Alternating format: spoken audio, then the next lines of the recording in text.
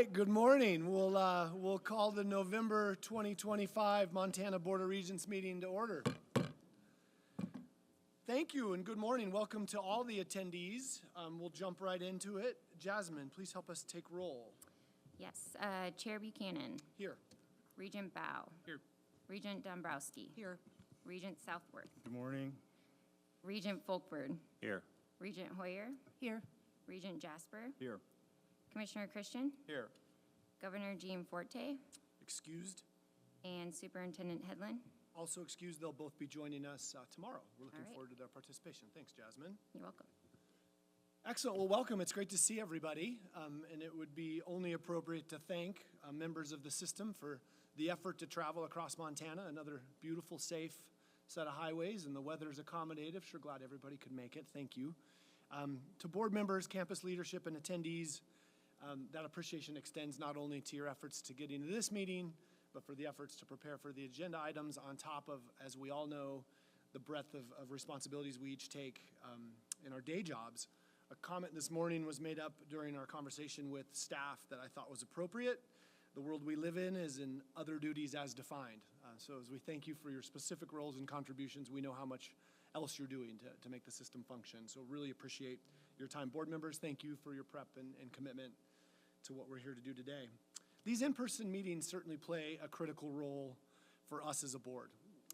For those of you that are unfamiliar with our schedule, over the course of 2 years, we set foot on every campus within the MUS system, which really creates an incredible opportunity for us to not only see the breadth of activities and efforts that we're managing as a system, but to get to meet the people, to get to meet the unique culture that each of these campuses takes such pride in delivering the mission of the MUS. And as this week is certainly a part of a big set of pageantry on Saturday, I look forward to spending the next couple of days in a spirit of collaboration and really excited to be on this campus and get to spend time with President Bodnar and his staff feeling about what the University of Montana is excited about, and there is a lot of that. With that, President Bodnar, thank you very much for hosting us. Thanks to your team. There's so many names in this room. Kelly Webster, Ryan Martin, two of the folks that really run point on keeping this board intact. Thank you so much to all of you for your hospitality. It's not lost on us. This is a busy week for you here on this campus. Again, hosting somewhat of an important event on Saturday and then hosting this board meeting on top of keeping all of the halls and all of the students busy around here. We really appreciate that. I'm excited to be here. To your staff, thank you. Students and staff that we've already interacted with this morning, I really encourage each of us in this meeting. These folks are fantastic humans going through their own educational journey. Please take some time to say thank you to them and engage in their stories. Ask them about what makes their lives here at U of M unique. And I assure you we continue to be surprised about the caliber of human that we've got working across the system. So again, thank you to everyone who's made this possible and look forward to enjoying your hospitality. President Bodnar will share some remarks in a moment, certainly highlighting some of UM's achievements, and I look forward to that again over the next couple of days. The opportunity to live some of those achievements is one of the things that I look forward to most in these meetings, and we're very excited about it. Particularly this week, President Bodnar, excited to hear about the steady and continuous enrollment growth of this campus. Really exciting trend there, always interested in the expanded research enterprise. But again, what I find unique in Missoula, every time I come here, U of M is so clearly a driver of vibrant impact, not only on this campus and students, but as you walk the streets of Missoula, the community of Missoula. Obviously, that extends into the great state of Montana, across the country, and as this campus takes a ton of pride on the impact on the globe. So again, you start here, you can go anywhere. I think that was a slogan from U of M a few years ago, and just really excited about that. To that point, among the missions of the MUS, we certainly take great pride in what we do as far as administering our academic mission. You know, subject matter, giving assignments, issuing grades is certainly a role that we as a system take. But the mission beyond the classroom is something that these meetings and the many activities that go on between these meetings really illustrate the expanded role of what a campus can bring. Teaching not only students, but those of us that get invited to president lectures, get invited to different campus-hosted opportunities, reinvigorating our own passion to question, to learn, to respect varying viewpoints, something that I get thrilled to be invited to in this role a lot, and just recently was invited, was in this campus at President Bondar's invitation just a couple of weeks ago to engage in some programming by Dr. Richard Reeves. For those of you that have not had the opportunity to meet or hear about Dr. Reeves, he is focusing his research and attention on a growing challenge related to today's modern male, something that I think a lot of us might be surprised to see engagement levels declining. And over the course of those 2 days, the data and the stories that were shared certainly led me to two findings. One, I think we're implored to look at what that trend may be doing for us here in Montana. And then those of us that were engaged, I'd encourage you to harness that inspiration. I certainly felt personally inspired, and as a member of this board in this role, inspired to elevate that conversation and make sure that we're championing initiatives that lift all demographics. And again, President Bodnar, Kelly, thank you so much for including us and for championing that effort. I really do look forward to our follow-up work with Dr. Reeves. It is truly, again, an example of leadership that recognizes your impact is much broader than just what happens on campus here. You're bringing in leaders and folks from all over the state and country that are helping us identify where we can lean in further to help advance our mission and impact resident students. While I was on campus a couple of weeks ago, was surprised about the number of students that came to that presidential series. In fact, I was sitting with my niece and 4 or 5 of her girlfriends hearing about the challenges of the modern male here at the presidential lecture series, and I just found it invigorating, that engagement level. And so with light to the students that we impact, I have invited 2 students to join us this morning. I'd ask them to stand back in the room as an introduction. I'm really excited to just highlight the story of 2 high-performing resident students. Aaron Heisel in the sport coat is a graduate of Helena Capital High. He was summa cum laude. He's here studying media arts with the desire to pursue a minor in business administration. When I asked him some of his highlights, I was thrilled to hear that he's been joining the swing dance events in the Oval, and it doesn't seem like he's going to miss a Friday Davidson Honors College hike, which I think is such a great way to illustrate that academic fraternity of the Davidson Honors College. Maggie Margaret Ewing is a graduate of Billings Senior High. She was a participant in their Platinum program. She's studying human biology and biomedical science, a member of the club soccer team at the University of Montana, and a couple of her highlights, again, coming from the honors courses that she's in. She's being taught how to inspire joy, defining what honorable is, and finding ways to get involved in the community. Maggie and Aaron are both true freshmen. They're both resident students. They're both enrolled in the Davidson's Honors College, and both recipients of the prestigious Presidential Honors Scholarship here at the University of Montana. And I get the opportunity to personally say how proud I am to introduce Maggie as my niece, and Aaron is the son of our own Leanne Kurtz in the Office of Commissioner of Higher Ed. So would everyone here in the morning help me send them off today with a hearty thank you from the MUS for their participation.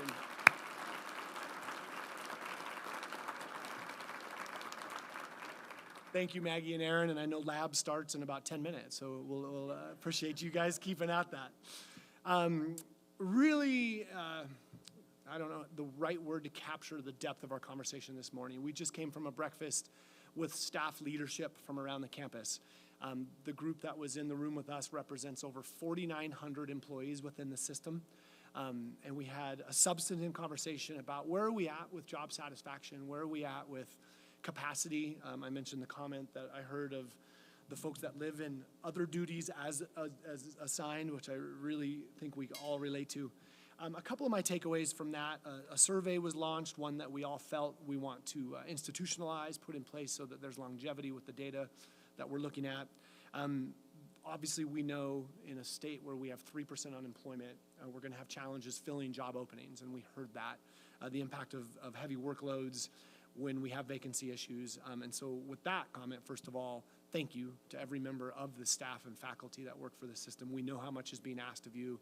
We know that when you get added to search committees, when you get invited to Missoula to join us for a breakfast, you're being pulled away from a work list that does not seem to subside, so we're super grateful for that commitment. At the same time, a very high level of statement about the commitment and satisfaction related to the mission of the MUS. It sure felt to me that not only the individuals in the room, but the voices they were using to represent their colleagues say we understand what we're trying to accomplish in serving the resident students of the state. Grateful to have the opportunities. It does not overlook the work that we've got in front of us.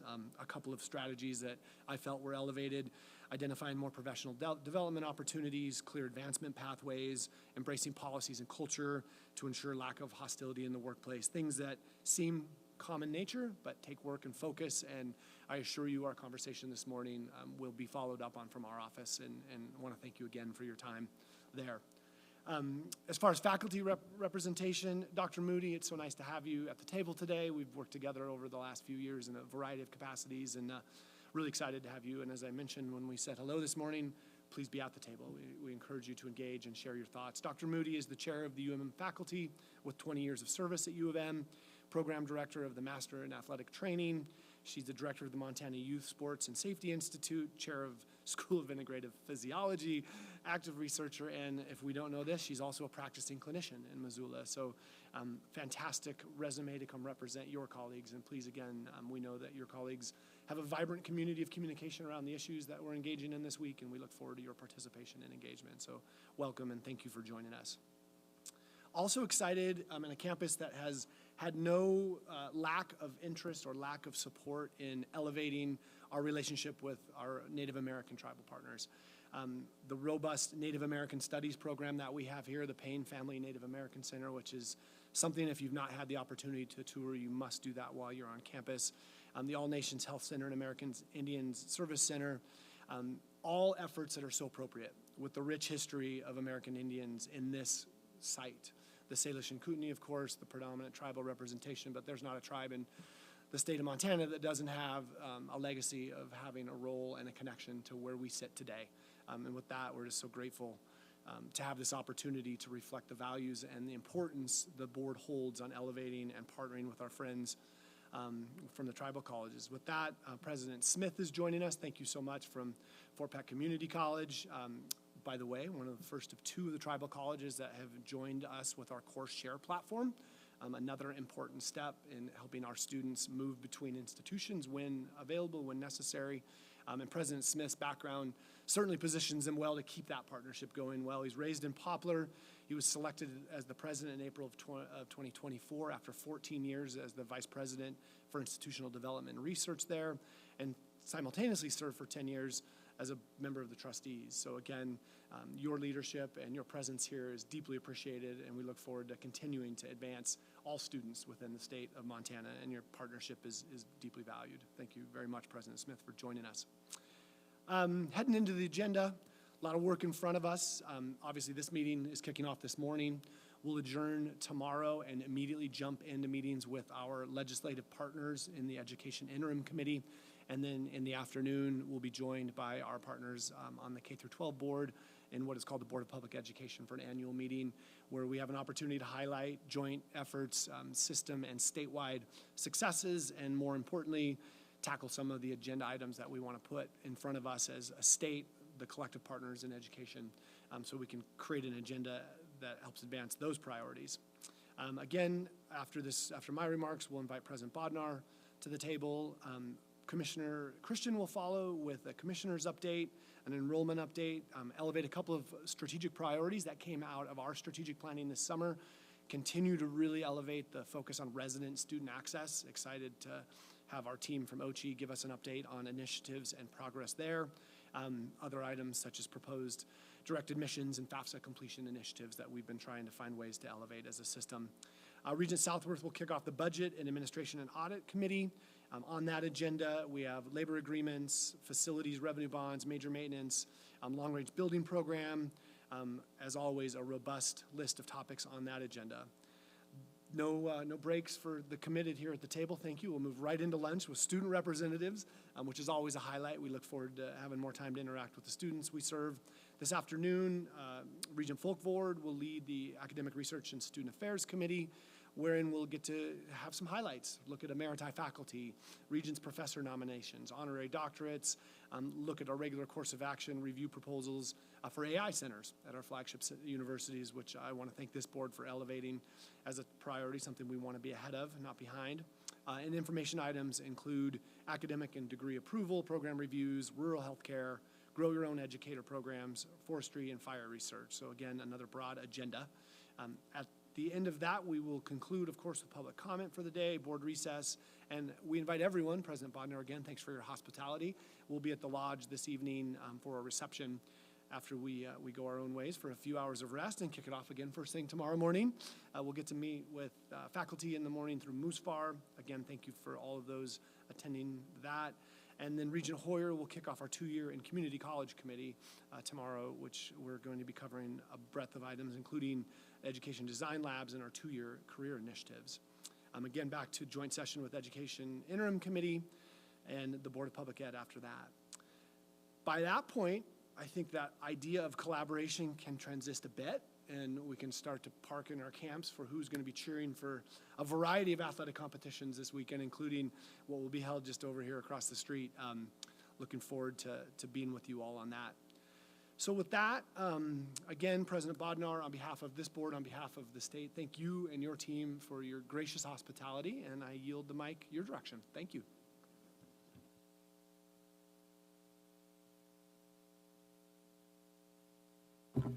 Well, thank you, Mr. Chair, and I want to start by welcoming our regents, all of our regents, colleagues, and friends from across the state. It is such a privilege to host all of you here, and I want to thank all of you who've traveled so far to be here. And as we start, I also just want to take a moment to thank the team that makes these meetings possible. I want to take a moment to thank, obviously, my colleagues in the President's office, of course, our campus events team, our dining and catering team, our IT teams. I know the OCHI staff does a mountain of work to put on these board meetings multiple times and in multiple locations every year. That's quite an impressive mobile operation to make all of these things happen.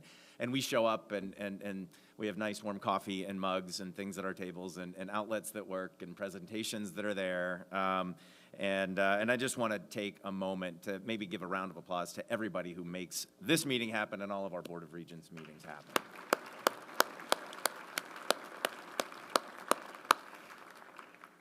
And look, what an exciting week for Montana. You know, the eyes of our state, as Regent Buchanan mentioned, will turn toward Washington Grizzlies Stadium on Saturday for the Brawl of the Wild, and that'll no doubt be an exciting contest. But what I love each year about this week in particular, aside from the game, is that we get to highlight and we get to celebrate the collective impact of the Montana University system. You know, the MUS represents every corner of our great state and thousands of people with different perspectives, different backgrounds, different beliefs.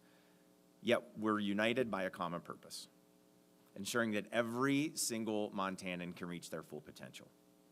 And for me, personally, this week's a fun moment to reflect. My first board meeting, I attended 8 years ago this week. It was in Bozeman, actually, on the eve of my official start as president here at UM. And I think for each of us, board meetings provide a reflective accountability moment. You know, what have we accomplished?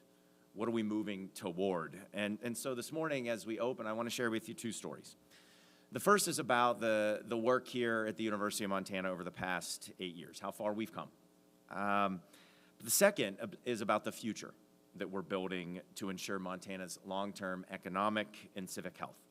Because while we're proud of what we've done, we're proud of what this economy has achieved, we're far more focused on what we're building toward 10 years from now for the Grizz family and for the MUS more broadly. And, you know, since its inception, our university has been guided by a commitment to a very important mission, a mission that we like to distill with just 2 words: inclusive prosperity. And I would argue that this mission has never mattered more. You know, we live in a time when many Americans feel that the pathways to prosperity are narrowing. UM is widening them. We are working to ensure that every single member of our community, regardless of background, regardless of starting point, regardless of where they're from, that everyone can reach their unique full potential. And I believe that universities like UM and systems like the MUS are vital. They're vital to our economy, they're vital to our democracy, they're vital to our civic life, and I couldn't be prouder to be a part of this important work. And I'll tell you what, it's a good time to be a Grizzly. Our enrollment has grown each year for the last 5 years, and by more than 16% since 2021. We've added over 1,500 students to our population. But I want to emphasize that success isn't just about numbers. It's about what those numbers represent. Lives changed, families strengthened, communities enriched. Today, 69% of our students are Montanans. 1 in 3 are the first in their family to go to college. About a third of our students are Pell eligible. Since 2018, our Native American student enrollment has grown about 40%, last year reaching the highest level on record. This is inclusive prosperity in action. And most importantly, we're helping our students stay and succeed. This fall, our retention rate hit a record of 77.2%, 9 percentage points higher than it was in 2018. And our 4-year graduation rate has improved by more than a third over that same time period. And our 6-year rate is also at an all-time high. So Grizzlies are staying, they're graduating at rates higher than at any point in the history of this university. And they're also out-competing their peers nationally. They're earning Rhodes and Marshall and Goldwater scholarships. They're being admitted into law school and medical school at rates 20 percentage points above the national average. They're thriving in the job market. And of course, behind all of these numbers is the story of a Grizzly making an impact. And you can see Grizzlies across the state that we've highlighted on this slide. And I just want to, mention a few. Grizzlies like Lydia Garrick. Lydia's from right here in Missoula, a first-generation college student who sparked her curiosity at UM's Spectrum childhood camps, and who recently earned UM's first Goldwater scholarship in a decade. Grizzlies like Austin Amistoy from Laurel, whose podcast, while he was here in college, was recognized as one of the best in the country, and who many of us hear every morning on Montana Public Radio as the morning news host. Grizzlies like Jeff Grant from Miles City, who started a very successful Montana brewery, DraftWorks. Many of you know DraftWorks, and he started it with a fellow Grizz. And Grizzlies like Megan Rides at the Door from Poplar, who now serves as a nationally recognized executive director of the National Native Children's Trauma Center. I could highlight 100 stories like this, but the point is that we see each and every day Grizzlies from across our great state translating their UM education into meaningful impact for Montanans. Now, I think you know by now that we here at UM and across this system, we don't define excellence by how many people we turn away. No, we proudly reject the nonsensical idea that quality is defined by exclusivity. Instead, we define success by how we enable every single member of our community to reach their full potential. And as an institution that serves a large number of first-gen and Pell-eligible students, if we're going to be a university that focuses on the idea of social mobility, well, we also have to be diligently focused on preparing Grizzlies not just to walk across that graduation stage, but to succeed in the job market.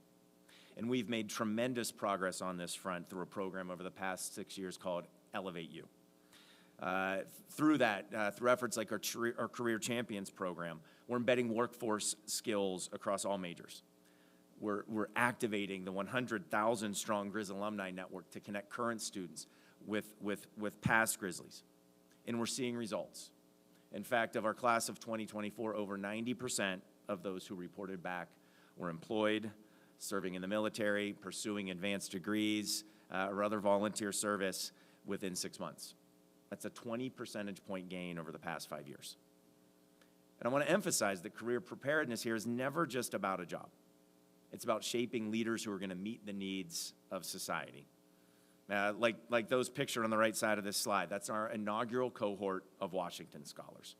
They all hail from Montana, and all of them, through the generosity of the Washington Foundation, will launch careers in K-12 education right here in our state, and they'll do so debt-free as a result of this innovative program. Also, our recently launched Center for the Advancement of Positive Education. which is working to combat the significant mental and behavioral health challenges we're seeing across our state by empowering K-12 leaders with a positive psychology-informed approach to well-being and resilience. And like UM's College of Health, which is a key provider for our state of healthcare professionals, from pharmacists, social workers, to physical therapists, occupational therapists, and starting next year, PAs, all to ensure that Montana's rural communities have the health care that they need and that they deserve. And that's impact. And that's impact you can measure in jobs, in community health, in lives changed. Meanwhile, UM's thriving research engine continues to hum. In fact, in 2022, many of you know that we achieved R1 status, putting UM in the top 5% of universities globally. And last year, UM researchers brought in $179 million in research awards. It's a 92% improvement over the past 8 years. And I want to emphasize that this research isn't just expanding the boundaries of human knowledge, it's powering Montana's economy and our economic resilience. Efforts like the Montana Climate Office, it's helping farmers and ranchers adapt to changing conditions through real-time snowpack and soil moisture data. The Center for Translational Medicine is developing vaccines to combat fentanyl and heroin addiction, work that could save thousands of lives. The Neural Injury Center is improving cognitive health in naval aviators. And across disciplines, our faculty's research has led to new companies, new patents, and hundreds of high-wage jobs. And UM recently, this past spring, had our R1 status reaffirmed, and we also received the Public Impact Research Award from APLU for community-centered research excellence. And that's not just a UM win, that's a Montana win. And while we've been growing, I want to emphasize, as Chair Buchanan mentioned, we've also been building for the future. The past 6 years here at UM have seen the largest infrastructure refresh in campus history. About $385 million invested in projects that are either completed or currently in progress. And this is new residence halls, a beautiful new dining facility, Montana's Museum of Art and Culture, innovative classrooms and learning spaces, a combined heat and power plant that's going to save our campus over $1 million each and every year in energy costs.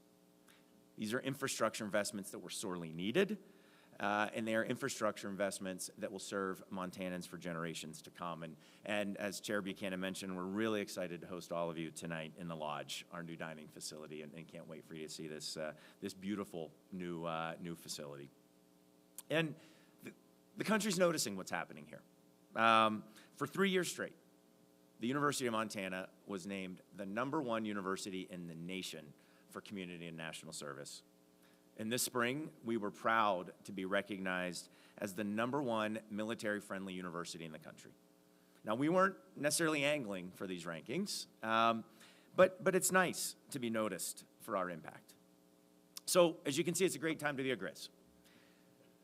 But while we celebrate, we in higher education must also be clear-eyed about the challenges we face. We all know and we all see that across this country, confidence in higher education is at a low. We're seeing the share of high school graduates who go on to college in this country, it's dropped from 70% to 62% in less than a decade. If these trends continue, we'll soon face something that we've never seen in American history. A generation coming of age in this country with less training and education than the generation that preceded it. Meanwhile, our global competitors from China to India are investing aggressively in education and research. So this is not just an education issue. It's an economic issue, it's a workforce issue, it's a civic issue, it's a national security issue. Now, as Grizzlies, we're not just lamenting these challenges. We're not just going to write them off as unfair critiques. No. Instead of wringing our hands and bemoaning the current state of the world, instead of just yelling more loudly about how great we are, we're working to rise to the challenge. We're working to build the UM of 2035, a flagship for the future that will fuel Montana's economy, our democracy, and our civic life for decades to come. So how are we doing this? By genuinely listening to the concerns and frustrations that many Americans are feeling, and by working with a sense of urgency to respond to those needs. And we're doing this in three ways that I want to highlight today. First, we're being much more explicit and intentional in the way that we provide a holistic educational experience here at this university to cultivate graduates not only ready to work, but ready to live well and lead with purpose. We call it the Montana Way, a whole-of-student approach to undergraduate education that fuses three core features. First, a commitment to our students' academic excellence and their career preparedness. Second, a focus on developing in students the personal habits to build a life of well-being and healthy relationships. And third, an emphasis on cultivating in students an ethic of service-minded leadership and civic responsibility to prepare them to lead lives of meaning and impact as citizens in their communities. The Montana Way means being responsible for oneself and one another. And it's UM's contribution to building citizens who will carry forward this 250-year experiment we call American democracy. And I want to be clear, this isn't just an aspirational concept. It's happening now. It's evident in the Franke Global Leadership Initiative. You see it in our Davidson Honors College presidential leadership cohort. You see it in our fraternity and sorority leadership. You see it in our 8 Dimensions of Well-Being program, which guides our colleagues in housing, club sports, wellness, the rec center, and other campus life entities, all working together to ensure that students build resilience, balance, and purpose during their time here. And you see it in our Democracy Studies program, in the Mansfield Center, in our Democracy Summit, which are all working to demonstrate that pluralism and respectful civil dialogue across difference can still thrive in American life. It's also evident in our work to approach AI and how we're working to ensure that we're shaping a future in which human learning, creativity, and community can flourish. You know, as a campus, we're rethinking how we teach, what we teach, how we work, and how we partner with industry. And the goal here is to build in our students the technical competency to leverage the tremendous power of generative AI tools, while at the same time working diligently to develop in them the skills and competencies that are uniquely human. That's the Montana Way. But if we're truly to live into this idea of inclusive prosperity, we can't simply adapt the education we provide to traditional learners. In today's rapidly changing economy, training and education are needed at all stages of people's lives and careers. Unfortunately, flagship universities traditionally haven't done a great job of meeting this need. Historically, our flagship universities across this country have functioned like old, beautiful buildings that are accessible by one door, that front door. And through that door of the building on the left, we proudly welcome degree-seeking students to an array of 2-year, 4-year graduate programs. Those programs are terrific. They're critically important. But for learners looking to reskill, to upskill, or maybe participate in shorter-term programs, that higher education door is sometimes hard to get through. And once inside, our processes can be difficult to navigate. But higher education can no longer operate with just one door and just one pathway. So as we shape the UM of 2035, we're also working very hard to disrupt that single entrance model of higher ed. And rather than being the building on the left, we're working to create an accessible highway with multiple on-ramps and off-ramps for all Montanans at all stages of their lives and careers to access the training and education they need. So what does this look like? Well, first, it means making the pathways from high school to college much more seamless, and we're doing that through partnership programs, like those we've launched with Frenchtown High School, the Bronc Fast Track. This program enables students to complete their gen ed requirements and earn a UM General Studies certificate while in high school.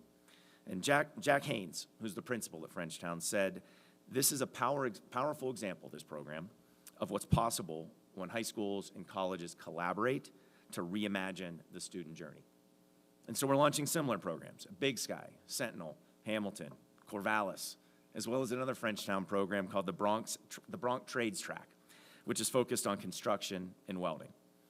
And our goal here is to eliminate what we've termed these, sometimes random acts of dual enrollment. And the goal is to get students on pathways that inspire them and that help them progress as quickly as possible to a degree or certificate and to the career that they want. But of course, we can't just focus on high school students. We have to also make it easier for individuals who are already in the workforce or those who may have some college but no degree to return to school and complete a degree as quickly and efficiently as possible. That's why we've launched new supports like our CPL, our Credit for Prior Learning Navigator. It's why we've streamlined our evaluations process to help returning learners plug back in and complete their degrees. But we also recognize that not every path leads to a degree. And so we have to work with employers to build non-credit training programs in partnership to help learners reskill and upskill, help companies build the capabilities they need in their workforce. We saw great success with programs like this a few years ago, kicked it off with a company called ATG right here in Montana.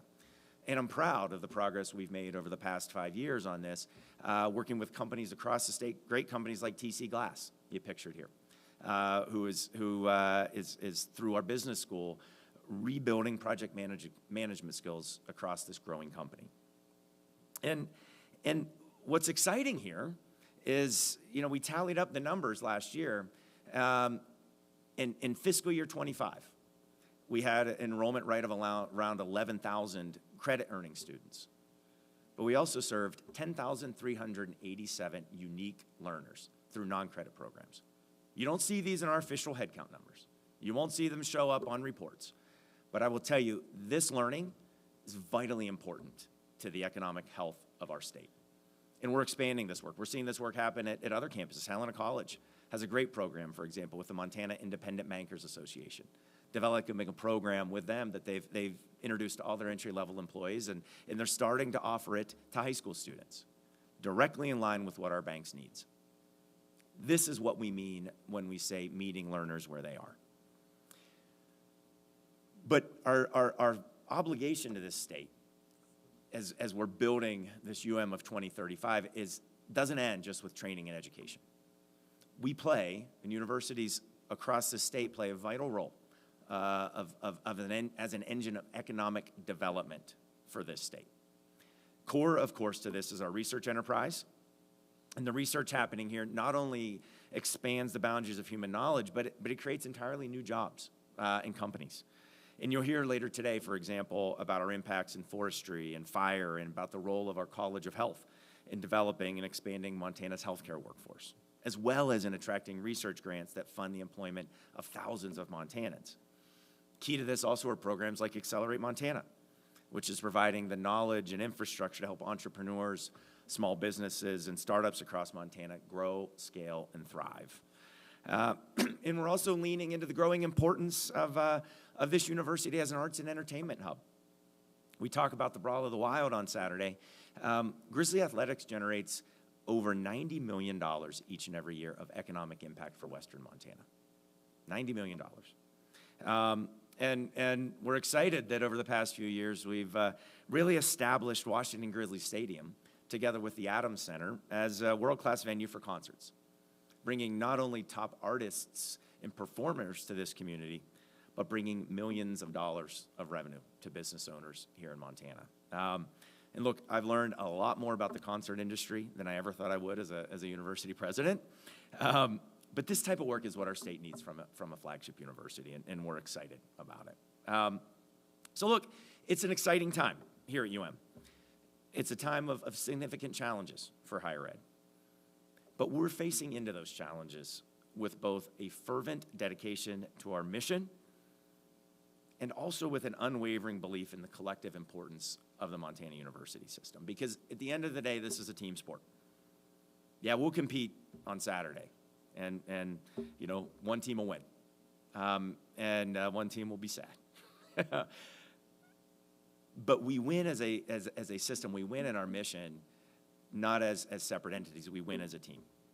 And I am deeply grateful to be a part of this team and to have the opportunity to work with such great teammates. And before I close today, I do want to take just a moment to recognize one of those amazing teammates, Chancellor Mike Reed from Western. Some of you may know that Chancellor Reed shared yesterday with his campus that this would be his last year at Western. And Mike's a great example of really an MUS, a Montana University citizen and team player. As many of you know, this campus benefited from Mike's leadership and expertise for multiple years as a vice president for operations and finance here. After a brief sabbatical in another state, he came back to Montana and served as the vice chancellor down in Dillon. And 5 years ago, we were thrilled when he became the chancellor of Western. And you know, the Dillon community and the entire state have benefited tremendously from Mike's service, his leadership over the past 5 years, and for many years before that. And we're gonna have a time over the course of the spring to recognize and celebrate Mike and the tremendous impact he's had on this system. But in this important week, I just wanted to make sure that I highlighted and recognized and thanked Mike for his service. So thank you.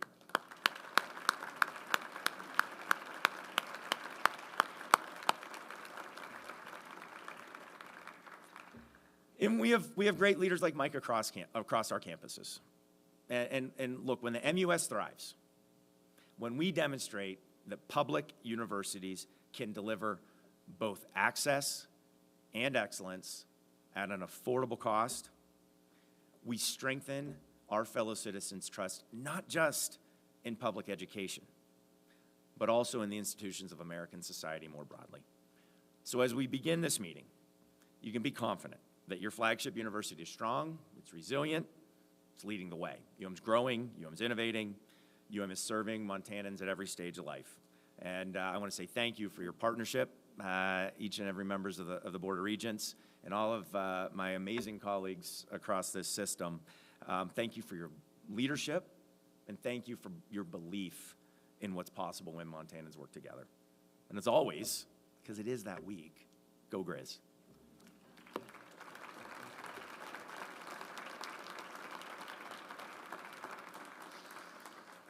Thank you, President Bodnar, as always inspirational, and we very much value the leadership you provide, not only this campus, but the state. Thank you.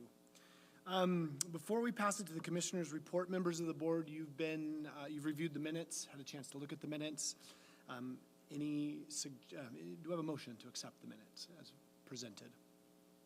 So moved. Thank you very much, Regent Carter. Any discussion or amendments suggested by any members of the board? Seeing none, the minutes have been approved. Thank you. Commissioner Christian. Thank you, sir. Thank you. Mr. Chair, members of the board, thank you all for being here. It's always a pleasure. I appreciate and echo all of the comments of gratitude this morning to this great team, pulls it together. Novembers, they are a time to sort of reflect. It's a fun time of year in Montana, a fun time to be driving across Montana, and so I appreciate everyone being here. There was a comment in the staff survey that I so value higher education and love the fact that I get to make a living doing it. That certainly represents my thoughts and everyone else in the room. And most people in the room are, in fact, working hard to make this thing happen, and also it's part of their job. The 7 of you are here giving your time, attention, and resources to us as volunteers, and I never want to go without mentioning my thanks to all of you for leaving your day jobs, your day lives, your families behind for a brief moment to provide us with the guidance and the resource that we so need to move this institution forward. So thank you for your time and attention. President Bodnar, thanks for your comments. Thanks for hosting this meeting. I also never want to pass up an opportunity to publicly thank the system's faculty and staff. I had a great meeting with staff this morning, and your continued dedication to students, and I think, as we've heard over and over, the success of this system as a whole. It's very important work to us, obviously, as a board, but to the students that we serve. And that's individual students that receive accolades like Rhodes Scholars and beyond. It's the achievements of the campuses and the recognitions that President Bodnar spoke about. But that all comes from the incredibly talented and dedicated faculty and staff that makes this happen. That is the root of our success, and I just want to take a moment to thank them. The November meetings are unique in that they provide us some meaningful touchstones with building on our foundational partnerships with the legislature, with K-12 education, and with tribal education. There really is no substitute, even in this modern AI world, of face-to-face discussions and communications, and I'm very pleased that the November meetings afford us multiple opportunities to do just that. Tomorrow we will meet jointly with our Legislative Education Interim Committee. It's one of the tangible ways that MUS can maintain that contact and dialogue with legislators outside of sort of a crazy, frenetic session environment. This is our chance to have some normal conversations with those crews. It's also a time when we, in other ways, will engage with the interim Section E Budget Committee over this period of time, and I've had the pleasure as your statutory designated member to serve on the School Interim Funding Commission to conduct its decennial study. That's been a great interlude to the K-12 world for me, and continue to hope that we have impact there and ultimately help design a school funding formula to move forward for the next 10 years. I'm pleased to report that, at least from my perspective, that the K-12 partnerships are stronger than they've been in a very long time. Maybe than they've certainly more than they've been in my time, maybe ever. And I think that's particularly fortuitous given that P20 education is becoming more and more needed, that continuity more and more important, more critical than ever. Tomorrow we will have another touch point meeting with the Board of Public Education and Superintendent Hedlund as we work through today's work. I urge you all to keep in mind the tremendous progress that we are making with OPI, and in particular in our quest to find new paths to share data, to share process, to share experience with students that I think will benefit them in the long run. It's long been a front burner priority for you all as a board and for OCHI to make, sort of one of the key opportunities to unleash the full potential of the tools that we have in place now today through resident student success to our public university systems, and we need to explore those ways in a rapidly changing environment. But working together with OPI brings some opportunities that we've just not had on our own before. We can talk about the portal, we can talk about the good work that we're doing there. That work reminds ourselves of who we are, but we need to be intersecting with students at a high school level or beyond to say, here's what's available in Montana, here's what the opportunities that we have moving forward. I think you're all aware of the trends that we're seeing across the country in higher education environment, changing demographics, changing expectations, the perception of the value of higher education, spoke about by both of you this morning, evolving technology demands that these really have new approaches, and that we rethink and innovate and strategize on how to stay relevant and how to meet these challenges. For that, that means a few different things for the MUS. While we embrace the time-honored and revered traditions and rivalries in the stadiums and on the courts and the tracks and the soccer fields, and even in the cutthroat sport of gathering food this week across the state, we must also at the same time recognize and promote the fact that the MUS is a system. And I'm so pleased, whether it was at leadership last night, to hear both presidents speak about the system or the comments this morning. We are a system. Our campuses are incredibly diverse. A student would be hard-pressed to not find their educational passion at one of our units. And that diversity truly does make us stronger, but stronger yet has to be our commitment to the common goal of educating all Montanans, diversifying Montana's economy, being accountable to the taxpayers, and scouring every corner of this enormous state to reach the traditionally underserved populations, whether that's high school graduates across the state or adult learners wanting to return to pursue some form of valuable credentials. We need to reach them, and I think more than ever, we need to reach them with a common message that's sort of been out there, but I don't think we've done it quite loud enough. That is, you are college material. You can afford to go. We have an incredible value proposition. You can afford to go, and truly that it'll shape your future in profound ways that very few other investments of your time and energies will. The headwinds, I think President Bodner laid out many of those. The headwinds and the opportunities that we face in enrollment management, funding, accessibility, affordability, coupled with, sort of the changing expectations of higher ed. They're not unique to any one campus. That's not a Bobcat thing. It's not a Grizzly thing, a Yellow Jacket or a Bulldog. To meet this moment requires, I think, a very united front. I think MUS institutions and, thousands of other colleges are all fishing in the same pond, scouting in the same pool, if you will, for prospective students. We, as a state, I think collectively need to work together to make sure that we're keeping Montana students in Montana and that we're meeting our workforce needs and our economic challenges. That's why we're going to devote much of the Commissioner's report this morning, again, to our resident student access, something that I think is meaningful to me and to this board. We spent a lot of time this summer thinking through different approaches to that. It's incumbent upon us to employ those approaches, and we have some innovative ideas and some things to report out to you this morning that I think truly will give us a competitive environment in this ever-changing market of higher education.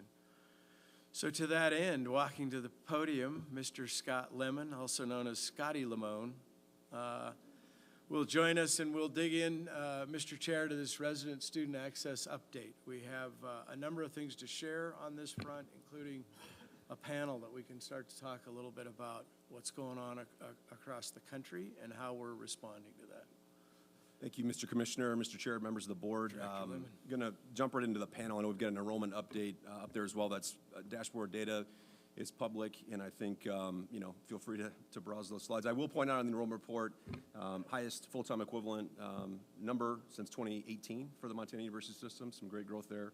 Highest headcount as a system since 2017, and some of the largest gains in resident student population here across the system. So as President Bodner pointed out, and we've heard from a lot of our campuses, we're excited at a lot of the metrics that are in that deck and also public on our dashboards as well. So just wanted to point that out to the board.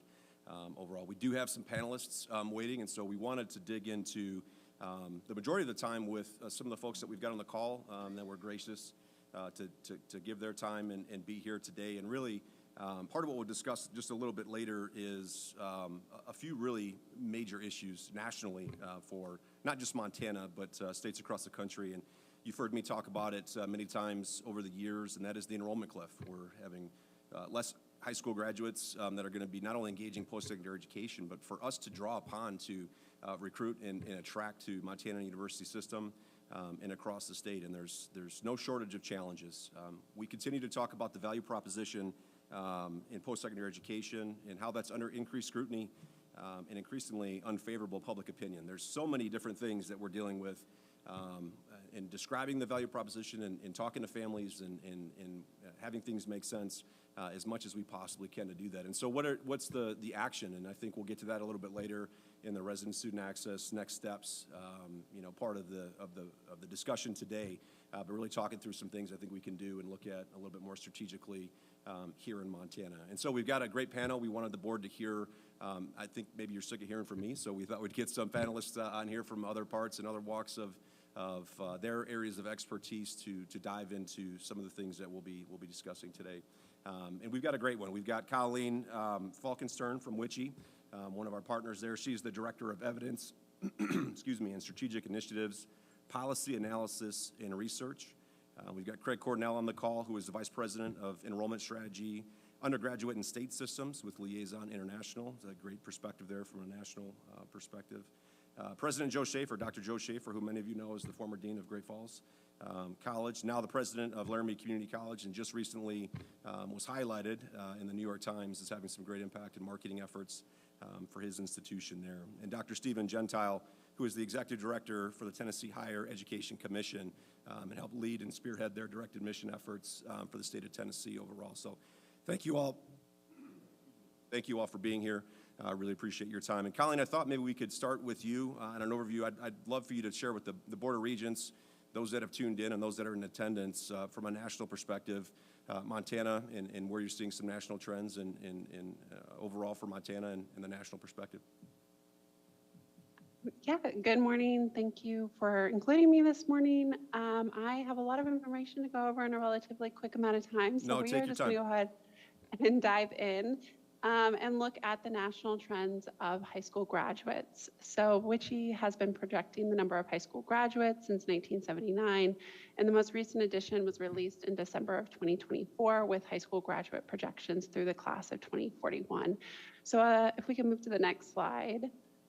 This here shows the national picture in terms of high school graduates with reported high school graduate counts from 2009 through the class of 2023, and then projections from the class of 2024 through the class of 2041.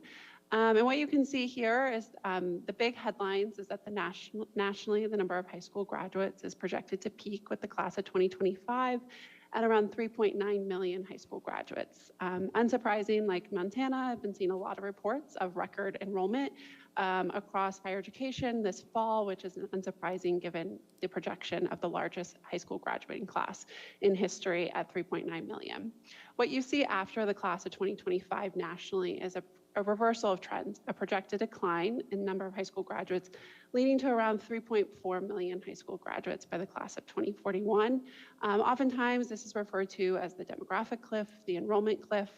At WICHE, we often steer away from that language, as a cliff is often a swift drop-off where we recognize that there is a reversal of trends, but there is opportunity that remains. And I'll talk about that throughout the presentation in terms of how to capture more students through access, retain more students through success initiatives to kind of uphold that value of higher education. So on the next slide, looks at public high school graduates by race ethnicity. So underlining that national trends, we see variation across student populations.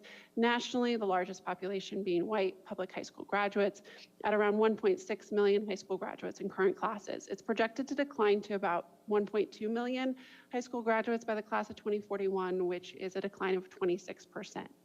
The next largest population nationally, Hispanic high school graduates at around 944,000 in current classes, projected to be almost 1.1 million for the class of 2041, which is a 16% increase over the course of the projections. It's projected by the class of 2041 that the percentage share of high school graduates between white and Hispanic will be about 1 to 2 percentage differences at around 36 to 38% of the total. Black high school graduates projected to decline over the course of the projections, as well as Asian and Native Hawaiian, other Pacific Islanders. The population projected to increase at the fastest rate in terms of percentages is the multiracial or two or more race population, projected to increase from 127,000 to 214,000 over the course of the projections. And lastly, the American Indian Alaska Native population projected to decrease by over 40% from around 29, almost 30,000 to fewer than 18,000 over the course of the projections. Obviously, there's wide variation across the country. So on the next slide, this looks at just overall percentage change from the class of 2023, the last reported class we have, through the class of 2041. Anything in blue is a projected increase over that the course of the projections. Anything in orange is a reported projected decrease. What you see here is that a lot of the growth is concentrated in the area of the country, south and southeast part of the country, with large states like Texas and Florida projected to increase. Smaller states like South Carolina, Tennessee, Alabama also projected to increase over the course of the projections. Looking out in the west, it's projected to overall decrease in the region, largely driven by expected declines in the state of California, but other larger states like Washington, Colorado, Arizona also projected to decline. Where you see some growth in the west is in the Dakotas, as well as Idaho and Montana, which is projected to increase by 5%. So diving into Montana's trends a little bit more and where it's a little bit of an outlier compared to the national trends. The next chart here shows the similar chart to what I showed for the nation, just for Montana. What you see here is that Montana's high school graduates been some decline, overall about the same number as a decade ago in the class of 2023, and projected to increase over the course of the projections by 5%, peaking in the class of 2034. And so what's really driving kind of Montana's trends and why it looks a little bit different, one, births. Montana did not have a decline in births starting in 2007 in the same way that we saw nationally. The peak in births was actually in 2015. So it's a little bit more of like several years behind the national trends in terms of that peak of high school graduates corresponding with births. Another thing that we've observed in recent years, our projections are built off of the most recent 5 years. And over the past 5 years, Montana has seen positive increases in the cohort survival rate, which is what we use in our methodology, basically meaning more students are progressing through the K-12 system than were previously, driving up these projections as well. Looking at Montana's projections by race ethnicity, you see here the largest population in the state, white public high school graduates, actually projected to be about the same number over the course of the projections. That's another difference between Montana and the national picture and most every other state in the country. Almost every other state is projected to see a decrease among their white population, whereas Montana is expected to stay about the same. Where you see a large increase in Montana is a projected almost doubling in terms of the number of Hispanic high school graduates, so increasing in their share of the total over the course of the projections as well. The American Indian Alaska Native population projected to decline in Montana, but I will note that the data that we use from education data sets relies on a pretty strict definition of race ethnicity populations. And the American Indian Alaska Native population here is going to be those that are American Indian Alaska Native alone, not in combination with any other race, and non-Hispanic. Nationally, we know that's only about 25% of all youth that identify as American Indian Alaska Native. So inclusion in the multiracial Hispanic population, also among American Indian Alaska Natives, more likely than other populations. Another growing population, the multiracial or two or more race population in Montana, very similar to what we see across the rest of the country. And so, as you can see, Montana is a little bit different than what we see in the rest of the country, but I think where there is some kind of consistency in trends is around the college-going rate. And so on the next slide, I looked at the immediate college-going rate of recent high school graduates, looking at reported high school graduates, and then the first-time freshman degree-seeking students from IPEDS in the corresponding fall. What you see here across the West is a decrease in that share of high school graduates enrolling in college. True in Montana and nearly every other state in the West, Montana hovering around 50% in most recent years. And so we'll look a little closer at Montana's before I add some caveats about these data. So on the next slide, just shows the yellow, that's high school graduate trends in Montana, reported high school graduates, again, very similar number from the decade prior. And then what you see there is the enrollment of first-time freshmen in the fall, corresponding fall. And that's in-state or out-of-state, darker blue in-state, lighter blue out-of-state. These are degree-seeking students. And so as mentioned already, we know that higher education encompasses much more than degree-seeking. And so while there's been an overall decline in degree-seeking first-time freshmen in fall enrollments, there may be increases in other populations of enrollment across the campuses of MUS. And this includes Montana residents that go out of state as well. But overall, this is where you see that decrease in the enrollment of full-time freshmen, first-time freshmen in the corresponding fall compared to high school graduates. And so as mentioned by Commissioner Christian, there's obviously several challenges facing higher education, demographics being one of them, and every state is facing those demographic challenges in a different context.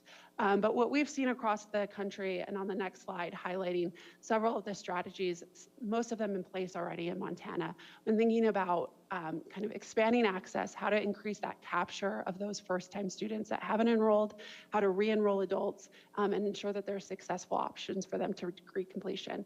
Wraparound services, you all have Montana 10, seeing that replicated across the region and the country in different pockets and different contexts. Simplifying the college-going process, things like direct admissions that we'll hear more about today. You all have that Apply Montana as well. Really changing the culture of how we think about college, right? And I think states that do this successfully are the ones that are really able to break down those barriers and be proactive in how they reach out to students, and not just putting in a policy that expects students to come to them.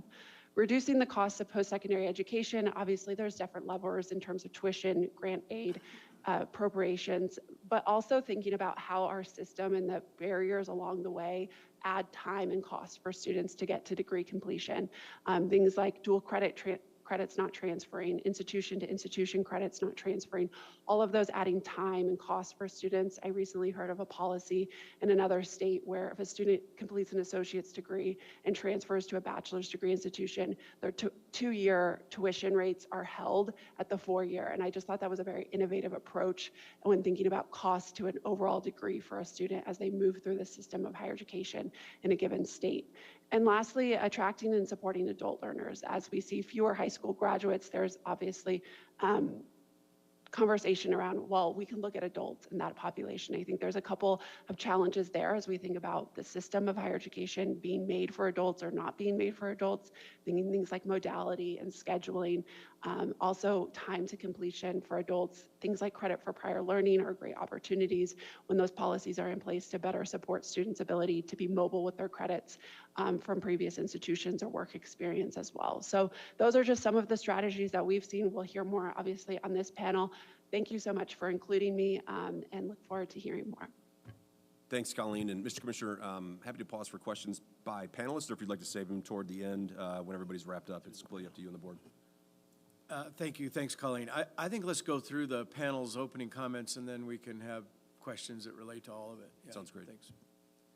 And up next, we've got Craig Cornell, as I said, as the Vice President of Undergraduate Systems and Enrollment Management for Liaison, also our partner with the central application, and has some great insights from a national perspective, I think, on the enrollment trend piece. And Craig is a national speaker and a great partner in helping us with these resident student access initiatives overall. So Craig, if you got some comments there, that'd be great. Appreciate it. Thank you, Scott, and Regents, Chair Buchanan, Commissioner Christian, thanks for letting me be on campus virtually with all you again. I was there a few years ago and actually visited several of your other campuses and done some consulting and some work on those. So really excited to be back in Montana. It's a little bit warmer in my room than it may be there on campus, but glad to be here. I just, as you know, we work with about 3,000 institutions, Liaison does, across the country. So Scott asked me to consider some kind of national perspectives. Also just got back from our national conference. I'm going to start off with student behavior, first of all. I think Colleen shared a great view of what's happening in the high school space and where we see students' behaviors going. But I'll give a little bit of a perspective on what we're hearing for enrollments coming in the fall. We're hearing overall, in general, students are voting with their feet. I'm from the Midwest. That's kind of a Midwest term. We're voting with their feet and moving toward more career orientation, aligned to payoff with larger growth tied to students under age 18 and over 25. So I got to jump in and hear President Bodner a little bit talk about what they're doing in the adult space. Colleen talked a little bit about what's happening for dual enrollment. Those are the areas that are really growing when you look at overall enrollments across the country and where students are kind of making the moves in terms of holding up those enrollments. Community colleges are seeing great growth and tied to certificates and trainings specifically. Undergrad growth is mostly in medical, engineering, and healthcare. And grad, actually data is pretty flat right now in terms of grad, but we're expecting once the final numbers come in through the fall, the impact of the international space this year, and of course, grants in the graduate space getting tighter and tighter with the federal government. We're expecting those numbers to really go down quite considerably. We're hearing of schools that are down as high as 80% in their grad space. What that means is overall sentiment on campuses that we're hearing and seeing as we're having conversations across the country is shock and awe. There's lots of what's the impact of the one big beautiful bill, the higher ed compact, the Department of Education being carved up, which we just heard more about that yesterday. and some of the FAFSA challenges, I think a lot of institutions are pretty much back on their heels a little bit. And even though they may have seen some growth this year in enrollments, the undergrad enrollments may be up, but the grad enrollments are down, so they're holding budgets tight to account for that. And many institutions have been pretty quiet the last 6 months in the sense of wanting to move forward. They want to move forward deeply, the enrollment managers do, but the budgets are tight, and they're trying to kind of figure out what the next step is. I mean, well, for one instance, even yesterday it was announced that the Department of Interior will now take over the Native American education initiatives, which of course I know in Montana is very important.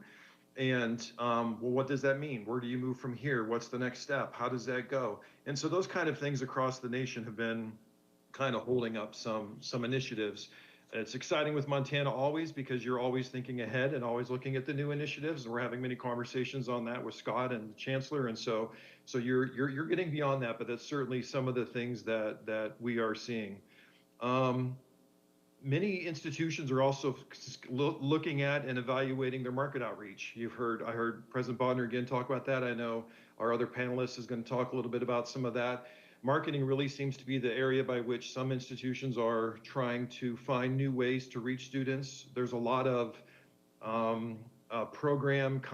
combining of programs, elimination of programs on campuses, and what that means for marketing, what that means for existing students. There's lots of furloughs, layoffs, and hiring freezes across the space. I talked to actually my old institution, very strong institution, great enrollments, and they have a hiring freeze across the campus right now, trying to kind of figure out where to go from there. So really what that ultimately boils down to is there's a lot of confusion in the space right now for enrollment, in the enrollment space. However, we're seeing lots of movement, moving away from traditional education as the only pathway by which they want to grow their enrollments. And of course, again, President Bodner, I got to see his graphic was awesome of that. We're seeing that quite considerably in terms of program development, workforce alignment, what that looks like. We've, of course, you know, we work with systems like Montana University System quite a bit across the country, and we have literally had 5 or 6 systems reach out to us in the past 3 months as they are looking at developing workforce planning, alignments, how to do workforce development, how to do deeper education for students, aligning industry to higher education, adult learners coming back. What does it look like to build an engine by which it's easy for students to see their career paths lined up, as I know Montana already has a nice piece of that. What does that also look like for adult learners that want to get back into this space and may choose education or may just choose to get an internship? And so we're seeing a lot of that happening across the systems. We're also seeing quite a bit happening in terms of direct admission and affordability communication. And so, you know, I heard the Chancellor just a minute ago say Montana is a very affordable institution and you can find yourself here and you can afford it. And I think that is absolutely the right language to have. And we're seeing many, many more institutions across the country and systems finding ways to try to communicate those more effectively with students, opening up the pathways for them. I always felt I did enrollment management for 30 plus years, and every hurdle is a stoppage for a student, and we should remove every one of those hurdles. And so one of those big hurdles is, am I even a college going kind of person, and can I even afford it, are the questions families have around the dinner table. And so the ideas of breaking down each of those barriers and how to streamline that process is what we're really starting to see more in the space and working with, again, with systems and campuses around the country. So it's encouraging to hear all the fun things Montana's doing and working with you in many of those, because I really feel you are always a system that's on the cutting edge of that and thinking that way. But we are seeing across the country lots of resistance for folks to try to adjust to all these changes. But they will find their footing and they will come out, and they're going to come out fighting. So I always say now's the time to invest and double down and move forward those initiatives to be set up for success as this starts to unfold a little bit as we move forward. So I appreciate the time. I hope that was helpful to get a little bit of a perspective, and I'll gladly hand off to my next panelist. Thank you, Scott. Thanks, Craig. And up next, we've got President Joe Schaefer, who is the president, as I said, of Laramie County Community College. And thank you, President Schaefer, for making the time for us as well. We'd love to hear your thoughts and experiences there on your campus and all the great work you're doing on the marketing front there. Yeah, thanks. Good morning, Mr. Chairman, members of the board, Commissioner. Thanks for the invitation, and it's great to be back with the Board of Regents. I only wish I was there in person. You've got a lot going on this week and a big game this weekend. I won't tell you which side I might be rooting for, but some of you already know that. I really appreciate the opportunity to have a conversation with you about enrollment and really thinking about the trajectory of higher education. And I may sound like a broken record for a little bit just because of the trends that you've been hearing from everybody else. But it's important, I think, to at least start from the trends perspective. You've heard society continues to question the necessity and the value of a college education. Some of that, to be honest with you, is driven by, a flat labor market, essentially a fully employed labor market. I think I saw last the unemployment rate in Montana was under 3%. That's similar to what it is here in Wyoming, which has actually pushed and elevated wages for entry-level, low-skilled, skilled jobs. So there's opportunity there. And then on the flip side, you have, a softening labor market in some of the professional areas that are making it more difficult for recent college grads. And so people are questioning the value. It's oftentimes not discussed, but should be, and not a surprise to us, the heavy involvement of parents in the post-secondary choices of a student. And when you step back and think about that, those parents that are having college-going kids today are the late Xers, early millennials. And when you look at those two populations, they have amassed the most student loan debt in the history of our country. So they are having far different conversations, far more pragmatic conversations with their children about what comes next. So as a result, we're hearing more and more about the cost concerns, the value concerns for families. Even with families from means, we're seeing them look for a deal when we track applicant data and where they end up in the clearinghouse. And so not surprisingly, even without the demographic cliff, we actually have a decreasing participation rate in higher education. We went from a high in the 70s, I think, just around the Great Recession, dropped to the lowest in 2 decades to about 62%. And we've recovered slightly since then. But in many ways, we're seeing that just that lack of interest of those that are available even going to college. And then you've got the demographic cliff and the demographic shifts that are occurring across the nation. Those in the Northeast are struggling as they age in population and lose their youth. And then you have some other things that I want to talk a little bit about. These shifts in where we're seeing enrollments. Dual enrollment, I like to call it the runaway train. Nobody quite knows where it's going. If you were to remove high school-based enrollments out of the enrollment picture for the 2-year sector, the community college sector, over the last 10 years, we would have a negative enrollment increase. It basically has accounted for the entirety of the enrollment increases up until really this last year in the 2-year sector with that. There's that shift, as we heard Craig say, to shorter term credentials, which has some impacts when you still look at where the best ROI or the greatest opportunity for social mobility is for higher education. And then this trend with graduate enrollment, which was actually growing and now has flattened, whether that's a result of international student policies and changes there, I'm not sure. But so I'm a simple man and not very smart, and so I have to distill things to a simple perspective. And here's what I would share with you: contemporary public higher ed, our purpose is pretty simple, and that is to connect and prepare individuals to real opportunities. That's why we exist, to do that. Our sweet spot, especially in public higher education, is when those opportunities align with the needs or goals of the communities or state who supports higher education. So if you think about the needs, the plans of Montana, what your communities want, what they need, when that creates opportunity in higher education, connects individuals and develops them to take those opportunities, that's our sweet spot. So in my opinion, as long as there's needs and desires that present opportunity to individuals that they can only access if they engage with us, and of course, if we deliver, higher education is always going to have a purpose and a place around enrollment. So that's important to understand. So let me shift to Wyoming. I would love to see Wyoming be a blue state on Colleen's graph. We are not. In fact, we are going to see probably one of the largest decreases in the high school population, the graduate population, and that was already a small population of individuals, and that's a challenge for us. The rurality of Wyoming has proven to be an incredible challenge. We are just one of, I think, 4 states without a municipality of over 150,000 people.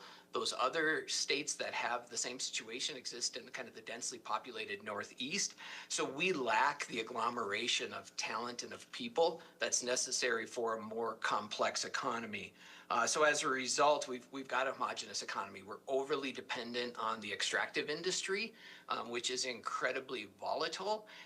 And just watching the trends with things like coal and volatility in oil has created really skeptical perspectives about real opportunity for economic opportunity. And then our talent pipeline is just struggling. We're an aging population. We have a decreasing participation in the labor force. Our high school graduate numbers are projected to decrease by over 20%. And we are actually number 1 or number 2, depending on the year, for the outmigration of our youth. And we swap that place with Alaska, which paints a real challenging picture for higher education and really for the economy of Wyoming. And so let me wrap up by talking just about some of our enrollment strategies and what's working for us. And the piece that I would stress most for those of you in the room is that any enrollment strategy has to be strategic and has to be precise. The days of being very, very blunt and broad in how you think about recruiting the next generation of students, it's just not there. Unfortunately, we have tools that help us with that. So the first strategy I'll just tell you on is what we're focused on is purposeful, equitable, dual, and concurrent enrollment. As I said, this is an area where I don't think people really understand the long-term ramifications for growing high school-based enrollment. My understanding from Deputy Commissioner Trevor, 40% of all MUS 2-year enrollments are high school-based enrollments. For us at LCCC, it's about 27%, but we have institutions in the state of Wyoming where it's over 60% of their population is in high schools. You get about 53% of those that earn college credits in high school to matriculate to an MUS institution. That's pretty good. We get about 34% that will matriculate to LCCC. Here was the point that I think was fascinating, though. 32% of your students who earn college credit while in high school don't show up at any institution after they graduate. So 32% earn college credit while in high school and don't show up at any institution after you graduate. And that's something really to think about. So we've implemented programs, one called LCCC Accelerate, that actually moves into the high schools, focuses on those individuals who aren't participating in dual enrollment, and more specifically, using deep career exploration, we align them with a pathway, and they use on-ramps to enroll in a purposeful path towards a credential with us. I had the opportunity to speak to Dean Gallagher yesterday and was excited. I think it's the Bronc Fast Track program we heard President Bodner speak of. Using that model of career exploration, getting them on a path, using high school-based college coursework to accelerate and advance them towards a credential has been proven to actually increase matriculation rate to the institution. So we've been doing that. It's been incredibly successful for us, both in terms of the amount of credits enrolled and attempted of high school students, but the matriculation rate and the growth in that of high school graduates with us. The second thing I want to just hit on is this focus on post-completion outcomes. You know, up until the turn of the century, we were focused as higher education predominantly on enrollment. In fact, today it still pervades. If we're here talking about enrollment, you know, to turn a century, a lot of that shifted to completion and really outcomes. And we had Complete College America, Lumina's work, all those really focusing on getting people to complete. And as a nation, and certainly as an institution, LCCC here has done a good job of getting more people to cross the stage. The question we're now challenged with is, does it matter? And when we looked at the number of graduates that were earning associate degrees from LCCC that were taking jobs that they could have accessed without a post-secondary education, it was shocking. And Illumina has shifted their focus. Hopefully you're looking at their credentials of value analysis now that actually looks at what proportion of your different college graduates are in jobs after graduating that earn more than 15% of the national average for a high school graduate. And I think you'd be shocked to see how many are taking jobs that they could have accessed and earned the same amount as a high school graduate. And so post-completion outcomes has to be a focus because that's what families and students are looking for, that value proposition of our credential with that. The baccalaureate degree is still probably one of the best places for economic stability and social mobility. I said that. And so for us, a lot of our focus is on strengthening those Associate of Arts, Associate of Science pathways to a BA and a BS. And it's been shocking to us when we look at what those students are doing. And even there in the university system, there's some data that you should be aware of. When we looked at those students that completed an Associate of Arts or Associate of Science degrees, the first 2 years of a 4-year degree, theoretically, only 1 out of 2 would ever actually matriculate to a 4-year institution. They would finish 2 years of a baccalaureate degree, but never capitalize on the benefit of that degree because they never actually showed up. From what I got from Deputy Commissioner Tyler, your best class since 2014, 42% of your AA graduates actually ever matriculated to a 4-year institution. Huge opportunity for the 4-year sector in Montana and really across the nation to find better ways to do that. We started a program called the Express Transfer Agreement with the University of Wyoming, and it's predicated on the things we found to be the differentiators. Dual admission from the first start, so the fact that you're actually talking about direct admission is really important. Dual advising by both institutions from day one when the student expresses an intent. Exposure to the campus in which they will go, and then financial incentives. And that's proven to be really, really helpful, not only for the university to capture more of our transfer students, but also for more students seeing value in our AA and AS degrees, which has bolstered enrollment there as well. And then just focusing on where we have real post-completion value. For us, healthcare, trades, technology, and some professional areas are starting to show that. And then the last thing is for us reaching untapped populations. Probably one of the biggest shifts for us was the statutory allowance to offer applied baccalaureate degrees at the community colleges in Wyoming. Because what we saw when we looked at the data is 8 institutions were producing hundreds of AAS degree graduates that were committed to their communities, working in their communities, but could not find an easy path to a BA or BS with one 4-year university. By offering a new tool that essentially aligned to them, we've seen greater participation and greater production of baccalaureate degrees in Wyoming. And then the last one for us, and this is really where the marketing piece, and I could chat with you about that and how we're doing recruitment, is really going and reaching into untapped populations. And while Wyoming sits in sort of a challenging position, the reality is we sit 112 miles from downtown Denver. We are proximate to growing Salt Lake, to the Idaho growth. I'm coming after Chancellor Hickswah's students there in Yellowstone County, Rapid City. We are starting to target populations proximate to us and use the levers that we know will trigger students. The value of our programs, post-completion value, cost. We rolled out a program called EDGE, which essentially provides in-state tuition to students from our EDGE states. We started with Colorado, Nebraska, and South Dakota. Eventually, we'll go to Montana, Idaho, and Utah. And those have had substantial increases in our applicants. We're still working on seeing similar increases in the conversion of those applicants. But we know if we can really start pushing into those new markets, we need to pull them. And that's where our marketing, our digital campaigns, and the recent decision by our Board of Trustees to actually change the name of the college are really going to start helping us break into these new markets. And so, Mr. Chairman, members of the board, last thing I'll say is this is working even in the challenging environments that Wyoming has right now.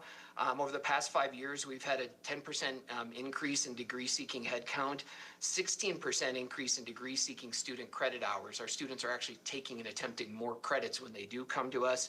A 17% increase in all credit-bearing headcount, which includes dual and concurrent, and growth in all areas: first-time freshmen, dual students, continuing students, re-enrolled students. All of them are seeing increases, many of them double-digit increases. And the best news, I think, to share is over the past 5 years, we've seen a 23% increase in graduates and a 34% increase in the credentials we conferred. Last year, we celebrated our record-setting graduating class in the institution's history. So I could go on and on and on about this, but I appreciate the opportunity to share some insights and would welcome any questions when we get to that portion. Thank you. Thank you, President Schaefer. And last but not least, we have Dr. Stephen Gentile and with the Tennessee Commission of higher education and some amazing work in the direct admit space specifically. Stephen, thank you for taking time. I hope you all will stick around here for a Q&A with the board here in a few minutes, but please take your time, and we would love to hear your experience with launching direct admit in the state of Tennessee and some of those insights and theory behind it. Okay, thank you, Scott. Thank you, Chair Buchanan. Commissioner Christian, good to see you again and the board. Welcome, greetings from Nashville, Tennessee. I hope you guys are doing well today. I'm going to go over briefly at a very high level our direct admission program that we're launching this fall and the whys behind it before going into the nuts and bolts. About 10 years ago, we launched the country's first statewide tuition-free promise program called Tennessee Promise here in Tennessee, where we said to all high school seniors, community college, our technical colleges will be tuition-free for you no matter what, as long as you go through these processes to fill out the FAFSA and the application. We saw in that about a 6 percentage point increase in the college going rate of our high school seniors, going from about 58% to 64% in 1 year. It meeting its intended target, which was to ensure we had streamlined access to college. All we really did in that regard is tell students something that we already knew to be true, which is most of them were going to get the Pell Grant, and a lot of them were going to have their tuition already covered. We just subsidized it to make it so that we can promise that to everyone. We're doing something similar with direct admission. We know that higher education does a fantastic job of making higher education difficult to understand. And through this new initiative with direct admission, we are going to be doing a pilot program with letters going out from our governor, Governor Bill Lee, actually next week to high school seniors across Tennessee, letting them know if they have directly been admitted to a number of our institutions. We have a good number of campuses participating in this. This is an opt-in for our campuses. We have 57 colleges, including our technical colleges, our community colleges, public and private university. Most of our public universities are participating, but we did not require any of them to do so. And letters will be going out to 45,000 students across the state of Tennessee.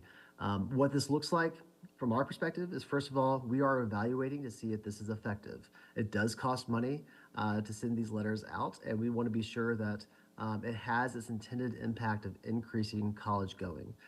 We have 4 groups that we are studying. We have randomly selected high schools across Tennessee to make this a good evaluative study. There will be a quarter that are a control group receiving no letter whatsoever. Another quarter will be receiving a letter specifically that shows that they are admitted to a number of schools. We have their GPA and their ACT information already that makes this possible. A third group, and this is the feature that we're really trying to study, is they're going to receive that same direct admission letter, but it will also have financial aid information in it. All of our schools have some thresholds that they give out scholarships. Our Hope Scholarship, our Lottery Scholarship, has GPA thresholds. Because we have GPA and ACT information, we're able to tell students that this is the financial aid they can expect, plus more that we're unable to share with them at this time. Then the fourth group is going to be receiving all of that information as well, admission, financial aid, but also hands-on counseling. We have some grant funds to make this possible, where students are going to be receiving calls and advising from personnel that's associated with our organization to walk them through any other steps that they might have to navigate to receive admission. That's the nuts and bolts. Again, we are evaluating this. This is the first year we're doing it. The thing that gives me the most heartburn is just the sheer scale of this, with letters going out to 45,000 students. Those are in print right now. But we look forward to seeing in about a year's time how many students actually enrolled that would not have enrolled in the past. I wanted to get through my 5 minutes pretty quickly here, but I look forward to any questions you guys might have. Thank you. Thank you, Stephen. And Mr. Commissioner, I can pause now for any questions from the board. Regent Bow. Yeah, Director Lemon, really awesome presentation. Thank you for putting it together. I know it's not always typically the way we start off, but I really appreciate having a national perspective. May I ask questions directly of the panelists? Please do, and that's for all the board. Thank you. President Schaefer, thank you for telling us about Wyoming. Really appreciate that. It's Regent Bow here. Question on your relationship with the high schools in Wyoming. How are the high schools incentivized to be active participants and accommodating participants? And I guess second to that, I think the Wyoming structure is a little bit different. You have bigger county high schools and not quite as many small high schools. But if you could talk with that a little bit about how you've made that relationship so successful with the high schools, we'd appreciate that. Yeah, thank you, Mr. Chairman, Regents. Great question. So within our service area, each community college has a service area defined by statute, as well as our district formed by the voters of the county in which we exist. And in our service area, we have 3 high schools that we work with. They each have a different board, each have a different superintendent, and as you can imagine, each have a different culture, from a very large one to a rural one, to one that sits in the shadow of the University of Wyoming.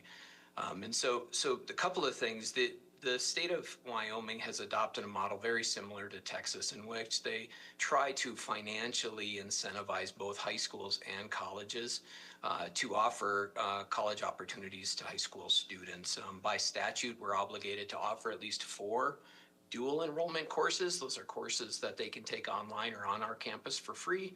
And then concurrent enrollment courses are those in the high school that are typically done cost-free as well. So the school districts get ADM for those enrollments when the state is funding us and increasing our pool, which they're not right now, unfortunately. We also count those enrollments in our FTE, which drives some of the enrollment or some of the funding based on enrollment. I will tell you, though, the primary driver right now has been the parents and the families.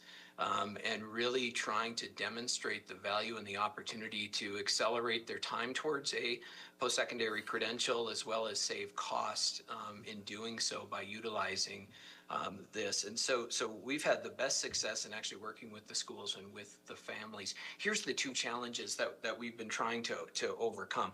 The first is, and I would bet this is the same in Montana, there are huge equity gaps in the participation in dual and concurrent enrollment, especially dual enrollment with the opportunity to come to a campus and do career and technical education or lab-based programs.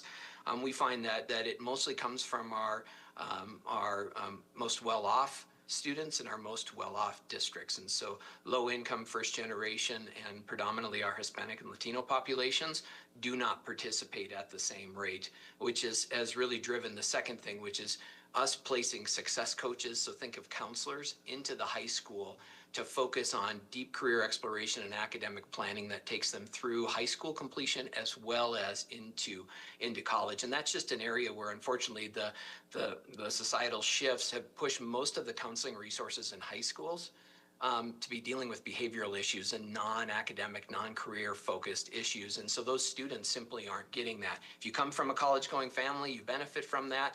If you don't, there's a struggle. So that's a quick overview of how we've tried to really get in and partner. And thus far, the school district has been incredibly receptive.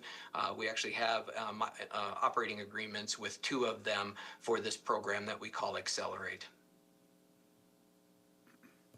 Thank you. If I could ask a follow-up for the overall for the panelists, how do you compare and how do you think about states that have high FAFSA participation rates versus lower FAFSA participation rates? And how does that impact student success and enrollment?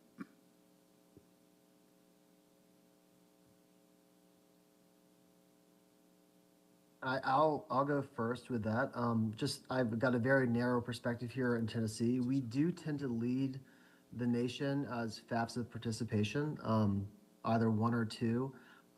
What stands out with us is that we don't make it a graduation requirement, but we do make it a requirement for our scholarship. So we've actually invested a good deal of resources at our organization in FAFSA outreach. I've got a team of 5 who travel the state and have their own regions to go to all of our high schools to ensure that students are able to complete the FAFSA, because we see great value in breaking down that barrier. So from our perspective, we put our money where our mouth is. It's really important for us to really invest in getting out there to increase FAFSA participation, not to coerce it, again, through high school graduation necessarily, but to make sure that we're easing those burdens for those students. Jump into, if that's okay, one of the we work with about 100 institutions on just the leveraging side alone for financial aid, and of course I did a lot of that on my own in my own career. But one of the things that can be missed, and this is where the states can kind of the systems can take more of a lead on, and I know Montana has done some of this, is the idea of communicating the affordability to students ahead of time. So I think many of the reports will show Pell Grant eligible students, high needs students, already have a barrier against them and feel like college is not affordable and why should they try? They're really not college material to begin with, kind of attitude. And then when the institutions or the states kind of catch those students and families earlier, letting them know it's affordable, it really does break down that barrier. We have several institutions, because of state aid funds combined with the federal funds combined with institutional aid. Many schools surprisingly don't look at those three combined and what that ultimate looks like. We actually did that on one of my institutions and realized for only $100,000 at the institution, we could tell every Pell Grant student there they could go to our institution for free, because we didn't realize all three of those were adding up to basically covering our new tuition costs. And so the idea of really just kind of thinking directly about that population, especially the most needy students, to remove that barrier certainly does balance out that negativity.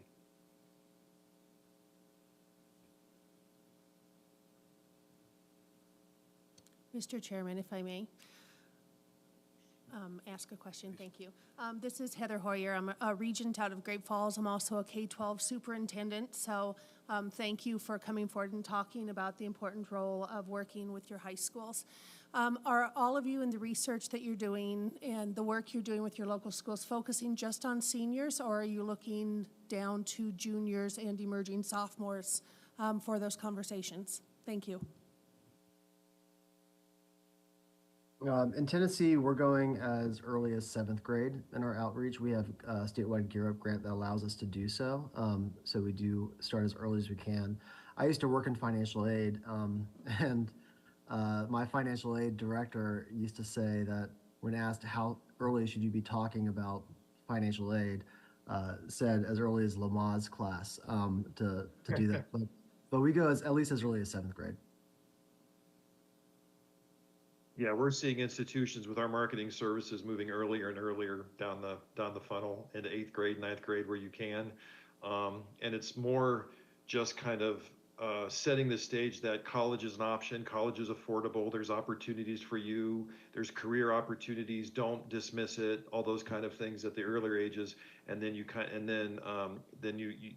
refine that communication as the students progress through, matriculate through high school, to really then get into the conversation of actual majors, the programs, what's available at the campuses, those kind of conversations. So we're certainly seeing it earlier and earlier, for sure. Yeah, Mr. Chairman, Madam Regent, we're similar. We're finding that the work we're doing earlier is really more family-based. So the other night we hosted the entirety of our South Triad, one of the triads in our local school district. But the target was really more the parents, because we find parents, especially first generation, low income, Hispanic families, tend to believe that college isn't available for their children. And so they actually discourage them thinking about that. So we look earlier more to try to create that awareness that there are opportunities, that it is affordable, we can do that. Our focus specifically with high school students, though, is really 9th and 10th grade. And that's where we need to do more to open their eyes to the world of opportunity and to help them think about post-secondary planning, whatever that is, so that they actually utilize dual and concurrent enrollment with purpose. And so that start of the 10th grade year for us has really been the place where we're trying to place interventions in the school districts to do that, so that they actually have a plan beyond high school graduation.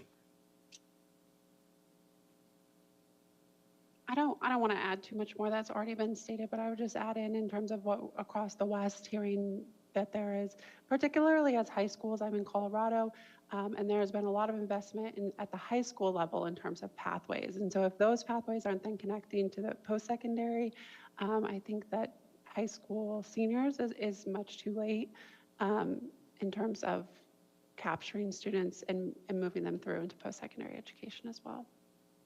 And if I can add one more thing, I think that's really where a system has the greatest strength. I know Montana's already done quite a bit of this. The idea that, you know, when we talk to other systems, their goal is we don't want any student to fall through the cracks. We don't want students to apply to 3 schools in our state ultimately and get rejected from those or it isn't the right fit for them.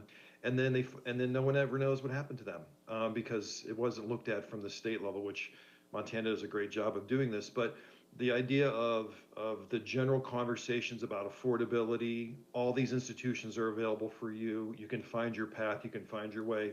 Those are really important conversations that the system is really poised to do really well with. And so that's where we're starting to also see a lot more movement across the nation.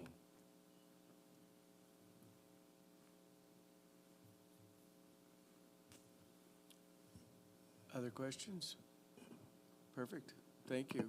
Just want to send my special thanks to the 4 of you for participating. Fantastic. I really appreciate y'all spending your time and expertise with us here today. It's been very insightful. Thank you. Thank you. Okay. Thanks, everybody. Thank you. Thanks. Thank you. Hopefully that was helpful. Director Lemon, thank you for leading that challenge. I think that's exactly what we were looking for, some outside perspectives. Obviously, a focus of our work for sure as a system, much to do there moving forward. There's some fascinating parts about sort of the demographic switches and then the movements away from higher ed to some extent since the pandemic. And most of those have focused around the value proposition for individuals. I think the one thing interestingly missing from the conversation is what are we going to do as a state and a country? At some point, we need students to go to school. We need them to gain the skills. We need to meet workforce needs. You know, I think work closely with the Gov's office. They're out every day trying to get business and industry to come to Montana. How are we going to staff any of those if we don't have a pipeline of students and programs to serve those students to meet those needs? It just seems like the conversation needs to grow beyond sort of this Pew Research, what do you think about higher ed nationally, to what are we going to do about meeting our workforce and economic needs in the state, and how are we going to attract students to do that? I think that's the crux of it. You know, I hate to reduce everything to an analogy, but it is sports week. But I also have had several meetings now with the presidents directly. I think this thing is way bigger than a Cat Grizz problem. This isn't a cross-state rivalry. This is a Montana against the world problem. If we're going to meet Montana's workforce needs, we're going to have to collectively, as a system, all of us, all the institutions come together and figure out how are we going to attract more students into higher education? How are we going to keep more students that are identified as college going to stay in the state of Montana and work in the state of Montana? And then ultimately, how are we going to help them find success? The retention, completion. I think we're doing a lot of work around that space. I think you see the numbers President Bodner shared this morning. They're the same in Bozeman. They're the same across the system. We're at record retention rates, completion rates, moving time to degree up. Those are all things to be incredibly proud of. I think we have the blocks in place to keep these students if we can get them. But the effort has got to be collective.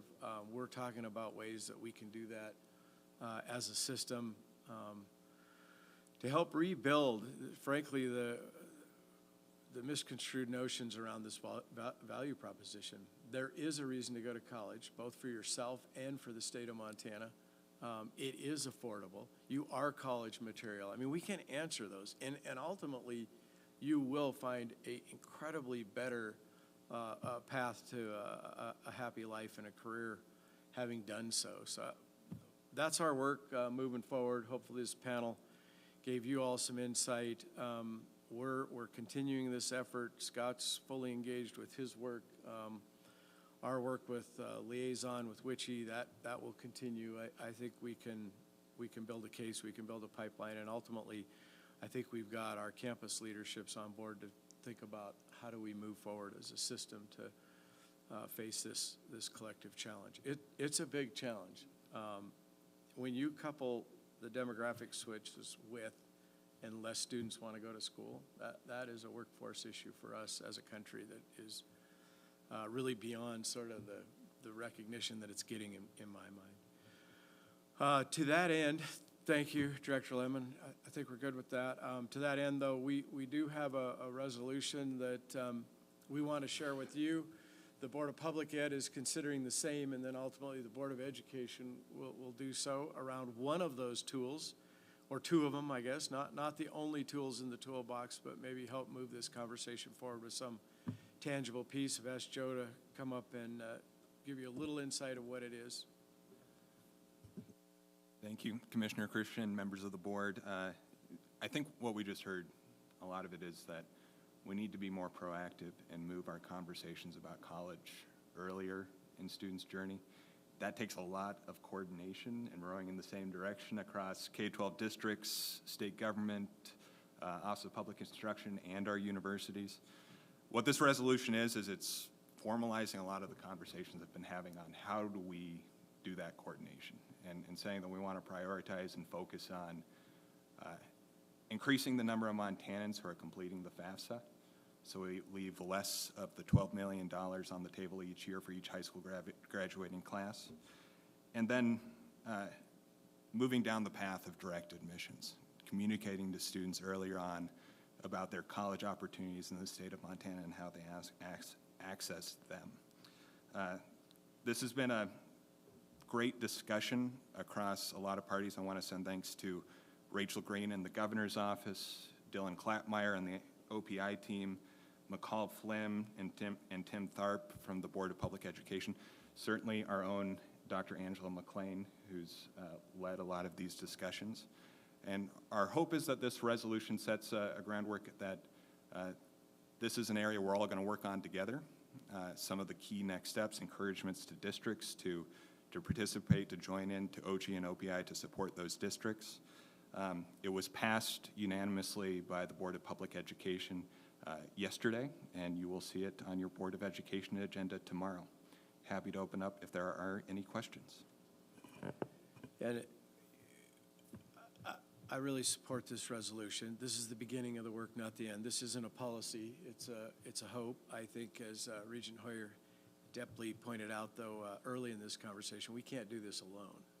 We need K-12's involvement. We need support from the governor's office and beyond. So I think it's an effort to get those entities all at the same table talking. And I think with this in hand, it empowers Joe and his colleagues across the various branches to come together and start putting together a little more tangible path moving forward. Thanks, Joe.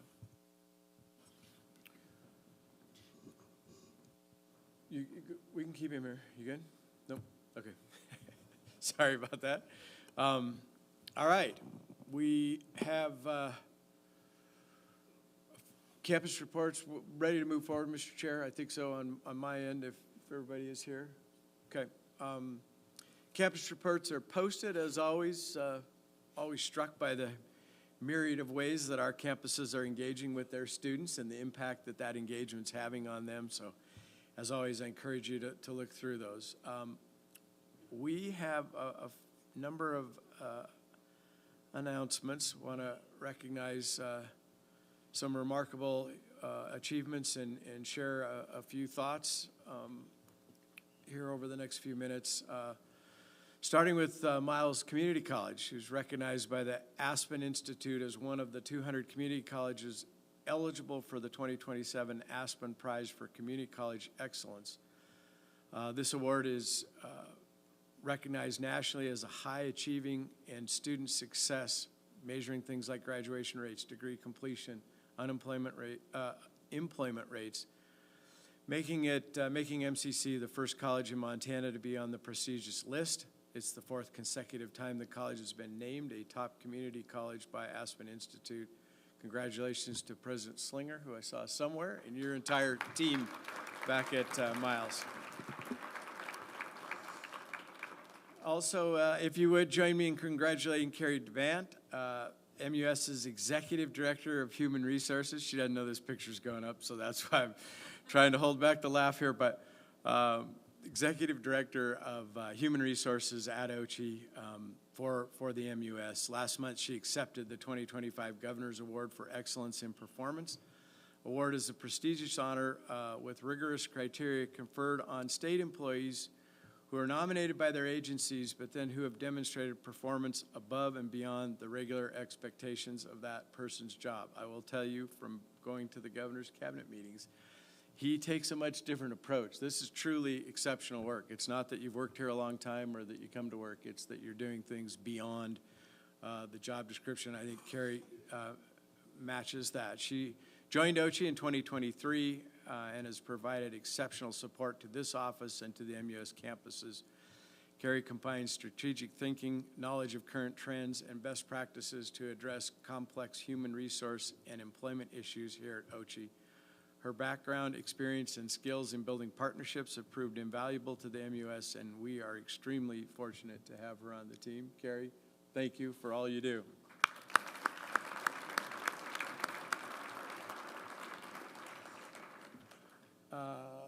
On a bit more somber note, Tyler, we have a little moment for you to share a departure here.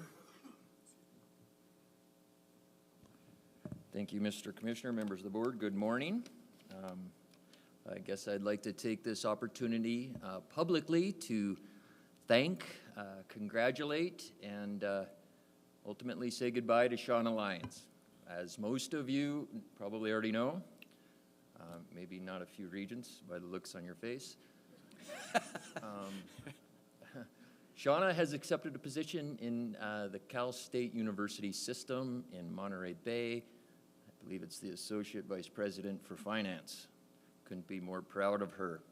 I could go on a long time about the accolades and the impact that Shauna has had on our system, our office, my ability to function. The list is long, but I won't go through that. Rather, I would just say, look around this room.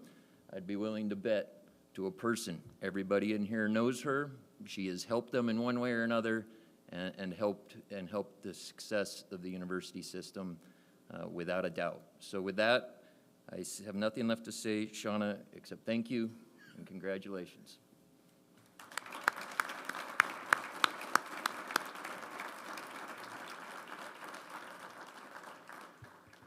Thank you. Thanks, Shauna, for all that you do. It's been a pleasure. President Tessman, I would call on you to share some exciting news at your campus. Well, thank you, Mr. Commissioner, Mr. Chair, and members of the board. Shauna, definitely gonna miss you for sure, and wish you the best of luck. The good news is you can come back, and I'm so happy to be back here. Wish you the best of luck. I do have an introduction to make, and I don't think Luke is here, but Luke Shaleski is our new Chief Data Officer at Montana State University. He comes to us from Columbia College. He is the Executive Director for Institutional Research there, and before he was at Columbia College, he was at the University of Arizona as the Director of Research and Assessment there. So really excited to have Luke join us in Bozeman and work with a terrific team and terrific leader in Ryan Knudsen.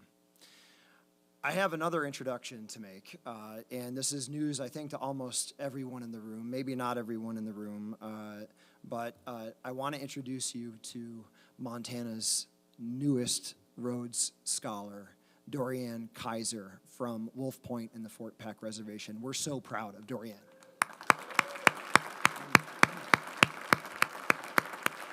And Mr. Commissioner, if you allow me just a minute to add some context here to Dorianne.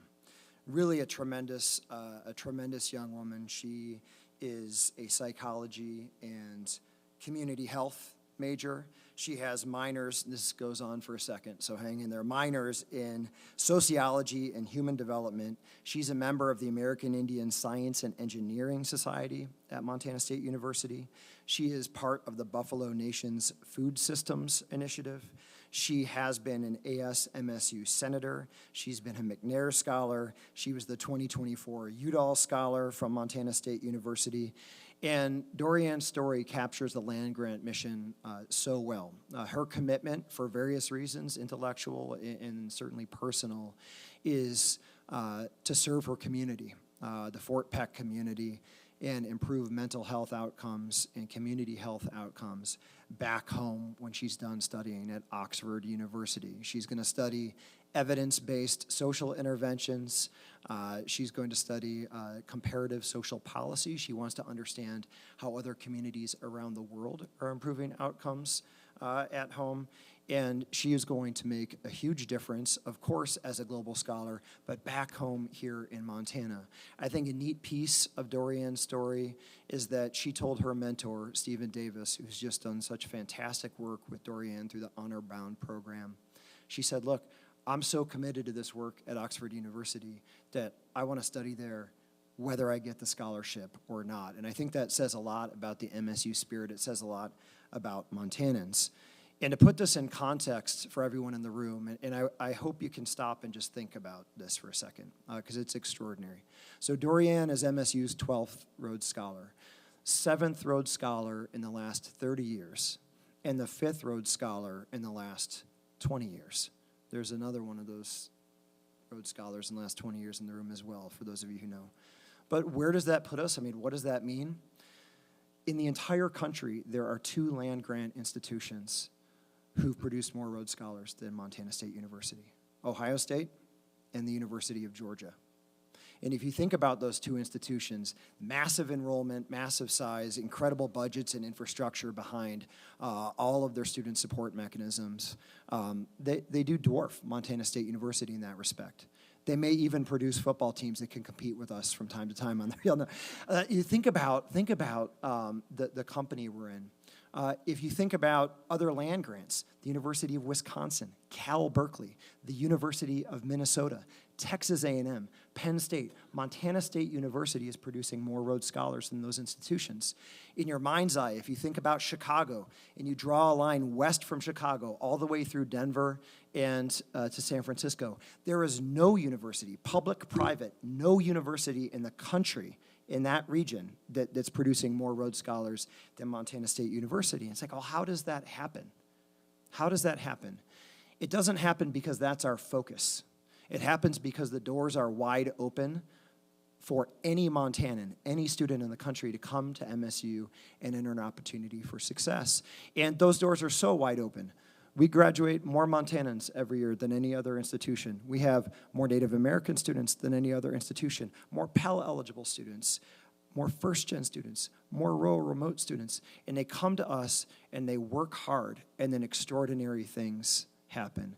And I think it's that story that exists across the entire Montana University system that really sets us apart.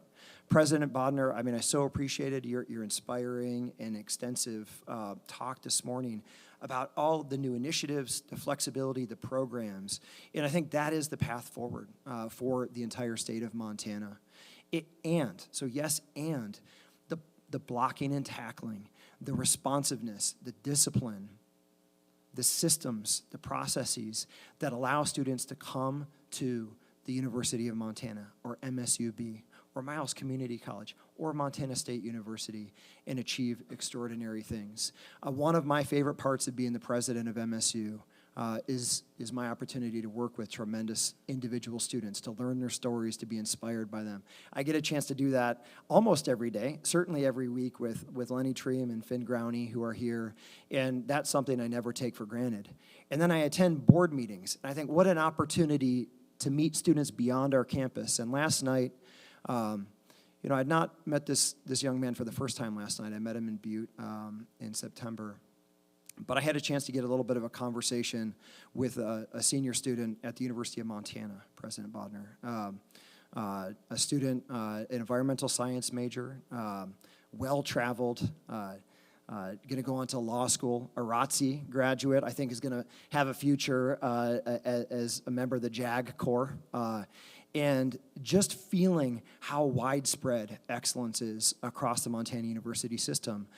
This young man is the ASUM president and also was in Seattle and was a finalist for the Rhodes Scholarship. And if you just bear with me for a second, I love Lenny and Finn and Buddy Wilson and all students who are here. Stand up and please allow us to recognize your excellence. You are what the Montana University system is all about. Please stand and be recognized.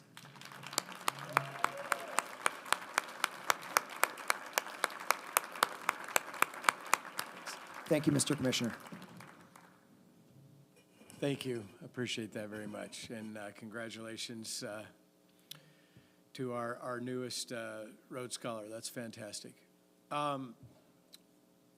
Members of the board, I would like to extend my own congratulations to Chancellor Reed on a job well done and a retirement well earned. We've had a number of conversations over the last month, and I know you're looking forward to the next chapter in a few days on the river, if I've got that right. So well-deserved, well-earned, and thank you for all that you've done, both here at the University of Montana, but also at Western. It's been a great career and a good intersection with the university system, so thank you for that.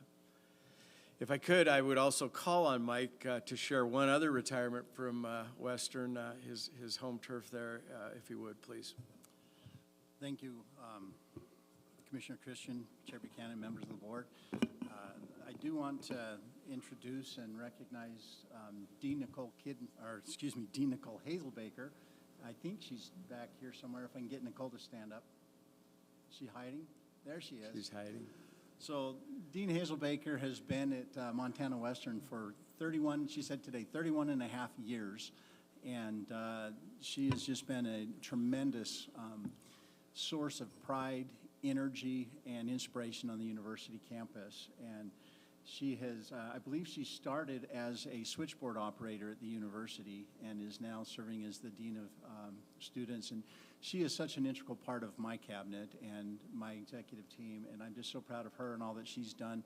She has such a heart committed to the students, student well-being, Montana Western, and the community of Dillon. So she is going to be sorely missed, but we're so excited for her and proud of her. I was wondering if I was ever going to beat her, but she got out before I did. And not that we were trying to get out, but she's just leaving before I was. But she's a wonderful resource she's going to miss. So Dean Hazelbaker, congratulations on your retirement. You'll be sorely missed.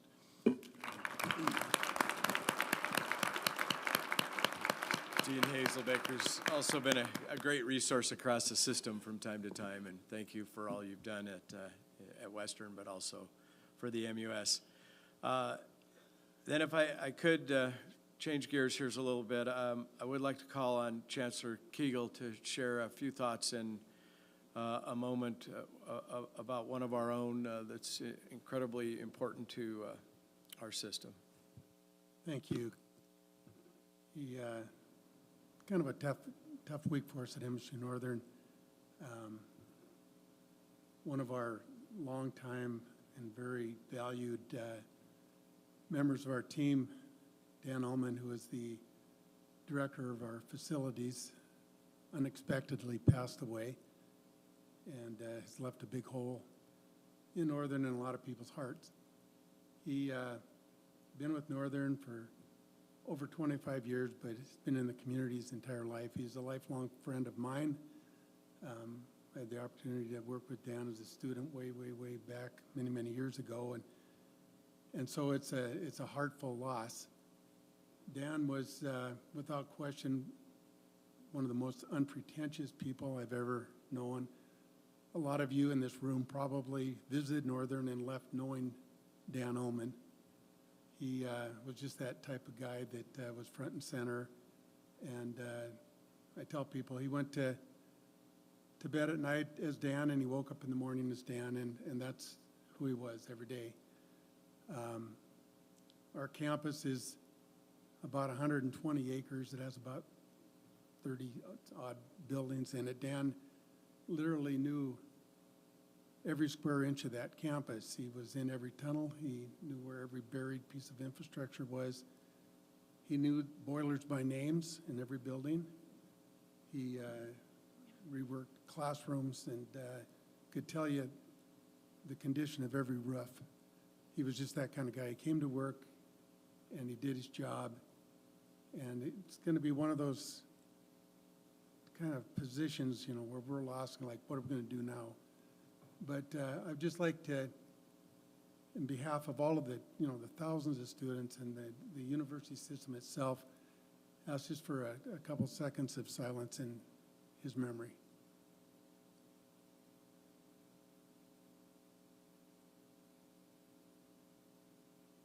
Thank you.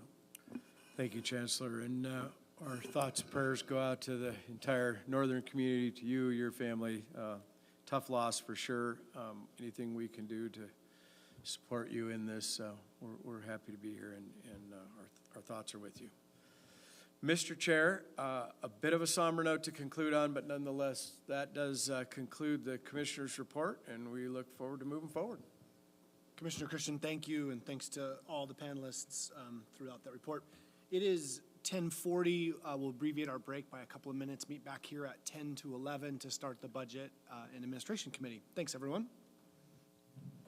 All right, to get back on agenda, we will reconvene. Thank you for taking the time to join.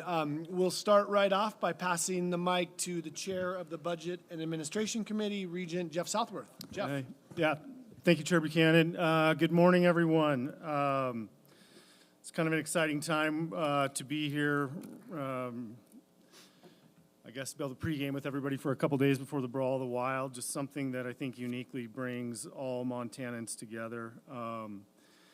Just a quick shout out, thank you, President Bodner and all of your staff it's not lost on myself or any of my peers here at the table how much work goes into hosting for us. Yeah, and I think with that, 16 items on the agenda. I think I'll just turn this thing over to you, Deputy Commissioner. Thank you, Mr. Chair. You can see before you the consent agenda there, mostly made up of facilities items. We have some labor agreements we're closing out on, and a little bit of policy, or I think so, assignment of some advisory group to the Fire Services Training Council.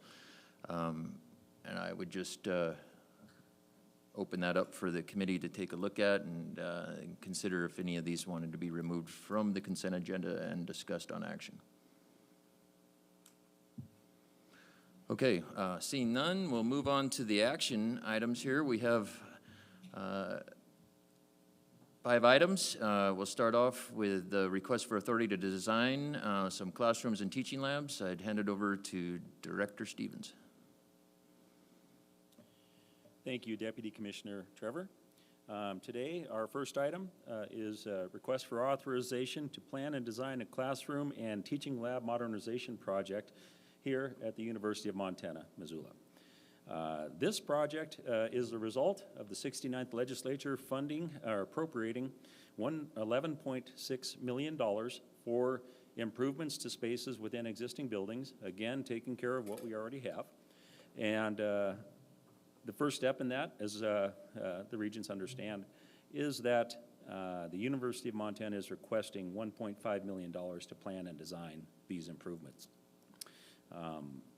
U of M will return to the Board of Regents to ask for authorization to construct these facilities once design has proceeded to the point where we have cost estimates of high confidence. These projects would be paid for with long-range building funds appropriated by the same session. I'll stand for questions.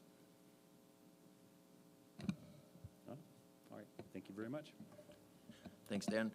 Moving on to item B, and actually I'd call Vice President Terry Lease from Montana State University up to talk to us about first item B, followed by both C and D. So request for authority to issue facilities revenue bonds up first. Take it away, Vice President Lease.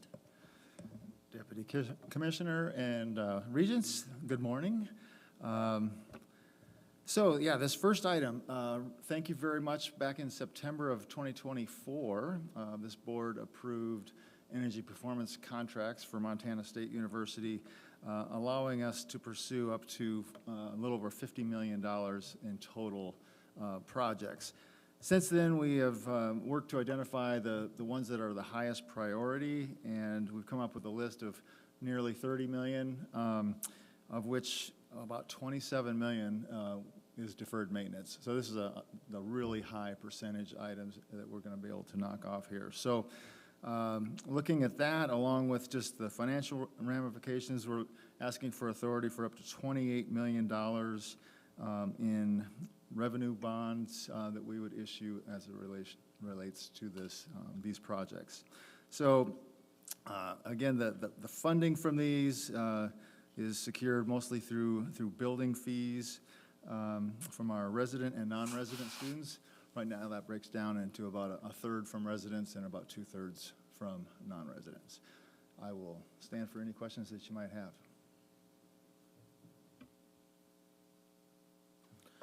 All right, thanks, Terry. Let's move on to item C. Request for authorization, oh, no, that wasn't it. Request for authorization to issue facility revenue bonds for Montana State University Billings. Yes, yeah. We'll cover the Billings items today. Leslie is out. So this is for a project you'll actually up for approval for the construction or the projects itself, mainly elevators. 3 elevators in 3 of their buildings that are desperate in need of repair and replacement. And so by issuing bonds, as the Montana University or Montana State University side, it's all under one bond indenture. So to do this at one time, there's a lot of efficiencies, obviously a lot of those costs of issuing bonds. So this is an opportunity for MSU Billings to join us in that issuance and share a lot of save themselves a lot of the expenses. So up to $7 million is what the request is.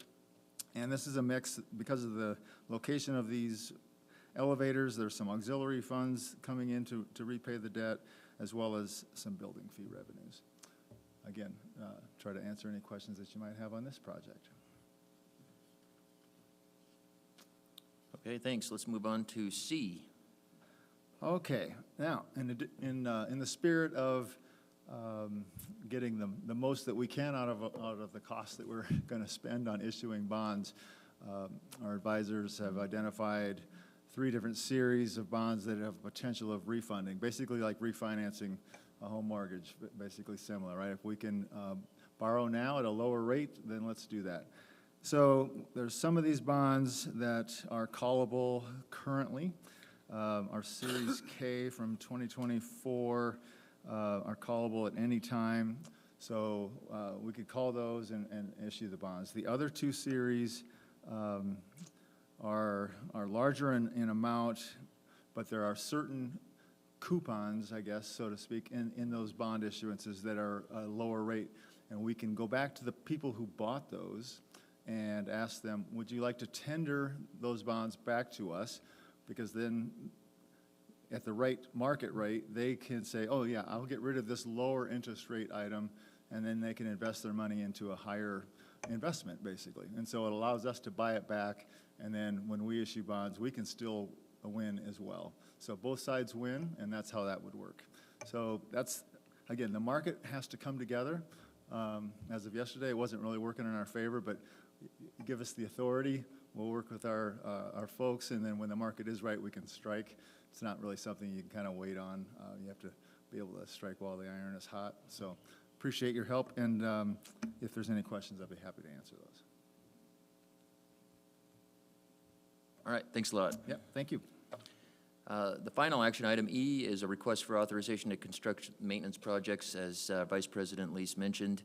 This one ties back to item C on the bonding for MSUB, and I'll have the Director Stevens give us a couple bullets on this. All right. Thank you, Deputy Commissioner Trevor. This request is to construct major maintenance projects, specifically the 3 elevator projects that Vice President Lease just referred to.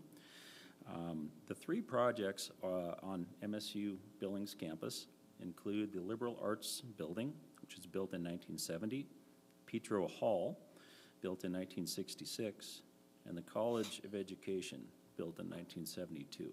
So you'll see a recurring theme amongst these buildings. They're all built in that early baby boomer time of education when we built so many of our buildings, post-war and early modern buildings. And all of the elevators need replacement. 2 of these buildings are state facilities.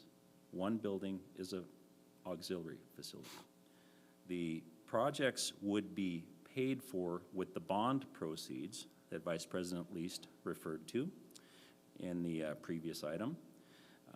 Those bond repayments would be made through a series or a combination of building fees, auxiliary housing in the case of Petro Hall, and ASMSUB building fees. I would ask you to refer to attachment number 1 if you'd like to see more specifics in the type of refinancing for those buildings. But in general, again, another great project. I commend MSUB for taking care of this life safety and deferred maintenance issue, and I'll stand for questions. Thank you. Great, thanks. Mr. Chair, that concludes our action agenda. Great, thank you. Before we roam into the informational items, I just wanted to take a moment to thank Deputy Commissioner Trevor, Director Stevenson, Director Lyons, and Shauna, thank you for everything. Your intelligence is only matched by your kindness. You're fantastic. And then also my predecessor, Regent Dombrowski, a bit of a mentor for me to mic up today, going through this. Early on in my Regents career, I guess we could call it, we felt, we being everybody sitting over there and sitting here, there was a bit of a disconnect with LRBP.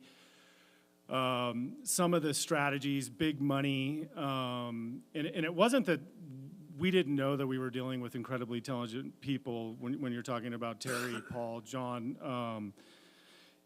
We weren't the best ambassadors on behalf of the university system. And I think that strategically the hiring of Dan has been massive. But I'm really excited when we go through the informational items. Not only have we figured out how to play the game and that Helena sees us, we've rewritten how the game is played, which is going to be highlighted by the capital projects and some high-level strategy that's going to be happening at MSU that I believe Terry's going to be talking about. So anyways, I'm going to mic back down, but thank you to everybody for the patience of working with us. And I think that some of this effectiveness that you see that comes out of this is when Commissioner Christian gets to go to Capitol Hill and walk away with this kind of funding and this kind of support, and that the regions on the revenue-generating projects are in the full know and in lockstep with, the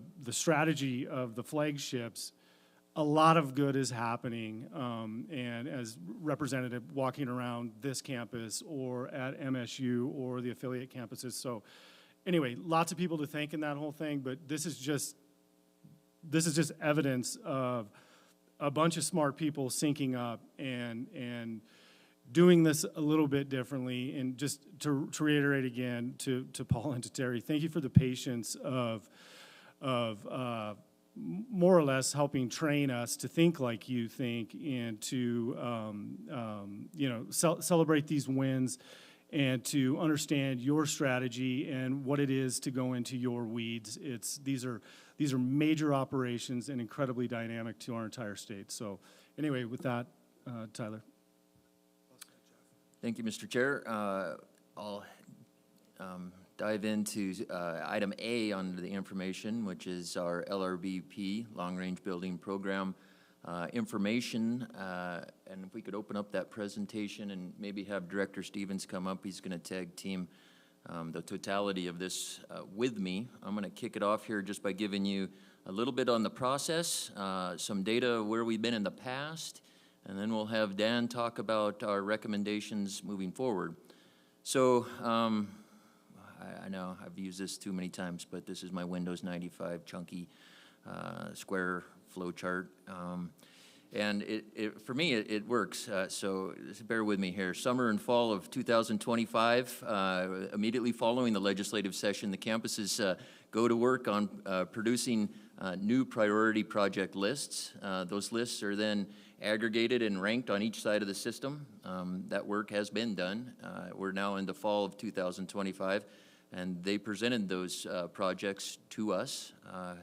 And after receiving those, we further aggregated them together, I guess if that, you can do that, and made a recommendation to the commissioner, who then did his adjustments and met with the presidents, and we have all come to a meeting on the minds of a ranked, consolidated list. And that's what we have before you today. It is one, I guess, click earlier than normal. Traditionally, we would be bringing you the information item in March and asking you to approve it in May of the year following the legislative session. We're bringing it to you early in November, and one of the reasons why is just as a state, the timeline for us to get this information to the governor's office, to state and A&E, has been accelerated and is now April, and so thus the condensed process. Although I would say across the board, we've heard good reviews on the process. We think campuses have had a lot of time to put those lists together and explain them to us, and so we feel really good about where we're at. Come to, spring 2026, we'll bring this back to you in March for request for approval, and then we'll submit it to state A&E. With then just kind of sitting back and waiting until the fall and the winter of 2027, which is kind of hard to say. Fall 26, winter 27 doesn't really make sense there, but anyway, that was my brain. The governor develops his own list, and we take it to through the 2027 legislative session. Quickly on kind of a global question folks might have is, so how do we prioritize projects? And this list of 7 has been around for, I don't know, 20, 25 years. It's a general list. We don't necessarily call the ranking process out by each one of these categories or use the same names, but in general, this is how it goes, and that's health and life safety first, and then major maintenance of buildings, followed by code compliance, operational efficiencies, so on and so forth. You can see the list there. So let's take a look at some data before we dig into what we're proposing for you. So look back over 25 years, and we split it out by side here on the amount of LRBP dollars we've been awarded. That's for $428 million total. You can see UM slightly outpacing MSU. If we go back over time, you can kind of get a picture of what the differences have been by legislative sessions. We can remember back in 2013, for instance, Missoula College was in there. And we have a historical tracking list of all of these projects. And then we can further break it out by flagship versus our smaller 4-year campuses and the 2-year colleges, embedded ones split out from the flagships. And then agencies, not to be forgotten, you'll see on our list for the Montana Ag Experiment Station, we have projects, and there's been projects before for Bureau of Mines and et cetera.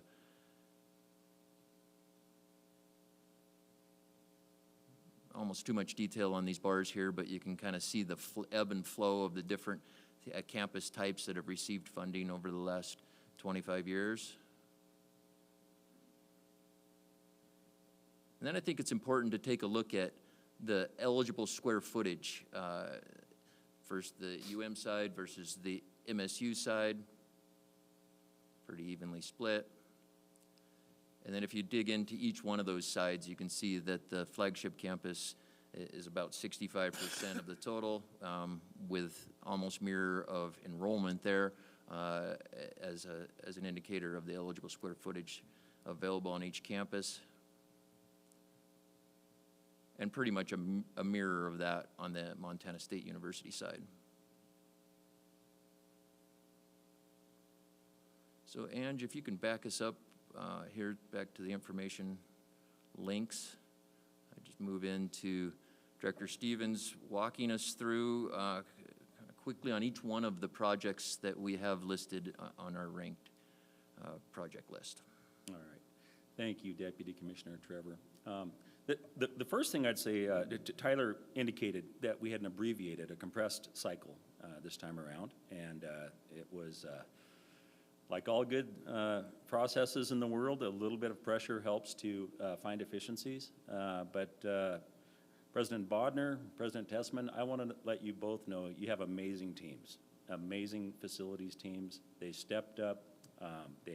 We've improved processes. We've aligned through the flagship campuses to support the affiliates better. We're going to continue to improve that over years. But I think we all learned a lot through this applied pressure that we experienced. So the culmination of that effort, yeah, those guys back there.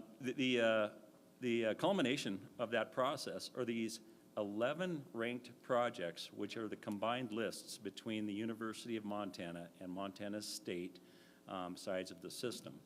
Those 11 projects accumulate to $192 million. Frankly, the likelihood of us getting this entire list funded is not great, but we have done a lot of work through the processes that Tyler indicated to make sure that we've ranked these as appropriately and judiciously as possible. So I'm going to walk through these very quickly. I will kind of work through the projects quickly. Just speak up if you have any questions. We're in information, so a little bit more informal than we typically are maybe, but, and I'll also pause on occasion to look up. So the first project, the number one project on our list for the 27 session is Cheever Hall, Deferred Maintenance and Accessibility Modernization. So Cheever Hall, for those who haven't been around it, is the home of Montana State University's architecture program, which is the only accredited architecture program in the state of Montana. The building was built in 1974, and it's very brutalist in fashion, I suppose you could say. It's has extensive deficiencies and a high level of underutilization of space because it was designed for teaching architects in the 70s. It's very, very, very different now. So this project would renovate and do very, very modest additions, about 3,000 square feet of addition to the building. And that would allow the School of Architecture to surpass some accreditation issues that have been around the building itself, while providing accessibility, flexibility, and incredibly importantly, the ability to have interdisciplinary education. As a mechanical engineer who graduated from this fine university some time ago, I can tell you that when you work with architects, it's important that engineers and architects learn together, and scientists and all of the artists come together. So these improvements to Cheever are so important for our system. The next project is instructional space improvements here at University of Montana, Missoula. This specific project, Ange, I don't know if you could scroll up just a bit for the benefit of the audience. Thank you. This will target yet more classrooms and laboratories and instructional support spaces throughout this campus to improve the lighting, seating, HVAC, to make sure we're taking some of the poorest educational spaces and make them some of the best educational spaces for Missoula. This is in support of a lot of the great work that has done over the years. And this is a follow-on. You might remember the last LRBP process also had a project very similar to this. And that's because this need just continues. And we need to continue to reinvest in what we have. The third project is a plumbing replacement project at MSU Billings. This is for the liberal arts facility, which is built in 1970. There's really not a good way to sugarcoat this. The plumbing system is shot. It's a disaster, and we have had just many, many catastrophic leaks. We really need to get this repaired for MSUB. The next project is the Natural Sciences Deferred Maintenance and Accessibility Modernization here in Missoula. And Being built in 1919, this facility, as you might imagine, has a series of accessibility and just straight up obsolescence concerns. So this would address a lot of deferred maintenance while improving the building's mission criticality around the classrooms, labs, and offices. The fifth project is a combination of two maze facilities, Montana Ag Experiment Stations. This project would construct a dedicated maintenance facility at the Western Ag Research Center in Corvallis. The existing facility is quite deficient, very deficient, and needs to be upgraded not only for safety but for appropriate maintenance of the facility. The other project is at Central Ag Research Center in Moccasin, and that project would do again a very modest increase in square footage and provide research improvements for the use of the students, staff, and researchers who work out at the Moccasin Station. That's 5 projects in. Have I generated any questions yet? All right, I'll keep going. Yeah, you bet, Regent Hoyer.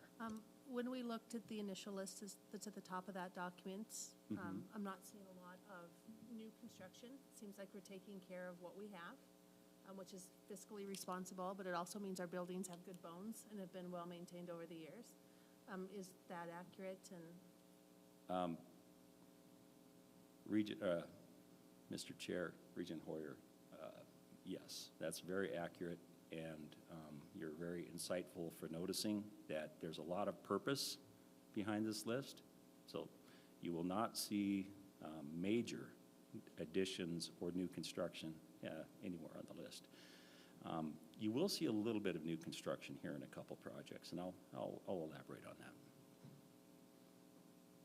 The next project is a project that aligns very much with what you saw earlier, and that is an instructional space improvement at Montana State University, Bozeman. It's about 20 of the least desirable instructional spaces at the Bozeman campus that would be addressed. Hopefully more, but we'll get into that when we get the project into design. The utilization rate of these spaces and effectiveness in their core mission will be greatly improved. Number 7 is the project I referred to earlier, Regent Hoyer, and that is another maze project. This one, we're still working on the title for this. That's why this is a preliminary list. But for right now, we're calling it Asset Protection Facilities and Emergency Preparedness. This is across the maze system, and this project basically would construct shop facilities that will protect the enormous amount of research equipment that exists out throughout the system. We have, Dr. Bajwa could elaborate on this much more. We have research combines that are tiny machines, but they come from Switzerland and they're crazy expensive.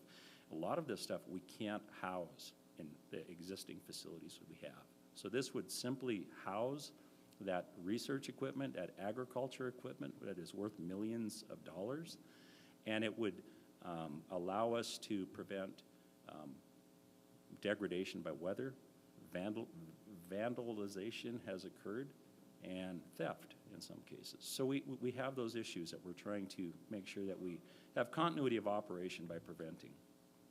Secondly, this project would provide emergency generation at 7 of our maze facilities, because we have a really important research that happens at those facilities. And a lot of that research is electrically dependent, and it cannot fail. So those emergency generators would allow our research to be done in a safe environment where we are sure we don't lose that high-value work. Next, number 8 on the list is the Main Hall Deferred Maintenance Project. Built in 1898. This is the main administration facility here at University of Montana. This is where President Bodner's office is at, and many other critical administrative spaces. Accessibility to the building is almost zero. And there, as with every building of this age, many life safety, fire suppression, and accessibility issues throughout. This project would address those. Next is Rankin Hall. Very much like the project that we saw further up, built in 1909, this building would do a whole building modernization in relation to accessibility and deferred maintenance. And number 10 is the library at Montana Tech. This project would modernize the library, as many of our libraries have experienced as the way we instruct, the way our students learn, our libraries have become obsolete.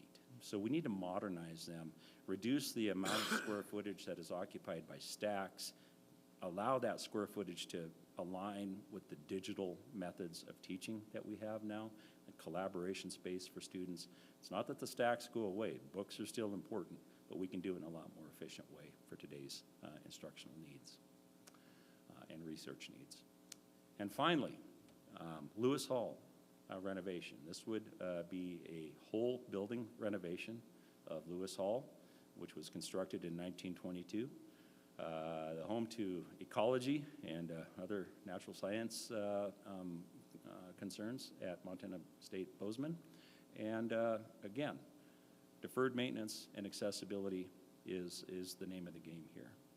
So to Regent Hoyer's earlier point, these projects are all about taking care of what we have. And I'll stand for questions. I guess my question, Dan, is do you ever make a value decision, for instance, on Lewis Hall? That's a lot of money to put into an old building. Yeah. Does it make sense to think about just knocking it down, scraping it, and starting over?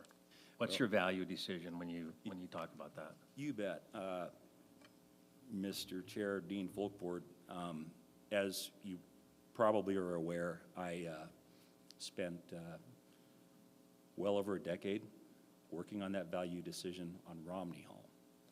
And some of the components that go into that decision are, when you look at the building and you think of the quality of that building, could you replicate something that would be a 100-year building, have the longevity that we need to have, because we're not going to have the privilege of reinvesting in these buildings very often, as you can see by the list.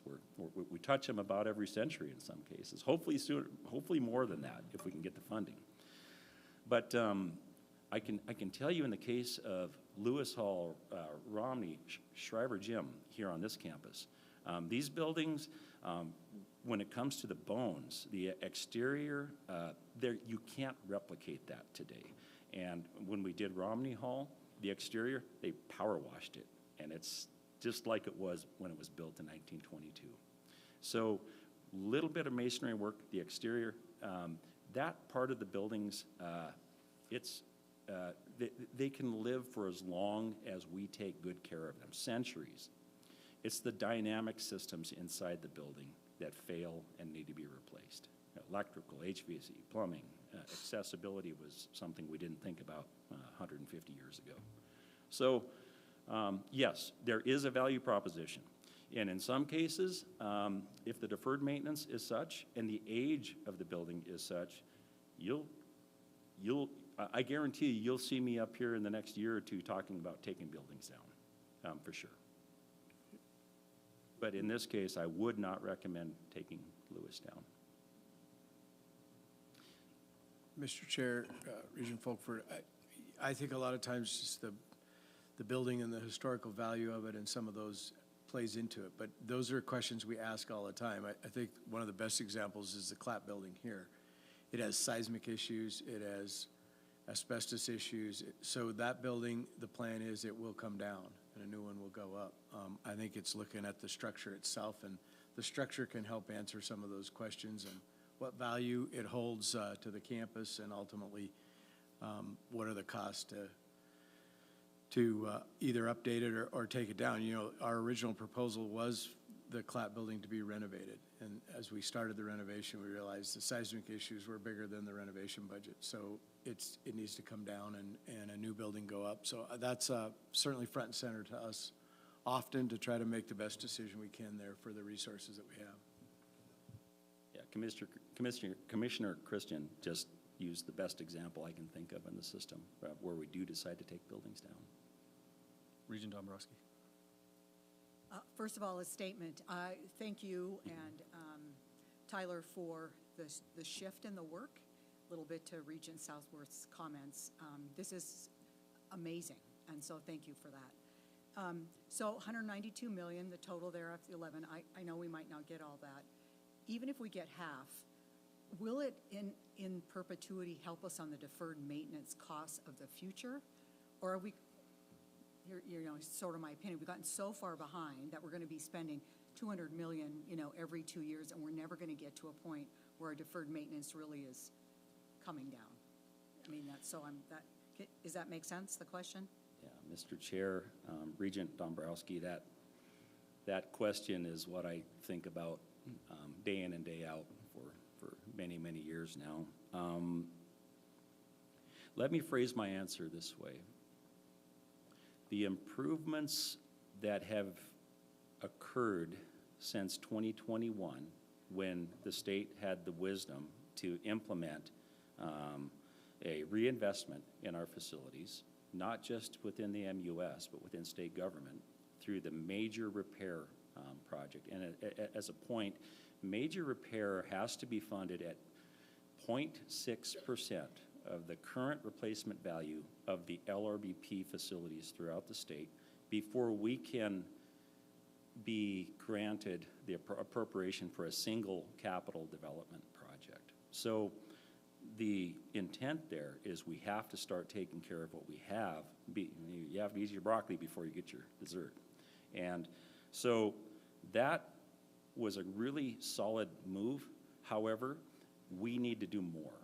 I mean, that produced in the range of, I think, $42 million for state government focused on major repair. So it's good. It's not going to get us there as far as retirement of deferred maintenance. And that's why you see these capital development projects that are focused on our existing facilities. Not only do they modernize the facility, but they retire large swaths of deferred maintenance at the same time. So to answer your question, the needle is moving in the right direction. I'm dangerously close to becoming engineering on you here and saying it's not quite far enough yet, but we're moving the right direction. The work that President Least presented using innovative approaches to how do we add to our major repair and capital development with alternate methods of investing, those are important too. So we'll continue to build out the system, and we'll continue to make it better. Mr. Chairman, I don't have really a question, but I do have a comment. You know, I don't want to sound like I'm putting this list down, but I am concerned about and it's not a lack of prioritization, but I think ADA accommodation should be higher priorities than it is. I think the fact that you know, a student with who needs disability accommodations can't meet with President Bodnar in his office is cruel. And I think that should, before we vote on to send this list to the governor's office, we should really take a second look and say, are we, because I understand that there's a reason for the list, but I really think those ADA concerns should take a second look at. So thank you.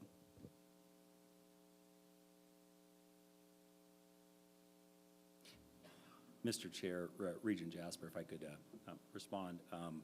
I feel your concern deeply.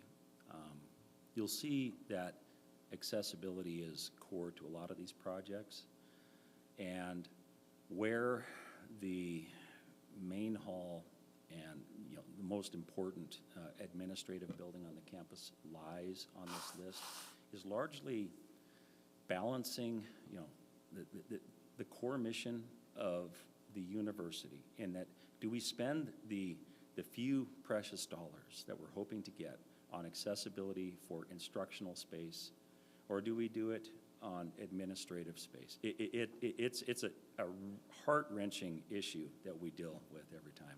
Yes, and Director, I totally understand that. I was just using Main Hall as one example, but those other ADA accommodations that are, you know, educational spaces, that was like a holistic, like just our ADA prioritization is really the main point that I was making. I was just using President Bodner's office as one example. You bet. Yep. Thank you.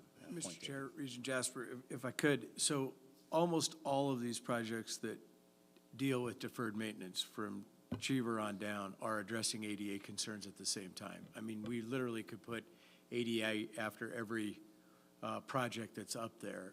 That is, as you saw from Deputy Commissioner Trevor's list, one of the highest priorities is that life safety, ADA compliance. And so the one thing about the major projects that take deferred maintenance off, improving instructional space, that's at the heart and soul of all of those, is to make sure that we're making them safe but also ADA compliant at the same time. So while it may not show there, that is absolutely a priority in how we prioritize the list, and it's embedded in all of those projects.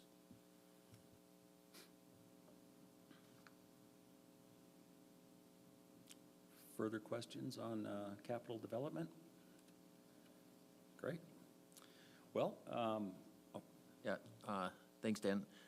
If we could just click back one there, Ange. To round this out, we have the list of major repairs, and Dan, maybe just give us a couple bars on what makes up a major repair and how these lists get put together and ultimately find their way to the governor's budget.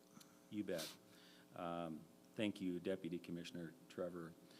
So the delineation between a capital development project and a major repair is, by definition, a capital development project is more than $2.5 million, or it triggers new square footage in excess of $250,000. So any new square footage is basically going to trigger it to be a capital development project. Major repair are those projects that do not produce additional square footage and are less than $2.5 million. The process is that we produce a ranked list in a similar fashion as the capital development for major repair. We do those ranked lists for the MSU side and the University of Montana side, and we hold those separate, and we provide those to state government separate for the governor's consideration and involvement in the 27 legislative session. The nature of these projects is such I call them nuts and bolts projects. We're fixing things that we absolutely need to fix to keep our buildings safe and continuity of operation guaranteed, or as close to guaranteed as we can get. In this year's case, both the University of Montana and MSU sides have delivered 23 projects on the ranked list, and both came out at right around $35 million. And I promise, we didn't design that. That's just how it happened. It's pretty interesting. And they're very good projects. I can give you a little bit of background about how we do this list and how we're already preparing for 2029 session. So out of House Bill 5 in 2025, the requirement for having a 6-year capital improvement plan put together for capital development projects came out of that session, which was great because we were already working on improving our capital improvement planning throughout the system anyhow. So what we did is, building on the requirements from House Bill 5, we now have assembled a list of literally hundreds of projects for on each side of the system, hundreds of projects that we vet, we categorize. Are they life safety? Are they accessibility related? And so we we do our best to filter those to the highest critical issues. Does that mean my time's up? The most critical items that we can identify, and that's how the projects make this list. And then we work on making sure that we respect the affiliate campuses along with the flagships in that process. If you'd like to dive any further into those major repair lists, I'm happy to do so. But as I said, they're pretty utilitarian. I think we're good. Maybe just I guess this year comparative to previous years, how much funding is being requested, and then just I'm kind of interested if like how far off of keeping up our funding requests to getting to a point where we are in parallel with deferred maintenance, or maybe even to where we get ahead. I mean, yeah, just like where are we? Yeah. Well, it's a great question, Mr. Chair. The list that is identified and the magnitude of the ask is similar to what we've asked for in the past. Of course, there's escalations that have to be considered within that. So the number of projects that we're requesting is it's always going to be in excess of what we anticipate being funded. So in this case, we've asked for a combined total of $70 million of major repair projects. The state mandated minimum through the formula that I referred to earlier is $42 million for all of state government. So what that means is we're about 65% of state government when you look at the facilities. Assets, yeah. So we're going to get 65% of $42 million at a minimum, we hope. And so in the past years, to give you an idea, I do have the data for the last 3 sessions. We range between $20 and $35 million in funding annually over the last 3 sessions. We anticipate and would greatly appreciate that same level of funding this time. To address your second part of your question, that rate of major repair investment in our MUS facilities alone is not enough to suspend the growth of our deferred maintenance backlog. Do you have, I mean, how wide's that gap? Do you have an estimate? Yeah. And I'm not trying to put you on the spot with exact math. I'm just curious, like, if we're inching closer to it or if it's running away from us. Well, we're definitely improving. I mean, since 2021, it's been a remarkable improvement. Deputy Commissioner Trevor and this is in my past life, we remember sessions when, this was like 1 or 2 significant digits less funding annually. So, very appreciative of it. Yeah, Mr. Chair, I guess to quantify this and not to scare anyone, but the Director of State A&E in the last legislative session estimated $1.5 billion across the state in deferred maintenance. So I guess 66% of that. Yeah, it's a pretty big number. And again, I don't know.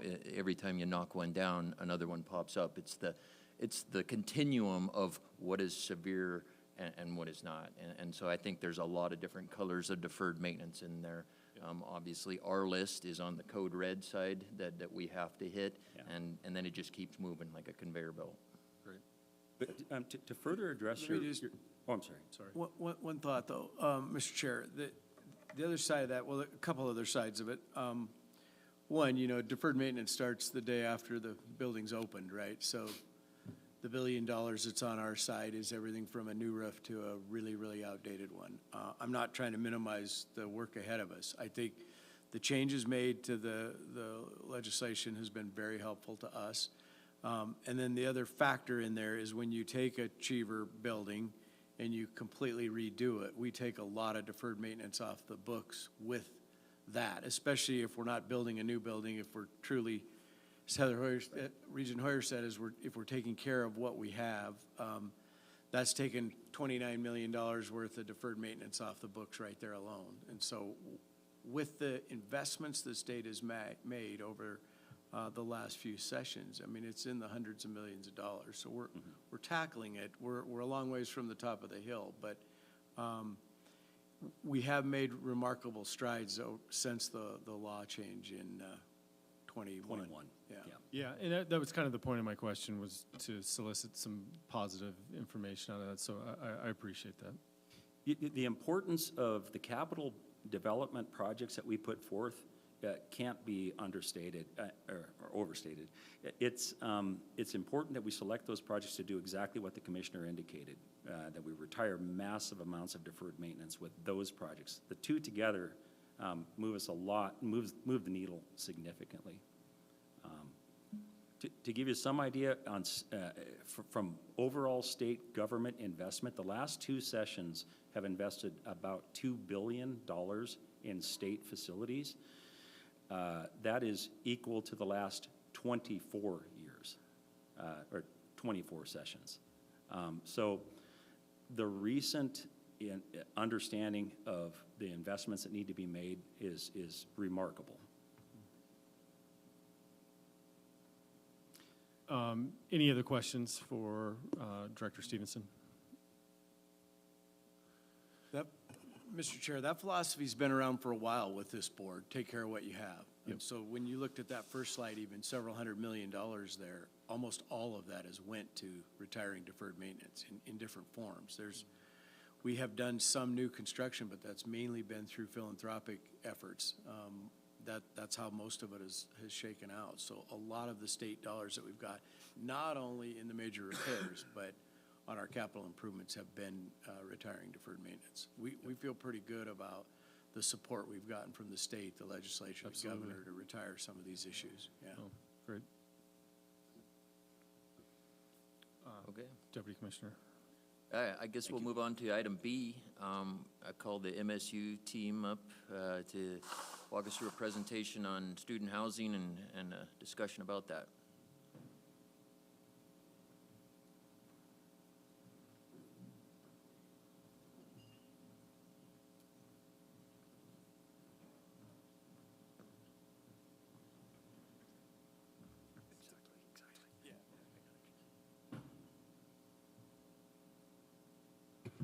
Deputy Commissioner, Mr. Chair, members of the board, thanks for having us. First thing I would like to do is introduce my colleague here as Associate Vice President for Auxiliary Services at Montana State University's Dwayne Morris. He's been on our campus for 27 years, completely student and service focused. I mean, I've known him for the full 19 plus that I've been on campus, and a phenomenal human, and has built a great culture in his team. So thank you, Dwayne, and wanted to introduce you to him.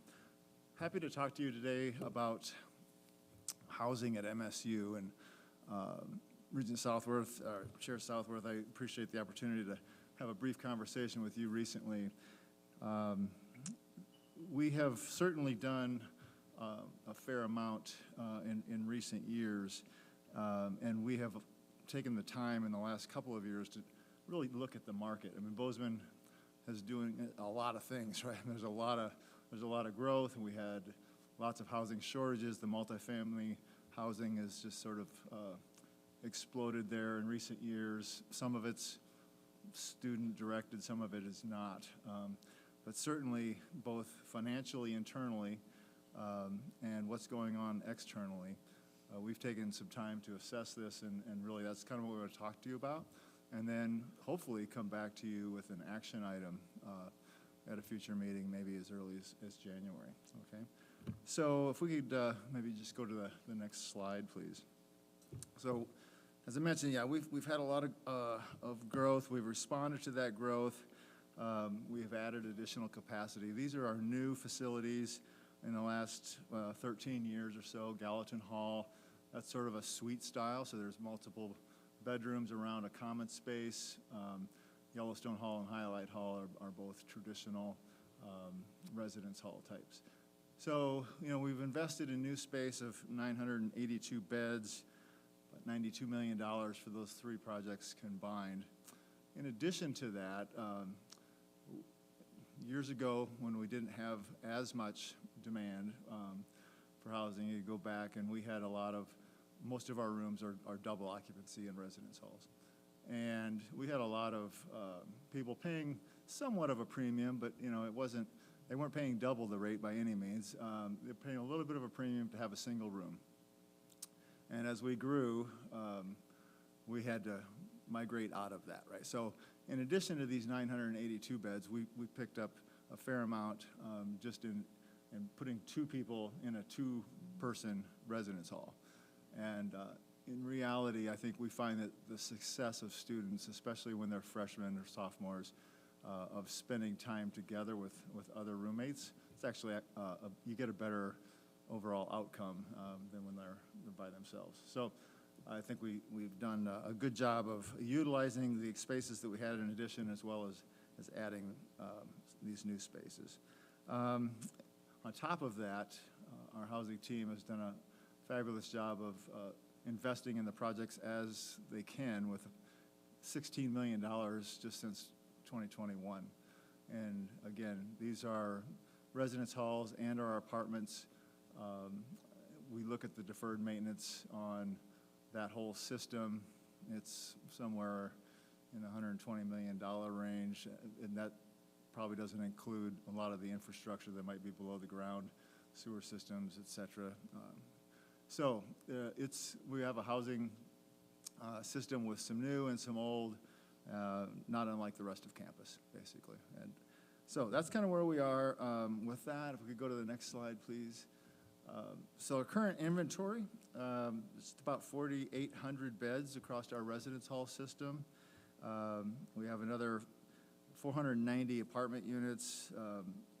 Yes, there's 950 bedrooms there, but whether those are families, et cetera, all those beds don't necessarily go to a student. We have about 525 students in those apartments. In this fall, we had a little over 4,641 students in our residence halls.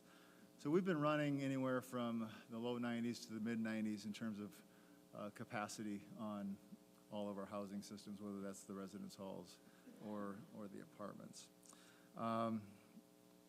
Let me see here. I think the historical number, I remember when I first got into my job now, and I was working with Dwayne's predecessor, I remember a 28% number. We housed about 28% of our students on campus.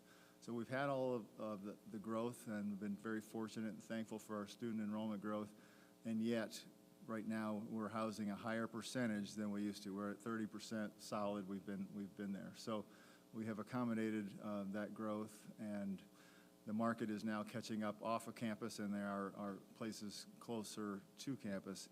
That being said, Dwayne will go into this in some more details, but in order to renovate, and that's really where I've been focused on in the last couple of years, how do we get to renovate these older spaces? It's very difficult when they're full, they're occupied, and we certainly don't want to put students out on to the market that either can't afford it or they just want to be there for their own student success, right? So it's very important. And we do run a large business. I heard that mentioned earlier. I mean, this is tens and tens of millions of dollars.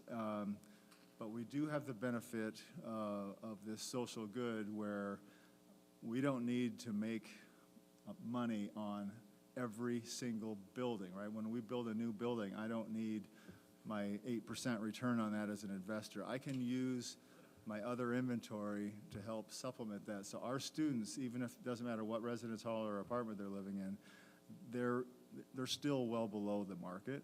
And so pushing them out just isn't, I can't do that from here, right? So we are looking now at building something, not large scale, but a facility that would allow us to have some capacity, to have some swing space to do these renovations. But I will turn it over to my colleague now. Dwayne, thanks for being here. Good morning. Thank you, Terry. So in May of 2024, we conducted an assessment that looked at a variety of factors. And the first thing we really wanted to understand was what factors influence a student's decision relative to housing. And as you would expect, the total cost of housing with utilities and all those factors was the number one answer, but followed by proximity to classes, ability to choose their own roommates, and then also access and in proximity to campus dining. We also at that same time sought to understand what was getting ready to come online in Bozeman. And at that time, the City of Bozeman planning documents showed that there were 26 development projects that would bring over 3,600 multifamily units to market. Most importantly, 860 of those were in very close proximity to campus. During that assessment, we were also able to complete a review of the age of our facilities, which showed that 54% of our facilities are 50 years and older. High-rises were built in the 60s. Don't sleep on things built in the 60s, by the way. I just want to get that in there. And our newest university student apartment building was built 35 years ago. So we have some aging infrastructure. And then we also sought to understand what students want and what's their preferred programming. And again, really no surprise, they would prefer a private bedroom, single bed. They'd like to share a bathroom with 4 to 5 suite mates rather than maybe our traditional residence hall where that number is a little larger. And then also, as part of that assessment, we were able to use the consultant's proprietary software to understand and model the maximum demand potential for on-campus housing. And their model showed that we could support an additional 600 plus beds. So based on that information that we gleaned from that, as well as the internal data that we already had, we began to understand what the action that we were looking at. And that action became, I'm sorry, if we could go to the next slide. Yep, thank you. The action that became clear was the need to increase capacity. As you can see up here on the slide, and Terry alluded to it, over the past 5 years, our housing system, so that's residence life and university student apartments, has averaged 91 to 96% occupancy. This fall, our residence halls opened with over 97% occupied rooms. So, and here's the interesting part. We talked about the inventory that's come online. Despite the inventory that's come online, the last 3 years have seen record numbers of sophomores, juniors, and seniors come and return to live with us in the residence hall. So despite the new inventory, they're choosing to come and stay with us on campus. So this level of occupancy becomes problematic, and the target in the housing, university student housing, is about 85% about where you want to be.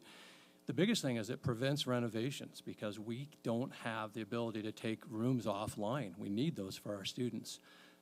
If we take them offline, we just reduce the number of housing opportunities that are available to our students. It also creates a limited ability to respond to emergencies, whether those are emergent student needs, whether Chair Buchanan and I as roommates get in a conflict and we need to move one of us, or it's a plumbing need. We don't have that flexibility because we're kind of boxed in because of that highest capacity. And also it creates constraints on being able to satisfy all the requirements, or not requirements, maybe an accommodation. As Terry was saying, if a student has an accommodation for a single room, it limits our ability to respond to those on approved accommodation requests. And then lastly, because that general demand is so high, it limits our ability to offer a wide array of communities and living and learning communities that focus on academic themes. We just don't have that ability. If we go to the next slide, please. So in moving forward, we've identified a two-pronged approach that consists of design and construction of a new 250 to 300 bed facility that is aimed and designed at our sophomores, our juniors, and our seniors, as well as graduate students. Very flexible space, as Terry said, in a suite style. Again, going back to what we know our students want, a single bedroom, but are willing to share bathroom and a little bit of a common area with other students. And to circle back on an earlier comment I just made, this number of beds is more conservative than the assessment study showed, but it meets our need to create some swing space to allow for renovation and deferred maintenance to occur, and also it's within our budgetary scope. So the preliminary estimates for A&E Architecture and Dick Anderson Construction, which is the same company that's doing the UM residence hall here on campus, has a total project cost of about $50 million for 250 to 300 beds. The second prong is to continue our focus with addressing deferred maintenance, and we just got through hearing a lot about that, and we certainly have a lot of deferred maintenance in our housing facilities. We talked about the age of those facilities, but we want to set aside $20 million to try and get after some of that deferred maintenance. So combining the new project with the deferred maintenance would result in an issuance of about $70 million, and based on our current financial analysis, and we have some debt service that falls off at the close of FY28, we feel comfortable with this level of issuance. So lastly, as Terry said, as we formulate this plan, we do anticipate coming forward again to request design authority, perhaps as early as the January meeting. So if we go to the next slide, please. So this actually wraps up our presentation, but Terry and I talked, and we'd be remiss if we didn't thank you for the general support in May for the 10% increase in our university student apartment rates, and that was specifically to identify, target, and complete deferred maintenance projects. I'm happy to report that since FY24, in university student apartments alone, we spent over $10 million getting after some of the deferred maintenance. So we're very appreciative of that support, and thank you for your time. Happy to answer any questions. Questions, comments from the regents? Chair Buchanan. Chair Salver, thank you. Dwayne, Terry, thank you very much. As you think about this new housing it seems to me right now it's almost all limited to freshmen due to lack of capacity as you move into other classes. How do the projected rent rates compare with market rates in the community? Is it going to be everybody competing, all of us trying to get in there and get our kids in there because the rates are so much more favorable with the on-campus housing? Chair Buchanan, I'm sorry if I understand your question is that in our new facility, how will those rates compare to off-market or off-campus? The rates will be consistent with what we're doing right now, and so we don't anticipate significant difference. We already have, as Terry said, these type of facilities in what we call our headwaters complex, so the rates would be very consistent with that. And we know that right now, our rates in terms of our room and board rates are a little less than what a normal student is paying for a two-bedroom apartment. Plus, one of the things we're finding is that our students, they don't have to sign a year lease. It's they're with us for eight months out of for the academic year. So from that aspect, we spend a lot of time looking at that. We don't see any increases from where we currently are with those type of facilities that we already have. Follow up, and at least in the last decade or so, we've seen a lot of private housing developments in the area. Are we seeing that continuing? Do we see future proposals for additional inventory through those types of projects? Thank you, Terry. I just yesterday had a conversation with a friend of mine who's a banker, and he told me that their group was working on a finance of a project very close to campus that's now been pulled. And so, yes, the Boots and Stadium View and Arrow are definitely there and have come on. But you're starting to see some projects that were 3 years ago, I think, when we first looked at the planning documents for the city of Bozeman that were there, aren't there now. Mr. Chairman, Vice Presidents, where do you guys plan on putting this building at? Or do you have an idea? Yeah, thank you, Mr. Chair and Regent Jasper. If you're familiar with our housing, the apartments and sort of what used to be called family and graduate housing, we call that university student apartments now. There are some old sort of World War II era, we call them the monopoly houses. They're just, they are four walls and a roof, but they are, I would say, decades past their useful life. And we took, I don't know, it's probably been, 10 years ago? We took about half of those offline. The remainder of those need to come off. So essentially right now, as people, sometimes they'll lease those for multiple years as, graduate students or even undergrad families. But as those leases are leaving, we're just not renewing those. We're not offering those back up for lease. So we'll take those off, and that'll be there. So it's sort of on the eastern edge of all of our apartment complexes there, right behind the buildings on 11th Avenue. So. Any other questions, comments? Oh, Regent Dombrowski. I think, thank you.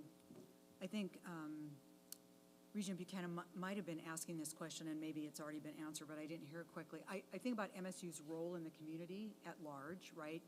And developers and everyone wants to live there. And so are we putting ourselves in a position of competing, you know, here's someone who's just taken a project offline from your banker conversation. I just wouldn't ever want us to be in the position where we're seen as being able to offer a deal to a student in lieu of a developer's thought of housing. Mr. Chair and Regent Dombrowski, it's an excellent question, and it's also part of that internal sort of consideration that we've been, you know, in my mind anyway, going through, because that's our role is not to compete with students who would normally leave, right? I don't want to attract students who would normally leave campus. We have students that, as Dwayne mentioned a few minutes ago, they've chosen. I mean, we have space in our community now, and at price points where other students are choosing that, they are not, and it's for the reasons of they want to be on campus, and there are other valuable reasons for doing that. So I hope that makes sense, but yeah, we're certainly appreciative. I mean, I remember when this conversation started with housing years and years ago, before we had these, you know, these developments near campus, and developers at that time were coming to talk to us, and, you know, would we guarantee a certain number of, like, you know, would we backstop basically a certain percentage of their units? And I said, I can't do that for you, and I can't promise you what MSU is going to do, but I can tell you that we're going to become, you know, a better university every day, and I anticipate that we're going to have students, and so they, at that time, the early ones took that flyer, and they've been very successful. Others have come in afterwards, but again, I want to work with them, but I don't want to compete with them. I think my only follow-up point is that it's well known that that's the philosophy, like, right, that MSU has that philosophy and is always willing to have the conversations with the developers, the mayors, whoever might express a concern. Does that make sense? Yeah, no, okay. That's good. Yeah, we appreciate it. Appreciate your strategy, and you know, with the theme of taking care of what we have, you know, you can't put them in tents to do it. So, and then it's going to allow for just the organic growth that wants to happen at MSU and Bozeman. So, thank you for your time, gentlemen. Well, maybe before you go, any other questions or comments? No. Thank you. Thank you all. Appreciate it. Okay, that moves us along to our last item on the information agenda. I'd invite the team, come on up and walk us through your capital projects.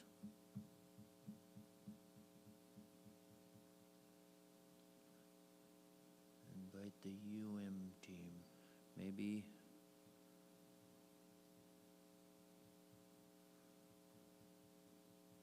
That looks like you, Paul.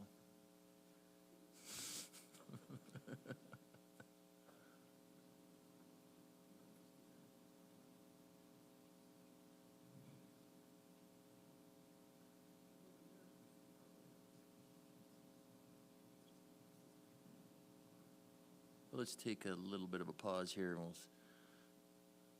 find where the on-deck circle is.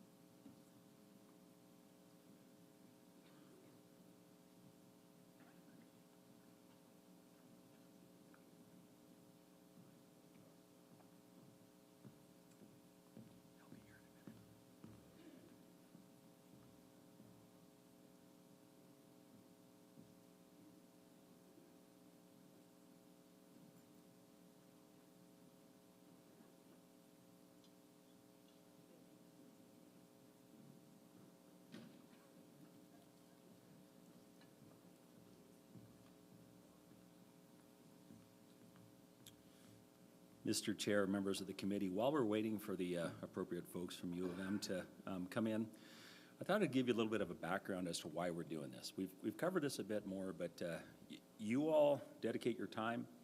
You spend enormous amounts of your own lives making important decisions for the university system. And then it seems to me, watching over a couple decades now, that those decisions go off into the ether, things are built, and there's really not a feedback loop to the good work that's happened on the campuses. So we're hoping to institute this process where the host campus, and in the case of some of the campuses that may not get to host very often, we will bring them in at the appropriate time. But this process will let you see the great work that's being done on the campuses with the projects that you have approved or authorized, and they really do make a huge difference in the success of our students and the core mission of our institutions. So. And Mr. Chair, I'll start the presentation while the folks are coming, because I think we need to keep moving. There sounds like there's a miscommunication on timing. That'd be great. So if that's all right, yeah. You know, this and thank you, Dan. I do think this is a good best practice for us as campuses to give an update on what we have done. And where our focus has been. And if you go to the next page, you know, we really think about infrastructure on this campus as essential. You know, we wrote up here, what are the key, you know, purposes of the infrastructure? Obviously, access, excellence in terms of teaching, that holistic student development. You know, a student spends 15% of their time in the classroom, 85% of their time in other places across campus. And we have never been a campus that says we're going to build luxury. We are not, as I've joked often, I think, with this board, we're not going to build a lazy river on campus. We already have the Clark Fork. We don't need it. This is never about luxury. It is about safe and effective living and learning spaces. And we took a look at our infrastructure. Back in 2019, we did an analysis when Vice President Lasser joined, and we saw that our age of plant ratio, comparison of where the state of our facilities are relative to our peers, we were about a third older in terms of the age of our plant as compared to peer institutions. And that was presenting challenges for us. It was presenting challenges in terms of attracting students. It was presenting challenges in terms of retaining students. And it was presenting challenges for our faculty to do their work, for our staff to do their work. We saw significant underutilization of certain assets, inefficiencies of assets, a heating plant whose stack you can see right behind you that was at, frankly, beyond its useful life and had parts that weren't able to be replaced. And so we began a process. And if you go to the next page, what has happened has been the largest infrastructure renewal in the history of this university. Over the past 6 years, we have in total projects either completed or in progress with a total value of around $385 million. And you can see highlighted on this map the sections of campus that have had major exterior construction in gold. You can see interior renovation in the blue, and then things that we're working on right now in purple, or I guess it's pinkish. I don't know how I would define that color, but it's really touched every corner of campus. And I'm going to turn it over to my colleagues in just a moment for them to jump in. But before I do so, I want to just give a sense to the board, because $385 million, that is a big dollar figure. Where did that money come from? And if you go to the next page, you can see the breakout here. A big component of this was a restructuring of our debt portfolio. In 2019, we restructured our debt portfolio at a much lower interest rate, a little bit longer term, a more reasonable debt load for our campus, recognizing that over time this is a continual process. Our debt was pretty high interest rate, pretty short term. And so we restructured that. I'm happy to tell you that today, despite a longer, a higher total debt load, our debt service coverage ratio is far higher than it was at this time. So I want to emphasize that yes, we did make those investments with debt, but we did so in a very cost-efficient way. And we have more flexibility and better ability to cover our debt service today than we did before we began this. And I think of that debt service, right? Why do you take debt? Well, you take debt, you use debt to invest for the future, to enhance your future productivity. That figure right there is investing in future generations of Montanans. You can also see here significant support from the state, which we appreciate. But in the spirit, and I appreciate the governor and this administration's focus on that idea of matching, right? There's a state component, there's a philanthropic component. And you can see on this chart right here that private grants and support have outpaced the amount of funding from the state, which is really important. I mean, I think there's a state obligation here to build upon, to maintain, to care for what we've been given by previous generations. And there's also an obligation for us as a university to go out and raise funds for these types of things. So a big stream of investment into this campus. And I'm going to turn it over to Paula and Jamil. I want to introduce them. These are our two phenomenal leaders on this campus. And I just, the magnitude of what they've done, right? We talked earlier today about the staffing challenges at various times throughout our campus. And filling a facilities team, a grounds crew, getting technical workers, HVAC, technicians. The work of running a university infrastructure and plant is really hard. And it has been difficult from a staffing standpoint over the past 6 years, especially in the pandemic, coming out of the pandemic. Doing that while you're also managing the largest infrastructure refresh in the history of this university is a Herculean task. And I want to give credit to Paula and Jamil and their team, because they have done a phenomenal job of managing this portfolio of projects. They do get a heavy dose of project management questions from me in our meetings, and there have been meetings when Jamil has come in, in the time of great inflation, saying, "I have nothing today but bad news." But we've navigated through that, and I think the results are amazing, and you'll see one of those this evening. So. Without further ado, I want to turn it over to my colleagues, Paula Short and Jamil Chaudhry. And I think, guys, just why don't you start by talking about what has informed our work here, these priorities. Thank you, President Bodnar. Our work throughout the largest infrastructure reset in the university's history has been guided by thoughtful planning, and specifically 2 iterations of planning, the second of which was necessitated by the fact that we completed every key recommendation from the first plan, necessitating more action. But we'll begin with our campus student master plan. We are, of course, guided by our priority for action number 1, which is placing student success at the center of everything that we do. That has been sort of the guiding principle, our North Star, if you will, as we've made decisions around infrastructure and campus improvements.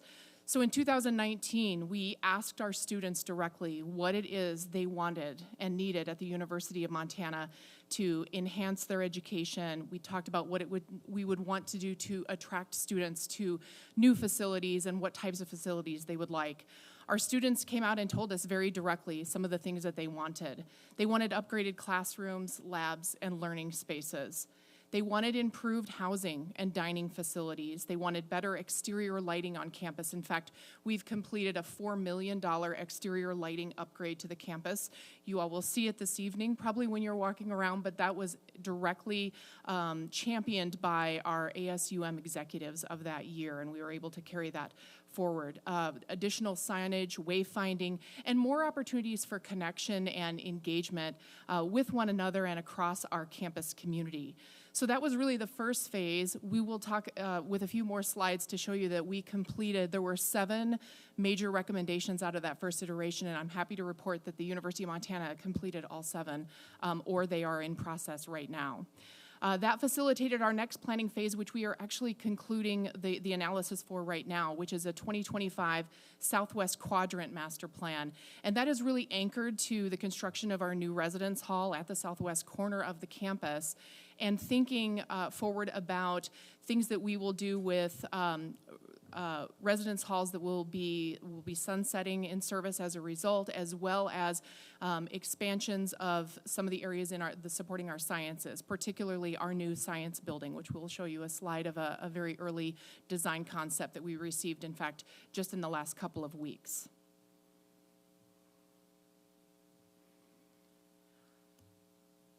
To expand on these descriptions, the Campus Student Life Master Plan really took a holistic look at our campus and tried to create zones and areas of opportunity.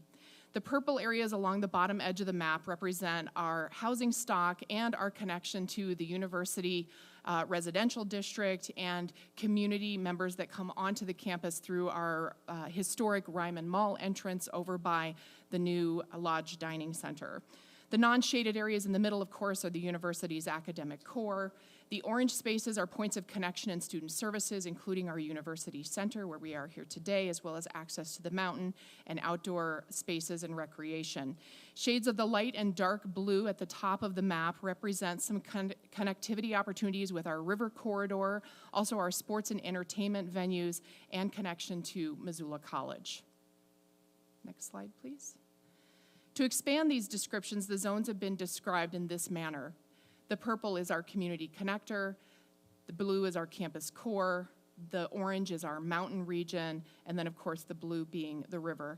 When we did our strategic plans, both iterations of them, we looked at commonalities, challenges, and opportunities in each of these areas, and then set forth on a plan to make infrastructure improvements that were in complement to all of these, as well as respecting the long-term planning goals that we have for the university.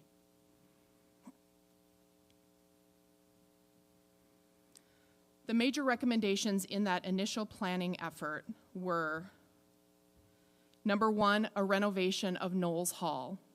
We'll give you a slide and a little bit more detail about Knowles Hall in just a minute. Also, the identification and siting of the new residence hall at the southwest quadrant of the campus, construction of our new dining facility, construction of the Montana Museum of Art and Culture, extension of our Memorial Row to complement the museum and to create a safe pedestrianized corridor through the campus all the way to the river, expansion of surface parking lots around the campus, and the addition of a new Grizzly Gate landmark sign as an entrance and introduction to the campus. Next slide. We'll go now into accomplishments from our Student Life Master Plan, that first planning effort. The Knowles Hall remodel was completed in August of 2023 with renovations to rooms. We have also added common areas for cooking, community spaces, and a fresh exterior facade. The Lodge Dining Center that you'll have an opportunity to experience this evening is a beautiful and prominently positioned facility that overlooks the Oval and Mount Sentinel. This is a love letter to Montana, and you'll hear more about our planning and design for this facility, as well as some of the numbers about how successful we've been in a dramatic increase in the number of meals served, the number of students served, and really community interest and community members frequenting our facility as well. The Montana Museum of Art and Culture, obviously a state and regional treasure. Many people don't realize that the Montana Museum of Art and Culture actually predates the chartering of the university, yet it had never had a permanent home until we were able to complete this project as part of our first planning effort. Investments in intercollegiate athletics include the renovation of our men's and women's basketball locker rooms and the construction of our indoor practice facility, affectionately called the Bubble, which is used not only by our athletic teams, but also by campus recreation and the Missoula community as well. The exterior to the campus is probably an area that I'm most excited about, having studied forestry here and really loving the State Arboretum being on our campus and just the natural beauty that really is the University of Montana's calling card in so many ways. The exterior of the campus has seen many functional upgrades, including a full renovation of the oval, replacing the brick with a similar surface, but one that is much more durable and safer from an accessibility standpoint. We also have the new Grizzly Gate, the large interlocking UM letters. This is seated over in Jeanette Rankin Park, which is now under the ownership of the University of Montana. Provides a really wonderful entrance to the campus. But prior to this, we'd often have people come over the Madison Street Bridge, drive all the way down to the stoplight at Beckwith, and then look back and realize that they had in fact been traveling along the university's main corridor for the entire time. So it's really a wonderful statement piece for the university. We will have a similar interlocking sculpture at the southwest end of campus when the new dining hall is completed. We have also done the lower level. You'll see a picture of Memorial Row in that lower centerpiece. That is our pedestrianized walkway down around the Adams Center and all the way down to the river. And then on the far right, you can see an aerial view of the campus at night since the completion of our exterior lighting plan. Again, this is about a $4 million upgrade. It includes lights down Arthur Avenue, down along Kim Williams Trail, as well as the interior of campus. And I think if you are out on the campus this evening, you will notice that while the campus is very well lit, we are casting that light down so that we are minimizing light pollution upwards. So aesthetically, it's a really nicely well-lit campus in the evening. And yes, very happy with that. We actually are just finishing the final installations, just a few remaining installations to complete that project. We'll talk next about the use of state-appropriated dollars through the long-range building program to upgrade some of our classes and labs. The next few slides would like to go in sort of quick progression because they're sort of before and afters. So next slide, we're talking about classrooms like this. This is Eck Hall into a more modern space in the same building. Next slide, please. This is a multi-classroom space in music that was also used for rehearsals for both vocal and instruments. Next slide, into a more acoustic, state-of-the-art type of facility. Next slide is one of our large underground lecture halls, Urey lecture halls. We go from sort of this orange seating and the dated technology to the next slide of being sort of an improved full renovation with acoustic improvements as well as audio-visual improvements as well. Because of the success of our health sciences and our biomedical research and bioresearch, we are in the process of building an addition to our bioresearch building. It's important to note the University of Montana campus is somewhat bound in terms of our expansion. We have a river to the north, we have a mountain to the east, and we have residential and the community of Missoula on the south and west edges. The places for the university to really expand are either inward on existing building spaces or certainly upward and a combination of decommissioning buildings or building new buildings or doing renovations as well. So we have some constraints related to expanding the campus, but that has really forced creativity and ingenuity in how we've looked at our building design. And the University of Montana has its first new residence hall in construction. This is the first new residence hall in 30 years. Jamil, do you want to speak a little bit to the residence hall? So this is a 600-bed housing complex, mostly centered around double occupancy beds. We do have some single occupancy beds and some triples.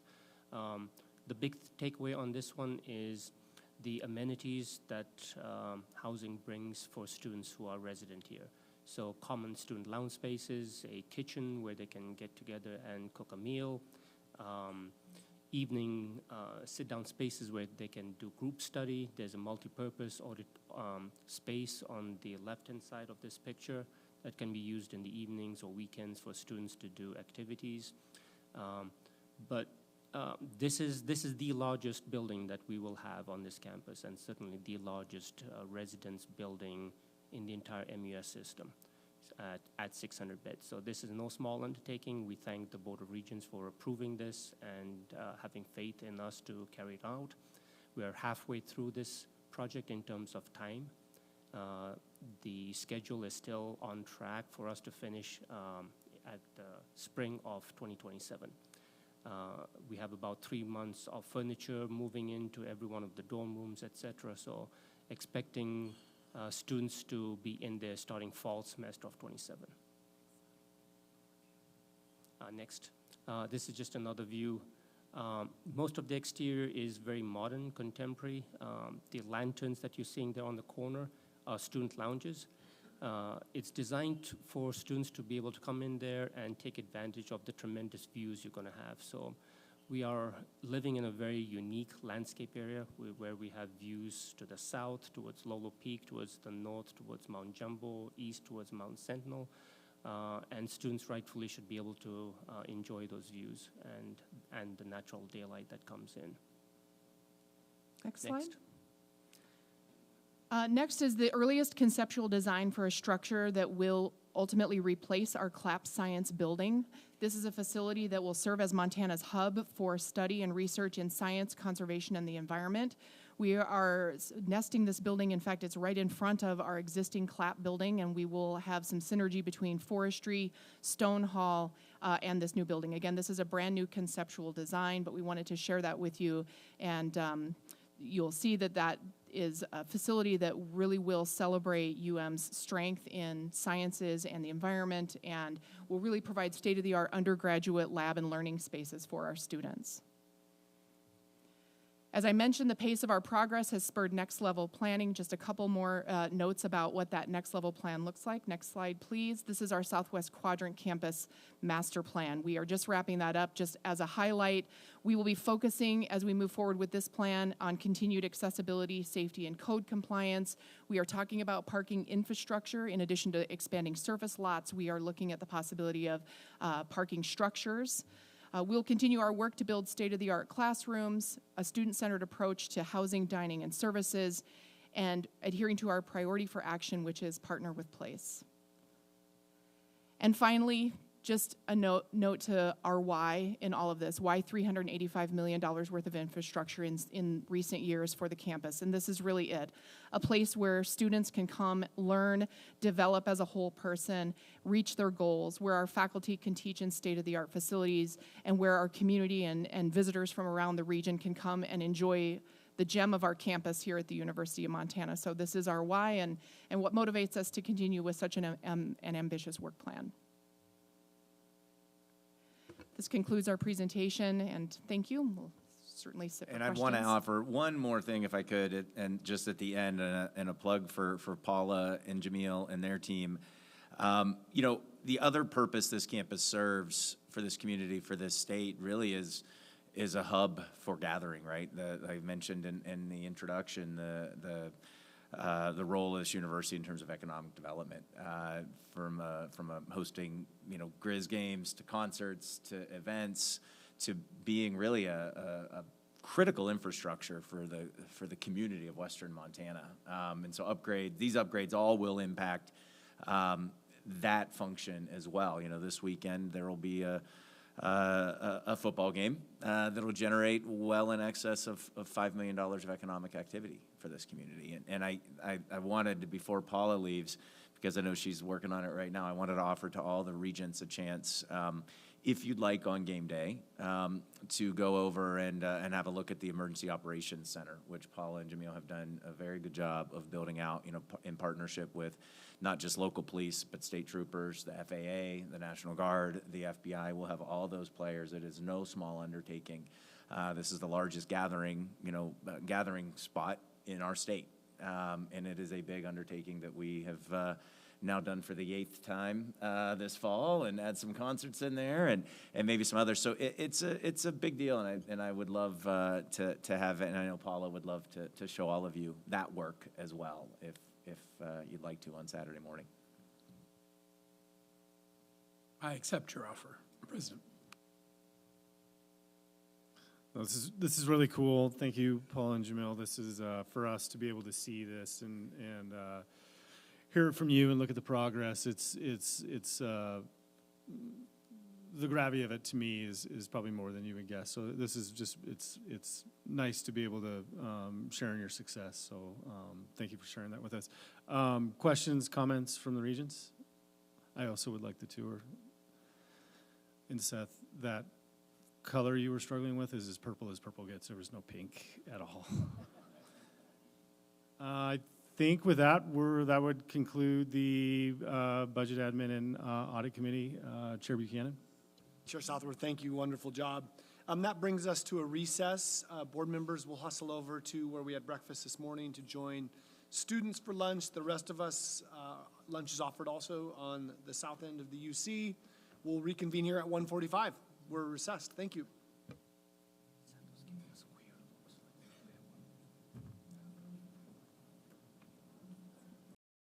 I hope everybody had a great lunch. We'll reconvene the meeting this afternoon. So with grace, I appreciate everyone's attention to getting back and focused. With that, we'll pass the gavel to Regent Folkvord for the Academic Research and Student Affairs Committee. Regent Folkvord. Thank you, Mr. Chairman. The ARSA committee is teed up and ready for presentation and review by the board. The first item on our agenda is the consent agenda, and I'd like to ask any of the members of the board if they would like to move any of the consent items to the action agenda. If there's no action there, we will proceed then to the action agenda and introduce the item called Regents Professor. The highest faculty honor we as a board bestow is the Regents Professorship. This is a rare and special honor reserved for faculty who have demonstrated the highest degree of distinction in scholarship, teaching, and service. We're delighted to have just such a distinguished nominee for our consideration today. I would like to invite President Bodner to present the nomination. Well, thank you, Mr. Chair, and fellow colleagues across the MUS, regents. This is one of my favorite things that we do at this university. I shared earlier this morning that this is a week when we celebrate the collective impact of our university system. We talked about record-setting retention rates, the highest graduation rates we've seen in our university's history, the highest research output we've seen. Just remarkable performance here at UM across our system. And of course, the heart of any university is the faculty. And it is a privilege to celebrate just one of the incredible faculty members here at this university. And it is my honor to present for your consideration the appointment of Julia Galloway as a Regents Professor at the University of Montana. Professor Galloway is a groundbreaking artist here at home and internationally. She is a dedicated teacher. She is a mentor. She is a model of service. Professor Galloway has been a dedicated member of the university community for more than 25 years. She served as the director of the then-named School of Art, and she now holds the position of associate director in the restructured School of Visual and Media Arts. As a leader, she's focused cross-disciplinary collaborations, and she's had a sizable impact on our Master in Fine Arts program. In the classroom, she is a beloved teacher and mentor who challenges students to do their best work. She empowers them in their creative growth, and she draws upon her vast international network to open up for them tremendous opportunities. She has been praised by one nominator for, quote, revolutionizing ceramic education. And she has created here at the University of Montana a ceramics program that is internationally recognized for its excellence. And she has impact far beyond UM. She's a former director at the National Council for the Education of the Ceramic Arts. She's a board member for the Archie Bray Foundation for the Ceramic Arts and the Haystack Mountain School of Crafts. And through founding Montana Clay, which is a coalition of ceramic artists, and creating what's called the Field Guide for Ceramic Artisans, she's also played a key role in lifting up her fellow artists. Her own work is widely lauded and can be found in collections of numerous museums, including the Renwick Gallery of the Smithsonian and the American Museum of Ceramic Arts. She's received numerous awards, including the Artist of the Year Award from the Ceramic Arts Network. She's a fellow of the National Council for the Education of the Ceramic Arts. as well as the Individual Artist Awards from Arts Missoula. And in 2018, she became one of only 4 potters to receive a United States Artist Fellowship since 2006. So, when we think about Regents professors, we think about the 3 elements of faculty evaluations and how faculty members progress through their careers, because as Regent Folkford noted, this is the highest rank that a faculty member can attain in the Montana University system. And we think about faculty performance along 3 elements in terms of teaching, scholarship, and service. And when I think about Professor Galloway's impact here as a beloved teacher, as someone whose work has really expanded the boundaries of artistic expression through ceramic arts, and who's had an impact that has reverberated across this state, across this country, and around the world. And I think about her dedication as an institutional citizen here at the University of Montana. I can think of no better candidate for such a great honor. And in fact, to give you a sense of her talents and her creativity, at the break, we had placed on each of your seats a gift.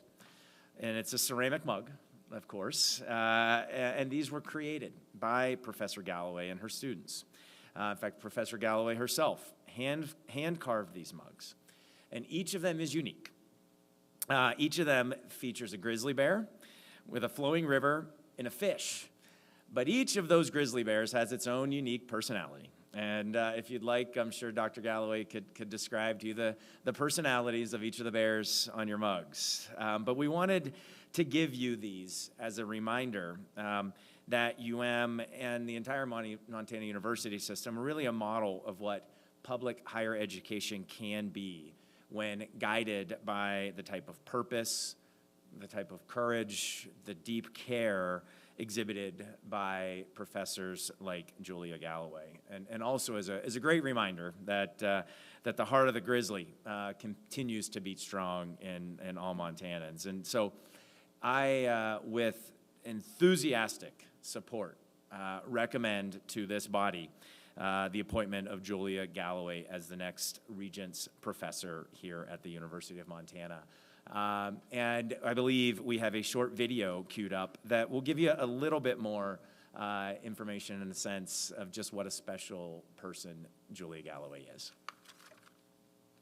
I am so delighted that the arts is being recognized in this way.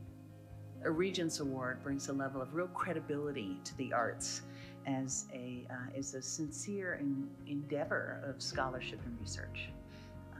And I think can give the students hope in a different kind of way, that they're doing something really essential, not just sort of a lovely class they do on the side for fun. Being creative is a tool. It's like a tool that we have to exercise, and it helps us think and be larger. It helps us be broader than the narrowness of what we are. It helps us open up who we are and see the world differently. I think it's easy to sort of mistake art as a elite activity. Art is for everyone. You know, in the history of art, you know, that sort of artisanry that you would often have an apprentice in your studio. So I feel like the classroom is our apprenticeship space. And that it's important that students learn all about the different aspects of making art. What inspires me the most, I think, with students is that they're just figuring it out. You know, I hope so much for our students that we're preparing them for life, not just for the first job when they leave school or the next job. I want to prepare the students about how they want to live in the world in these much larger ways. I want to help students be brave. Teaching and mentorship are totally integrated in a way, but I think a mentor is a little bit of a closer relationship. Mentorship has a little bit more to do with be better than me, be bigger than me, go further than me. You know, when I first came here as a visiting artist in Montana, I walked into that studio, that beautiful art annex studio, this big open space, and I was so inspired. It just sort of felt like all this open space, that anything could happen here. And I sort of felt that way too about living in Montana. You know, something about this big space around you that just felt like anything could happen. So I've been teaching in New York for about 10 years, and when this job opened up, I thought, bingo. That's what I'm looking for. I just want to open things up and see what can happen. You know, in Montana, we have an incredible arts community, and we have a very, very strong ceramics community. And I think that there's just something about knowing that there's a lot of us working towards artistic expression and the freedom of expression. I think often making art is a place where you have a minute to reflect. And I think we need reflection in our society. That this is a very sincere and profound life dedication to the arts. And that this is something that students can do. They can be in the arts.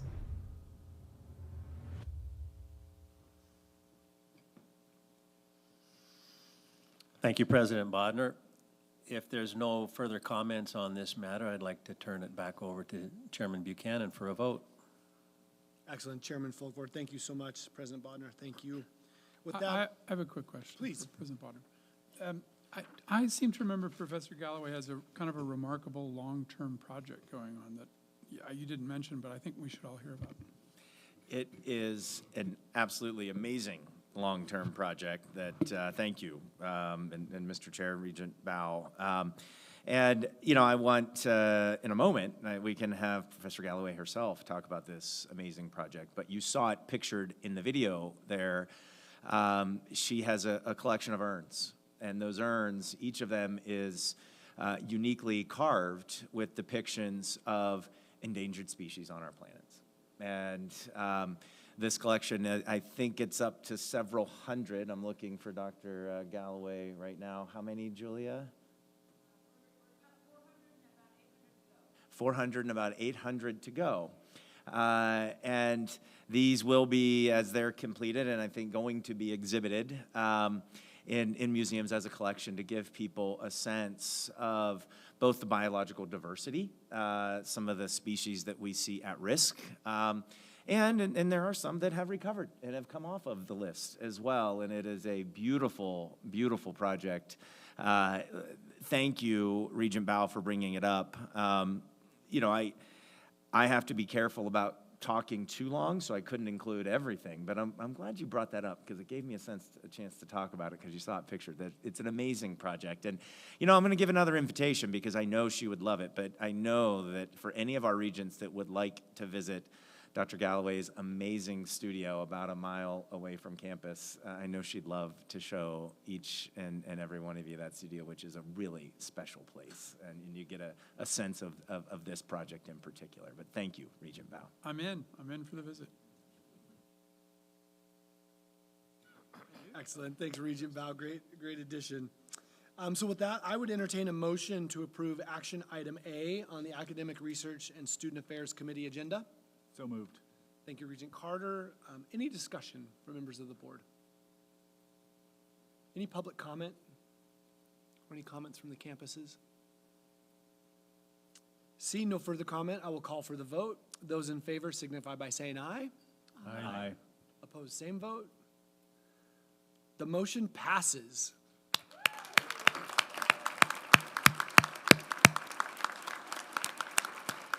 Please come up, Professor Galloway.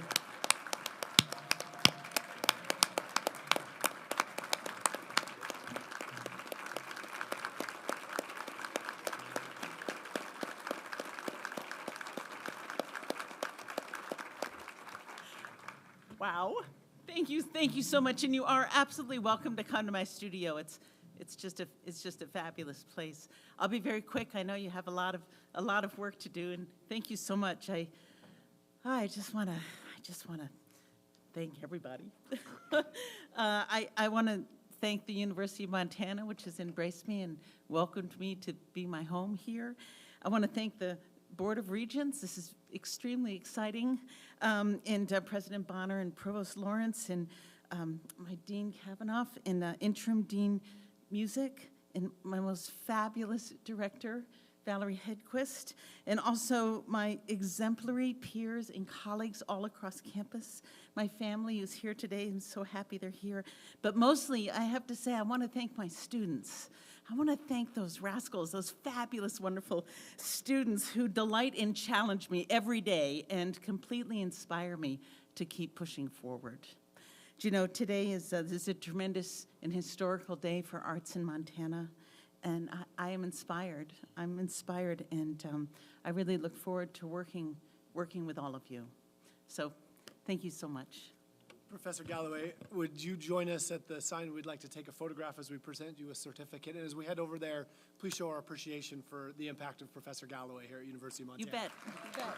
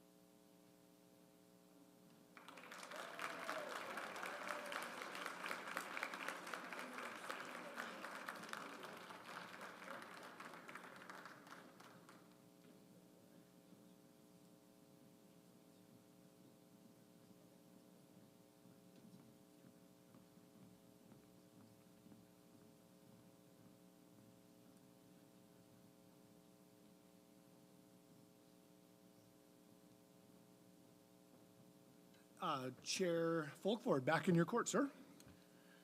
Thank you, Mr. Chairman. Moving down the agenda items, our next item is item number B, Honorary Doctorate, UM Missoula. I'll turn it back over to President Bodner. Thank you, Mr. Chair. This is just an amazing day because I get to talk about another incredible human being and just amazing grizzly.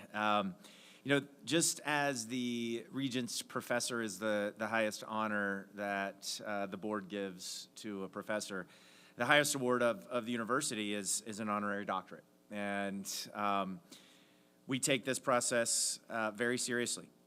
This is a campus process that includes action by the appropriate department, the college, the faculty senate, and of course, ultimately, the Board of Regents. And we look for people who embody the idea and the vision of this university, who have had great achievement professionally, who have had just a deep commitment to serve others, and have had a tremendous impact on this university. And I think about this year, or this year's nomination for honorary doctorate, and she is just a remarkable person who fits all of those categories and then some.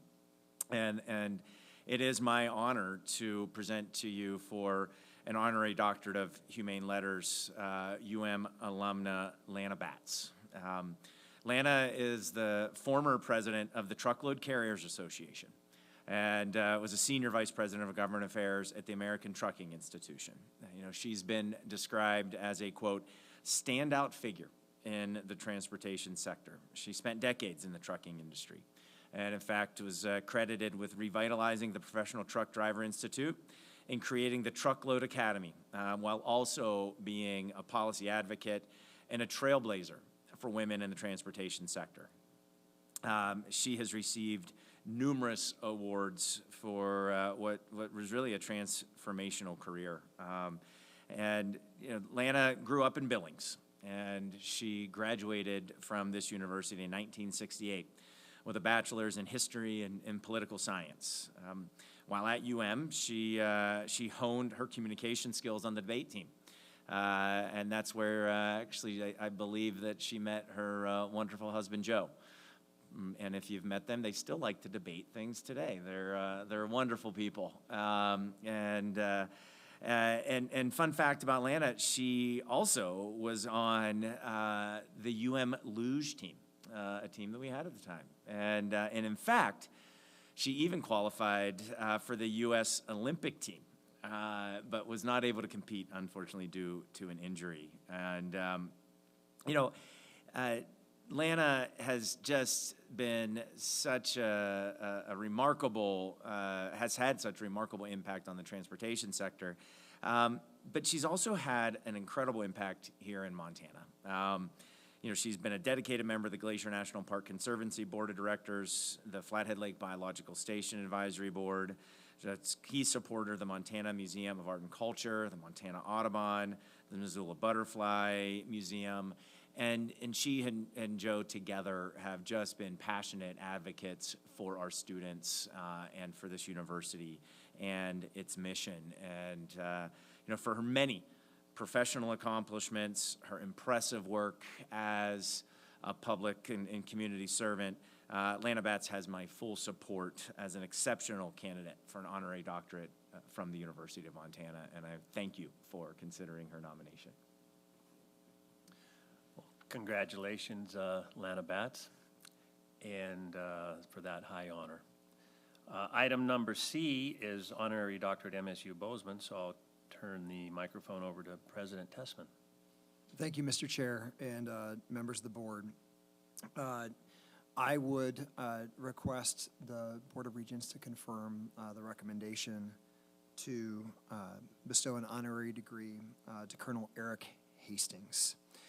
Colonel Hastings has been recommended by the MSU Honorary Degree Committee, and our Faculty Senate leadership voted in favor of this honorary degree recommendation.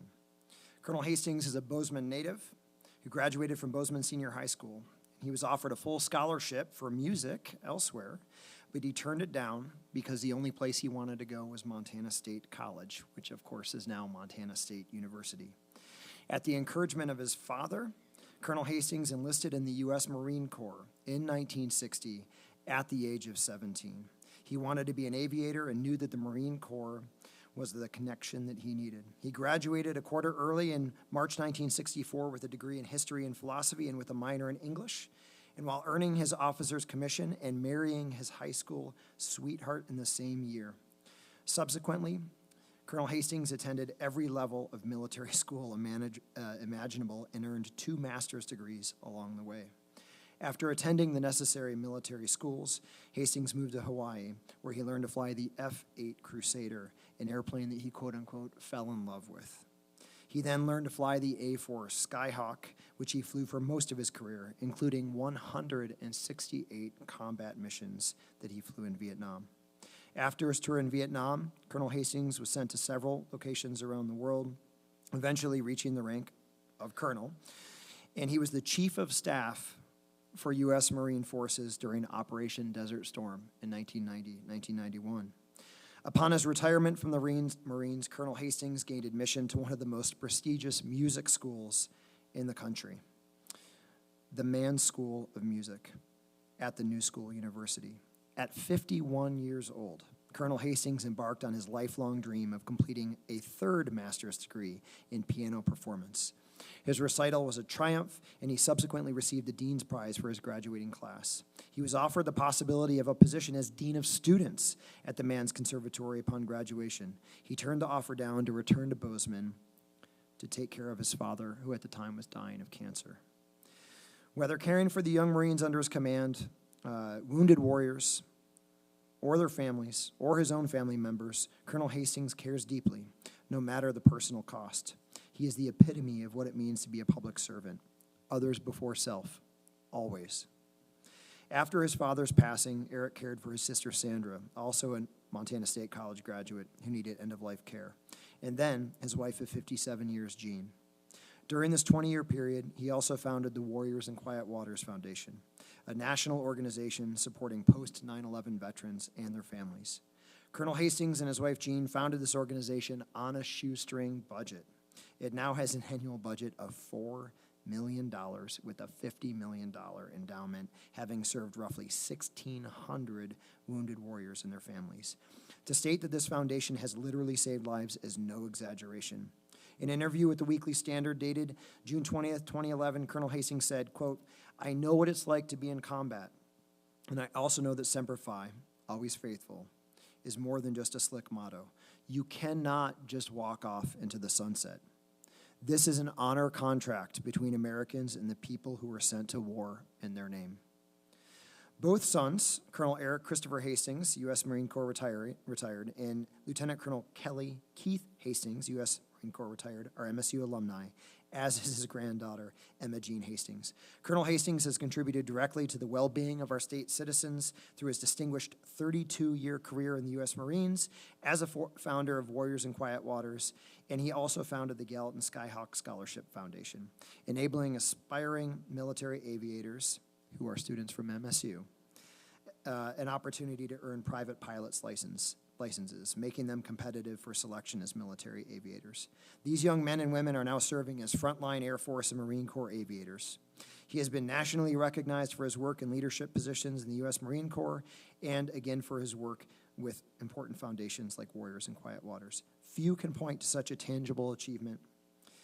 Men and women serving in uniform would be tremendously honored for MSU to award Colonel Eric Hastings with an honorary doctorate at our fall 2025 commencement ceremony. Thank you for your consideration. Thank you, President Tessman, and congratulations to Colonel Hastings for the nomination. Our next item is item D on our action agenda, and I'll turn it over to Deputy Commissioner Teal for guidance on these matters. Thank you, Chair Folkford. Our item D are our request to plan proposals for November.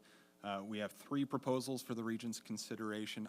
I'm going to go over these 3, but we do also have the proposing campus provost in the audience available for questions if we want to dive further into any of them. The first of the 3 is a proposal for the Eloise Coble Land and Culture Institute. This is an institute that was formed as a space on campus following a gift in 2013. It never went through the approval process to form as an operating institute, but in many regards it has been operating as such. There's a director. They work at the nexus of Native American studies and environmental sciences. They have active grant making through the U.S. Forest Service and the Mellon Foundation. In short, this is correcting the record a bit. This is a space that's successfully operating, that has some substantial and ongoing operations, and as such, our OCHI staff recommendation is to approve. I'll pause if there are any questions on this first proposal. Hearing none, and moving on, our second proposal is from Montana State University Bozeman. The Jake Jabs College of Business currently operates as a single department structure. So one department, close to 30 faculty, supporting 2,300 majors. This proposal is to split that into one college, 3 departments. You'll have an accounting and finance department, a management and entrepreneurship department, a marketing and analytics department. Those correspond with the fields, including some that have been added in the past 5 or 6 years that the college offers as degree programs and pathways.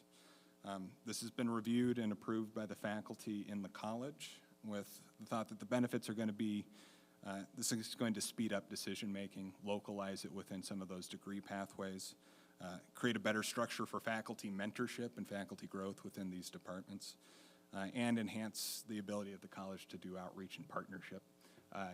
In our review, this seemed overdue. A sensible change. I think the dean, the provost, the campus took a good process to solicit input on how this departmental structure would look and would move forward. Happy to open if there are questions.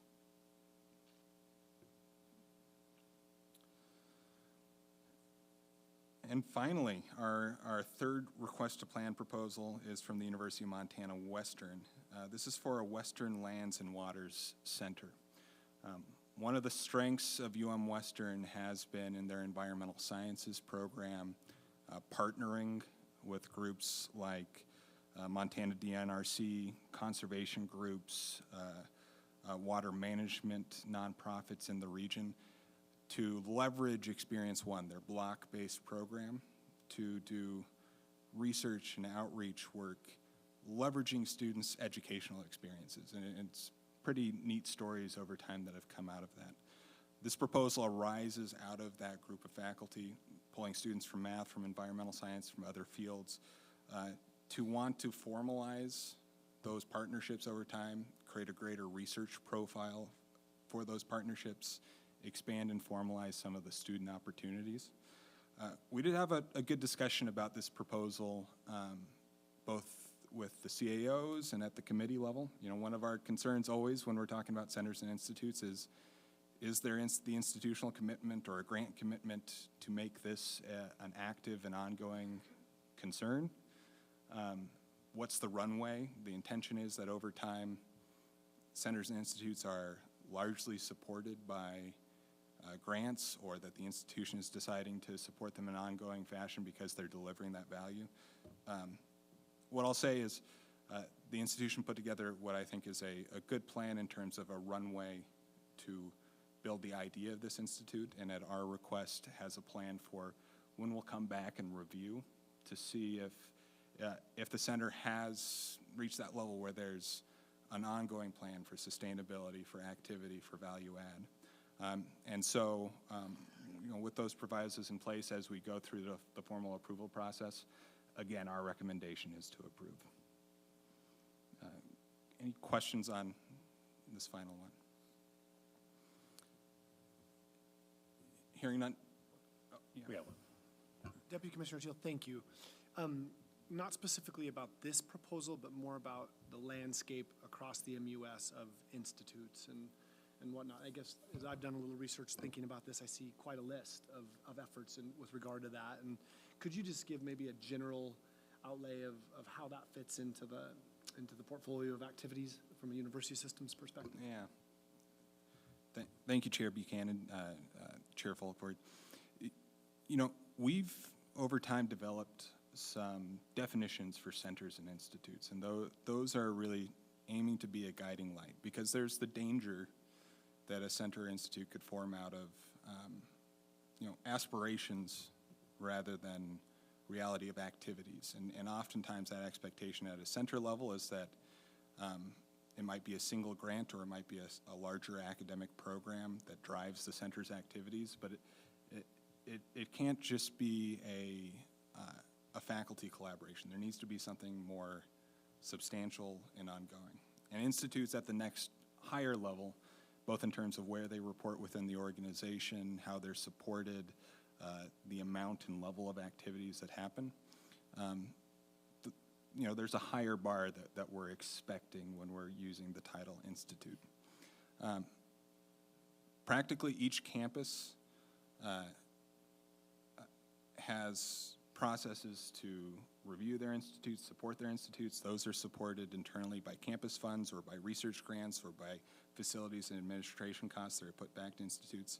MSU and the University of Montana, by far margin, have our most centers and institutes. Both of those institutions, typically under the VPR's offices, will have a process where those centers and institutes are requesting resources, their activities are reviewed.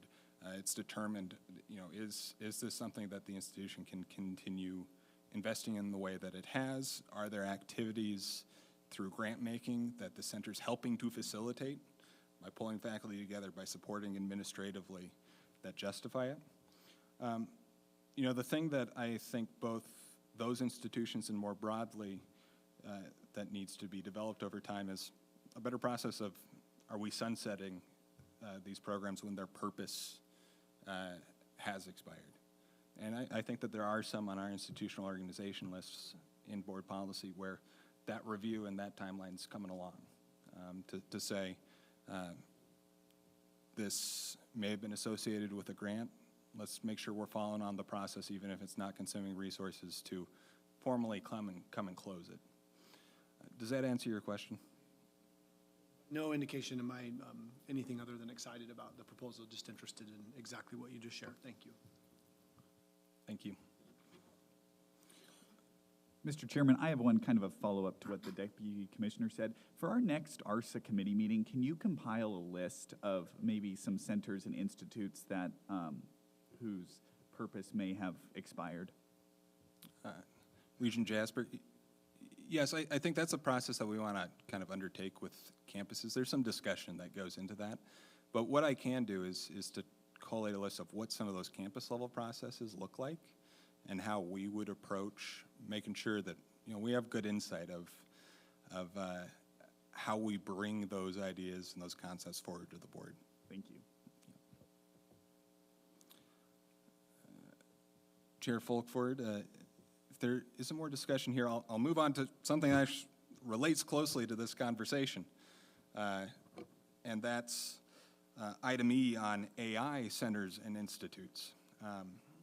This has been a subject of a good amount of conversation since our September meeting. There's an enormous amount of activity at both UM and MSU in the AI space. If you look across programs, you're going to hear about one later today.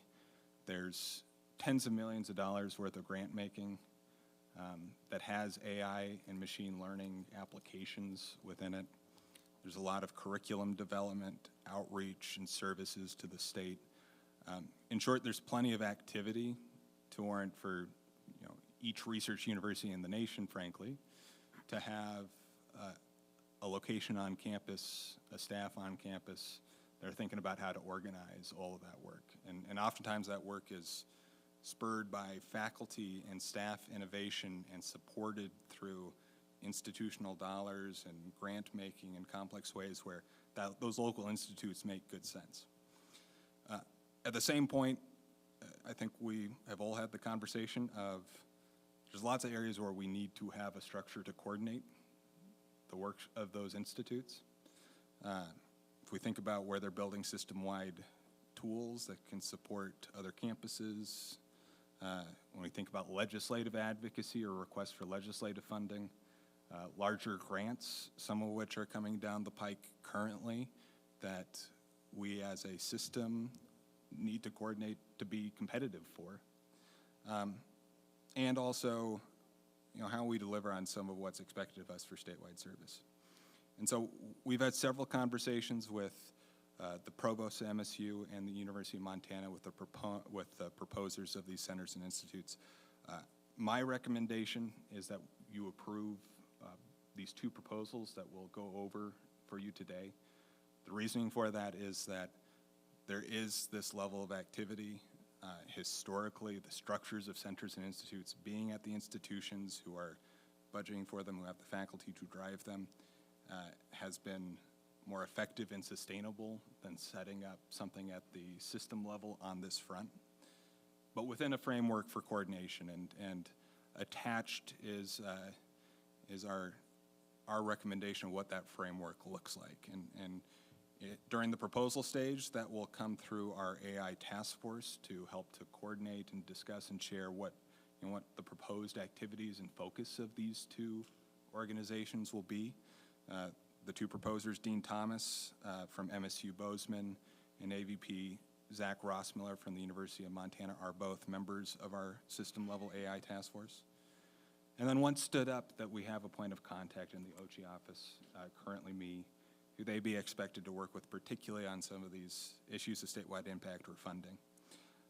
So with that foregrounding and that recommendation, I'd like to invite Provost Makwa up to introduce MSU's proposal.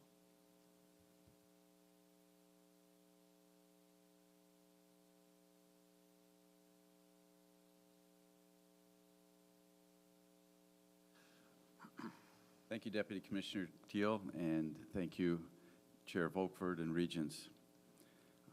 So you have our proposal in front of you. There's a lot of detail that attempts to address some of the many areas in which our campus is working on artificial intelligence.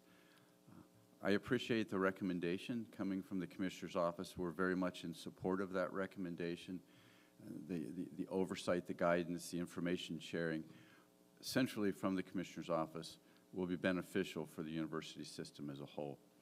I would like to touch on 4 higher-level observations and points about our proposal, and in conjunction, the center proposal coming from University of Montana.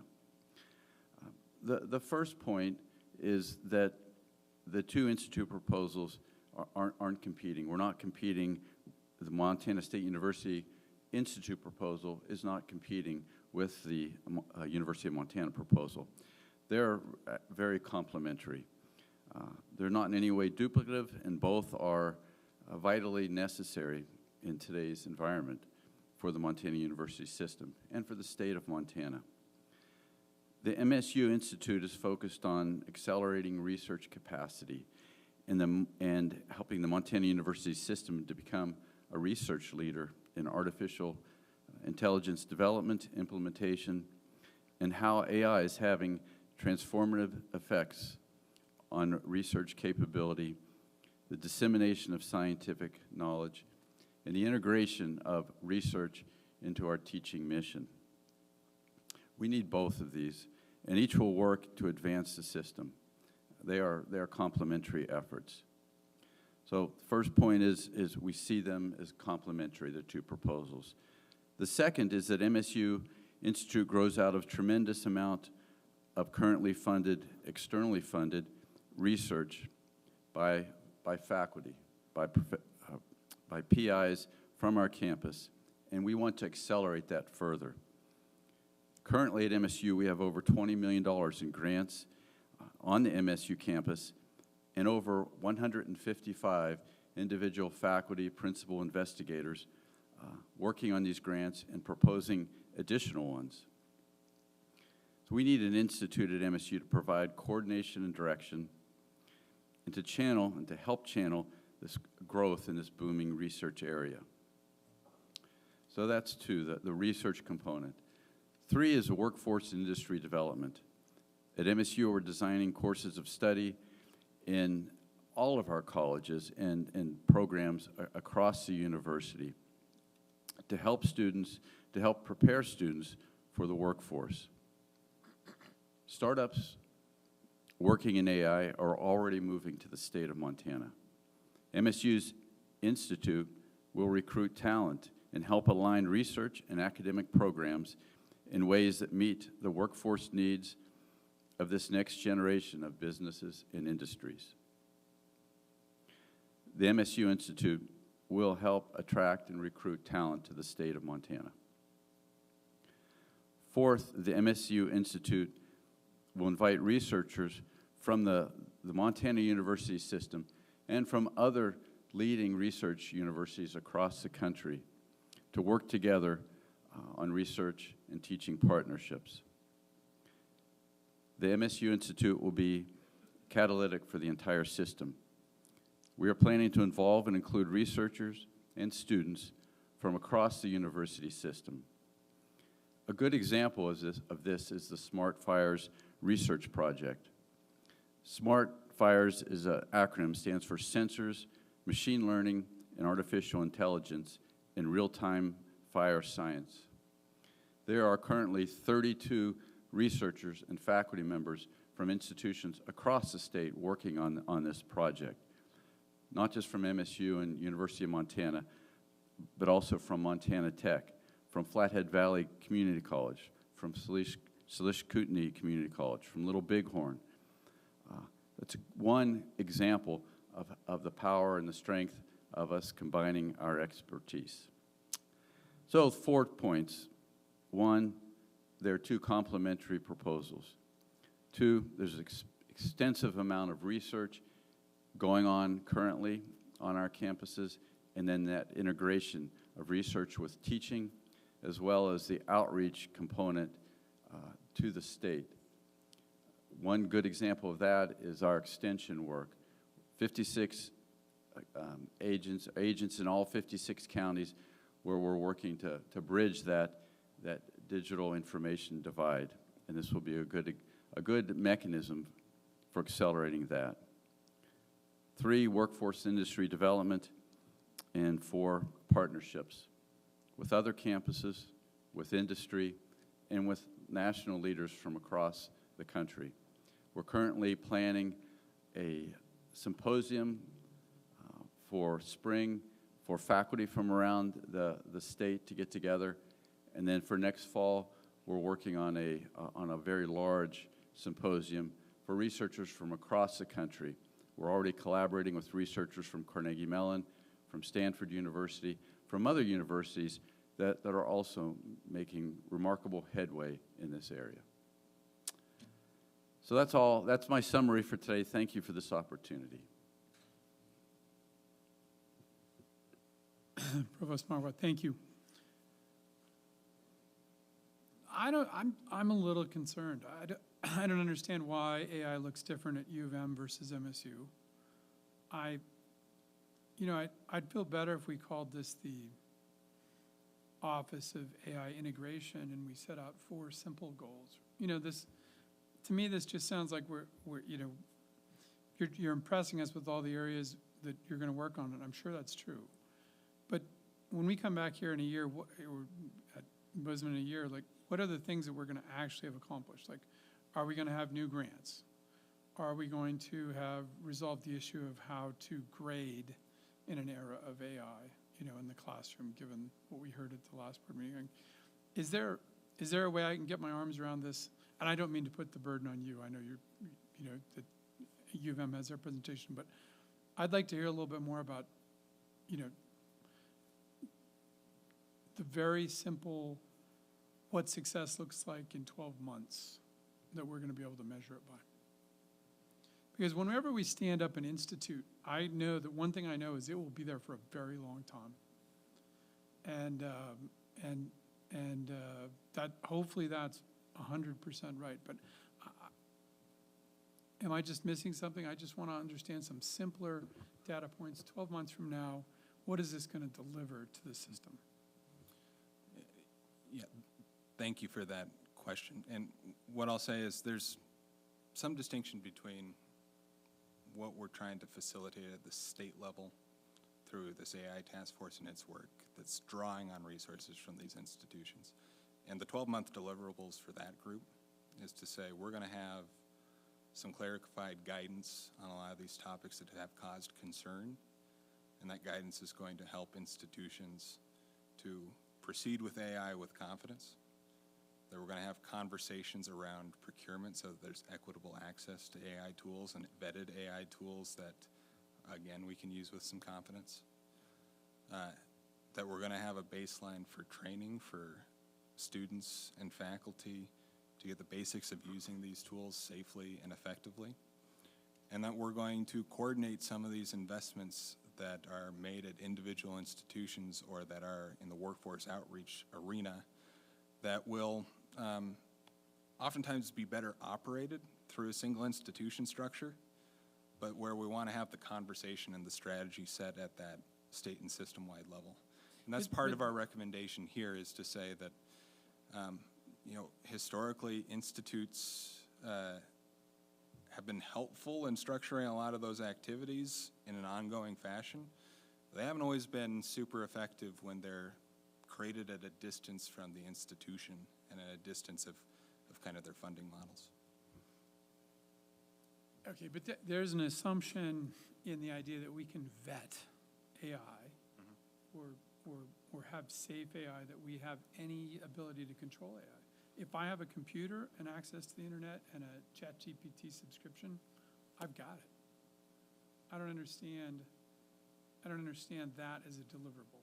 I understand if you say, okay, we're going to go get some grants and we're going to distribute more access points, to rural areas. I understand if we say we're going to come back with recommendations for how to grade assignments in the AI era, but I don't really understand that we're going to vet AI or make it safe. No, and apologies if I indicated that we're going to vet AI. I think more we're going to try and understand where do we need to provide some information, training, access to tools. Not to say that we're going to vet it for safety, but to say that for folks to feel comfortable using it, oftentimes we need some of those baselines of what are some best practices, what are some principles. Some of those best practices and principles are on the items that you suggest of academic honesty, grading. Others are, am I comfortable that I have a tool that I can access so that I can use this in my work or in my schooling?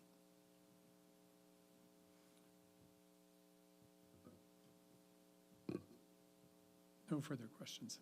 Thank you, Provost Markwell. Thank you, Chairman Fulford. Regent Bow, what deliverables should we be asking for? I think this is a very fair line of questioning. Grants, support, I appreciate all that. I mean, you've got more experience than this than most of us. Well, I think if we're going to fund this to the tune of $1 million a year, that one thing we should get back is they should be out seeking grants from the federal government for more than that, so it pays for itself. And I think success in AI will be adaptation. That's going to be trial and error. So that's why I go back to the grading. Like when we had our September board meeting, what really stood out to me was already every professor in every classroom can see AI is coming at them fast, because suddenly a course that 2 years ago was a C average is now an A- average. Wow, big surprise. And so how do we, I think a deliverable should be that we are comfortable that the grades we're giving out in the era of AI, I mean, students already refer to classes as chattable if they can get a good grade on it, right? Because if they can use AI, it's chattable, right? As in ChatGPT. So I think a deliverable should be, we're going to have better assessment processes in the classroom so that we know a student that gets an A, B, or C in that class we can make a closer assessment that they've earned it on their own, rather than they're really good at ChatGPT. And in that process, if we do that, then we'll have done the things that we say we're trying to do on vetting and safety and all those things. But I think a slightly more concrete deliverable in the classroom would be more attuned to our goals. Mr. Chair, do you mind if I, and Regent Bound, do you mind if I just, I think, try to offer a direct response to your question? And thank you, Provost Makwa, for that great summary.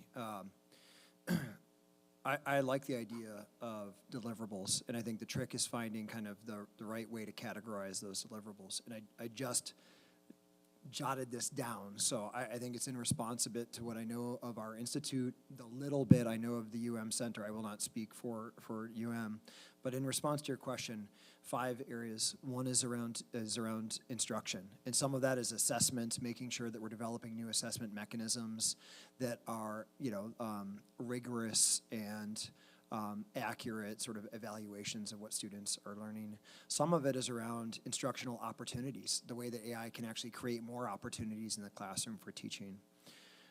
Another area where we can make progress is in operational efficiency. I do believe at UM, at Montana State University, across the system, we have a long way to go to take advantage of AI. We had a big conversation this morning with the staff at Musa and talking about the burden on staff across the system. And I think AI offers us some opportunity to make advances all the way from the way we recruit and admit students to financial aid and beyond. The third area is in workforce development and sort of filling that talent pipeline. And employers, big, small, everywhere in between in Montana, are going to need graduates who are AI ready and who are thinking creatively about AI. And our students are going to need to have those skills to be competitive in the workplace. So regardless of a major or whether they ever set foot or touch an AI institute at MSU, we've got to make sure from a workforce perspective they're AI ready. The fourth area, and I think this is a standout element of our proposal, and in some ways why it's specifically an institute, is the research side of things. Just to underscore what Provost Makwa said, $20 million plus already in external funding is coming in to Montana State University on projects related to artificial intelligence. And we very much believe, with good reason, that creating an institute and bringing those faculty together, working in new ways, will increase that number substantially, which is good for campus, but is really great for Montana. And the last one that is connected to our land grant mission, I do think if we consider the digital divide of the 90s and early 2000s and the way that urban America and rural America kind of split in terms of internet access and whatnot, again, not my area of specialty, but kind of multiply that by 10 or 100, and now I think you see the divide that could occur between some of, our larger communities in Montana and across the country and some of our more rural communities across the state. And through MSU Extension and other outreach activities, we can make sure that those communities also get training, they get access, to software and artificial intelligence, so that they can take advantage of that and make sure the communities stay vibrant and vital. An institute is a great way to organize all those efforts together, and I will speak on behalf of our university. We'd love to sit down and identify some deliverables. We're moving fast on this already, and we are perfectly positioned. I don't believe private industry is the right entity to drive progress in terms of the public good alone. They do part of that. And I don't believe that large-scale government is the right way to do it either. I think an institution of higher education is perfectly positioned, and I think that MSU and other institutions like UM in the state are in a good spot, this one. I agree with everything you said. I just felt like only about half of that was in this proposal in a clear form. And that let's set the first thing the Institute should do, should set up some nice, simple deliverables that those of us who use crayons instead of HB 12Cs, can understand. That would be my request. Thanks, Regent Bao. Understood. Mr. Chair, if I could maybe just add to, I think in Regent Bao, your points I think are well made, and I would echo Brock's comments. I think a couple things. One is to recognize kind of where we are in this process. This is a request to plan, and so understanding, okay, how do we want to organize these entities? So these are the exact right questions to be asking right now. And on the UM side, really what we're looking at is this as a continuation of what we've launched back in 2023 called the Future Project. And as I shared in the opening, there's really been 4 main areas of focus on that. How do we teach? How do we deliver content? How do we assess knowledge? And to your point about assessment methodologies, and in fact, our Faculty Senate cabinet meeting, we had a very robust discussion about that last week, right? So number 1 is how do we teach? Number 2 is what do we teach? How does our curriculum change based on our need to prepare students to enter a world in which generative AI proliferates? The 3rd is how do we work? And then the 4th is what does industry need? What are we hearing from partners? So those have been the 4 pillars that have defined the Future Project. They form the foundation of what would be this center.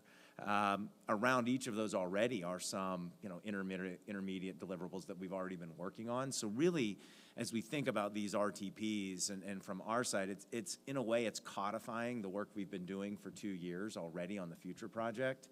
We've had multiple symposia already on this. We have another one scheduled for January where we're digging into those questions. And I think so thank you, because this is the type of engagement that's great for us. As we're in the RTP, the requesting to plan process. We're not starting from scratch, but we are building this. And so this is really robust dialogue. And I think it's frankly the way the process is, I think, supposed to work. So thank you for these comments. President Bonner, I'll just say agreed, and something that we can facilitate is, hey, as these proceed in their planning process, let's get back to the board with how the plan evolves and say, here's where we've gotten on these 2 proposals. Here's some of the key deliverables and activities as it gets to the point where they're actually launching. Mr. Chairman, I keep coming back to the same question that was brought up during our committee meeting, which is, should it be 1, should it be 2, should it be 10? And I think if we are asking our AI centers to go out and get grants, I'm questioning the wisdom of having 2. Because are we putting our best talents in our university system and pitting them against each other for grant dollars? Because there is only a limited amount of money in the world that is set aside for these purposes. And I just want to make sure that, when we're having these discussions about, should we have 1, should we have 2? Because these are not just meant to be AI centers for the University of Montana and Montana State University. And I'm proud that both centers agree in that.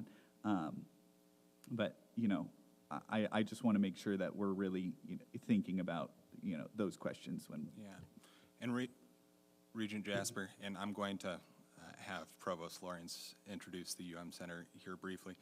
What I'll say is we have several examples of centers and institutes in similar areas that capture these big complex spaces where MSU and have built unique expertise. Water is one example. We have a water center on the MSU campus. We have a Mountain Water Institute at the University of Montana campus. They collaborate in grant making, and then they also go after grants that they're uniquely qualified to go after. In our experience, that's a better setup for the grant making purpose than saying we're only going to have one institution building expertise, particularly in a space as broad as AI. And so specifically with confidence, I can say that from a grant making standpoint, this structure of two institutes can and does work without it being duplicative or competitive. Thank you. Provost Lawrence. Thank you. Thanks, Chair Folkward, Deputy Commissioner Teal, and everybody else who has teed me up. So I think, a lot of the thank you, Brock. Thank you, Seth.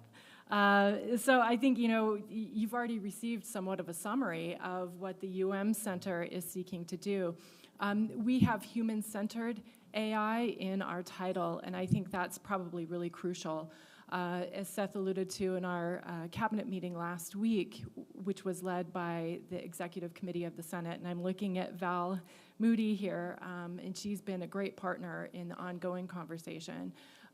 Lots of questions around assessment, and what does assessment, and then by extension pedagogy, need to look like? Those are really key questions. What might be possible with research? What does this mean for workforce? And what does it mean for a person who comes out of our university, for example, with a degree in hand?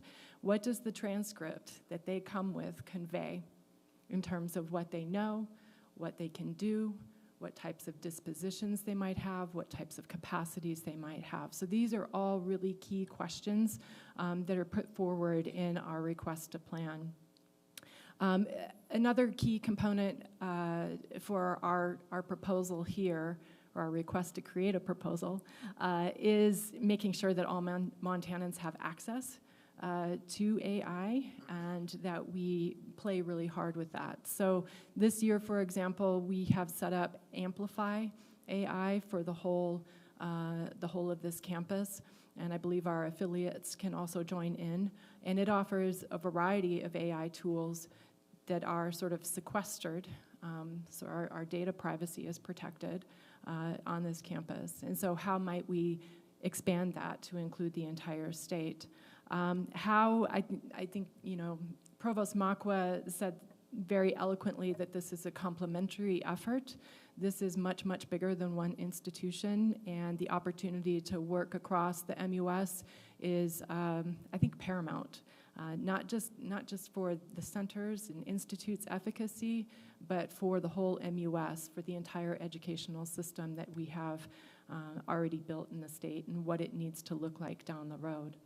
So I would say that the center isn't about more technology, it's about more opportunity. Every campus and every community needs to benefit from this, and we're really looking forward to working collaboratively with MSU and other institutions in the state. And I think the questions that have been raised here are definitely ones that we would like to tackle in the Level 2 proposal if the RTP is approved. If I could add to, I think the other important context to just to follow on what Provost Lawrence shared is, all organizations, all cultures have mechanisms by which they progress initiatives or things they want to work on, right? And so the University of Montana, we have our playbook process where we have objectives, we have projects under each of those 7 objectives, we have leads for those, we move them forward. It's an annual process. It's our operational software, right? We have initiatives or projects that are kind of one-off that might span a few years, and that's really what the Future Project was. And then for things that we believe are going to be enduring and cut across the entire university, you think about, do you create a center, do you create an institute? And we think, the generation or the genesis of this request to plan is we believe that, look, AI is going to have far-reaching enough impacts on how we teach, what we teach, how we do our work, what industry needs, that it justifies the creation of a center to organize this work at the university. We're working through that, but I just want to make that important point because it's just something I've learned working across different organizations. You manage things, you make progress using different entities. A center is, we believe, the right thing to plan for, given what we believe will be the wide-ranging impact of AI. So that's why this is coming to the Regents at this point. And just one point to say, this is the start of a planning process, and the commitment here is that we'll bring some of the outcomes of that planning process back to the Regents for your further input. You mean I can't ask the same questions that I just did? I mean, you can. You know me, I can go. No, thank you. I think it was it was well prepped that you went second. I think I've got a much better understanding now. Thank you. Okay, thank you. Next time you can tell Provost Monkpa that, he's going to tell you to go first. Regent Bao, you are welcome to ask all the questions that you like. Thank you. Are there other questions, comments from Regents? I guess I was just thinking about the process, and I know we have to work within the framework of processes, but we're asking for a request to plan. I think that we've almost jumped beyond that to request to show us what you got kind of thing, And so I guess I'm wondering, with the speed of adaptation of AI in the real world, how is our universities, our flagship universities, going to put these institutes in place quick enough and effectively so that that they are effective? I guess that's the question. We don't have 6 months, 8 months, or a year to pull it off, right? Yeah, Mr. Chair and Regent Folkford, I do think underscoring President Bodner's point, I mean, we are, of course, in the middle of lots of ongoing work with respect to the instructional environment and research, taking advantage of operational opportunities and efficiencies. I think for Montana State University, and I think for Montana State University, the whole point is that we don't have an opportunity to wait. We don't have an opportunity to kind of allow entirely unorganized and decentralized progress either. We think that the right kind of mode of action is at the institute or the center level. And for us, we're also thinking about, a truly resource allocation that recognizes the importance of this moment. So this is not about brick and mortar. We don't need to build anything. It's not about that at all. This is about investing resources in new grant support, in new faculty, and in new technologies that allow us to make progress more quickly. It is a recognition of the significance of this moment that we have both of these proposals, in my opinion. I mean, I think it reflects the urgency that you're highlighting. I would add that this helps coalesce our activities on campus. So we've been working pretty diligently for the last couple of years, as President Bodner has said, and now we need to really start bringing it together to figure out what each other has learned, what they have unlearned, that kind of a thing. Thank you, Provost Lawrence. And we'll keep the Regents updated on this one, coming back as it develops. With your permission, I'll proceed to item F. This is a policy item that you saw in draft form at your last meeting. This is the work of an academic task force trying to clarify some of our definitions around what is in our different bachelor's degree programs. And one of the concerns that this is trying to address is students' time to degree. A bachelor's degree in the MUS is typically 120 credits. But the content within that bachelor's degree, how it adds up, how it relates with general education, you can end up with chains of prerequisites, chains of coursework that lead students to a realistic expectation of a lot more than 120 credits. And we want our different degree types, bachelor's of arts, bachelor's of science, bachelor's of professional study, to mean similar things across our units. And so we had some good discussions with faculty around the state, faculty senates, provosts, with the task force to develop this policy revision. Included here as an attachment are draft guidelines pending the Regent's approval of the policy change of when institutions and their programs need to come into compliance. And we've reviewed those with the provost and think that we have a reasonable approach aligned with our program review schedule where faculty can take a look at their academic programs and make the adjustments that might be necessary so that we're all speaking the same language in terms of what a bachelor's degree means and includes. So here for your review and any questions, Regents.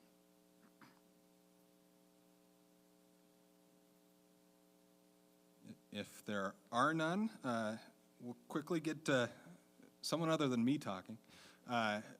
We have just your usual academic review items. These are level 2 proposals, final approval of academic programs, our degree approval tracking where we try and keep tabs on how are we adding or subtracting programs in our system, and then program reviews. So all of our programs undergo a campus review that is brought to you on a 7-year cycle. And always happy to dive into some of these topics should you desire. But at this time I might invite members of our rural healthcare panel up to the podium. And I'm going to provide a little bit of a introduction as to why we wanted to have this conversation today. This is a really active time in terms of rural health care in the state of Montana, across the country, big investments, but also big changes to the funding model for rural clinics. And the MUS really is the workforce provider for all of those institutions around the state. We play a really key role in one of their biggest challenges, and one of their biggest challenges is, can we find the professionals to do this work? We've seen over the past decade, we're graduating more than 200 nurses annually than we used to.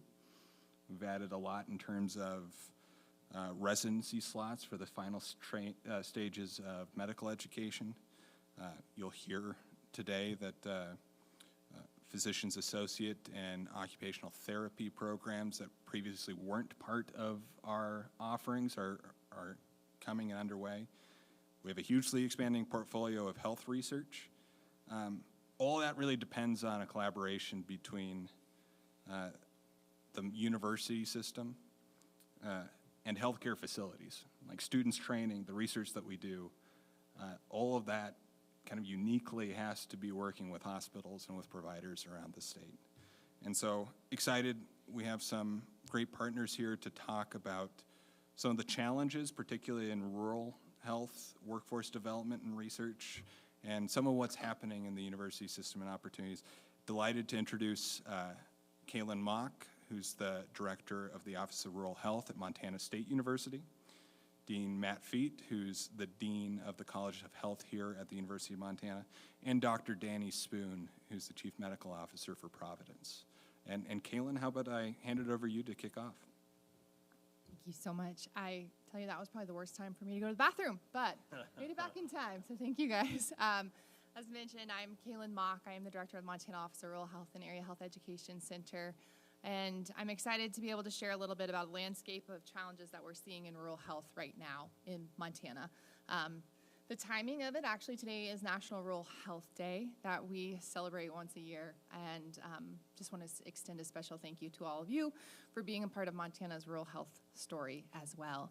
A little bit about me. I grew up outside of Billings in Moult, Montana. I'm a product of the Montana University system and am excited to share about our office. We are housed at Montana State University, part of the Mark and Robin Jones College of Nursing, and we have a statewide focus. So if we can advance the slides, it's me.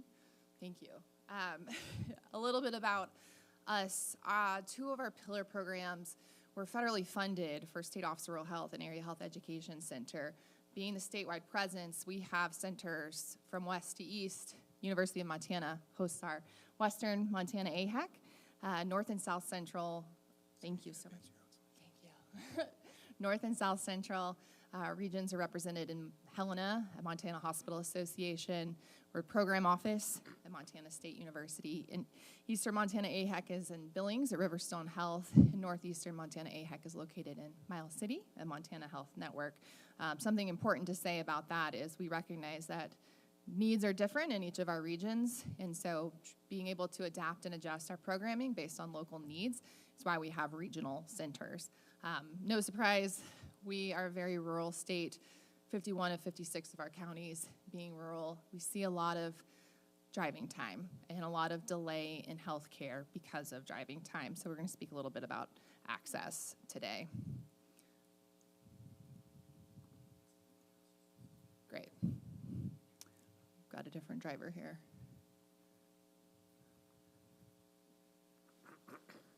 Okay. So part of what our organization does, we conduct community health needs assessments for critical access hospitals in the state of Montana. We have 50 critical access hospitals. And over the last 5 years, with 43 community health needs assessments conducted, this is what we're seeing as our top healthcare concerns. There's no surprise there's correlation across these three topic areas as well.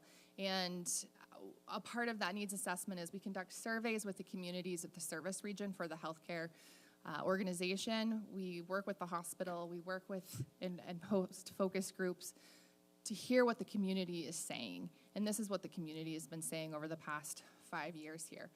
How do we define a healthy community? How are we hearing about services? Access to healthcare remains at the top for defining a healthy community. Healthy economy is up there. No surprise that housing challenges continues to present itself.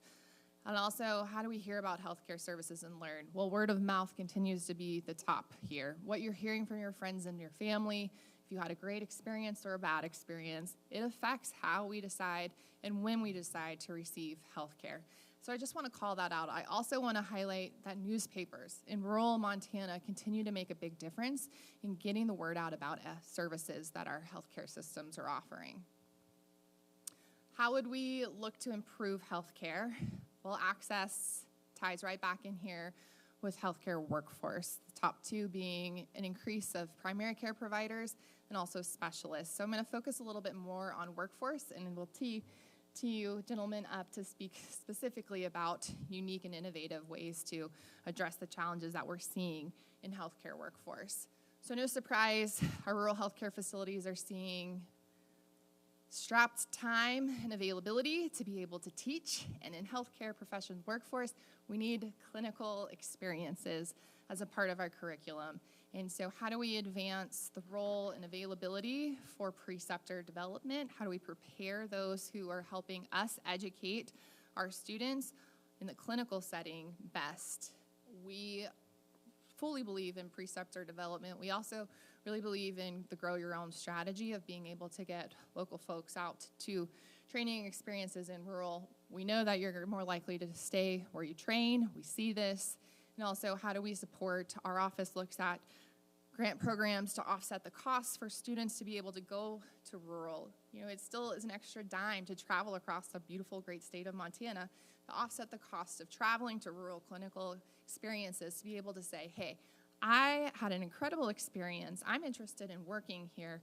I don't think that I have to leave the state in order to get that experience, and then I'll come back to Montana later.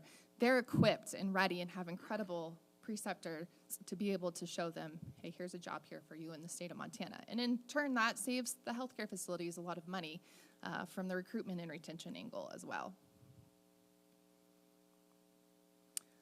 I'm going to speak quickly on something that's on all of our minds regarding rural health and opportunity. So the Rural Health Transformation Program, this was something that was included in the Big Beautiful Bill back in July of this year, that we would be looking at $50 billion, B with billion, dollars across the nation, that states can individually apply for funds through CMS to look at reshaping and redesigning what rural healthcare system delivery looks like. So individualizing that for our states.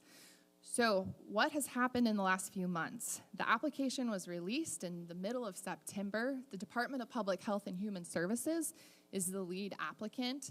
They sent out requests for information, heard from over 300 individuals or organizations to compile enough information and had conversations with stakeholders across the entire state to say, here's what our plan would be over the next 5 years to look at reshaping and shifting things in rural healthcare delivery. The application was due at the beginning of this month. We should find out at the end of December how much money will be coming to Montana. We do know that Montana scored very high in terms of rurality, but then there's additional funding available based on that rurality plus innovation metrics. So how innovative? The administration wants to see big transformative ideas in healthcare. And so we have a little bit of time to sit in the unknown of what this looks like for Montana, but to say that this is an opportunity for Montana University System, for our clinical partners, it's an absolute. We were consulted, others were consulted across the university system of what are our ideas, and those were put forward as well. So the conversations have been happening, and we're looking at opportunity to work together. I think something beautiful about not having too many people in the state of Montana is we're already ahead of the game compared to a lot of our urban states across the nation. We don't have to set up who do we call to have at the table. That already exists. We know who to talk to. And I think that's where something that we've seen a lot of success with MUS is we already work together. It doesn't take long to pick up the phone and say, hey, what are you doing? You know, our center works with several centers, the University of Montana and across the state as well, and looking outside of the box around simulation expansion, mobile clinics. What can we do that's outside of the box of general traditional clinical learning so we can help relieve some burden, but also provide incredible opportunities for our students to learn and look at healthcare a little bit differently so that they're really well equipped to stay and want to stay, but do stay in the state of Montana. So I'm going to pass it over. Thanks, Kaylin. My name is Matt Fate, and I have the pleasure of serving as the Dean for the College of Health at the University of Montana. So extend my gratitude to the Provost and the President and the Board for such an incredible opportunity to lead such an impressive college. We have a lot of the resources here at UM to meet the need. Maybe this is the guy, right? Yep. The schools that we host are on the left-hand side at the College of Health, and so we have a school for integrated physiology, athletic training, a school of pharmacy, school of physical therapy and rehabilitation sciences. We'll start our first cohort of physician associate study students next year. We're really excited about that. The state has supported us strongly in that regard, as has the board and OCHI. We have a school of public and community health sciences and a school of social work. We also host the family medicine residency of Western Montana. And about 70% of the students who come to these schools are Montanans. And they return to Montana to work in healthcare all over the state. So just to get my arms around where our alumni are leading in this state, I asked our leaders of these incredible programs to provide me some information on that. And I got about 6 pages. I asked them to spend about 15 minutes on it.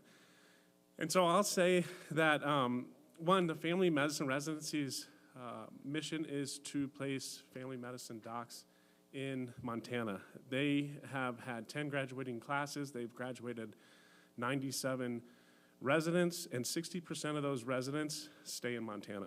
That's pretty incredible. 5 of them are working on reservations. They've had 18,000 practice experiences in Montana, or patient experiences in Montana last year. There's 25 residents who have served in communities in Montana. There's over 100 training sites in Montana, and almost 30 of those are rural training sites. And so they precept students, to Kaylin's point, and so we have preceptorship in our alumni. Integrated Physiology, Athletic Training, their alumni is the president of Athletic Training Association of Montana.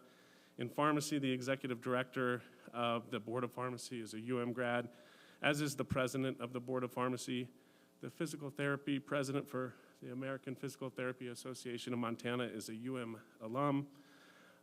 In public health, there's an MPH candidate in our program who also serves as the executive director of public health and community affairs at DPHHS. And the executive director of the National Association for Social Work in Montana is a UM alum. as is the Montana Speech Language Hearing Association president. And so our alums are serving in leadership positions and are really well positioned to help us in rural health. We offer degrees from certifications to bachelor's, master's degrees, professional doctorates, and also PhDs. And so we have many on-ramps to education and career advancement.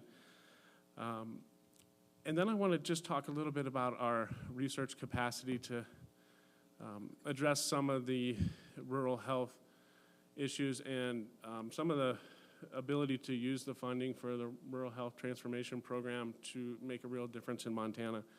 So here I have listed the College of Health centers and clinics, and they're substantially funded to do Montana's healthcare workforce training and research. I have the Center for Population Health Research at the top, just recently received $10 million in phase 2 funding to advance public health across all 56 counties of Montana. The Neuroinjury Center has received millions of dollars in support from the Office of the Naval Research to research vestibular function in pilots, but also in aging Montanans. And so their work serves servicemen and women, and we're really quite proud of that. The Center for Work Physiology and Exercise Metabolism has substantial funding from the Office of Naval Research to build AI twins, and so they can take all of my vitals and me as a person and make an AI twin, exert different health conditions to my twin, and determine how I might react. And so they're also doing that for the armed forces to understand how our servicemen and women might be exposed and react in different conditions. I also have the Center for Children and Family Workforce Development, which has done workforce development in 51 of 56 counties last year. They are strongly supported by DPPHS and federal contracts to do workforce development. Our Center for Translational Medicine received $11 million last year to do therapeutic research from NIH. The Skaggs Institute for Health Innovation is particularly focused on telemedicine and precision medicine, very key aspects of rural health transformation programs, and it's funded well philanthropically. And we also have, one more example, the Montana Biotechnology Center has also received substantial funding from the Office of Naval Research to do dissolvable bandages made out of silk for servicemen and women, but also for rural populations. And so I'm really proud that we're well positioned to meet some of the needs, and we're well funded in our research centers to do just that as well. And so here's just a map of one of those centers' workings last year in our state.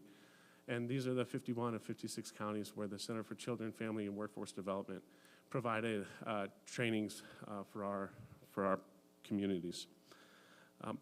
So I'm going to use this opportunity in talking about partnerships to pivot a little bit and just talk about our partnership with Providence and here in Missoula and beyond. We see ourselves as really strong partners in the education of Montana's healthcare workforce.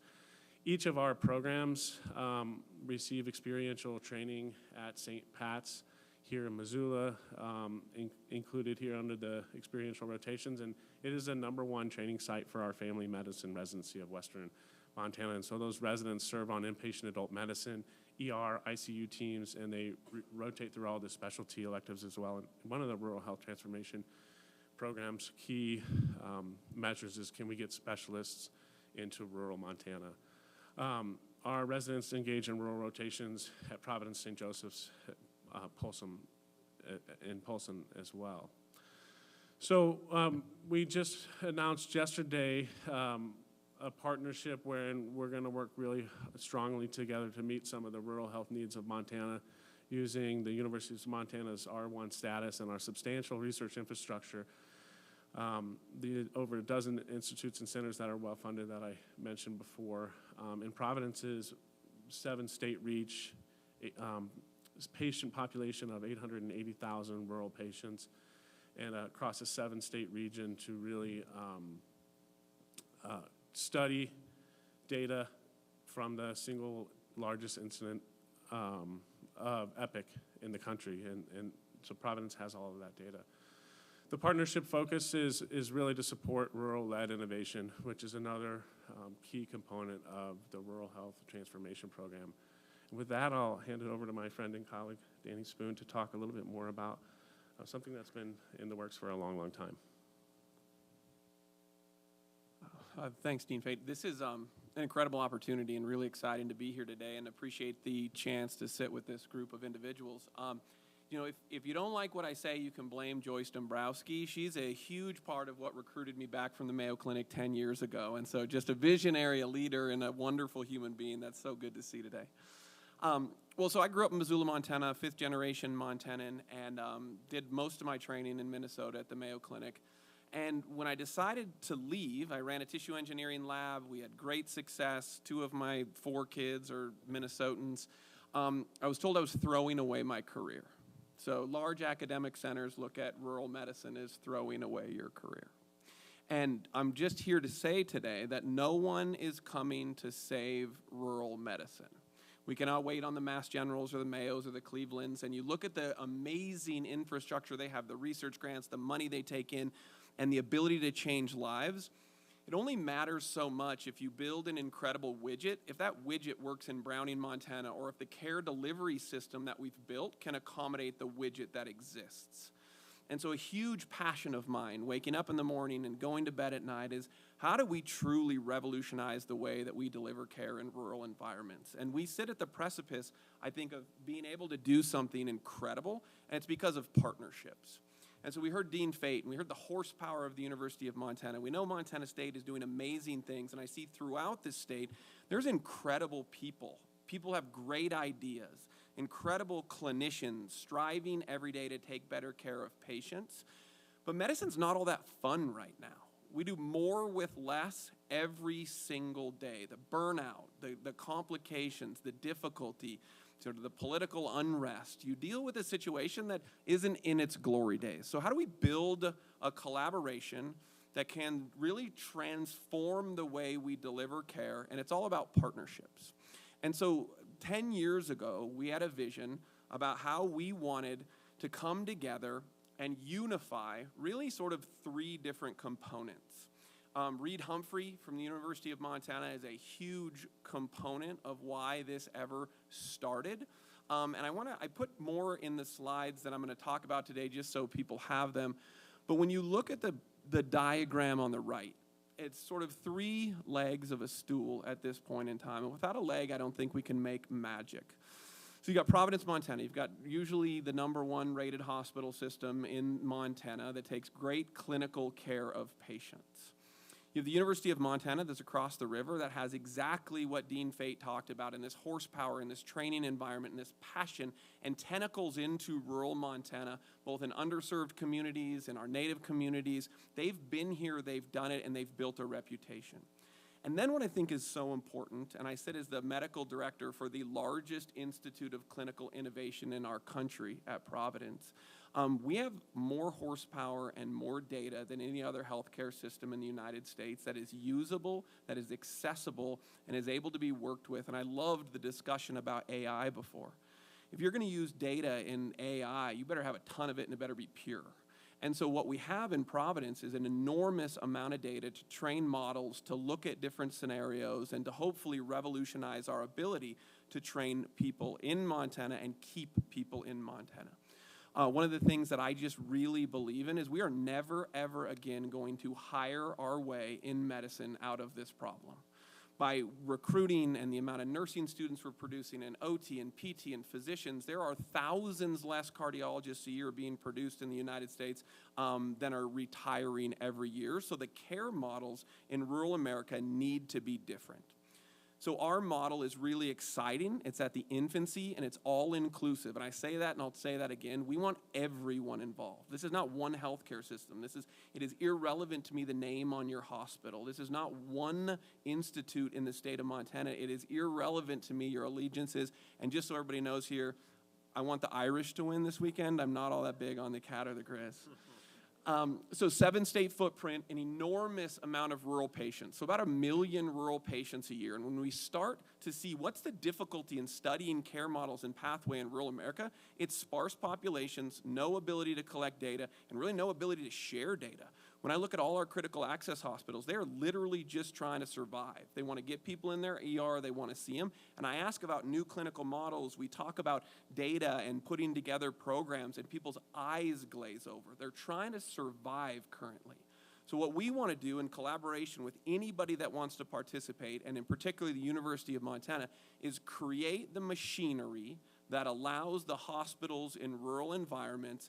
They know better than we do what their barriers are, what their problems are, but they don't have access to the data, and they don't have access to the grants, and they don't have the ability to spend the time building the models. And boy, oh boy, the clinicians I talk to want to.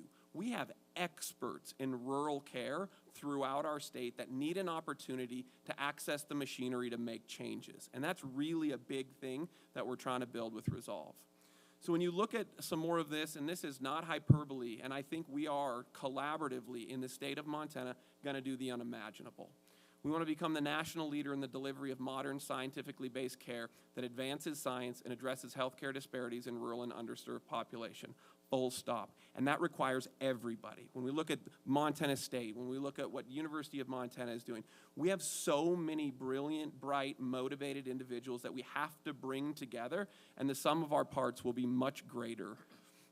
Be the leading innovators. And this is something that I think is so important. And having grown up, cut my teeth, created multiple patents at the Mayo Clinic, what works at the Mayo Clinic will not work in Hardin, Montana. It won't. This is an anecdote I like to tell people. So the Mayo Clinic, I love. If you can get to the Mayo Clinic, you're going to get world-class care.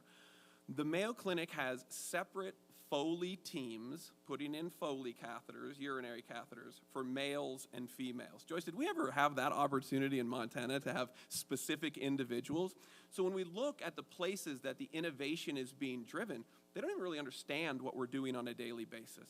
So the mission of Resolve is threefold.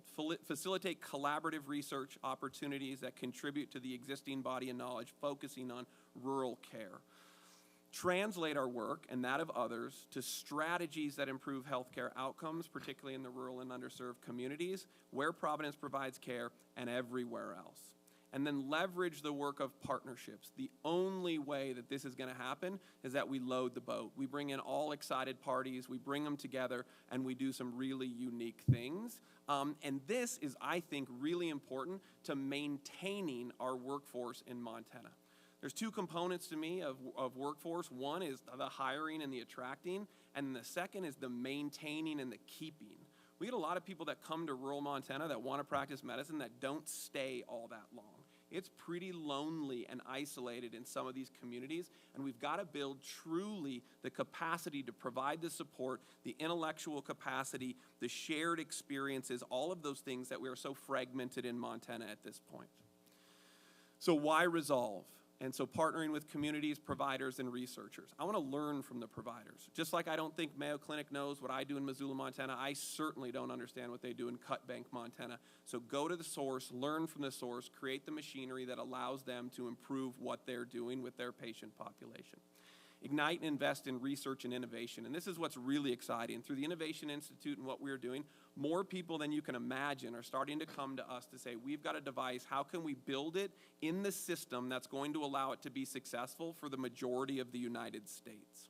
Connect rural and indigenous providers and patients with clinical research, translate research-backed ideas, and then combine the collective strength of two healthcare research leaders with hundreds and really extend that to the rest of the state as we get this going. One of the things that I'm very proud of is that we've never asked for a dime, not from Providence, not from the University of Montana, not for any other healthcare system.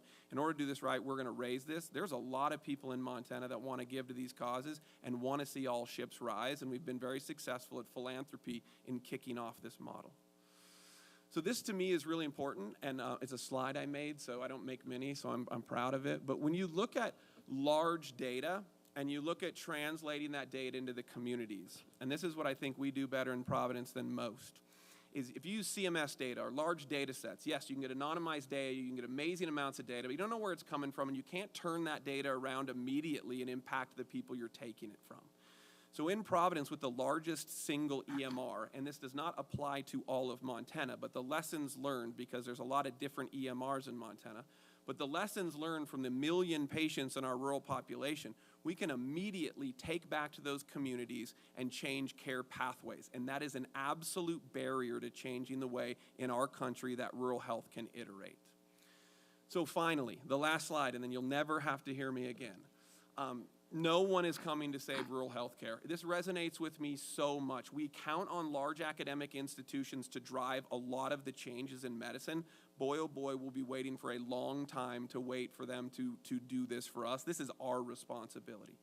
Because of the background, the people we've involved, the passion level for our communities and the people of Montana matter. You won't hear many people at healthcare systems say, I absolutely don't care where you get your care in the state. I just want it to be incredible. We want to improve the quality in health and life. We want to create unique programs. That takes thinking differently, open to all health systems, hospitals, and universities. And then finally, if not us, then who? And so really excited to be able to share this vision, this excitement with all of you, and would love to have all participation possible. Thank you very much to our panel. And, the one thing that I'll just emphasize here, Kaylin started with this Rural Health Transformation Program, and that's a lot of funding, but part of the reason that funding was coming was because a lot of the underlying funding models that support rural clinics are changing dramatically. And so there's kind of a Band-Aid and a short timeline and a ticking fuse to transform some of these delivery models and to transform some of these long-term workforce challenges. And as those delivery models change, it also changes everything that our students need to know how to do and how to work together. And so that's a large part of this is as these research collaborations, work between facilities and university researchers happen, it's also changing how our students in all of these health pathways need to learn. And I just wanted to put one question to the panel and then open up to our regents, and that's that, you talked about clinical capacity as one of those fundamental challenges, and clinical training is one of the important parts. There's new entrants to clinical demand in Montana, to new medical schools. We're hearing about all this transformation of how students are going to need to change what they need to know how to do. I mean, for the panel, what's some of your sense of what needs to change about clinical training to solve some of these issues in Montana in particular?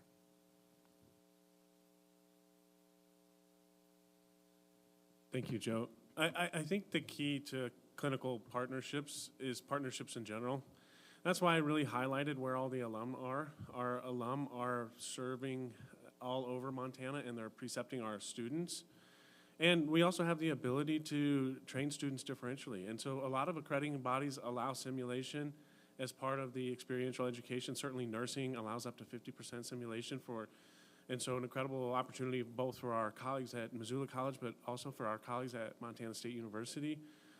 And I know that they're working hard and taking advantage of that. So one of the things we looked at when we started the Physician Associate Program with your support and with the state support was who are our current partners and what is the capacity for training. And we immediately cataloged our experiential rotations at Providence St. Pat's, and we sat down with Providence and said, are you going to have the capacity to help us with this?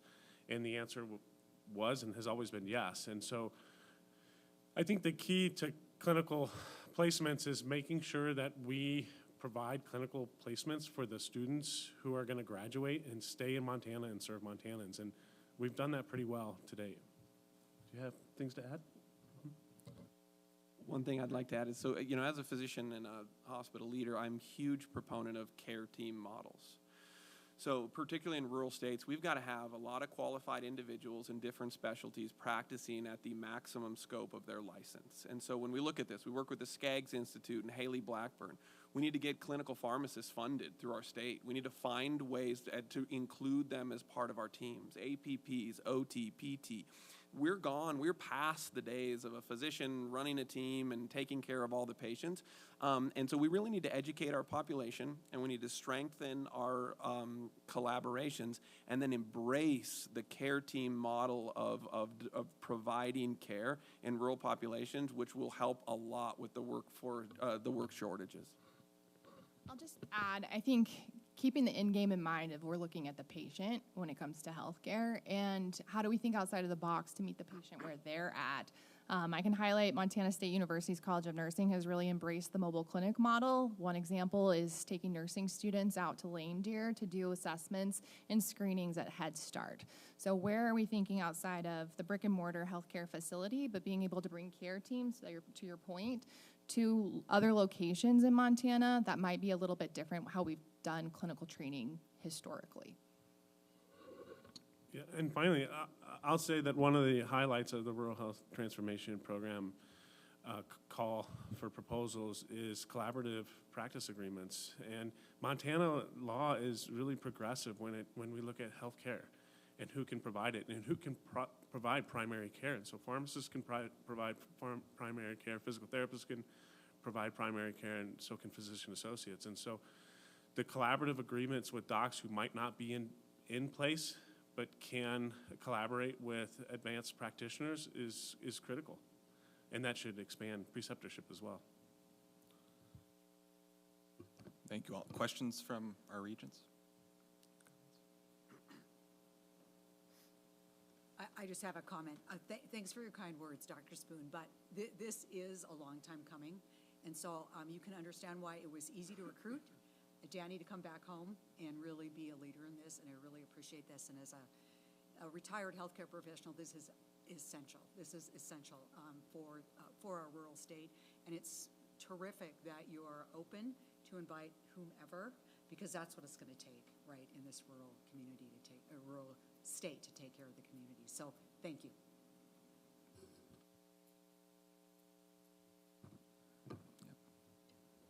Yeah, thank you, Chair Volkford, Deputy Commissioner Teal. Thank you guys for the collaboration. I'm going to take the opportunity of this group to ask a question related to the rural hospital that I serve on a board of. Right now, you're talking about PT, OT programs here, specifically in our region. Those are spots that are incredibly hard to fill for the pay bands. And the question I'm leading to is there a conversation about restructuring the education pathway? Because from what I understand, those education pathways are 2 to 3 additional years of expense. We're adding loans, and the intrigue into those pathways is making it a little harder to attract candidates into the school program. And so a couple hands of questions. I mean, are we in conversations to rethink how we're educating that target employee? Are employers reevaluating that role? And to your point about collaborative teams, are we able to defer some of those skill sets to other practitioners? How are we, and am I right? Is that a common challenge that other healthcare systems are seeing? Yeah, absolutely. And, Missoula and Bozeman are expensive to live in. And so if we're going to deliver healthcare education in those 2 places, we're going to have challenges just in getting people there. And so, under the president's guidance, we're really thinking about differential offerings for education, whether they be hybrid or in place. And we have some really nice examples of that in the college and in the university already, 2+2 social work degrees in place. So certainly there are things we can do to get students through school quicker too. And I have a lot of experience building those programs that are 2+4 programs for professional pharmacy degrees and having a doctorate in 6 years and 3+2 master's degrees. And those are things we in academia consistently look at, and we have the opportunity to look at more comprehensively at the University of Montana. And I will say absolutely we have the ability to defer or include other practitioners in responsibilities for healthcare, and I think a real golden opportunity for the state of Montana is to develop strongly collaborative practice agreements between docs and advanced practitioners. Regent Buchanan, if I can just add one comment, and that's to say, I think it's important that we've worked to fill some of the gaps in public offerings. Doctors of nursing practice, physicians associate. we haven't had those pathways where Montana students would have better access to training in-state with in-state tuition. And I think those are some of the gaps that the College of Health and MSU have tried to close over time for those advanced practitioners.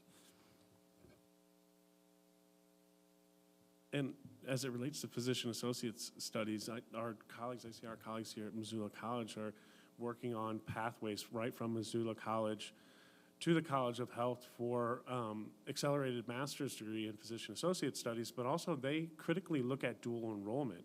So how can you reduce the time at every step for students? The 2-year pathway through Missoula College, the 4-year pathway through the University of Montana's main campus and the College of Health professional programs. So we got to shave time off each of those for our students.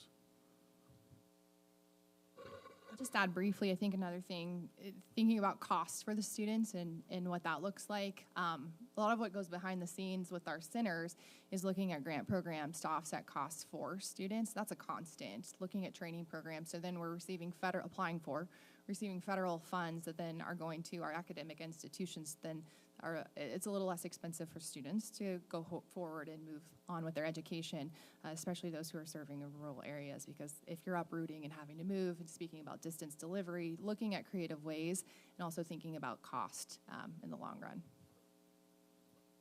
I can't emphasize cost enough, and because I'm sitting here in front of all of the decision makers, it's important to note that the way we charge for tuition in-state and out-state makes it almost impossible to get a professional doctoral degree in the state of Montana if you're not a resident. And we believe in educating Montanans for Montanans. But I will say that, and we do that to the tune of 70% of our students. Our physician associate program is a reasonably cost program for in-state students.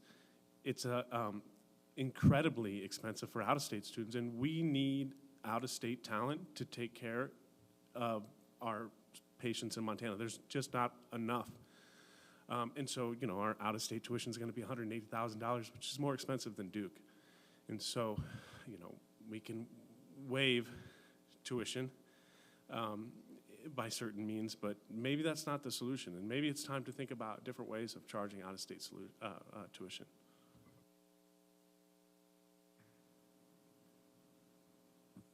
If there are no further questions, thank you so much to our panelists. Thank you, Dr. Spoon, in particular, for bringing this forward. Chair Volkbord, with your permission, I'm going to go out of order for this last piece, and we will try and add one more chair to bring up a research panel. You heard a bit about part of this group earlier. It's the NSF EPSCoR Smart Fires team, who I'll invite up now. I'm so glad you're all here.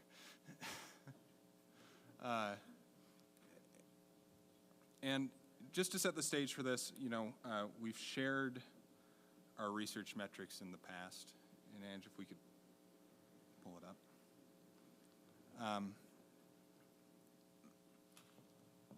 And wanted to just share these again. This is the first time that you'll all be seeing this, but you know that we've had pretty incredible growth in our research enterprise in Montana. This past year is no different. We've grown now to $465 million in our university research enterprise. That's up from about $180 million a decade ago. So that makes Montana one of the fastest university-based research enterprise, fastest growing university-based research enterprises in the country. And that absolutely is about advancing science relevant to the state of Montana. It's also supporting a lot of economic activity and, importantly, supporting a lot of students in pursuing their education. So 1,400 staff annually directly supported through grants and contracts, more than 900 students annually supported through grants and contracts doing advanced research. And so that growth is incredible. I think we've also talked a bit about some of the headwinds, and just wanted to bring to you some of our early indicators. These are what we look at to understand what do we think might happen with this enterprise in the coming few years. And here it's a little bit more of a mixed story. You see new awards, current expenditures, including IDCs, that part of these grant dollars to support the central university research enterprise and all the costs that go into that. All of those things growing somewhat, but also some of our further forward indicators, number of proposals that faculty have submitted, the dollars of those proposals, the number of new awards declining somewhat. Some of that is funding pauses, disruptions this spring where faculty were working on maintaining their current grants. Some of it has been fewer solicitations as we've had the change in government control. But you know, what it means longer term is that we expect that we might see in the coming few years, for the first time in quite a while, a decline in our research funding. What's perhaps offsetting that a little bit is what the federal budget profile is looking like. And so the president's budget submitted this summer proposed about a 40% decline in the main agencies that fund our institution's research profile. As that's progressed through the House and the Senate, and this is showing the latest for fiscal year 26 budget processes, both the House and Senate have brought those funding levels close to current funding. So there's only minor cuts rather than what would have been a drastic cut. And we won't dive into great detail here, but a lot of, I think, what we've been effective at in the past decade that's led to that growth is coordinating what are Montana's priorities in terms of where we need science and innovation to solve problems for us. How does that align with where the federal government is seeing its scientific priorities and its scientific funding? And how does that fit with our current set of expertise and our current set of facilities? And being able to spot where there's an opportunity where we have a kernel of expertise that matches with a big state problem, that matches with where federal scientific priorities are going, and investing in it, building out that expertise so that it can truly be nationally competitive. And that's really where this team comes in. Core to that effort has been the National Science Foundation's EPSCoR program and the Track 1 grants that are a part of that program. Those are one of our most flexible opportunities to say, this is what we think Montana's niche is going to be. This is where we want to build out expertise so that we can be nationally competitive. And so I'm really pleased to turn it over to Dr. Rob Walker, who's the project director for our EPSCoR program, a faculty member and professor at Montana State University. Dr. Libby Metcalf, who's the associate project director, dean, and professor here at the University of Montana.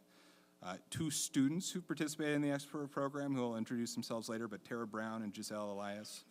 And then a related project that's grown out of some of this work is some of our focus on the Headwaters Tech Hub. And so having Zaya Mamani, who's the director of the Tech Hub Test Beds program. Dr. Walker, please can we start with you? Great, thanks Joe for this opportunity, and thanks all of you for being here. We will try to make the next 30 minutes worth your while. As Joe said, I'm Rob Walker. I'm professor of chemistry and biochemistry at Montana State University, department head there. For the purposes of this afternoon, and always, I am the project director for the Smart Fires program, which is the NSF EPSCoR Track 1 project here in Montana. Smart Fires stands for Sensors, Machine Learning, and Artificial Intelligence in Real Time for Fire Science. And our mission is to develop the knowledge and the tools needed to assess the impact of prescribed fires on Montana's landscapes and Montana's communities. So a bit of context. EPSCoR. EPSCoR stands for the Established Program to Stimulate Competitive Research. This is a mechanism that agencies, NSF in this case, uses to provide jurisdictions that are underrepresented in their research portfolio the opportunity to take on big challenges in an integrated way. And at the NSF, if you dive into the details, any state or jurisdiction that receives less than 0.75% of the overall research budget, it becomes a part of the the EPSCoR family. Okay. The EPSCoR Track 1 projects have been the crown jewel of the EPSCoR program since 2001. These are 5-year projects, not renewable, so it's 5 years and then it needs to be sustainable because the project moves on to something else. And it has given, as Joe said, it gives us tremendous flexibility to address pressing needs to all of Montana. Since 2001, Montana has competed for and been awarded $88 million in research funding. We've used this to hire over 90 faculty across the entire Montana University system. We have supported graduates, over 370 graduate students as they pursue advanced degrees, and over 1,500 undergraduates across Montana have benefited from research experiences brought about by the EPSCoR Track 1. The EPSCoR Track 1 projects have played a large role, or have played a role in elevating both Montana State and the University of Montana to Carnegie R1 status. So this is the designation of highest research activity, and so we are right up there with the Ivies and the Big 10, which I guess is now like the Big 22 or something to that effect. Montana State and the University of Montana are right there. And importantly, the $88 million that has come in directly from the National Science Foundation has led to $240 million of additional support through private foundations and other federal grants. So I said that this is a statewide effort, and this is a statewide effort. Currently, there are 9 institutions participating in the Smart Fires program, and 9 institutions, and there are more than 120 participants across Montana at these institutions engaged in Smart Fires activities. To put some faces and make this not just numbers, we are hiring faculty, and here are 3 of the newest hires. They're all in computer science. There's Lucy Owen and Jacob Downs at UM, Mike Wojnowicz at Montana State University. We are supporting new faculty and staff through early career professional development awards. This is the most recent collection of cohort of awardees at University of Montana. Here are the most recent awardees at Montana State. And we are also supporting educational activities statewide through curriculum development and advancement and experiential learning at Dawson Community College and Salish Kootenai College, just to name 2.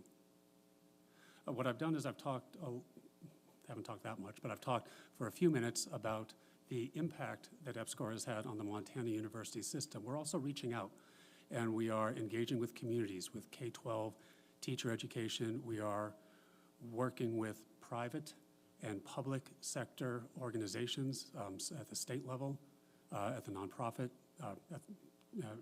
in the state, with nonprofits and also with private sector.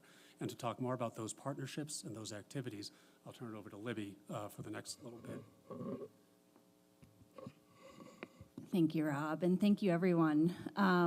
Like Joe kindly introduced me, I'm Libby Metcalf. I'm the Dean of the Franke College of Forestry and Conservation, and I'm also the UM lead for EPSCoR, and I've been working with EPSCoR for about 11 years now. Thank you for having us. Thank you, President Bodner, and thanks to the row behind me who's continued to support the work at UM. One of our big components of EPSCoR is really building capacity across the state of Montana. And that's not just at our institutions, it's also in the communities that we serve. And so this lovely transition slide was put in here just for us. One of the ways we build that capacity is by engaging our partners. On this current EPSCoR, we have over 24 partners, and that is growing. And these are folks from federal and state agencies, private companies, NGOs, tribal organizations.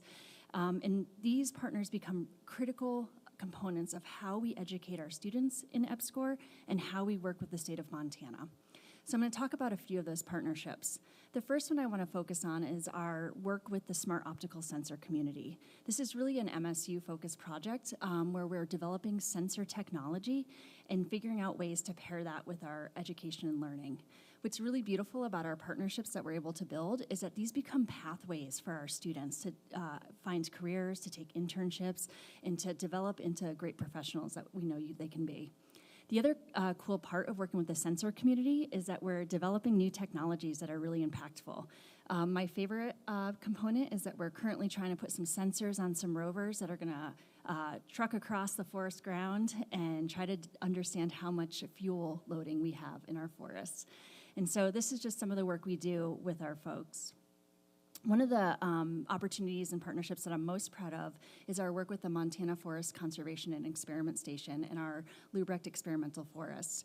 We are one of the few projects across the nation that's actually putting prescribed fire on the ground. One of the biggest challenges with prescribed fire is that we need to have more of it. I can talk all day as the Dean of Forestry about why we need to manage our forests, so come find me after that. But the reality is that we need to increase the pace and scale of prescribed fire, and we're doing that up at Lubrecht. And so we are able to light these fires. We bring over 40 students out on these fires with us. They are getting an opportunity to train, to get their hands dirty, and to work with professionals. We can't just light a fire by ourselves. We need partners to do that. And so we're partnering with the Nature Conservancy, the Blackfoot Challenge, and the Montana DNRC to get this work done. A component of our outreach with our partners in this area is actually training future prescribed fire managers and folks who want to get that training. I mentioned increasing the pace and scale. The only way we can do that is if we have the human resources to do that. And so we offer the TREX training program that, where we train those folks on the ground.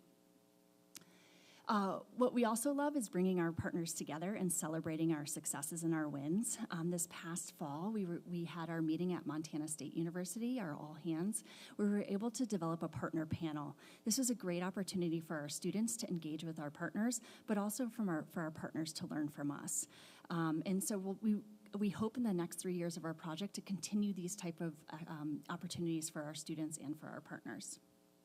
The last thing I want to mention is that we're not just doing this work with folks in industry or folks in organizations, but we're also working with teachers across the state.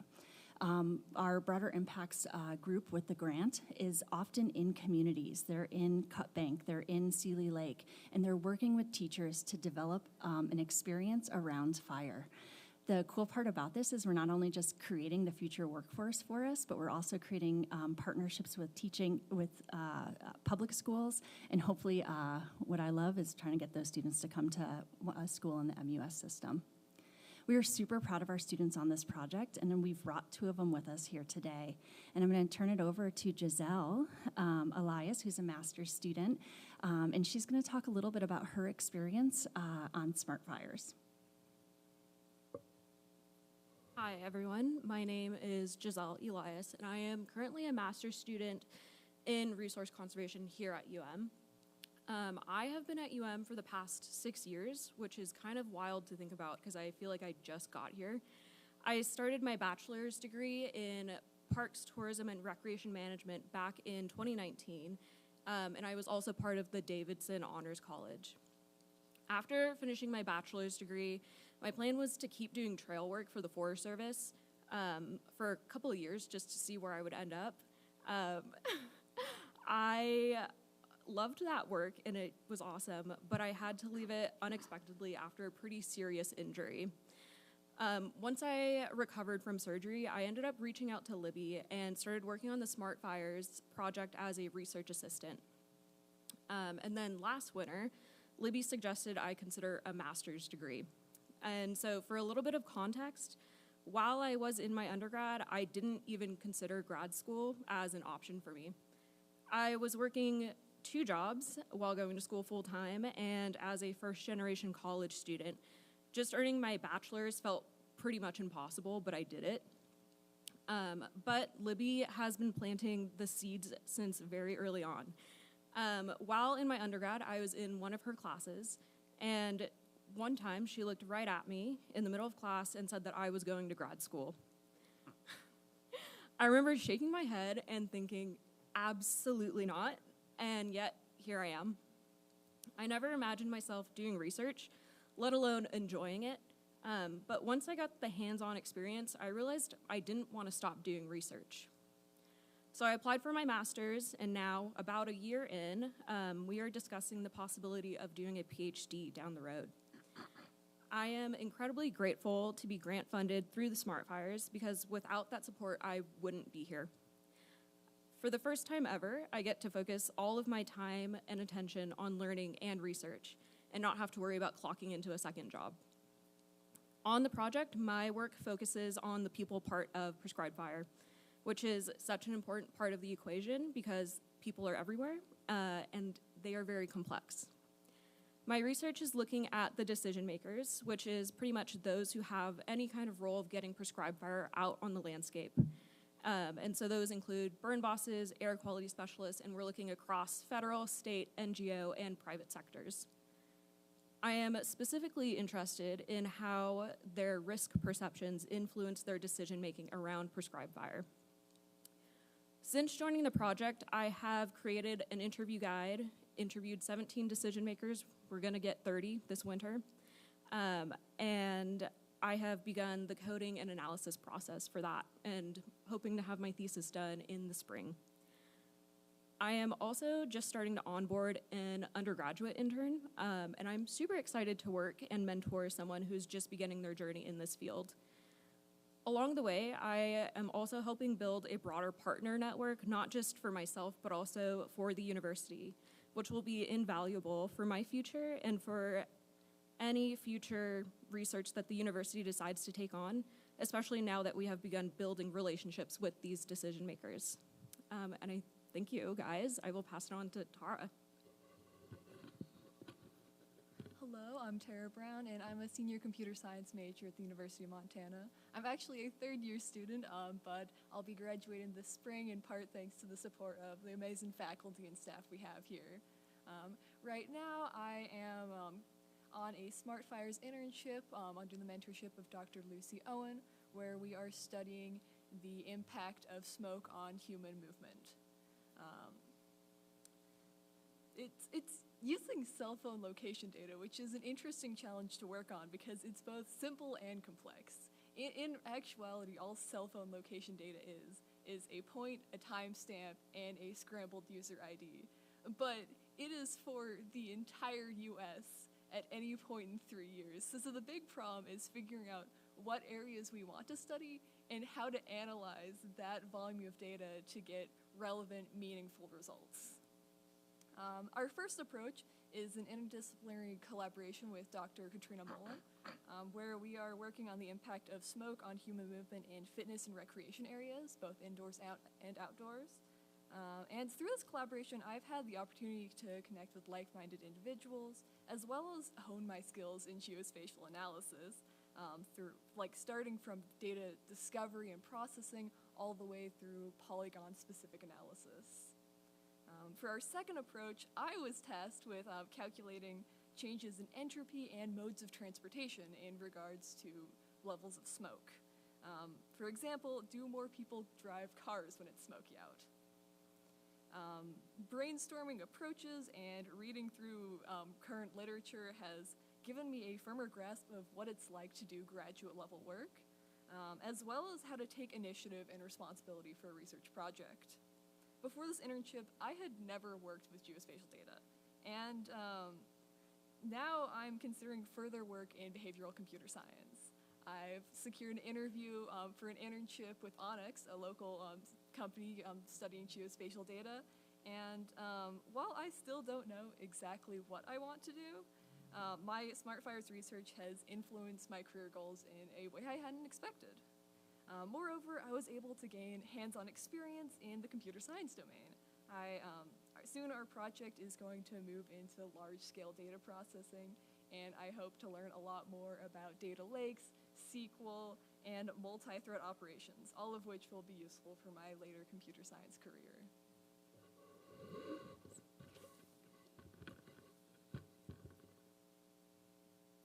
Thank you so much for having me. My name is Zaya Momini, and I work here at the University of Montana in the Office of Research, and I'm representing today one of the Tech Hubs project that I work on, but I actually work on two different projects.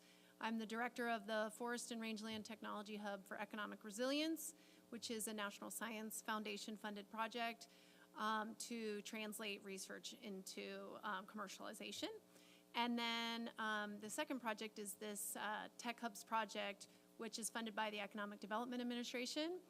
And this is in partnership, this is University of Montana in partnership with the Headwaters Tech Hub. So we received the funding here, but we have partners all across the state. So the vision for the Headwaters Tech Hub is to be a global leader in advanced smart photonic sensing and their deployment into industry sectors critical to U.S. national and economic security. The goal is to build a vibrant complementary industries across the region and state focused on application sectors such as advanced manufacturing, natural resources and conservation, precision agriculture, national security, energy, and transportation.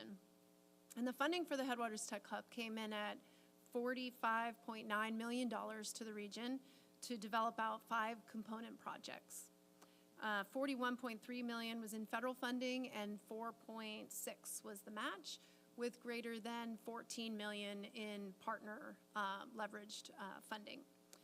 So this is a huge impact, a huge opportunity for the whole region, and there are 5 different component projects. I'll discuss this testbed one in just a second, but I'll give you a high-level understanding of some of the other projects.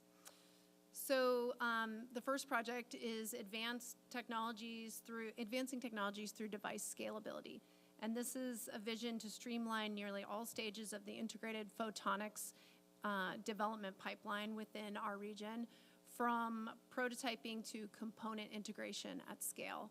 And this is a project being done by the Montana Photonics and Quantum Alliance in partnership with Montana State University and FIX, which is a company out of the Netherlands that is located in Bozeman. Then the second project is advancing tribal STEM pathways with the Salish and Kootenai College. And that project connects tribal colleges to the hub-related career activities in STEM and workforce needs to provide hands-on, place-based learning. The third project is a university-based training facility and ecosystem support for Montana State University that will establish photonic sensor training and testing laboratory. And also the Headwaters Tech Hub has a home office that will coordinate and catalyze regional cohesion to promote the inclusion of tribal and rural populations and amplify the global competitiveness in photonics.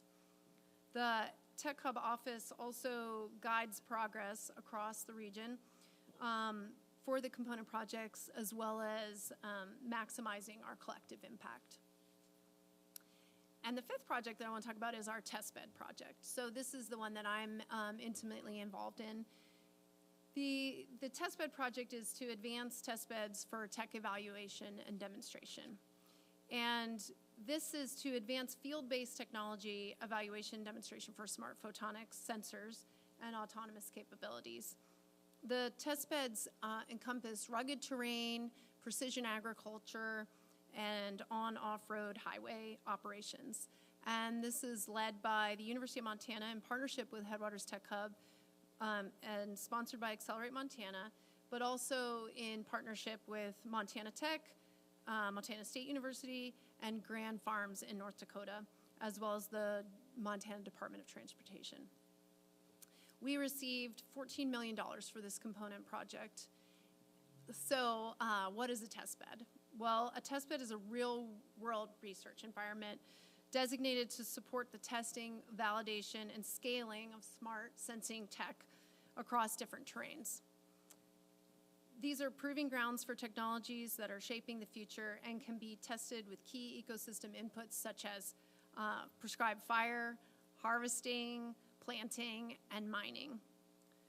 The real-world testing environments highlight Montana's natural landscapes as well as the people, and they call this place home.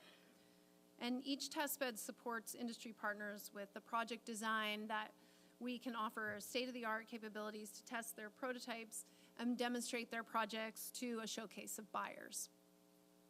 This includes access to our federal and state network of trusted partners. The testbeds generate revenue, which is an exciting opportunity, and especially in this landscape of funding, but they generate revenue from the commercial partner when we engage with the services to validate, test, or certify the prototype that they're bringing to market. and we can support that innovation, that scaling of that innovation. So the University of Montana, does this go? There we go. University of Montana, Montana Tech, and MSU are research centers of excellence. With this grant, we're highlighting the strengths of several of the MUS public colleges, and we're engaging researchers from these universities to work with industries at the test beds. So I'd like to highlight a couple of these test beds. First, we'll talk about Lubric Experimental Forest. Thank you, Libby, for your partnership. So the Lubric Experimental Forest is a 21,000-acre experimental forest. It's ecologically diverse terrain. They have a base camp and a pavilion and housing, as well as dining and conference facilities. Lubric has already had its first customer, and we're beginning to see return on our investment, which is really exciting. We orchestrated a demo to a key customer for the company called Flash Forest. And this is a Canadian company that's moving to Bozeman, and they are a reforestation company that uses automation and machine learning and mechanization to produce healthy and resilient forests at scale. The other project that we did at Lubric already is we're building out a airspace awareness at Lubric. So we hosted Crowd Cover, which is a local Missoula company, and the Office of Sponsored Program, the Autonomous Aerial Systems Office for a day to showcase the capabilities of airspace awareness, which meant that there were multiple drones in the air, and there was a team of people it felt like a space shuttle was being launched because there were computers and screens everywhere, and we were able to monitor the airspace and fly a bunch of drones and collect a bunch of data. So that was pretty fun. The team had access to the Drones and Robotics workshop at Lubric, this new workshop that Libby has so graciously given us to operate in. And we also had access to the large UAV fleet that the University of Montana houses with the Office of I keep calling them the Office of Sponsored Programs, the Autonomous Aerial Systems Office. And we received several in-kind donations from Wingtra for some new drones that we're housing there. And these drones have advanced payloads of LiDAR, RGB, and multispectral. So Crowd Cover was really excited to partner with us and AASO because they have internships, and they use students from the university, bring students into their internship program and hire students from the University of Montana because they are well trained in drone technology. So the next site is our Underground Mining and Education Center, which is located at Montana Tech. Butte has a rich history of mining, as we all know, and they have a unique campus with a mine on site, which is a very rare opportunity, with innovators that have access to validate their prototypes in a mine, as well as mining experts from Montana Tech that they get to engage with. So the Underground Mining Education Center is 150 acres of rocky surface terrain with access to critical mineral samples and mine tailings, plus 3,000 feet of underground mine tunnels in a GPS-denied environment. There are also opportunities for surface testing in abandoned mine lands and open quarries, as well as FAA Class E airspace overhead. The Montana State University project is with the Lutz Farm and the Red Bluff Ranch. So Lutz Farm is a 600-acre farm, and the Red Bluff Ranch is a 13-acre ranch. And we're super excited about this project because the Montana State University is a land-grant institution, and the mission of a land-grant institution is to extend knowledge and expertise to the public through service and programs that benefit the communities and improve the lives of our community. So in this opportunity, we have a ranch that has crop and livestock systems, as well as a controlled stress crop zones that are perfect for validating and testing precision agriculture tools. And we have an opportunity to bring in producers and farmers to work in partnership with these innovators at the farm. Precision ag is being adopted across the state. with live demonstrations, we can educate to producers and increase that adoptability, which increases the efficiency of their operations. This is an opportunity to give back to the producers and the farmers in a real way, and the test beds are giving innovators the cutting-edge technologies and space to do real-world experimentation. We're also partnered with the Grand Farm out of North Dakota, and the reason we're partnered with them is that they've been operating for 6 years, and they are supporting our innovation ecosystem here in Montana. They have advanced data and analytics support. They have access to a huge network of growers and innovators and industry leaders, and they have invitations to world-class industry events that they are sharing with us here in the state of Montana to be able to bring the knowledge to Montana State and to our precision ag space. We, as part of the EDA, we have funding to offset some of the costs for these innovators. We have $2.6 million that we can give to startup companies, and we have assembled an advisory committee that will review those proposals and make sure that they're in alignment with the Headwaters Tech Hub mission. But we're excited to offer those offsets to the startups. So in summary, demonstrating the viability of technology is key for customers. And we have a unique environment to be able to do this. The Headwaters Tech Hub has a vast network of partners across the state that engage at the test beds as customers, advisors, and experts. We're building a sustainable revenue stream. That's a pretty exciting opportunity. We're building a revenue stream that will support the operations of these facilities and engage with researchers at these centers of excellence. And we're operating in partnership with these testing facilities. Also, students are having incredible opportunities to partner with our industry leaders, which is really cool. And I think this is a huge opportunity, and I'm really excited to be here. I'm really excited for the partnership with the Headwaters Tech Hub, the University of Montana, Montana State, Montana Tech, and the rest of our partners across the state. So thank you for having me. Thank you, Zaya, and thanks to the whole panel. And Regents, just really quickly to say, the overall arc here is that we had a strength at the University of Montana in forestry and fire. We had a strength at MSU Bozeman in optics and photonics and sensing. We've applied that to a state problem of how do we do prescribed fire better, lessen its impact, improve its efficacy. The science and the technology that's coming out of that is now being deployed in test beds around the state by companies looking to commercialize some of those innovations. And in that process, and I'm really pleased that Tara and Giselle were able to join us, students are getting to interact both with the skill sets they develop through the science, but also with some of the firms and entrepreneurs and technologists that are trying to bring some of that science to market and to application. And so just thanks to all of you. Open up if there are questions from members of the board. Yeah, thank you. Really interesting presentation and relevant for the fire issues you have in Montana. How many prescribed burns are there in Montana in a summer? That's an incredible question, and one about data. How do we track prescribed fires? It's actually really hard. A federal agency can deploy prescribed fires on their land, and they're adding that data to a different data set than the folks in the state, than local landowners. So a local landowner can do a prescribed fire on their property if they want to. And the only data we have for that is permit data put out by counties in some cases, communities in other cases. So it's actually quite hard to track that. So how many processes do you run a summer where you're? Okay.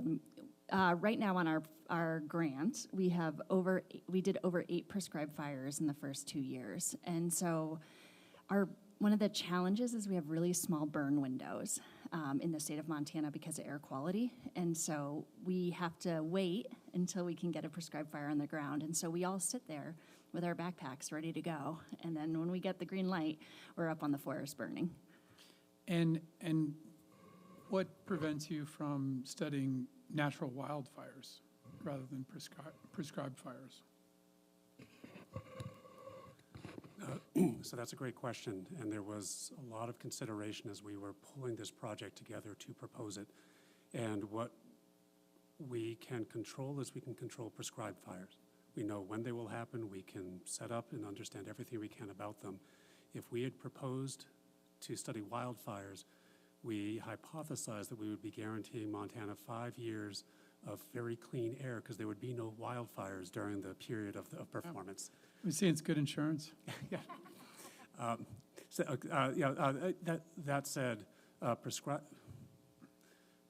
fire is an area where Montana has very specific and relevant expertise, and there is not a lot known about it. Most of the prescribed fire activity and research has been done in the southeast United States, Georgia, North Carolina, and obviously in terms of wildfire mitigation, the concerns are out west. And so how does prescribed fire behave in an intermountain west terrain with topographical variation, with thermal variation, with different vegetation and fuel inventory? All of that is a great big unknown, and we're starting to make some headway there. And if I could just follow up with the numbers for Montana over the past 20 years, on average, there will be 400 to 500,000 acres lost to wildfire, and there'll be, on average, about 40,000 acres burned through prescribed fire. So it really is a small fraction. Put big error bars on that, but it's an underutilized opportunity to make our landscapes more resilient. Sure. And the, I guess you're doing research in all aspects of it, but the outcome of the research would be to support more prescribed fires to have healthier forests? Yes, in part. So more prescribed fires managed effectively, really a best practices guide for burn bosses and the communities out there. Also to be able to design and execute prescribed fires in ways that minimize impact to communities, to minimize the smoke that a community has to put up with for the 2 or 3 days that a fire is going and then smoldering. It's all on the table, and we are working on all aspects of that right now. So what is a minimized smoke for a community other than crystal ball of which way the wind is going to blow? I mean, what does that look like in the real world? In the real world, part of it is weather. So it's wind, it's coming in with precip. It is lessening the risk that a prescribed fire will get out of, will turn into a wildfire, will sort of escape control. The thermal conditions will affect how the smoke over the course of a day and a night will settle and loft, which has, again, direct impact on the people who are living at the settle level, not so much at the loft level. And so these are all sure, okay, factors. Good. So, no, that's helpful. But and then we think about to make this research kind of statistically relevant, how many fires should we study so that we're comfortable that we can, that we get a result in an expected amount of time? Because 8 just doesn't seem like a Okay, lot. so my flippant answer is as many as we can. Right. What we wrote into the proposal after consulting with the forestry faculty here who carry out the burns, I think we had a number of about 20 prescribed burns planned over the course of the 5-year project. I will also note that we don't just collect data on our own prescribed fires. We're collecting data wherever we can. We have, as part of our EPSCoR grant, we created the super van that's parked outside my building. You all can come check it out. But it's a mobile smoke laboratory that goes out next to prescribed fire and wildfire. So we deployed the mobile van this summer down in Colorado and collected data there. And so as long as something's burning, our van is collecting data. And so it does expand our ability and our data that we're bringing in onto the smoke science side. And one last point about that, the super van, is it is a unique, one-of-a-kind asset in the country, and it's here in Montana. It was constructed with support from the EPSCoR, and most sampling of prescribed fire behavior and smoke is done remotely. Fly flames through plumes, somewhere downstream. We can park the van right next to the fire and monitor the fire when it's active, monitor the fire after when it's smoldering, and get real-time data from the smoke that is generated right there on site. Super, thank you for the work you're doing. I'm just trying to brainstorm, more opportunities for the research to be done, and I guess more channels to get the story, out to the public and to policymakers. Because what is the current policy on prescribed burns on national forests or state forests? I mean, Yeah, there we are. Well, first off, I'm definitely going to invite you to a prescribed fire. So I got I've your accepted ticket. all the other invites today, so it's Okay. going to be hard for me to say no. Yeah. I got some Nomex for you. You're good to go. I know how to call in a burn permit, so I might be inviting you. Yeah. I'm actually just there for like fun. No, I'm just kidding.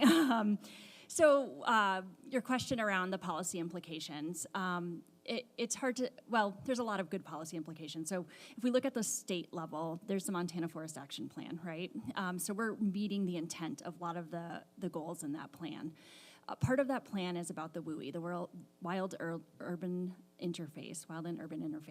And so one of the strategies around prescribed fire isn't necessarily to reduce, we're still going to have wildfire. That's just the bottom line. And so part of this is to reduce the catastrophic nature of the wildfire around communities. And so when I think about wildfire, we're not going to get rid of it. It's here. We just have to figure out how do we mitigate that the best that we can. So that's one of those big policy implications. We also saw this year in the state of Montana House Bill 84, and it was really focused on the liability associated with doing prescribed fire. When we look at one of the constraints to doing more fire on the ground, it's really about liability. Nobody wants to take that on themselves. And so I imagine you as a landowner might think about that a bit. And so one of the policies that we see at the state level that we can impact with some of the work actually Giselle's doing is really thinking through those liability challenges and helping our state legislature and our DNRC come up with good policies that support the state of Montana. Thank you.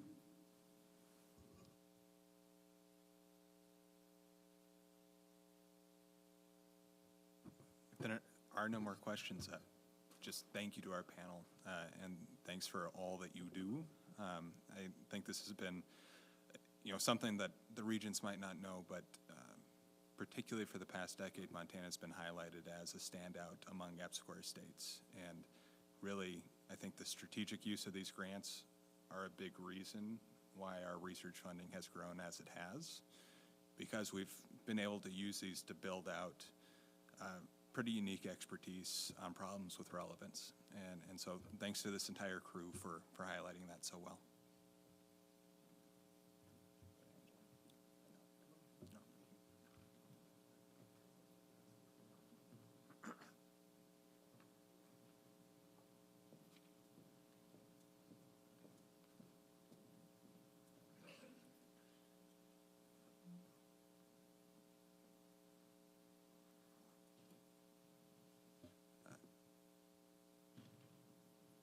Regent Folkert, I think I'll hand it back to you, and we might check for public comment and then decide how much time we have if we push the last presentation to tomorrow morning or accomplish it today. Okay. Well, with that, if we're going to table the one item that we haven't covered, then I guess that concludes our events for the day with the ARSA committee, depending on, at your pleasure, where we're at on the agenda. That's great. Thanks, Chair Folkford, and good plan there, Joe. So again, the plan will be to open up public comment here in a moment. We'll table the final item on the ARSA committee. Depending on the turnout for public comment, we may revisit the agenda before adjournment today or push it till tomorrow. Great committee work. So grateful. All right, public comment. So if anyone is prepared for public comment, I would ask you start to make your way up to the podium. As this meeting is subject to the state of Montana's public comment rules, I will now call for any public comment. Public comment may be offered on items on this meeting's agenda or on any matter not on the agenda, but under the jurisdiction of the Board of Regents. Written public comment may also be sent to Jasmine Casanovas at jcasanovas@montana.edu. To allow us to give everyone a chance to comment, please limit your comment to 3 minutes. I'll start since nobody's at the podium. Jazz, do we have anybody online looking to make any public comment? Nobody there. Again, we would welcome any public comment this afternoon. If you wouldn't mind stating your name, and again, thank you for respecting the 3-minute time limit so we can allow for everyone's participation. Hello. Hello, good afternoon, Chair Buchanan and Regents. Looks like I'm the only and hopefully last public comment to close out this very full day of stewarding higher ed in Montana.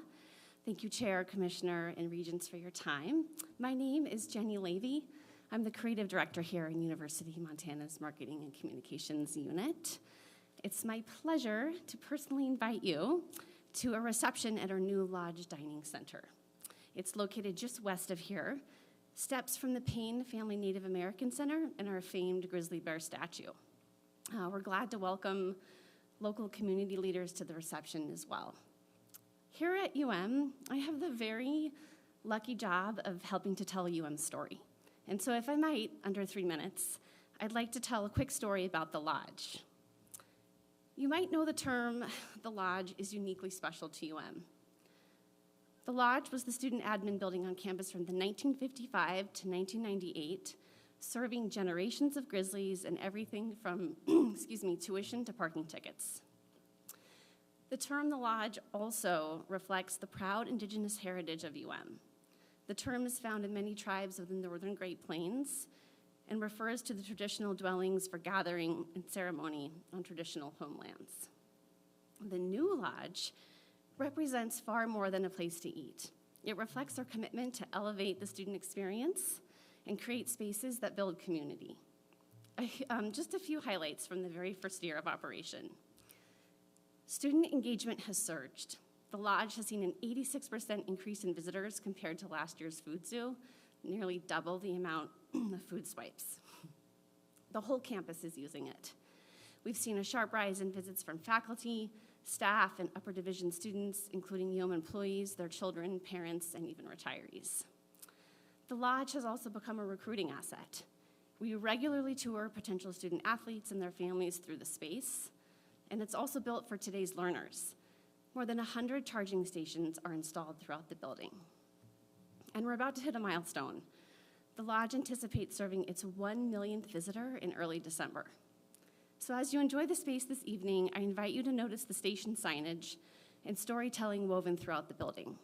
Each station's food concept is tied directly to Montana history, from immigrant influence to Montana's oldest cattle brand.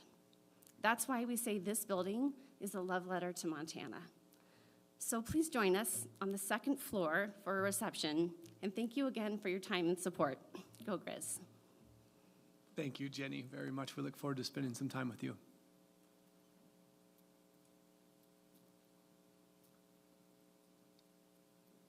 Good afternoon.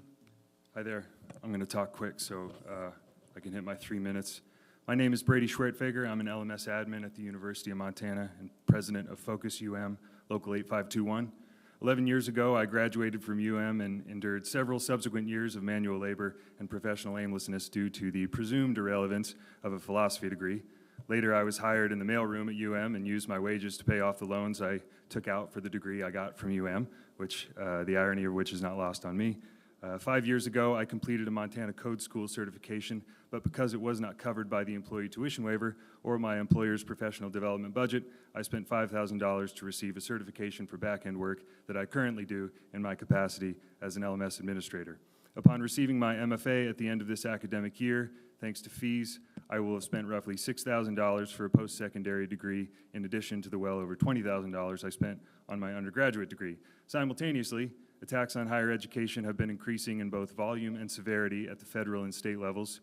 Engaged coworkers who know that public employment is an essential element of a competent, never mind thriving society, and who desire work that is as fulfilling as it is remunerative, are being laid off due to funding cuts and executive orders, or are quitting because they simply can't afford to continue working at UM. Cost of living and inflationary increases have eaten up most, if not all, of the wage increases I've seen over the nearly 10 years I've worked at UM, and thanks to unexpected increases to healthcare premiums, I now make less than I did a year ago at a place where I'm supposed to be seeing career advancement. Meanwhile, the governing body that oversees my employment communicates a position of trepidation and fear when it comes to anything that requires legislative approval and refuses to think creatively about ways to improve the lives of the employees it says it cares about. So, a job in an industry that has historically been a model of stability and security is now mired in uncertainty. I work here because the bulk of my adult life has been invested in this institution. I work here because my family, my community, my rooting interests all belong to UM in some way. I think there is a sanctity to public higher education that is worth upholding, and anyone who sees knowledge as a virtue should welcome the idea of spending their professional careers within the halls of an organization where the act of learning is paramount. But I also understand why someone without this history of connection might view working at UM as an untenable or even risky proposition, who might calculate the opportunity cost of working in public higher education and deem it to be too high, who might wonder about the adverse ways in which their quality of life could change at a place like this, who might ask themselves, why should I work here? I would hope that the regents or folks at OCHI or in management could answer genuinely without the use of platitudes, without reference to the nobility of public service, without an appeal to the gratitude one should feel for gainful employment. Why should someone work here? Because many of the people that I work with and represent who share similar backstories to mine are asking themselves that same question, and they often look to the classified staff contract that you all approved in September for answers. And though our members voted to ratify that contract, based on conversations I've had before and since then, the question still remains. I know my reasons, but I want other people to have theirs too, and I don't think that they should have to look this hard to find them. Thank you. Thank you, Brady. Any other public comment? Jasmine, any online comment added? No, thank you. Any final comment? Any final public comment? Final call, any public comment? With that, we'll close the public comment section of our meeting. Do we want to bounce back into, this is fun. Chair Folkvord, I throw back the gavel your way, sir. Okay. Thank you. We're back in business, Joe. Chair Folkvord. One item remains on our agenda. I guess it's item E. Correct, and I'll invite Dr. Angela McLean up to the podium.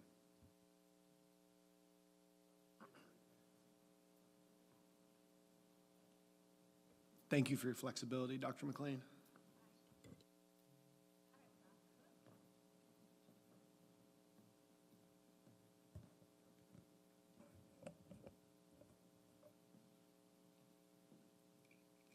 Good afternoon, Chair Dean Folkford, members of the board.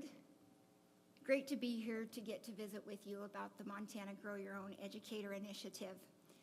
This initiative was originally sponsored by Representative Tyson Runningwolf in the 2021 legislative session.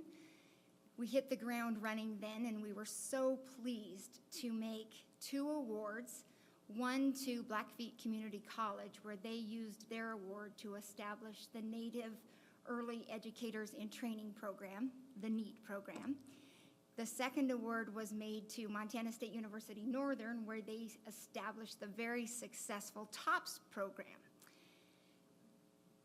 And then in the 2025 legislative session, House Bill 499 was sponsored by Representative Thetis Crow, and we once again had the opportunity to make several awards to basically empower campuses across the state to work with their K-12 partners to develop grow your own educator models. And I think this conversation fits so well, bless you, with the conversation you heard earlier by the healthcare panel. And so we have made 2 awards since July so that folks across the state can develop grow your own educator models. Those 2 awards went to Montana State University in partnership with Blackfeet Community College.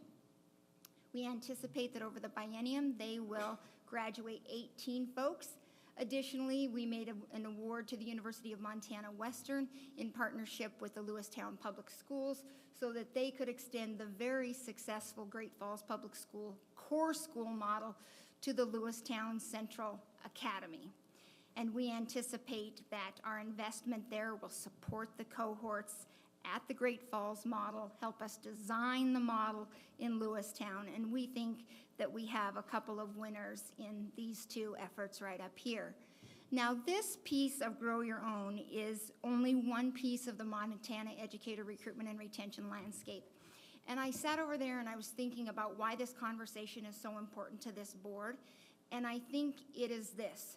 Several years ago, this board made educator recruitment and retention a priority and a focus, and we took it on at the Office of the Commissioner of Higher Education.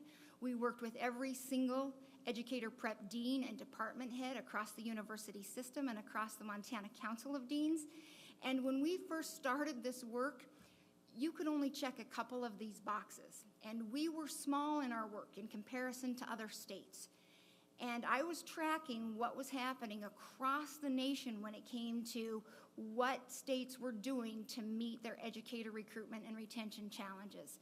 And I pay particular attention, and what I am here to tell you is that I don't think that you're going to find a state who has checked every single box in an intentional way like the Montana University system has.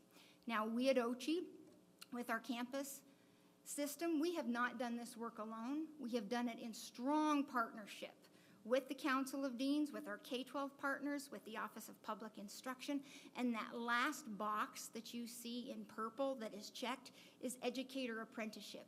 That was the piece that was so elusive. We made not one, not two, but 3 attempts with our partners at the Department of Labor and Industry. And with that, I think that we have perhaps one of the strongest suites of efforts all across the state to transform what we're doing with educator recruitment and retention in the Montana University system, and to make sure that our K-12 schools have the educators that they need to meet the growing needs and the challenges that they are facing. I want to circle back to something that I said earlier. We have some of the most remarkable educator prep deans and department heads in our university system educator prep programs. And so our next generation of those who would teach our children are in the most remarkable hands. Regents, these folks are national and international leaders. I had a chance to go out to Johns Hopkins University to talk about this landscape and to share this great work with the folks all across the country who wanted to know what was happening in the Montana University system. And so they're looking to your deans, they're looking to your departments, and I want to thank all of our partners across Montana, including the legislature and the governor, for investing in Grow Your Own, investing in things like our 2+2 models, which are a part of that. And I want to thank our campus leads for supporting this very, very important work. Now, the next steps for this is, I think, to look at establishing Educators Rising, making that a CTSO that is state recognized. We could work with our K-12 partners to do that. Make sure that we don't take our eyes off the prize and continue to grow opportunities for place-based, community-centered educator prep. And then finally, remain focused on growing the educator pipeline. Talk up the profession. It is the profession that trains all others. And with that, Mr. Chair Dean Folkford and members of the board, I will turn it over to you to see if you have any questions about this opportunity.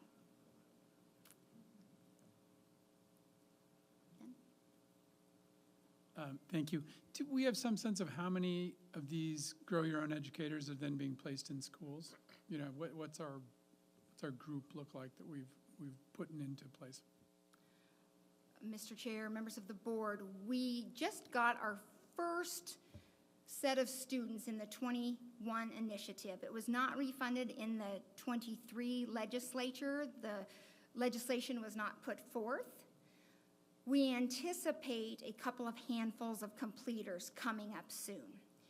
Additionally, the numbers 18 and 23 are the size of the cohorts that we anticipate will be put through this program.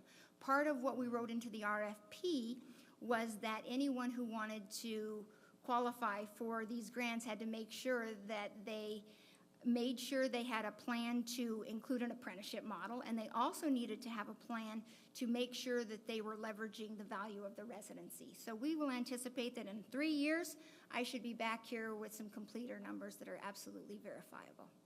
But right now, we're looking at 18 and 23 for the size of the cohorts. You said loose down, so I have to talk. The super stoked, and thank you so much for helping. Brad was ecstatic when I talked to him about all your leadership in this, and just to echo the, you know, the on behalf of Lewistown, you know, we don't have access to, you know, higher ed down the street. And to operate this model in true rural Montana is, you know, we're very grateful, we're very excited, and you know, we're going to make you proud. So this is a great opportunity for my community. Thank you.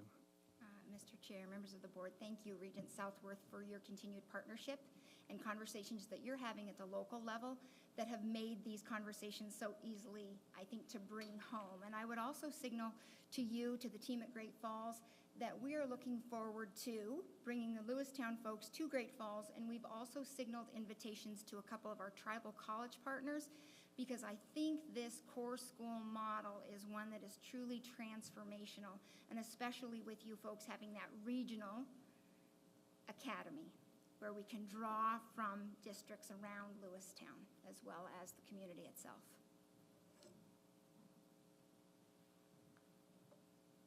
Excellent. Thank you, Angela.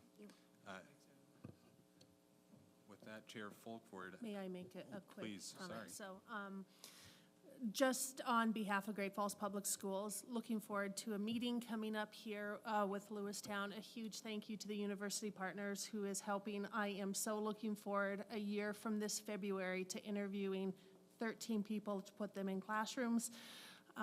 It's an amazing opportunity to change the landscape of education in Montana, and thank you very much.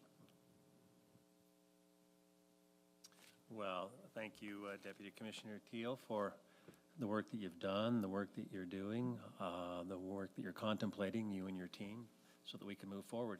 I think that completes the ARSA committee, and so I'll turn it back over to our chairman. Chair Fulford, thank you, and thanks to everybody. Thanks to everyone for a jam-packed day. Gosh, the breadth and level of depth that we go into on so many subjects is weeks and weeks of prep and weeks of debriefing to make sure that we capture it all. Thank you to everyone. As we were graciously invited to the lodge, maybe President Bodnar, any final invitations there? No, thank you, Mr. Chair. We look forward to welcoming everyone and experiencing the love letter to Montana and a fun reception. So we look forward to seeing everyone over there in a few minutes. Great, we love it. Thank you for the invitation. We'll see you over there. Members of the board will meet with our faculty representatives tomorrow morning at 7:15. The rest of us will reconvene here tomorrow at 8:30 in the morning. Thank you everyone for your work and attention. Have a wonderful evening. All right, good morning, everyone. We'll bring the meeting back to order, and want to thank everyone again for the effort to attend, and hope everyone got to enjoy not only University of Montana's hospitality at the lodge last night, but Missoula's hospitality on what feels like a very vibrant weekend in the making. So thank you all for behaving and representing the system so well. Real quick, just a quick nod to a wonderfully substantive conversation this morning with our faculty members led by Dr. Moody. Thank you for that. My takeaway is we're getting more thoughtful about taking advantage of partnership related to K through 20 pathways.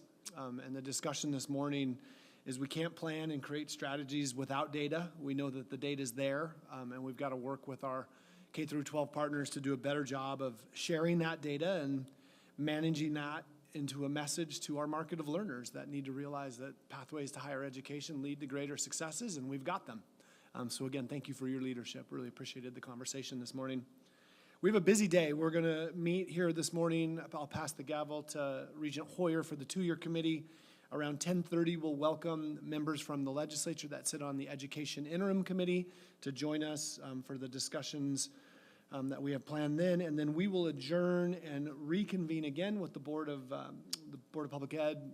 Will join us for a lunch meeting this afternoon, and then adjourn. And as we all know, at that point, it's time to pick some colors and start screaming at each other a little bit differently than we are at the moment. Again, thank you for everyone's time and attention. Regent Hoyer, thank you so much for kicking off the two-year committee. Well, thank you, Chairman Buchanan, Commissioner, Regents, staff members, and members of our university. If I can have just a moment. Yesterday was the National Day of the Child. For those of you who didn't know that, it's a day that we recognize children, their voices, their passions, and their dreams across our nation. And so from a K-12 educator who spends her life tying shoes, pointing out the bathroom, helping kids navigate prom dates, and turning tassels at the end of graduation, thank you so much for taking care of my kids. I had a wonderful opportunity to talk with two of my former students yesterday, and they shared the relationships they had with their professors at different universities, and they just raved about the love that you guys show them as they take their next step. So on the day after the Day of the Child, thank you for taking care of my children. Today, I am really excited to bring forward our 2-year Community College Committee agenda. As with the 2-year in community colleges, it is small but mighty when you take a look at the 2 things that we're going to talk about that really get to the heart of the mission of our 2-year in community colleges. I hear it over and over again from my partners in Great Falls and from across the state, the mission they have not only to our students but our communities. And so with that, Deputy Commissioner, the floor is all yours. Regent Hoyer, thank you so much. And I'm going to invite Dean Stephanie Erdman and Dean Tom Gallagher up to the podium. You know, I think we all know for-credit training, our degree programs are our bread and butter. It's how we fund. It's transferable across our institutions. We have a lot of quality mechanisms there, and we do a lot of work to try and make sure that those for-credit programs can be nimble and responsive.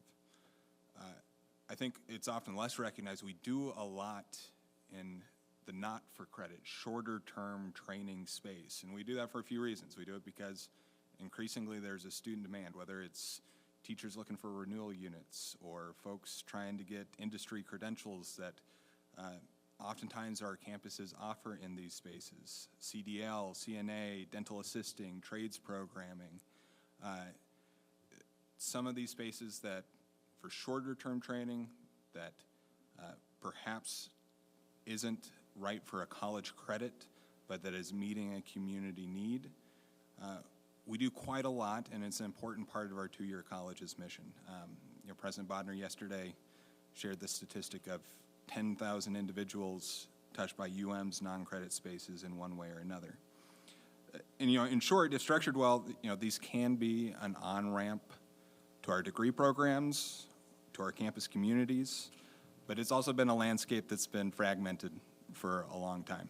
You know, we don't necessarily have the infrastructure to collect data, to understand outcomes, to communicate to students and employers what is offered.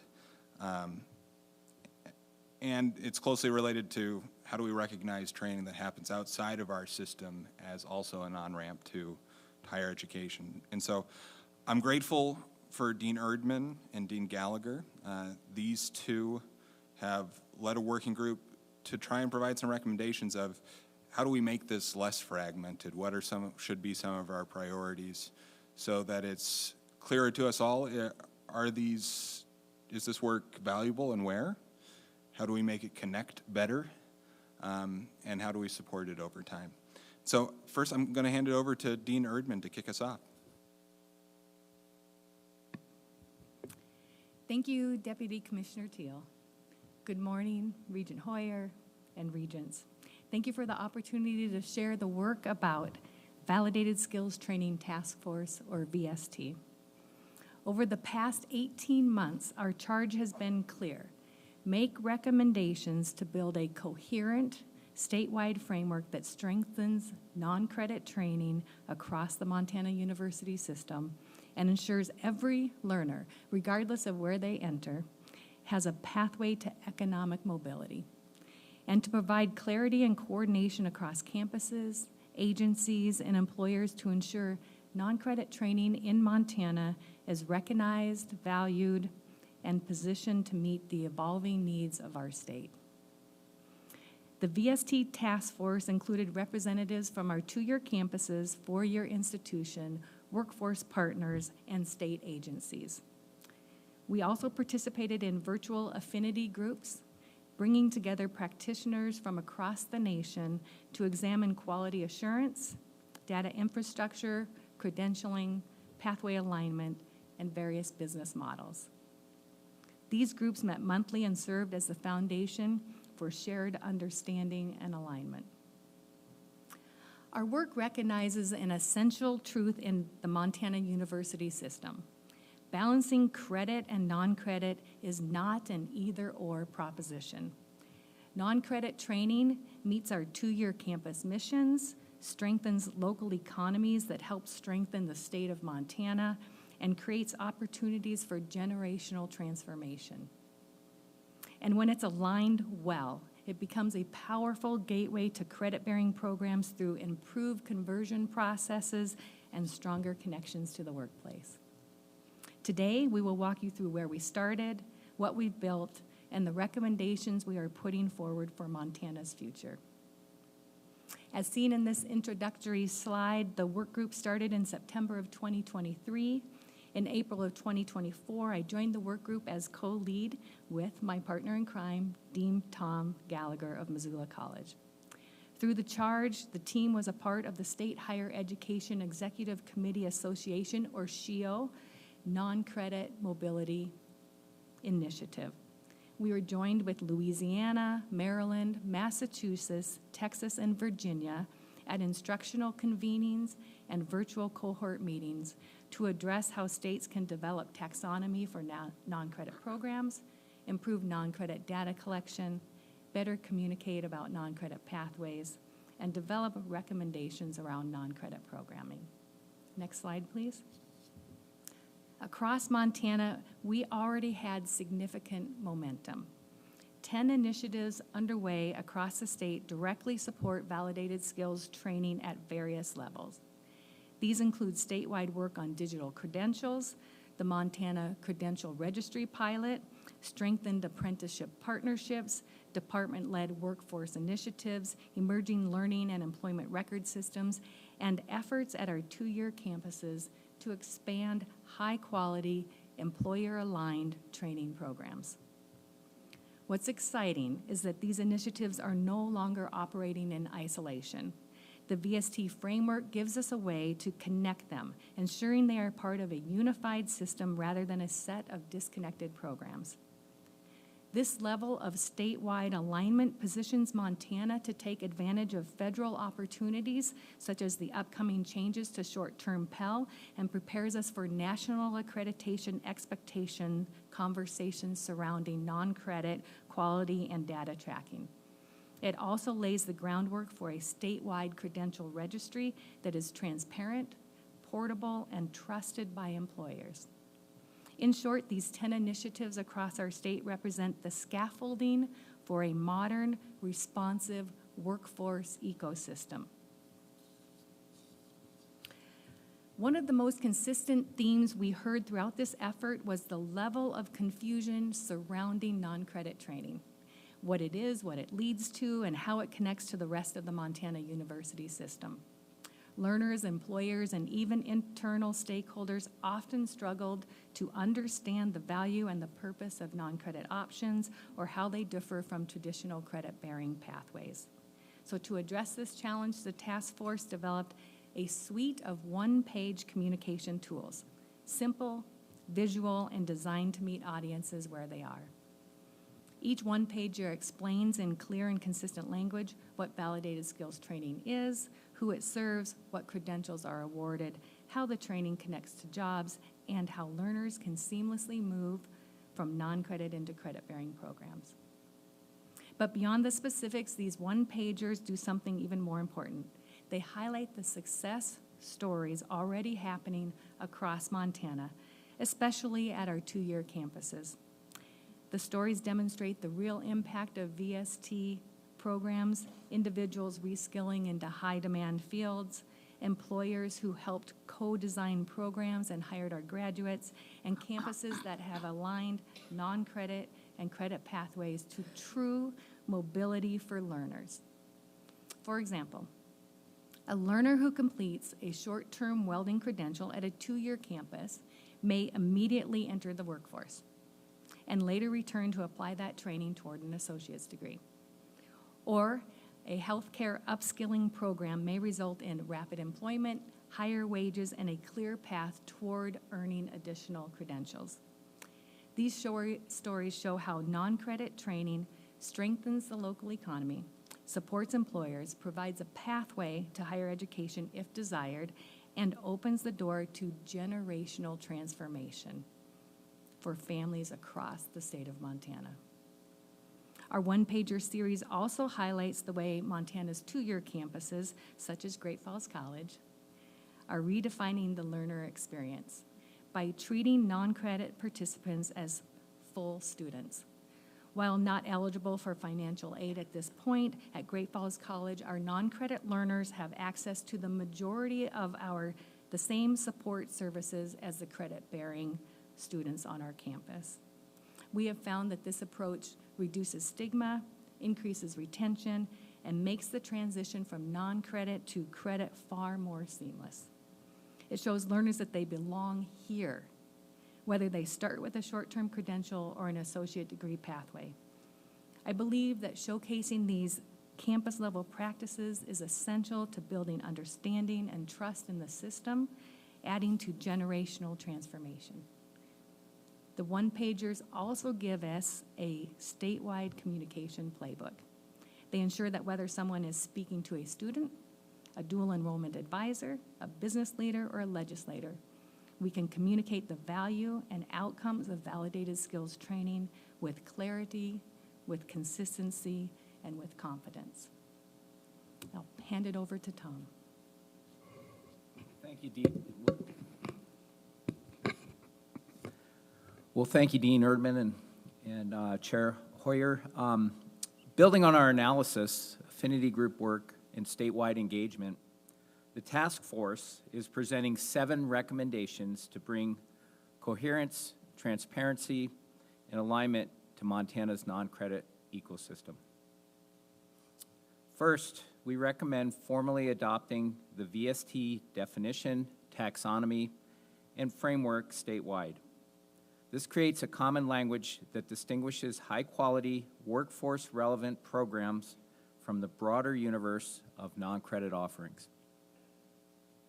Second, we recommend building and sustaining statewide data infrastructure. This includes developing a shared non-credit student information system, expanding the credential registry pilot, and exploring learning and employment records.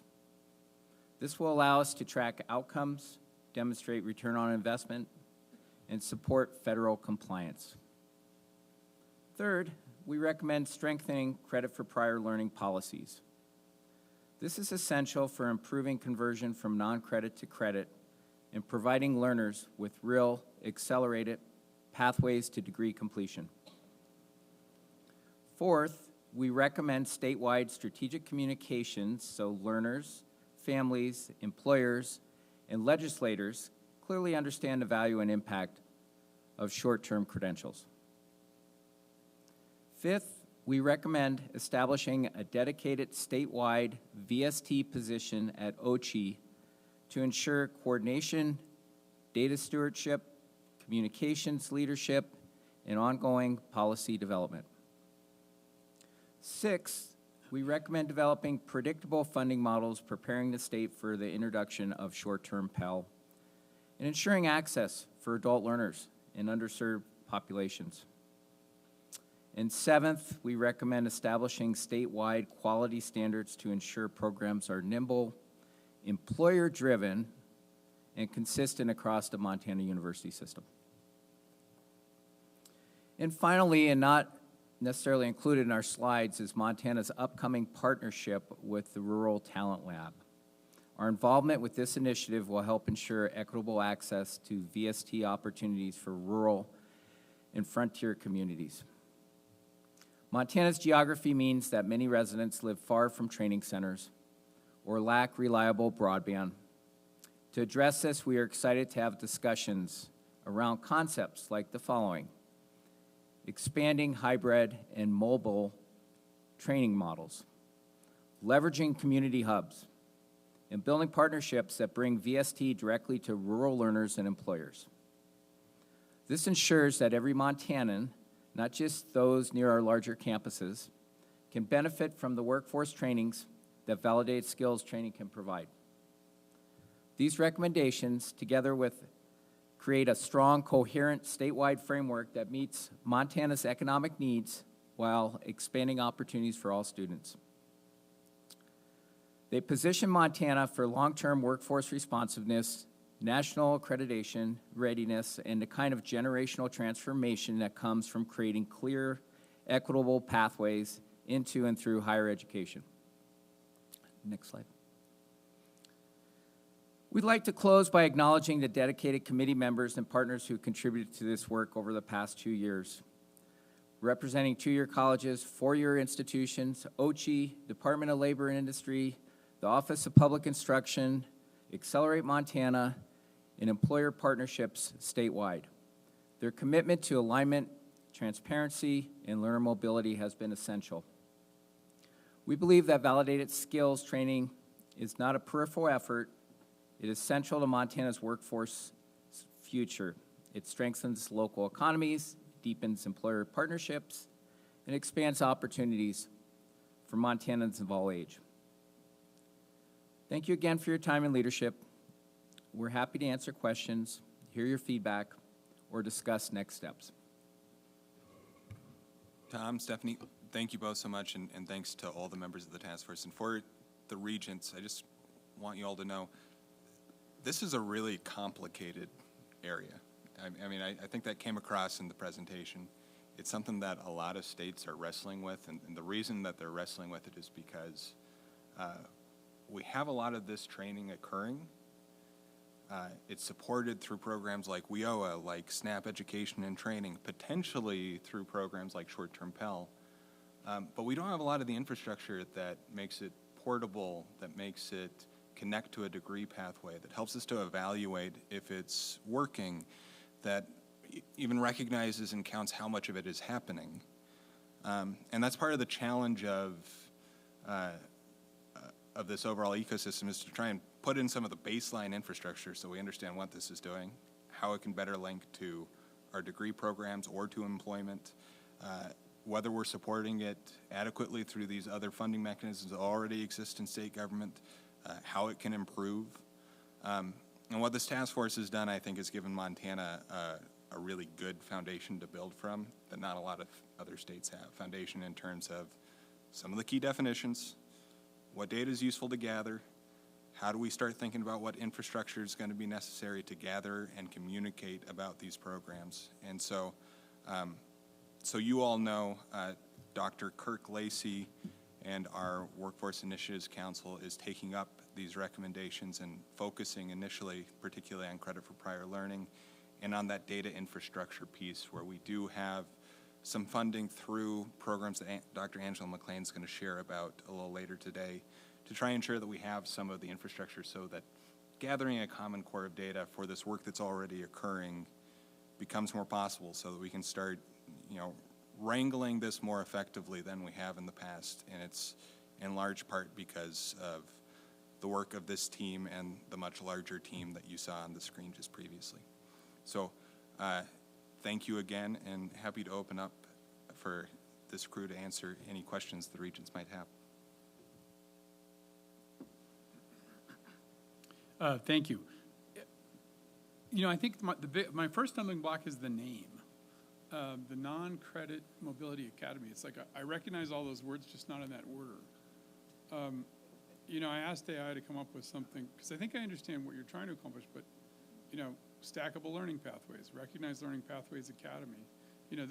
Those are things that sound a little bit, that sounds like something is this the accepted name for these, around the country? I'm going to hand that question over to Tom Gallagher and Stephanie, because boy, was that a conversation. I'll take a shot at that one. We joined a larger group, and I think this is very noteworthy. We're not the only ones who are working on these same initiatives in the state of Montana. We're finding it very common, and Dean Erdman mentioned the other states who were involved in this as well. And the name Non-Credit Mobility Academy actually represents a organization that came together for roughly a year and a half to examine these and share practices across our 6 states. So that the name of it, I think, is a little bit different from state to state. And what we tried to do is create some consistency in working and seeing what other states have done, and the term validated skills training is what we've adopted. The Non-Credit Mobility Academy was simply an activity that took place over the last year and a half that helped guide us through this. Yeah, again, so if I think about it in the biggest picture, these are, if you get a certification from Google, or if you get a certification from a builder or a plumber or a variety of other things I can't imagine, like, that's what we're talking about, right? We're talking about people who are earning those kinds of credits and certifications, and showing them how that can lead, if they choose, to a pathway into 4-year university, college, community college. Regent Bao, that is part of the conversation, yes. So how do we take these earned credentials, maybe earned in our university system, maybe earned outside of it? How do we track that? How do we bring it in, or can we bring it in for credit for prior learning? Can it show up on a transcript? So that's one portion of it. The other portion of it is the work that we are doing in the university system that falls within the validated skills training category. So the kinds of credentials that we are offering that people earn within our organizations, how are we documenting that? How are we tracking that? How are we making pathways from non-credit to credit? So yes, outside credentials that are earned elsewhere, that's part of the conversation. Inside credentials that are earned here, that's part of the conversation as well. And I need to put my 2 cents worth in. Non-Credit Mobility Academy would not be my choice. Yeah, and what? Yeah, Just and be clear so on that. give me an example. Give me an example of a course or a class that a student would take at one of our 16, outlets, and it would be non-credit. I would love to give examples of that. We can talk about certified nursing assistant. Tends to be a non-credit training program. It is an earned credential. It can get somebody a job and a position in the healthcare field. It can be a pathway into healthcare. That CNA could also then be transferred into a medical assisting program, so you can step up into the next role. How do we document that, and how do we put that into our transcripts? That still needs to be determined. From a medical assisting opportunity, jump into an LPN program. From an LPN, you can jump into a 2-year RN. From an RN, you can jump into a baccalaureate in our RN from one of the 5 campuses across our state. So healthcare is a great example of how you can ladder into different careers over, as you know, we all work 40 or 50 years. We are continually upskilling and retooling and retraining throughout our lives. Another example, structural welding program. 7 weeks training that we started at Great Falls College. We offer it 4 or 5 times a year. We designed that curriculum in partnership with some of our employers. That structural welding 7-week training program leads to apprenticeships, internships, jobs, and the opportunity to come back and earn an associate's degree or a CAS in welding. Well, those all sound great. I'm just concerned that the name disguises all the good work that could happen, underneath that. I believe the Non-Credit Mobility Academy was the name of the SHIO project, and the reason that this committee was put in place in the first place through the Commissioner's office was to be a part of the Non-Credit Mobility Academy offered by SHIO. And just to clarify, I think that part of what the task force is recommending is to clarify these employer-based non-credit, employer-aligned non-credit programs that trying the moniker validated skills training, and that came specifically out of the state of Louisiana. As the commissioner mentioned, this is an evolving space of what do we want to call these things, because not a lot of folks want to define themselves as what they're not.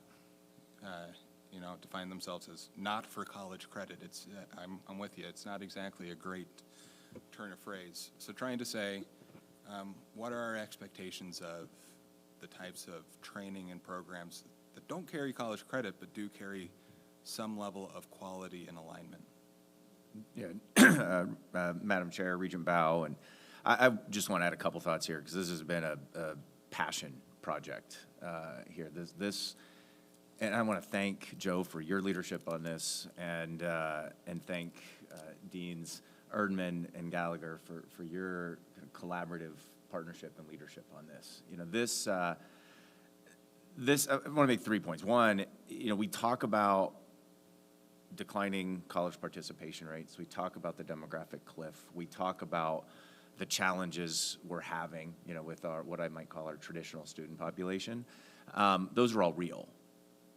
It's also true that the demand overall for learning has never been higher in this country. With the economy changing as quickly as it is today, people more than ever need training at different points in their lives and careers. We, within traditional higher ed, have not made it as easy for people to dip back in as we need to. And I would tell you that the demand for learning is as high as it's ever been. It's in different places. It's in places that's harder to find, it's harder to serve.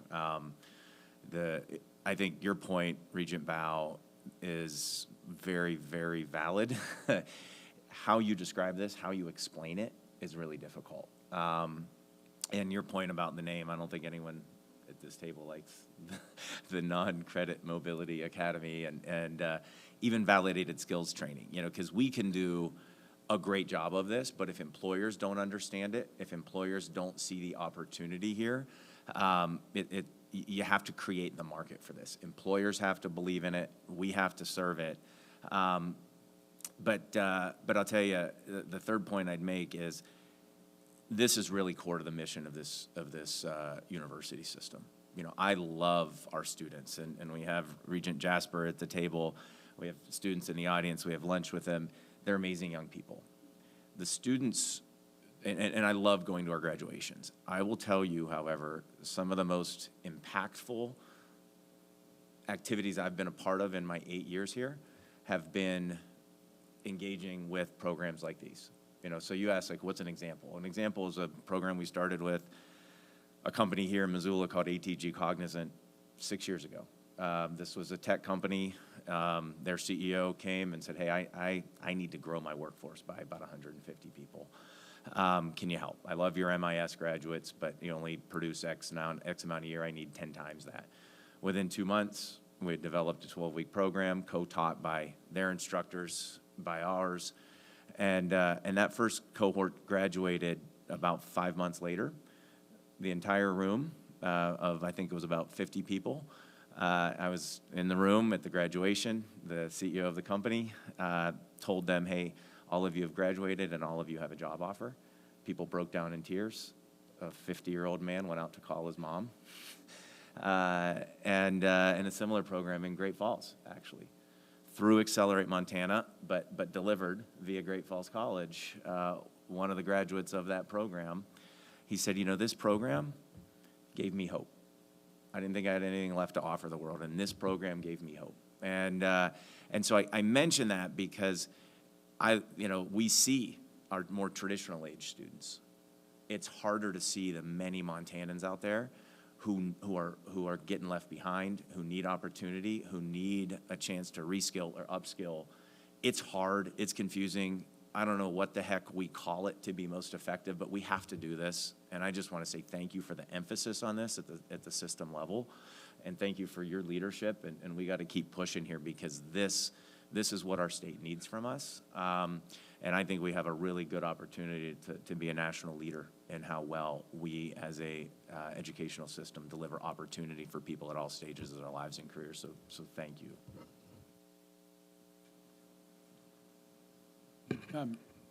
I think I get it, and I certainly support, the idea of elevating these and making more transparent these pathways, but it reminds me of the expression, you only get one chance to make a first impression, and I'm here from the Non-Mobility Credit Academy or the Non-Credit Mobility Academy. I just don't think anybody's going to fire up about that, right? So I'll leave it at that and let you guys decide, but that's where I am. Regent Hoyer. So and we've talked about this, and I think there's brilliance behind this, and I think that it's necessary. You both know how much I respect you. My concern with the non-credit piece of this is like we're talking about the example you just gave, President Bodnar, a 12-week program, and we're having, you know, we have examples all over our 2 years in you know, where we can do this for credit, right? And maybe and I think there's a brilliance in a position at OCHI for this. We've talked about this, so I'm not talking. You can hear me, but I'm talking to the regents right now. I don't want to be redundant, out of respect for both of you. But our secret weapon, really, when it comes to funding, is Commissioner Christian, right? You know, every other January, look at. You know, he's batting 1,000 on behalf of everyone in this room and thousands that are not in this room. I worry about the, you know, back of house data and the non-credit space being complicated in my mind to monetize correctly. If we can do more of this work for credit, it serves the same purpose. And I also don't think it's a sin to, when we're talking about some of these programs and some of these corporations, the you know, the public-private cooperative stuff, that the private sector, I believe when they ask an institution to do something on behalf of their corporation, I don't think it's a sin to ask for financial. I think we should ask for financial help in that. And I also think that if we can measure this correctly, because we're serving so many at this point, give Commissioner Christian the arrows in his quiver to go get funding for this, to be able to champion this, so that this is not just, you know, the good work here that the legislators are talking about it all, you know, everybody's talking about it, we're championing it, it's going to help the employers, it's going to help the state. I just worry that the non-credit aspect, I feel like it's not our funnel. It's really hard to corral. It's a bunch of good ideas on one-off scenarios, and we don't have unlimited bandwidth. So don't have the you know, the code to crack everything, but I just kind of wanted to share that because I do think this is brilliant. I think that, you know, we're seeing it right here in this region, how well this really does work, and maybe it's time to look at like how we can measure this differently, to monetize this differently, and pretty easy if it's for credit, right? So anyway, I'll quit talking, but thank you for the presentation. This is great. Regent Southworth, thank you for your comments. We had a really, I think, insightful discussion a week or so ago about these, about non-credit training, and I really appreciate your perspectives and thought on this. I think our work was with the committee, and we'll continue to be involved with, is these things are taking place, and they're so far under the radar, so to speak, that we don't measure them.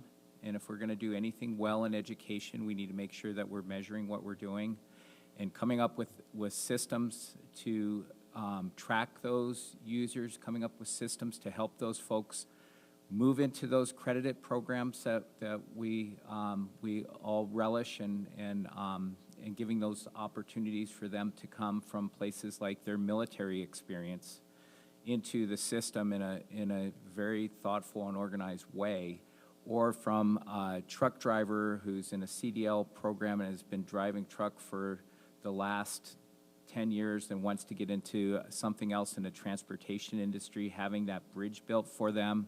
Healthcare examples, IT professionals who might have industry-recognized certifications that may or may not have come out of the Montana University system. Having those bridges built and helping those learners will really expand and broaden opportunities, I think, for everyone, and help those folks get into those programs that right now might not be accessible for them. The truck driving program you're talking about, Dr. Slinger's program, the Miles City, that's for credit, right?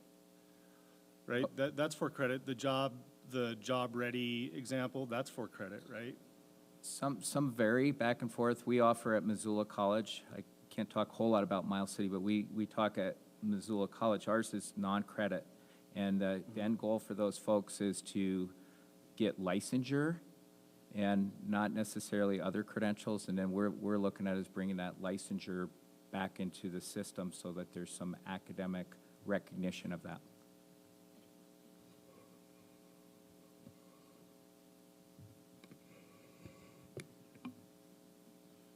Are there other questions from the regents on the work of the task force? And thanks. I want to say, like, again, this is a complex space, and what the right strategies are here can be tough. And it's a complex space in part because there are all these other players, both on the funding end, on the providing training end. But I think part of the reality that we're recognizing is students are taking that or seeking that out, or employers are taking that or seeking that out. And we want some better systems to measure it so that we have better strategies and better ways to communicate about it. And this puts us on a good path to doing that, and honestly doing that in a way that that makes us a national leader in wrapping our arms around what's a pretty complex problem. So thank you, Tom, Stephanie, and team.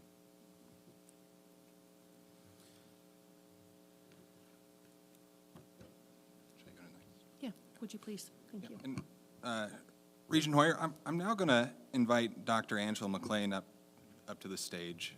Angela's led our Year to Career efforts and partnerships with the Education Design Lab. Those have really blossomed over the last year and a half. We have exciting announcements about not just ongoing funding, but additional federal funding, state funding, nonprofit funding that are feeding into this effort and some of its plans over the next couple of years. And a lot of that is thanks to Angela's pretty dedicated work with two-year college, tribal college teams from around the state, and I wanted to give her the opportunity to share what's on the horizon. Thanks so much, Deputy Commissioner Teal, Madam Chair, members of the board. So good to see all of you again this morning. I have the great privilege of presenting to you where we're headed next with the Year to Career Education Design Lab initiative. Next slide, please. What I'd like to visit with you about before we talk about phase 2 is what we did in phase 1. We launched the initiative in September of 2023 at Montana Tech. Many of you were at the table when we had Education Design Labs with us to have a conversation about how we as a system were going to become the first system-wide initiative where we would embark on a path to develop at least 12 micro pathways in the areas of education, healthcare, and the 3 T's, technology, trades, and tourism. I'm happy to tell you we met that mark. Not only did we engage all of our 2-year campuses, plus the University of Montana Western and Montana State University Northern, but we also engaged the very first tribal college in the country to embark on this work with a partnership with Salish Kootenai College. We also developed a taxonomy that is now being used to guide so much of the work that you just heard about by my colleagues from Great Falls College and the Missoula College team. If we could look at the next slide, I think what you'll see here is a comprehensive picture of all of the campuses that were involved across the state of Montana. Additionally, all of the employer partners that we were able to engage with, and the industry partners that we were engaged with across these initiatives and across the rollout of these micro pathways, which, by the way, we have defined as credentials that folks across the state can earn in Montana on our campuses in a year or less. A pretty magnificent opportunity. So we were excited when we had the opportunity to sit down with the Education Design Lab team and think about what a proposal to the Dennis and Phyllis Washington Foundation might look like so that we could continue this very important and very successful work that we were already doing as a university system. And I'm pleased to tell you that about 6 weeks ago, while we were at the Future at Work convening up at Flathead Valley Community College, we announced that the grant had been received, and we now have the opportunity to proceed with a phase 2 of the Education Design Labs initiative. Now, this next initiative, next slide please, is going to look somewhat like the first, We're going to continue with that strategic employer engagement piece that you've heard so much about, where we have streamlined our conversations, whether they happen in Ekalaka or Eureka or Great Falls or any space in between, they look the same. We're going to continue that employer engagement and that design work in education, healthcare, specifically behavioral health and developmental disabilities, and also the trades, tourism, technology areas. We also have a significant part of this next grant funding dedicated specifically to that communication and marketing. And perhaps part of what we can talk about with our teams is the conversation that you just had, Regent Bao, around the fact that maybe we don't want to be calling this validated skills training, and that's not going to resonate with our learners across the state. And then finally, perhaps one of the most exciting pieces of this initiative is that we get to expand our tribal college partners. We get to add 3 of our tribal colleges across the state to this next go-around of this very significant micro-pathway work. And so I was on the phone with Minzy this morning, texting yesterday, and we were talking with our tribal colleges about bringing them to the table and getting ready to launch this initiative around January. So next slide, please. I thought about this last night, about why this conversation about phase 2 with Education Design Labs is so important. First of all, I'd point to the conversation that you just had here at this table with my esteemed colleagues. Second, I'd point to the fact that we have a very robust 1-2 free program, that dual enrollment component that was mentioned, I think, by all 4 of the folks that were featured yesterday on that panel who spoke to us online. Additionally, right now we have DPHHS funded to deliver on the development of micro-pathways in the areas of behavioral health and developmental disabilities. And so that is something that I am working alongside my dear colleague, Dr. Christine Miller, on, and making sure that we coordinate the design of those pathways in that space with the Education Design Labs team. So it's not going to be a one-off. This is something that truly fits within the scope of the work that's already happening in the university system, and it's going to meet the needs of our folks out across the state of Montana. Additionally, we have the validated skills training conversation that you heard so much about just a few minutes ago. One of the other pieces that my colleagues alluded to was that we were one of 5 states who was awarded the Rural Talent Development and Attraction Lab grant. And you were represented as a university system by a team from across our campuses in October in Boone, North Carolina. And I would offer that folks commented so very much about how Montana is leading in the workforce training space.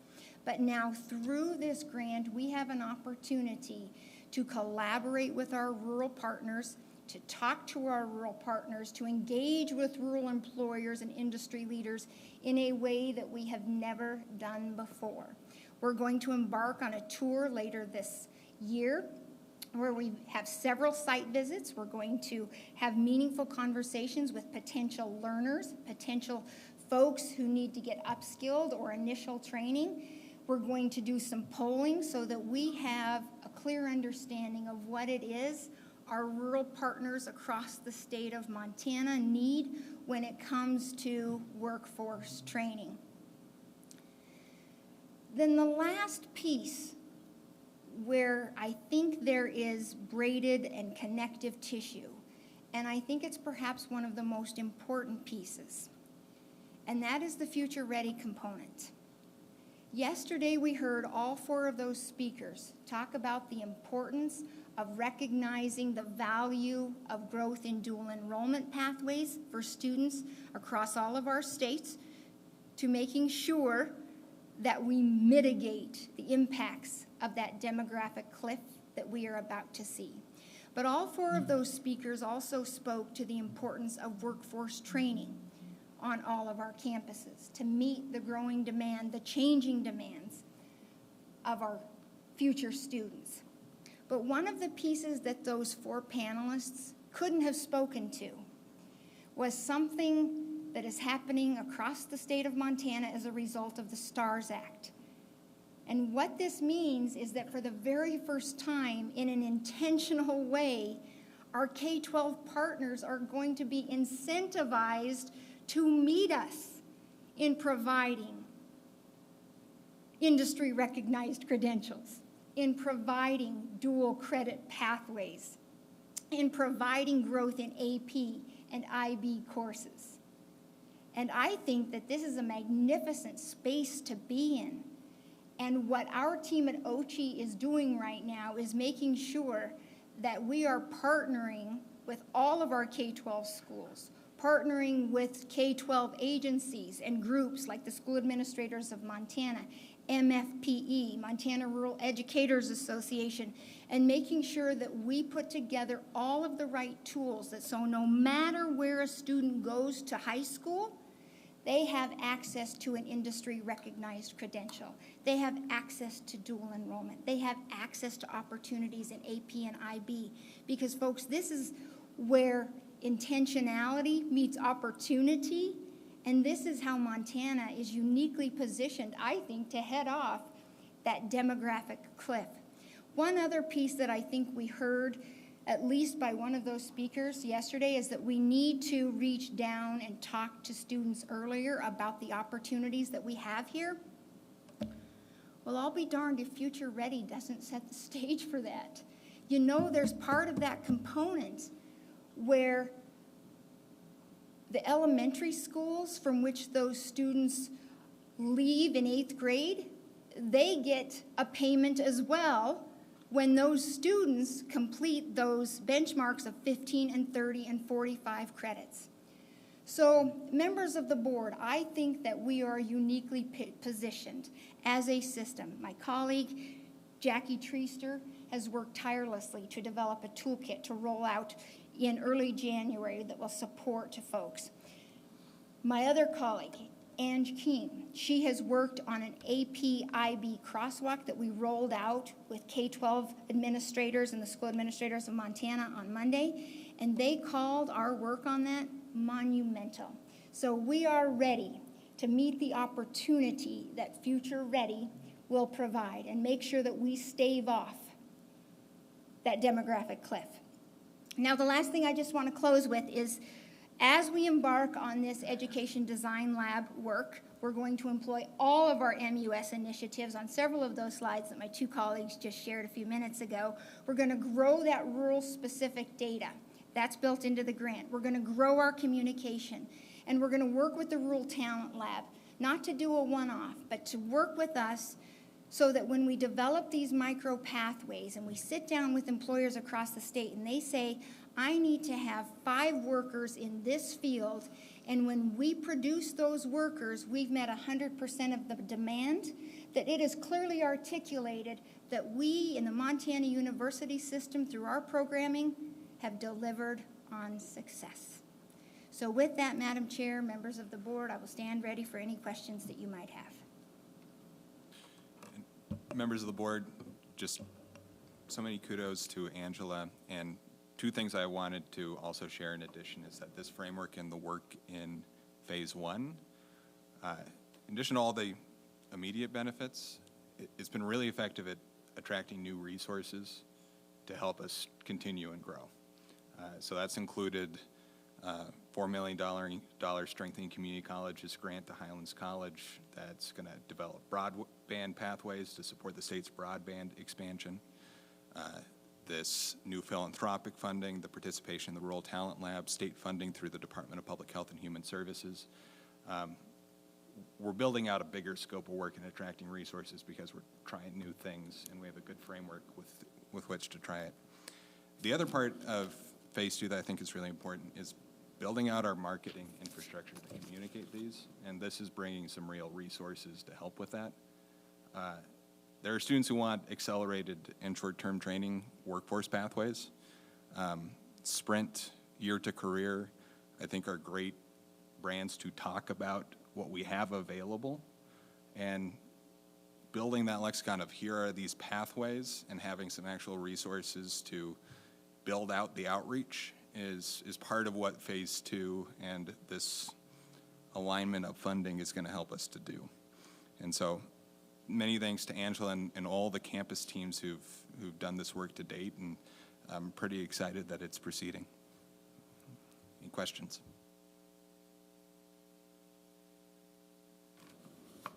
And Joe, you mentioned sprint degrees. Can I get a very high-level update of what's working, what's not working, what our enrollment looks like? Yeah. Thank you, Regent Bowen. My apologies. Dr. Kirk Lacey, who's leading that, is not here today, so I can't give you the overall enrollment, but let me give you some high-level picture of programs that are standing up, programs that are continuing and growing. You know, some programs that tried the model and it wasn't quite the right fit, and I think that that's part of this. This isn't every program, and it's not for every student that this model's going to work, but we have found some that it's persisting and growing. MSU Billings and paramedicine, the core school in Great Falls, now with the expansion of a cohort in Lewistown on the horizon, and I think some success in finding sustainable funding locally to continue those programs. Programs in development at Helena College in occupational therapy, and I think broader conversations around moving other of their programs to this year-round educational model and timeline. Behavioral health program on the horizon in partnership with the Department of Corrections and Highlands College. Here in Missoula, an accelerated nursing program that has 16 students enrolled now in their first year running that program. So, you know, I think there's an expanding cohort.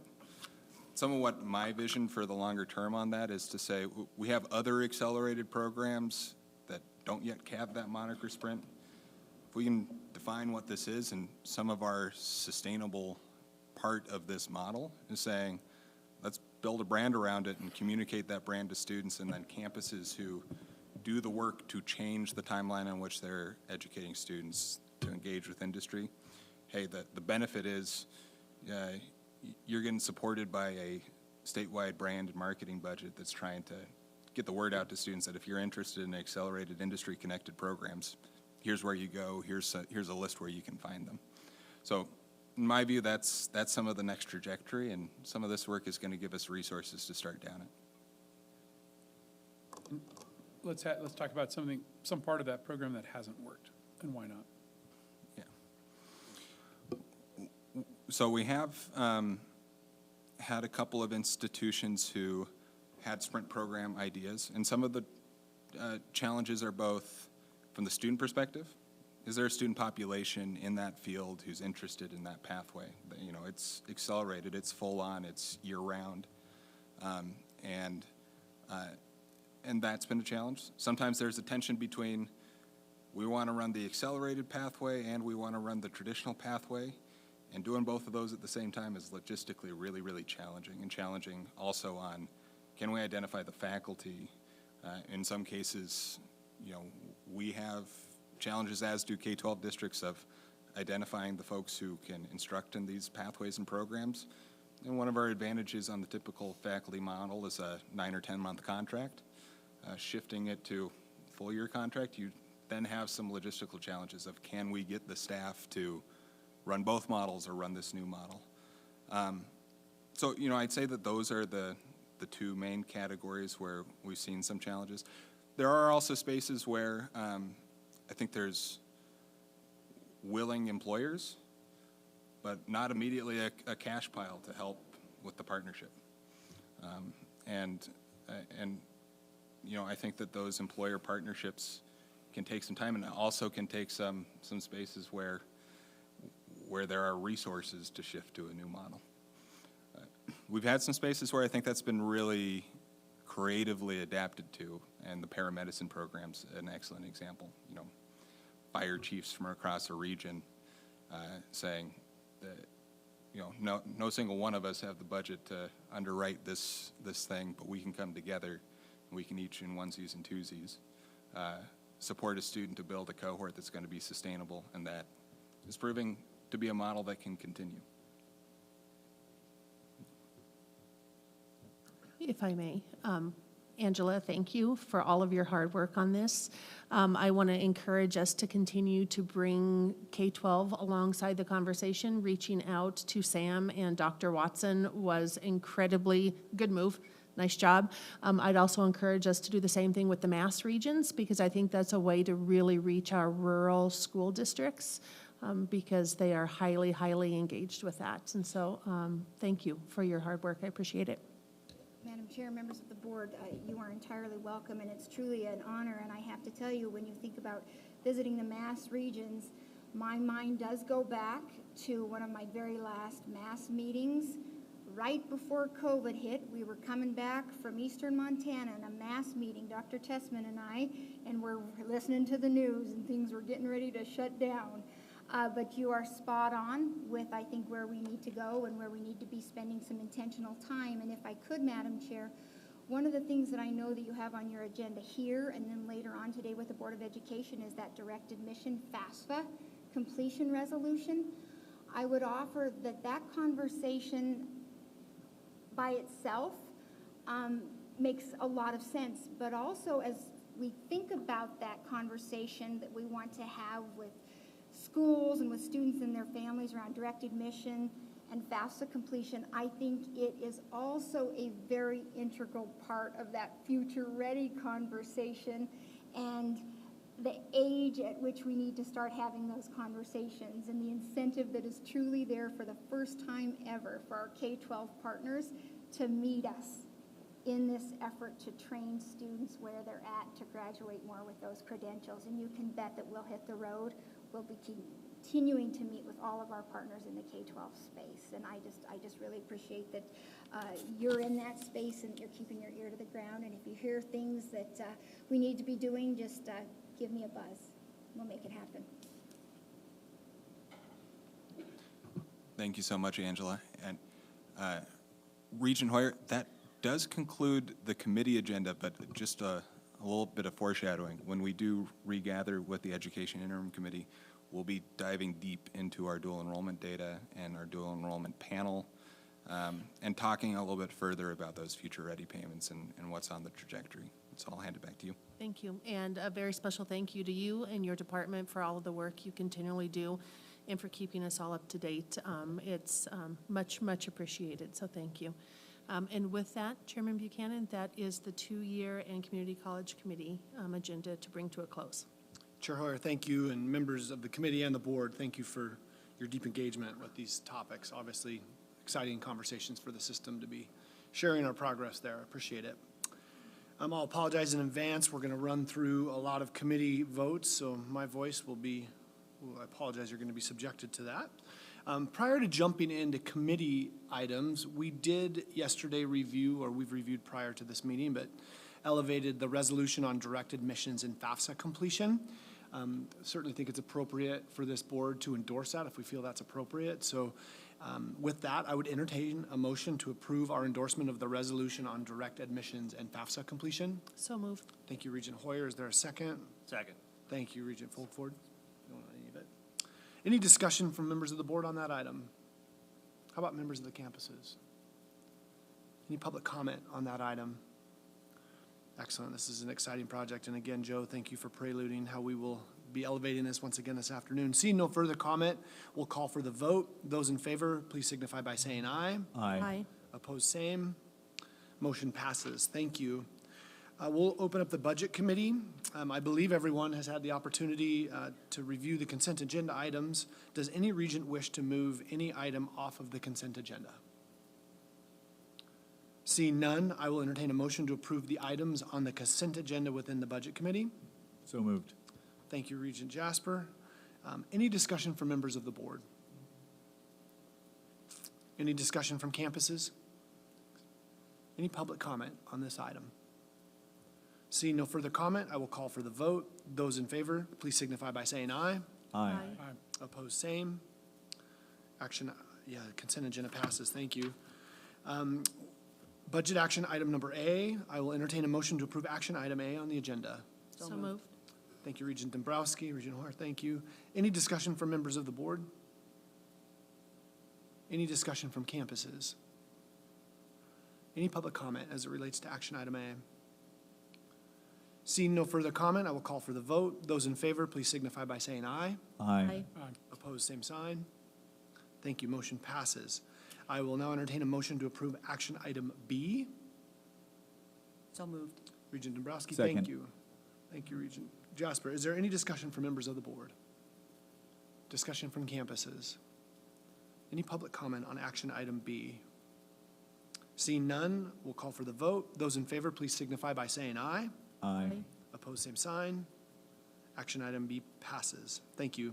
Now entertain a motion to approve action item C. So moved.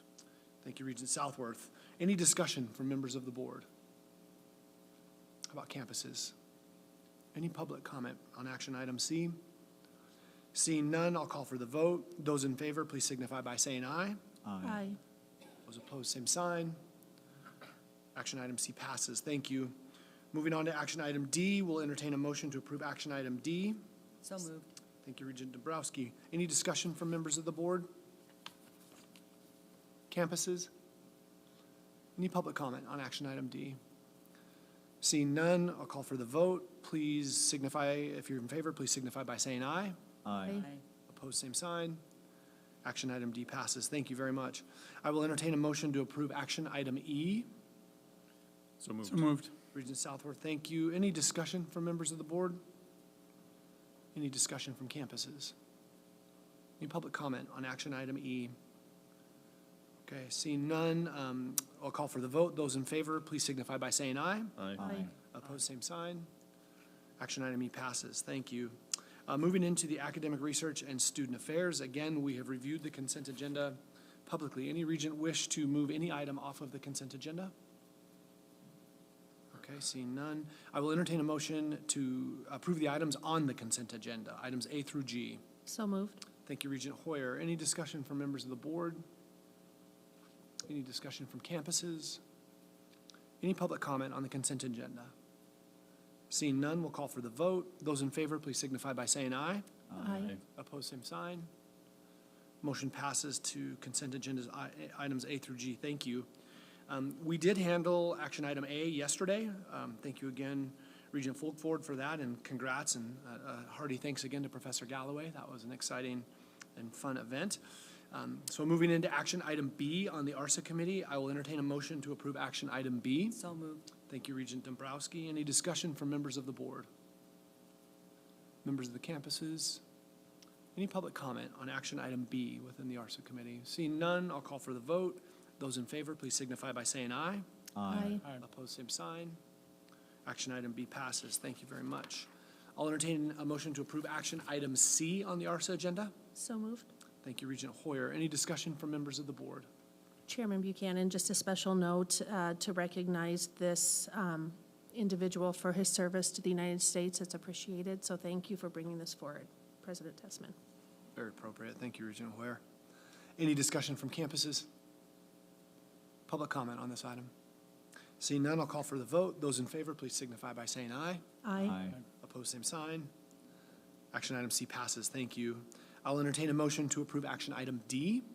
So moved. Thank you, Regent Bao. Any discussion from members of the board?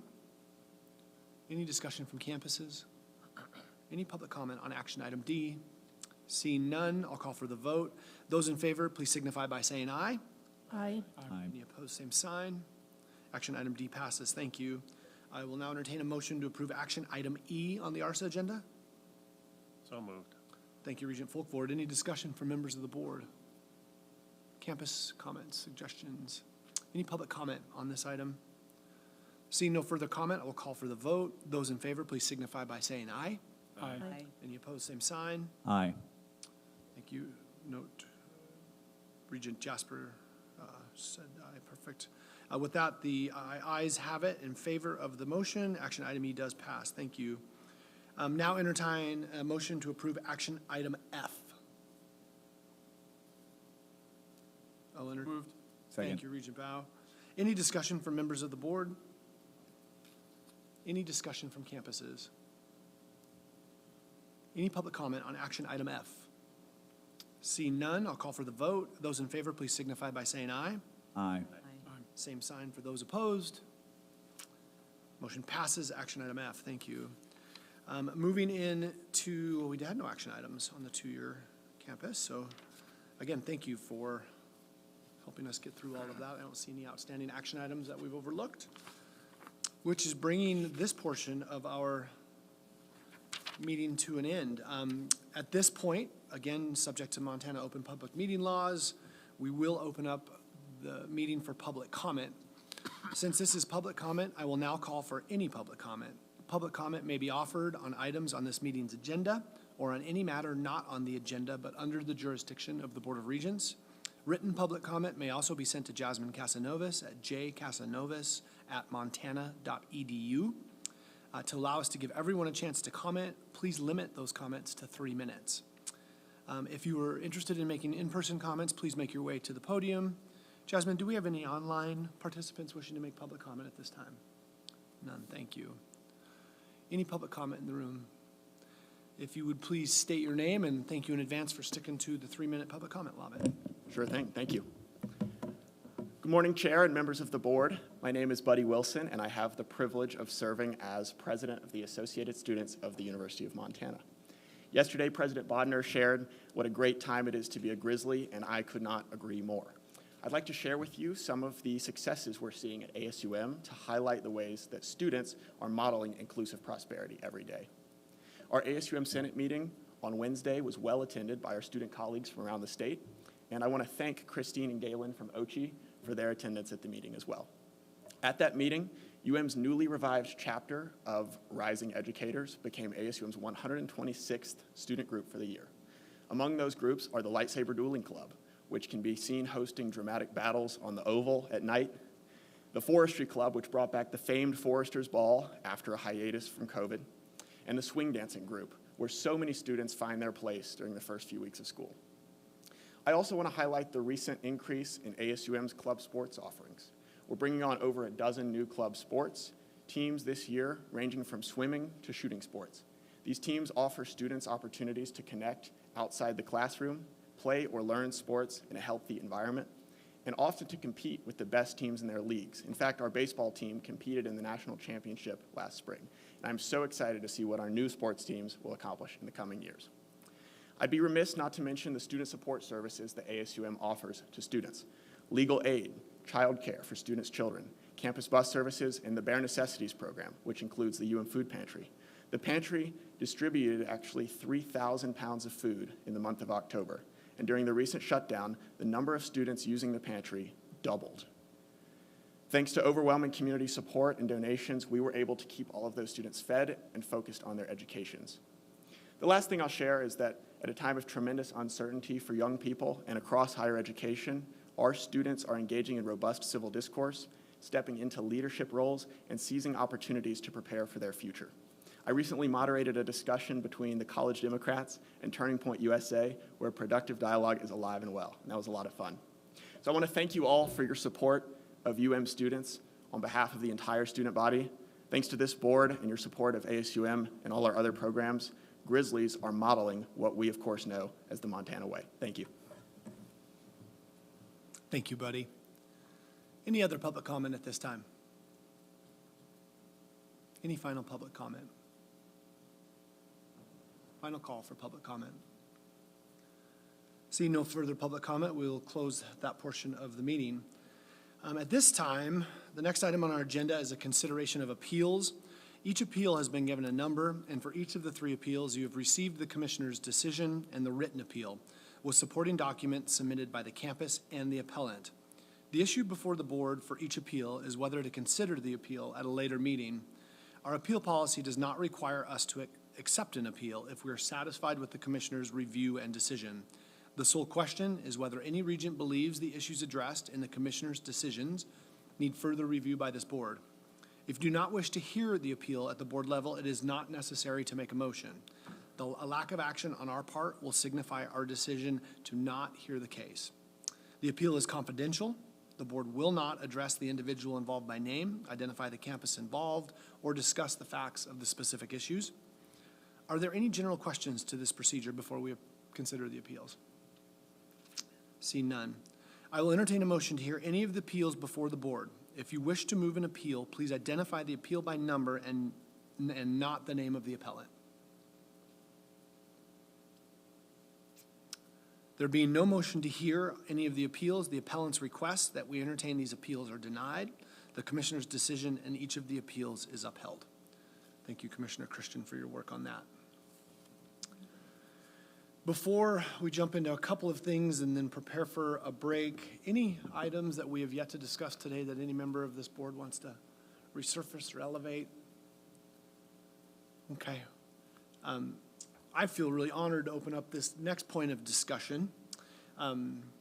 This meeting will mark the end of a tenure in leadership on this board by a Missoula resident who has really exemplified what board governance should look like, and none of us should be surprised with Joyce's professional background. Joyce, I get the first opportunity to say thank you. I'd encourage our colleagues at this table to take an opportunity to share a perspective or two, but on a very personal note, I just have really enjoyed working with you.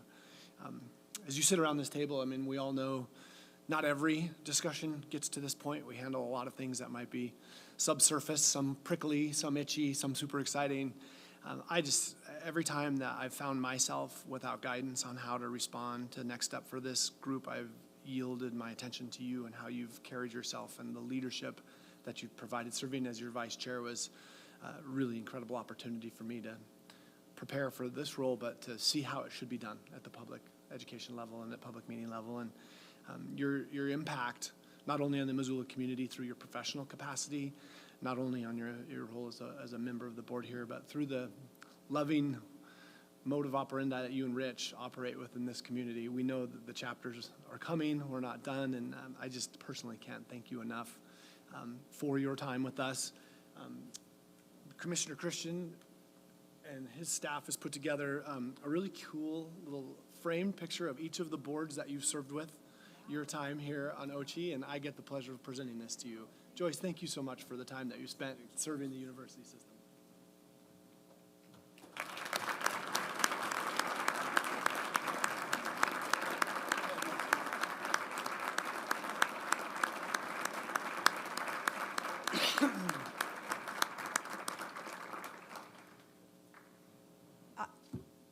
You know, words just don't do it justice. But I just have to, I mean, this is kind of really a cool reminder.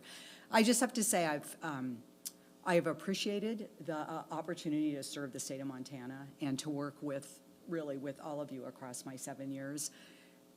As is usual for me, I have learned far more than I ever could have anticipated, and hope that I have served and given with the best that I could. I'm humbled by your comments. And I just would say, in that spirit of gratitude, thank you. Thank you, Joyce. President Tessman.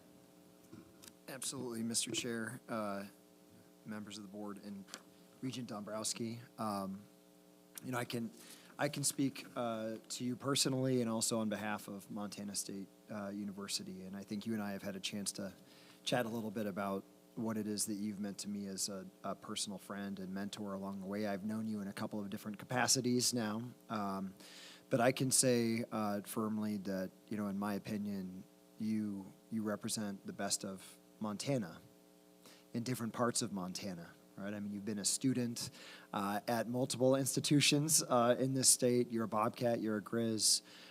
You understand the national perspective. You've worked nationally, globally, and also here at home in Montana. I've known you in some instances to be quite hard driving, and that's what it takes to be an effective leader. You're also incredibly fair, and that's something that's been deeply moving to me. I've seen you act that way in many different situations. I also think if I had to pick one quality, is that you're living your life in a way that's mission-driven. And I know that that's been part of your career outside of this board. I know it's been the reason you've joined the Board of Regents, and then from what I understand of your next chapter, it's also going to be mission-driven. And I think that that's something that we can emulate. We all want to make our communities happier, healthier, more educated places. And I think that you have spent your life up until this point doing that. And Montana State University certainly pursues that same mission. And then for me, as a dad, you know, and as a husband and as a Montanan, that's something that I strive for. I know you also enjoy simple pleasures in life. And so we have something for you that will help remind you of Montana State University as you enjoy simple pleasures in life. And so if you allow me to present this to you on behalf of Montana State University.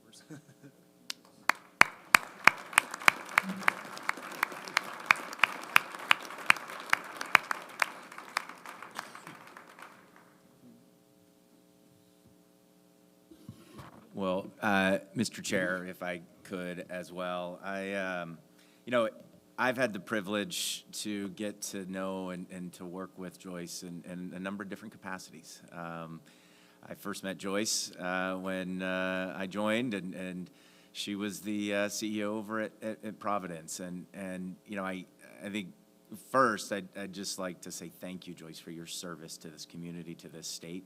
We talked a little bit last night. You spent a career in healthcare, which is a not simple industry. Leading a hospital is about as complex a job as there is out there, and you did so always with grace, with compassion, with excellence, and then you decide to accept the call to serve in an even just as complex sector called higher education, and just your service to the state, your impact on this community, on this state, has just been tremendous, and I thank you for that. I also have just been such an admirer of your leadership. In the Army, we always think about, and we always would talk about, okay, who are the type of people you want to be in a foxhole with? Who are the people when the going gets tough that you can count on, and that they're going to have your back, and they're going to stand steady. And Joyce Dombrowski is somebody I want to be in a foxhole with. We were together in the pandemic.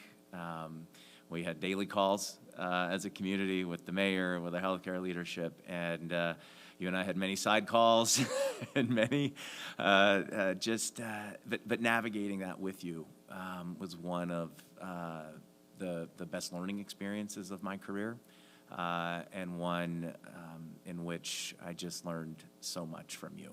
And the third thing I'd say is, you always want to be around people who make you better, who inspire you to be your best self.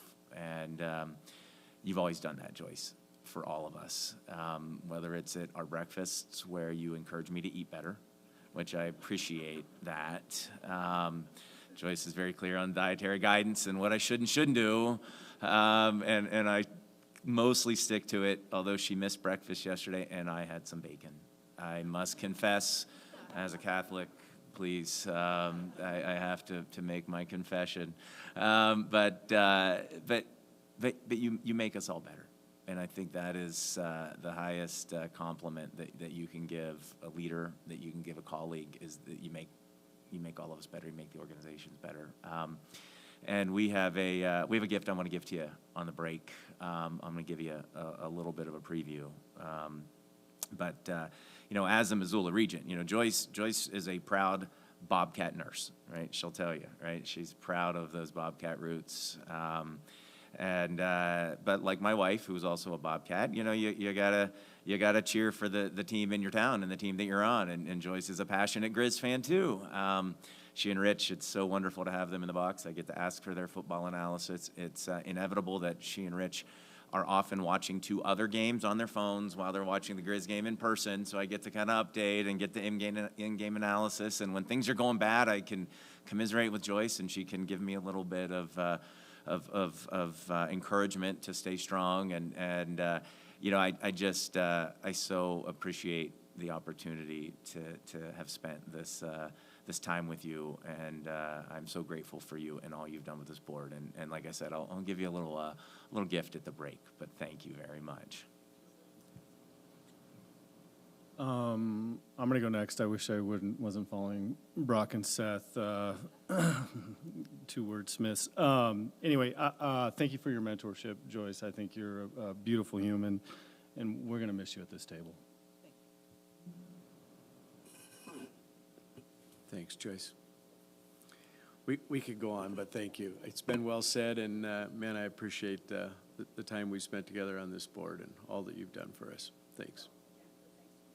Yeah, thank you. Thank you, everyone, for your comments. And I better clarify the status. She's not done today. She'll be serving and waiting until otherwise assigned to duties elsewhere. Thank you, Joyce, for letting us feed you a little bit. We sure appreciate everything you've done for this body. All right, so just kind of updating on agendas. We're going to meet here in just over half an hour with our partners from the Education Interim Committee, so we'll take a bit of an extended break. Again, when those folks come, we're excited to hear about dual credit, talk a little bit about the resolution that we just endorsed. So with that, I'm going to take this opportunity, since they'll be with us prior to adjournment, to just thank a couple of people. President Smith, again, thank you for making the trip over. As always, we appreciate your participation. Dr. Moody, not only having you at the table this week, but this morning facilitating, that to me felt like there's the steps of iteration in front of us is what we started this morning. Thank you so much.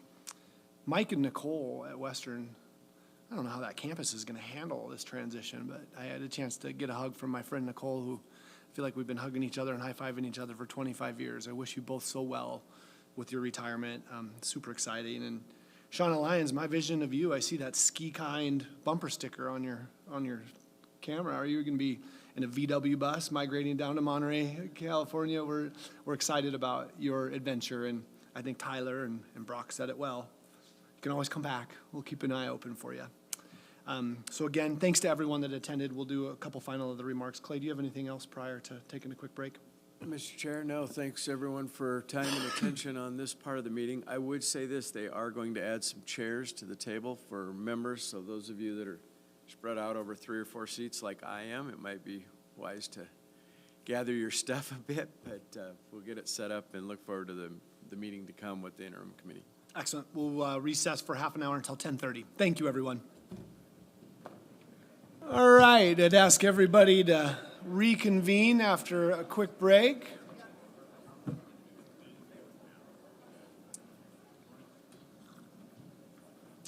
Thank you. Appreciate that. Boy, it's a pleasure to be transitioning into this portion of the meeting. As this board keenly knows, we don't operate in a vacuum when it comes to state education policy, state education efforts. In my experience on this board, under the leadership of Commissioner Christian and chairs past, the partnership that is required to effectively steer expectations related to public education, it's imperative to include our partners not only in the executive branch, but at the legislative branch. So it's a real honor of mine to welcome Representative Fayant, Representative Novak, Senator Novak, Representative Denham, and Chair Reskin to the meeting today, the Education Interim Committee.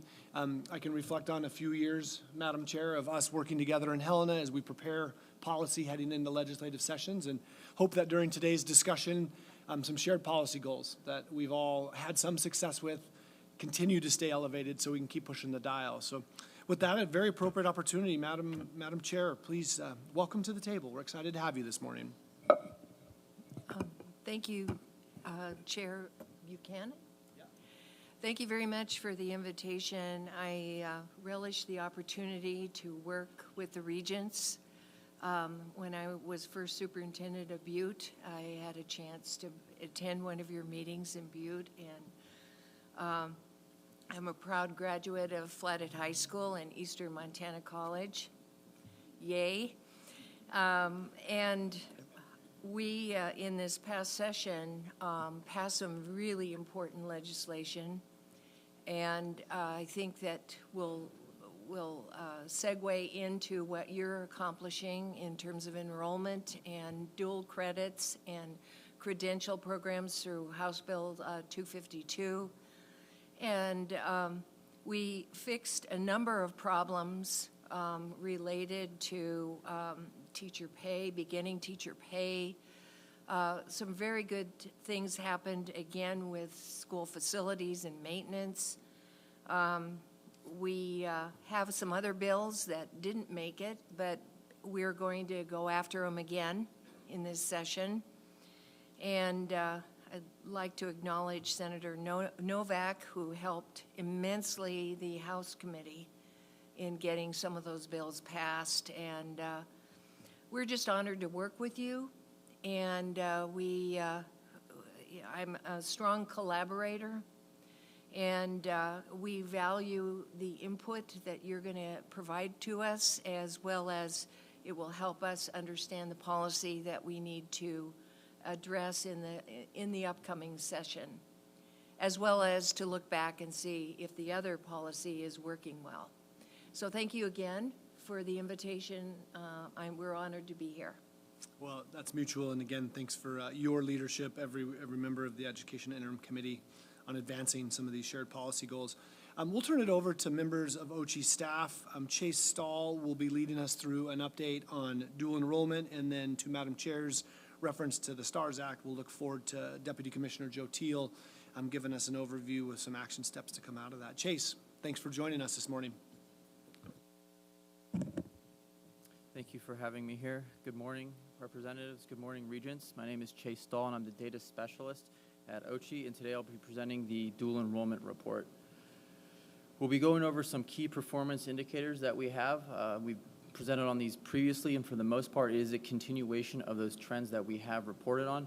We also do have some updated data for the clearinghouse, so we can get some greater insights as to where our students are going after dual enrollment outside of the MUS. We're all aware of some of the data challenges, so I just wanted to be transparent about that there are some gaps in the data. And with all that being said, first up we have our dual enrollment counts. And what we see here is continued and sustained enrollment growth for the past 5 years, with this past year representing about 11.4% enrollment growth rate. And we can benchmark that to the 7% national average using some clearinghouse data. If we focus our attention on these trend lines, we can see that the average hours earned in orange and the gray line, average credits attempted per student, that gap slowly decreases, indicating that we have higher passing rates. And if we were to do the math on that for the 24-25 academic year, we would see we have about an 83% pass rate. Here we have the overall dual enrollment count, or CTE dual enrollment counts. And this has kept up with the overall dual enrollment growth with a 10.3% increase from the previous year. And we also see that that share has held steady at 47%, indicating 1 out of every 2 students, roughly 1 out of every 2 students is participating in career and technical education. And we're just using the 2-digit zip code classification here to define career and technical education. Here we have our public student participation, and we can see for the past 5 years that we are averaging about a 3% increase per year of public school juniors and seniors participating in dual enrollment opportunities. We have that great green portion of that bar represents what we estimate to be public school sophomores, a small but growing population. And overall, we have 87.1% of our dual enrollment students attending a public high school for 24-25. Here we just have a high-level overview of our participation rates, and here we're just trying to assess if there's any differences in any of these regions for those participation rates. And we see that each of those regions do fall within that 37% area. And all 3 of those have the increases in the percentage change from last year, with the urban region representing the highest at 4.7%. And typically what we see in the previous years is that our eastern portion of the state, the Plains region, does have slightly higher participation rates than the other regions. Here we have our standard heat map of all the high school districts. I don't think there's anything new here. The larger the high school district, the larger the number of students. I do suspect that some of these numbers might be slightly higher, particularly around the reservations, as we do know our tribal colleges do have some dual enrollment programs. And when we look at the 23-24 IPEDS data, we can estimate that they have about roughly 350 additional dual enrollment students. So how many public high schools are offering dual enrollment opportunities? About 90%, and we can benchmark that to the national averages, which is also 90%.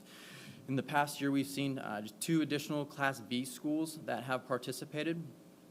And so we disaggregate the data based on high school size, larger class AA, and then all the way down to smaller class, Class C. And typically when we look at the smaller classes, Class B and C high schools, we see, for whatever reasons, one school participate one year, then not the following, then pick back up the following year. Here we have the trend lines of the dual enrollment counts by high school type. We also have homeschool, private, and other. we can see that the top 4 schools are all public school classifications, and our largest school represents the highest, or the 13.2% increase, and Class C schools, our smallest schools, represent the highest percent change in the past year for our public schools. And when we look at the pass rates for our public schools, we do see that all of those are above the 80% passing rate. Next up, we have our dual enrollment modality and credit type. And roughly 2 out of every 3 students is taking dual enrollment via in-person concurrent enrollment, which means that they are being taught by a qualified high school instructor and is being delivered in the classroom, with the remaining 30% or so taking early college credits, and of those, online would be the primary way which we are reaching those students via early college. Here we can see the trend lines of those modality and credit types. No surprise here that in-person concurrent enrollment is the key driver of some of the growth rates we've seen in the past 5 years, as well as the in-person early college and online early college also increasing. On the bottom part of the screen, we can see the historical pass rates we have since 2012, and we can use those to benchmark our 24-25 passing rates, all of which are higher than with the historical averages. So how does that change based on high school size, or how are we delivering dual enrollment opportunities based on high school size? On the left-hand side of the screen, you can see the larger schools, Class AA and Class A. The primary means of reaching those students is in-person concurrent enrollment. And then if we focus our attention on the Class B and C schools, we see that orange portion grow slightly, a good bit larger, indicating that the smaller the school, the more likely they are to be taking dual enrollment opportunities via online early college. And then at the bottom, we can see the corresponding passing rates. And in-person early colleges does present the greatest challenges for some of our dual enrollment students with slightly lower passing rates. So what are these students taking? Math and writing are the top 2 enrolled courses, and they represent 5 out of the 10 general courses. And welding represents the 3rd most enrolled subject, which represents 3 out of the top 10 CTE courses. This is very similar to the 2023 analysis. I don't think there's much change on that. So congruent with previous analysis. All right, matriculated dual enrollment students by year. The greater the recency of the cohort being assessed for matriculation, the greater the likelihood that not enough time has elapsed to allow for matriculation. And that is indicated with the shaded portion of the 22-23 and 23-24 academic years. And that just means simply not enough time has elapsed. And if we think about that growing share of sophomores we have, it takes an additional year for them to graduate high school. So those are, I think the next year or 2 will be very telling to see if those matriculation rates keep up with the overall enrollment growth. But from a numbers perspective, the 22-23 academic year does represent the highest number of students enrolled at about 3,500. And we see that trend held consistent for the past 6 or so years.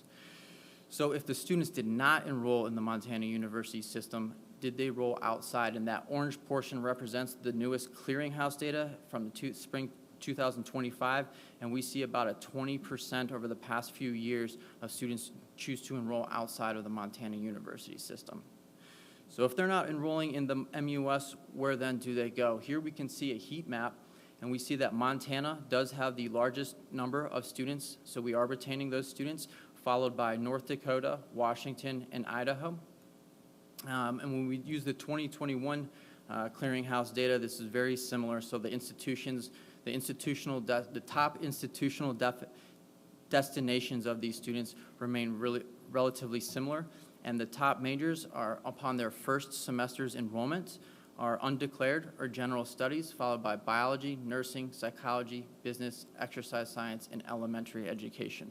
Overall, this represents 16% of the total dual enrollment students matriculated outside of the MUS. Zooming into Montana, we can see the distribution throughout the non-MUS schools in Montana, with Carroll College and Rocky Mountain College representing the top 2 destinations. And this is just clearinghouse data, so if you don't see a number by that institution, that does not mean our students aren't enrolling there. Rather, it just means they're not participating in the clearinghouse data. Overall, about 17% of non-MUS matriculated students enroll in Montana institutions. So how do these students perform when they do matriculate? So here we have the graduation rates, the 1 and 200% bachelor's and associate's degree, with the bachelor's being on top and the associate's degree being on the bottom. The solid line indicates our dual enrollment students. The dashed line indicates non-dual enrollment students, and this is for the first-time freshman cohort. And ultimately, what we're looking for is to make sure that that solid line is higher than that dashed line, which would indicate that these students, dual enrollment students, are outperforming their non-dual enrollment counterparts. And we can see, for the most part, they do, but there is some variability with it, particularly for the bachelor's graduation rates, and we'll be looking forward to keeping tabs on that to make sure that they are succeeding within the MUS. But if we focus on the associate's degree, we can see that there is a little bit higher of a gap there. Okay, key takeaways. Continued and sustained growth in dual enrollment. Public participation rates continue to rise at roughly 3% per year. In-person concurrent enrollment is the primary credit type for our larger public schools. Online early college is the primary credit type for our smaller schools. Pass rates continue to increase. Roughly 7 out of 10 students do enroll in post-secondary education after dual enrollment. This is a college-bound population. MUS students that have participated in dual enrollment typically do outperform their non-dual enrollment counterparts. And lastly, upon graduation, dual enrollment students average $570 less in student loans per dual enrollment credit than their non-dual enrollment graduates.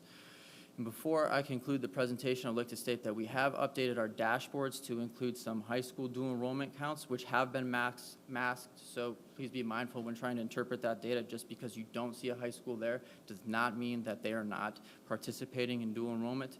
We do have the breakdown of matriculation rates by institution. We have the institutional matriculation rates, and then we also have the pathway analysis, so you can see where these students are going from high school to dual enrollment campus to matriculated campus.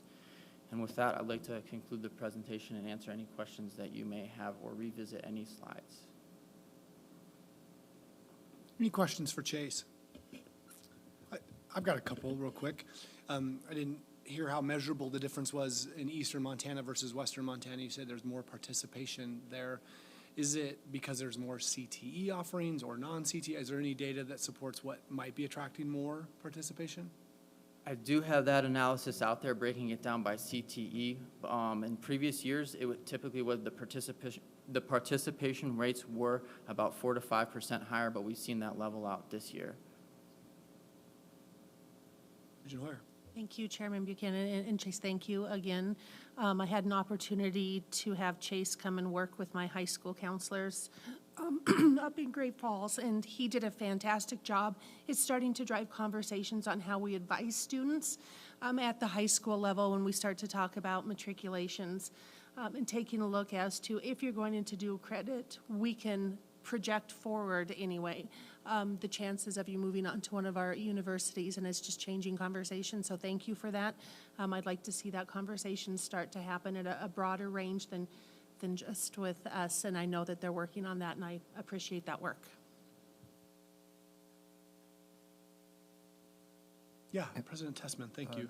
Chair Buchanan, Chase, first of all, I mean, really helpful here. This is a great example of how data can actually be used to inform and drive, I think, some decision-making and policy making, perhaps. I have a question about the nature of the early college or concurrent enrollment coursework. So if you disaggregate all of this into early college in person, early college online, concurrent enrollment in the high school, can we tell between those different types of experiences what produces the greatest likelihood of going on to college, what produces the greatest likelihood of going to the MUS and then to a specific institution, and then how those students do once they arrive? In other words, if we're thinking about focusing on one type of experience over the others, is there a way to tell what is having the most positive impact now? Sure. With our dashboard and that Sankey diagram that I was talking about earlier, the high school to dual enrollment to matriculated campus, you can disaggregate that data by high school size, as well as those modalities, and so you'll be able to drill down and see the matriculation rates of those. We are working to build some dashboards that do indicate their success in the MUS after dual enrollment, but we're not quite there yet. Thank you. Chairman Buchanan, Chase, could I have you revisit the public student participation in dual enrollment by age, the one that showed the sophomores? I think it's important to note for our legislators in the room, we will start to see that green band at the very bottom of sophomores. Be mindful that they're 15-year-old kids. We're going to start to see that band grow more as we start to look at the indicators as outlined by the STARS Act. So just a word of thank you to our university partners who have, because at 15, they're usually too young to enroll in college. So we have to have sometimes some exceptions made for students who have not taken the ACT, not done any of that yet. Thank you to the colleges for doing that, but it'll be interesting to watch if that group of sophomores grows and how that impacts their matriculation up then after they've had 3 years of experience. So just a point of notice for folks. Great comment. Representative Denby. Thank you, Chair Buchanan. So it doesn't have to be in this forum at all, but I would like to know how a teacher gets to be a qualified teacher to offer dual credit. Thank you. I'm going to defer that question to Director Treaster. Thank you, Jackie. Good morning. Thank you, Chair Buchanan. Thank you. So the way that our qualifications work on the post-secondary side to be able to offer post-secondary credit is that the teacher must have a master's degree plus 9 master's level credits in the area that they want to teach. It's a little bit different when we're talking about career and technical education. That's usually based on so many hours to be able to qualify to offer those post-secondary credits to the students. But for math, English, science, a lot of those gen eds, we do require that master's degree plus 9. Thank you. Great question and a great segue. So Jackie and a panel will be joining us now. Maybe we'd invite you up as we see any final questions for Chase to continue the dual credit conversation. Any other questions for Chase while we have his attention? Excellent. Chase, great presentation. Lots of data. We look forward. We had a really substantive conversation this morning with our faculty about making sure that this data is as robust and is longitudinally consistent so that we can continue to push this dial. So we sure appreciate you bringing it to us today. Jackie, we'll yield the podium to you. Help us introduce this wonderful group of people. Awesome. Thank you so much, Mr. Chair, members of the board, members of the Education Interim Committee. Really appreciate you all being with us today. And thank you, Chase. Since we've had Chase on our team, we've just been able to dig in so deeply with some of that data and really ask some important questions and figure out which students in which areas we need to focus a lot of our time and attention on. So just so proud of the work that he's been doing and proud of what our campuses and what our K-12 partners have been able to do with that work as well. Again, thank you all for being here today. Our panel is going to highlight the power and the potential of workforce-aligned dual enrollment in shaping students' futures and strengthening Montana's talent pipeline. Across the state, high schools, colleges, and industry partners are collaborating in new ways to ensure that students graduate not only with a high school diploma, but with real skills, real credentials, and a clear sense of what their next steps will be. We're joined today by 4 administrators who work directly with these programs on the ground, as well as 1 exemplary student who completed a workforce-focused dual enrollment pathway, obtained a credential in certified medical assisting, and is now pre-nursing at Missoula College. So we'll highlight her incredible work as well. Together, they'll help us understand what's working, what challenges remain, and where targeted policy support could help make the greatest impact in Montana. So with that, we will get started. I want to start with brief introductions. So I think we'll just go down the panel. If everyone can share their name, your role, and in 1 sentence, how you're connected to workforce-aligned dual enrollment, that would be great. Ariana. My name is Ariana Dow. I'm currently a pre-nursing student, and I work for the dual enrollment program at Missoula College. I also previously did dual enrollment for 4 years.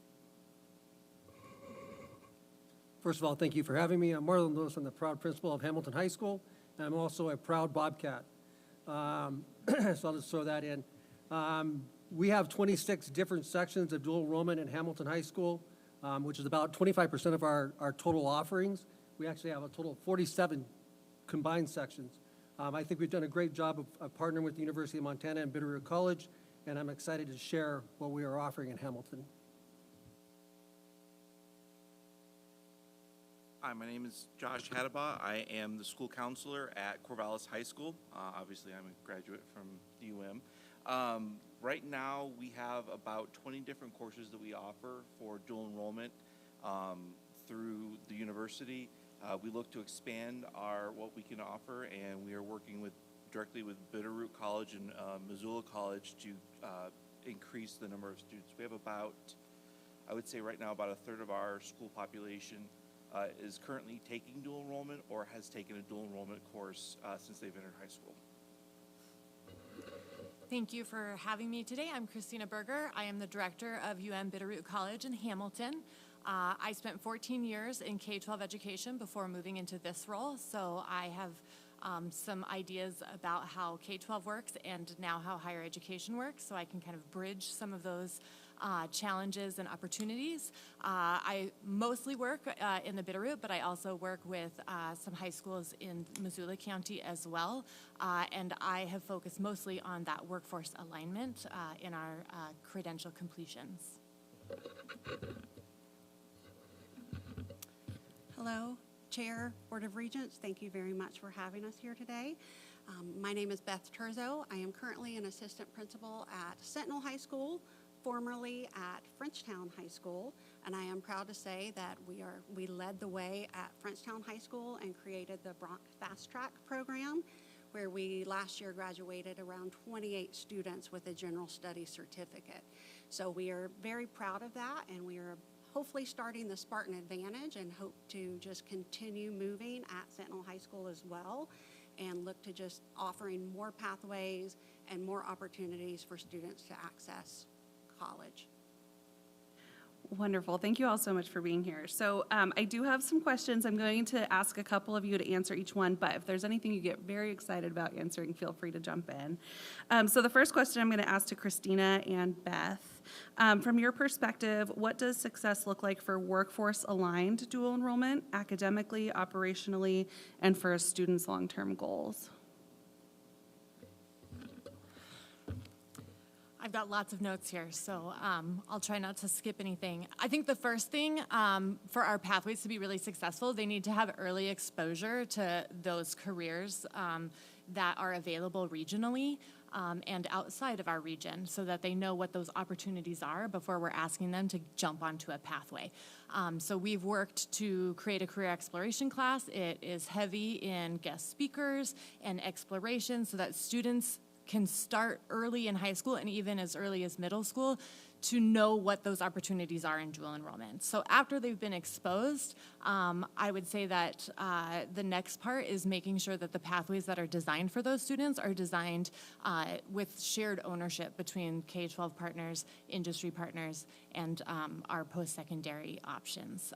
So for both credit and non-credit options. One of the pathways that I'm leading is our health sciences pathway. So we have a CTS in pre-health sciences. It sets students up to get most, if not all, of their prerequisites done for programs in health sciences. And they also have the opportunity to get a CNA credential, which is a industry-recognized credential at a non-credit level. So they can do one or both of those things so that they get early exposure to that employment field and know whether or not they want to go into health sciences. making sure that our teaching teams, so the teaching teams at K-12 and our faculty at the post-secondary level, are working as one team, so that there is that college rigor at the dual enrollment. I know that's sometimes a concern of both faculty and parents and students even, whether or not they're getting that college experience. So making sure that pathways are designed with both faculty at the college level and those K-12 partners. There's lots to say, but I'll let Beth. I think you might have covered most things here, but one thing I can add, and something that I think about with exposing students to dual enrollment, is making sure they understand the why. Why are we doing this, and what is that connection to my next step?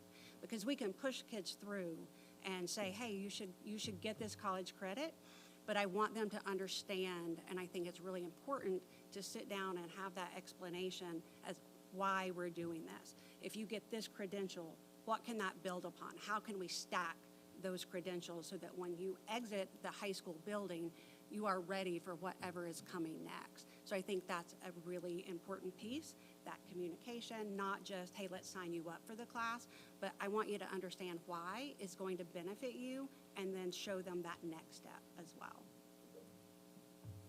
Thank you.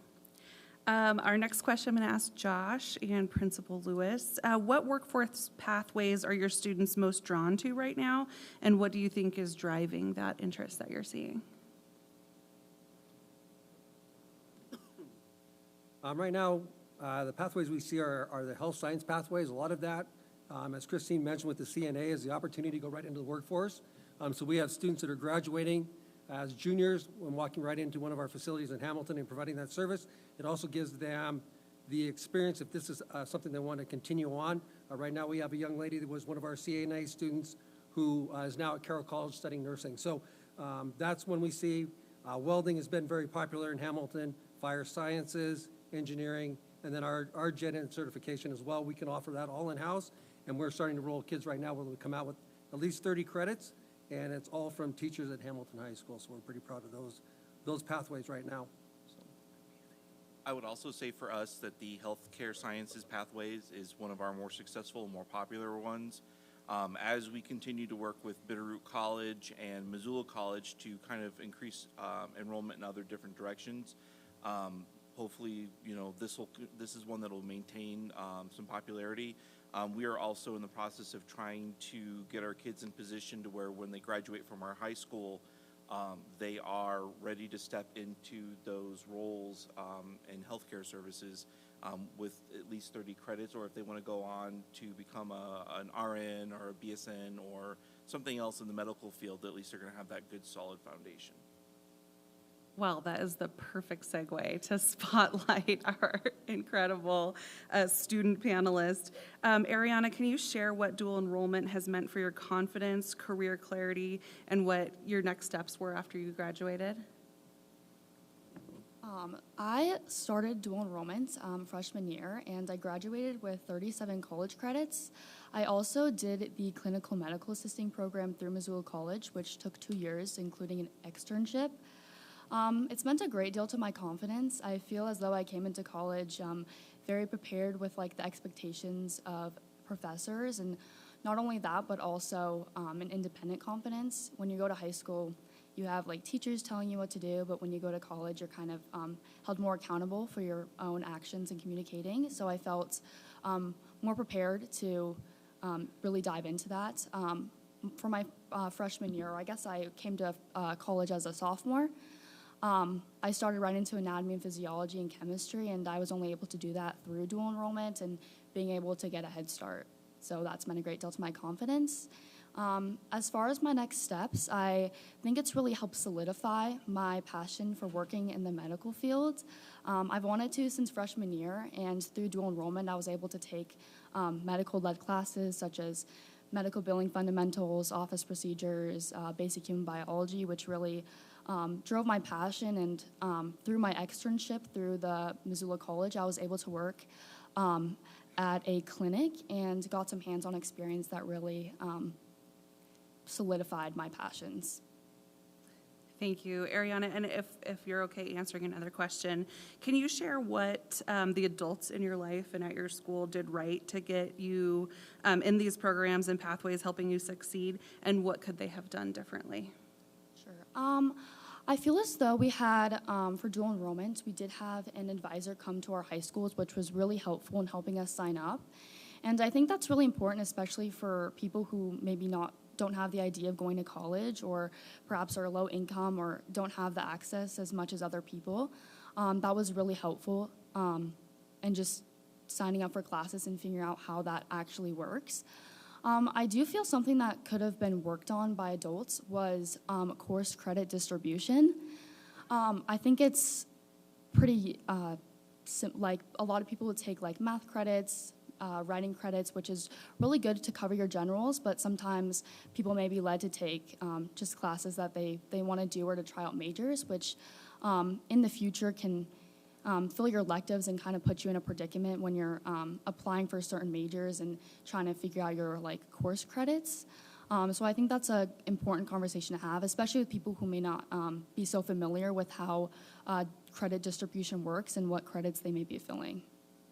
Okay, I feel like that gives us a pretty good charge.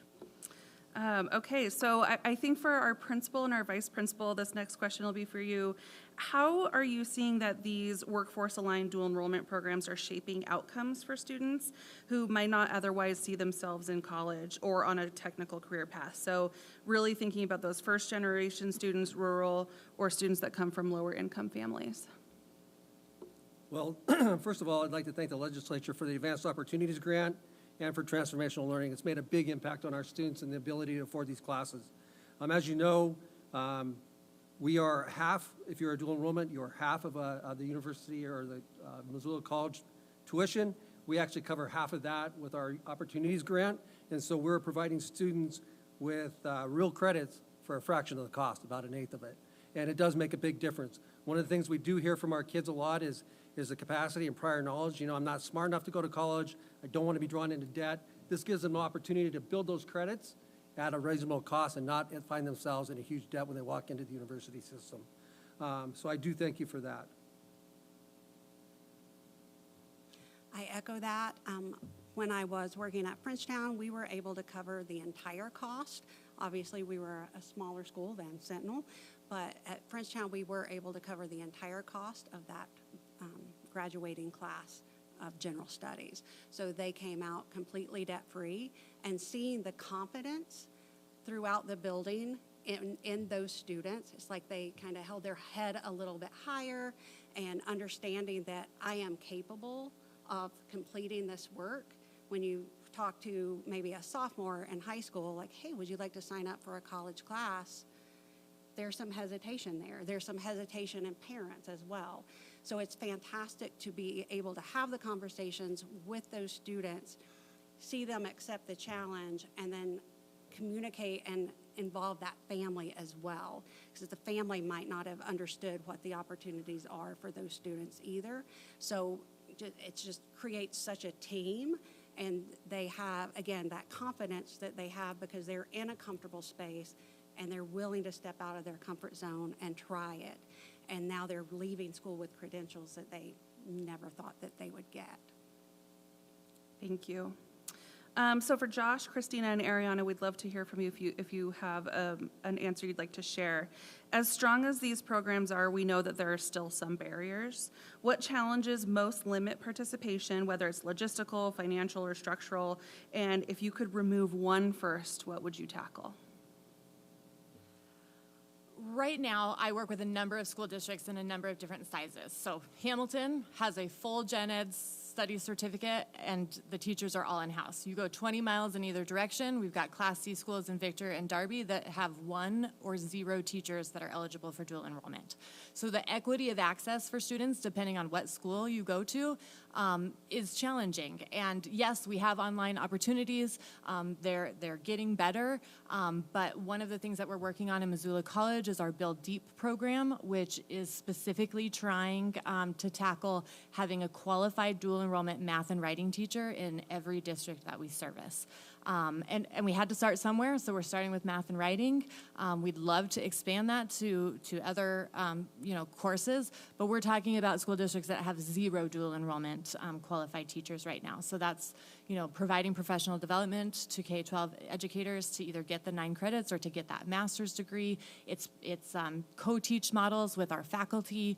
And so that is one of the biggest challenges that we face. And then the second challenge I think that Missoula College faces specifically, and I would imagine other dual enrollment programs, is the staffing that we have dedicated to dual enrollment on the college side.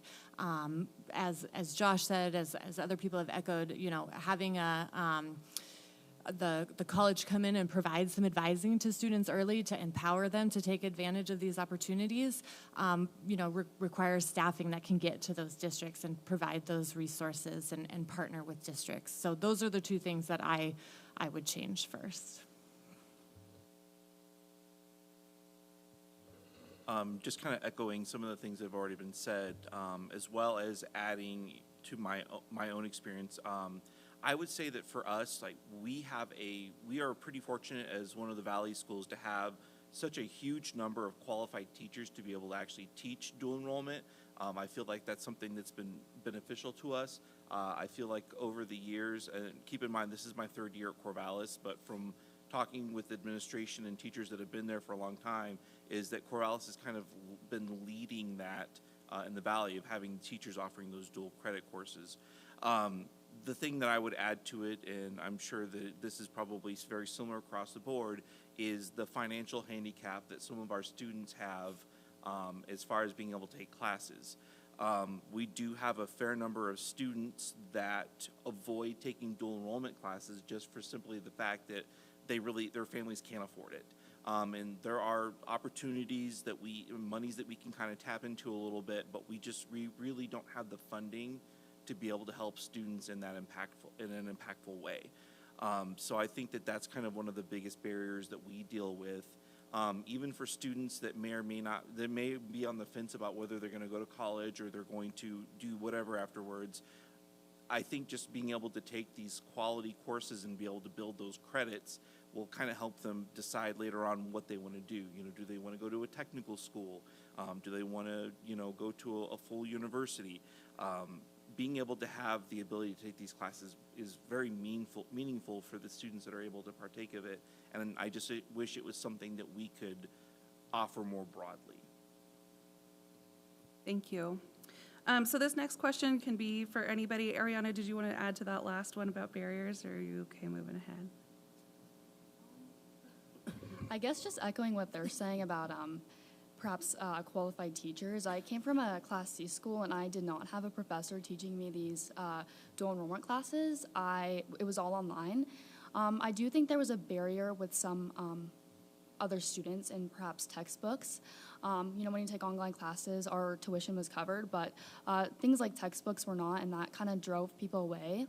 Also, when you don't have professors teaching you, you have these online classes that they fill up pretty quickly. So if you don't sign up fast enough, they kind of fill up and you lose your opportunity. So a barrier I would remove is perhaps offering more online classes specific to dual enrollments, just to remove that barrier of not having teachers. Thank you. I'm glad you added. Yeah, absolutely. Also, as it's grown in the state of Montana, especially in western Montana, we're now up to 1,500 kids in 5 counties that are registered through the University of Montana. And getting them into the system, getting them accepted to the university, there's only 2 people that work on that. And so as a teacher, as one of my teachers that are working on that, making sure their kids are registered for dual enrollment and in the proper things, in the proper programs is very important. So I'd advocate that it's not necessarily a barrier, but it is one of those things that if we could add a little more support to that, it would be wonderful. So, as we keep growing the number of kids that are in that. And then the second thing, what we found in Hamilton that really helps with our teachers and getting the master's degree and the 9 credits is we offer stipends for them to teach dual enrollment or AP classes. And I think without doing that and giving that, extra stipend for taking on this role, I don't know if we'd have as many sections as we do. So I just want to add that, the financial part of that as well. Thank you so much, Principal Lewis. Beth, would you like to add?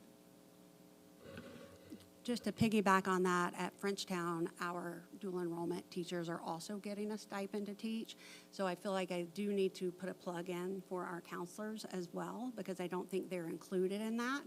However, I do see them as a big workhorse piece of making this happen. They're the ones meeting with the students almost daily, and they're setting up the schedules, and they're following through, making sure that they meet with Ben and Jordan and get registered for those classes. So they have such an integral part that I just want to make sure we're considering them as well. Thank you so much. This is for anybody who would like to jump in. What do you think an ideal partnership between high school, higher education, and industry looks like, and what makes that collaboration work? I've talked a lot about shared ownership. I think that's one of the biggest things that makes collaboration work, is bringing the right people to the table. I've been fortunate enough to be on an initiative that looks at both the stakeholder engagement process as a framework to bring people to the table, and then using the design framework with Education Design Labs to make things human-centered in design. So keeping the students at the forefront of the conversations and the opportunities, I think really helps collaboration work. I think also that something that works really well for our those kind of three entities, the school districts, the college, and industry, is having embedded advising in that. So you've got the counselors at the high schools advising, you've got our advising staff at the college, and then having employers come in and really talk about why their business is a good place to work and why their industry is a high quality job, and having those conversations with students as well. I think those things really elevate, when those partnerships are all three working together, really elevate those pathways. Anyone else? Christina, I think you did such a good job answering that we're all good. Okay, so last question for our panel, and then we can move to open up some questions with the board and our legislators. In one sentence, what would one takeaway be that you want our regents and the legislators here today to leave with about the value of dual enrollment? And Ariana, if we can start with you, that would be awesome. I would say the biggest key takeaway from dual enrollment is how cost-effective it is. I think students who don't have access to, or maybe are rural or low income or first-generational students, I think it's really important they have this opportunity and can be on the same level as some other people.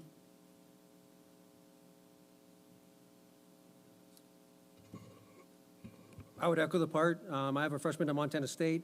She experienced dual enrollment, walked away with over 30 credits out of Hamilton High School, and is now on her way to being a sophomore as far as the university is concerned. And it did give her an experience that's really, really important. And I think that plays into what we offer in dual enrollment, be it through CTE or college-bound or even two-year colleges. The experience they're getting taking college classes at the high school level is invaluable.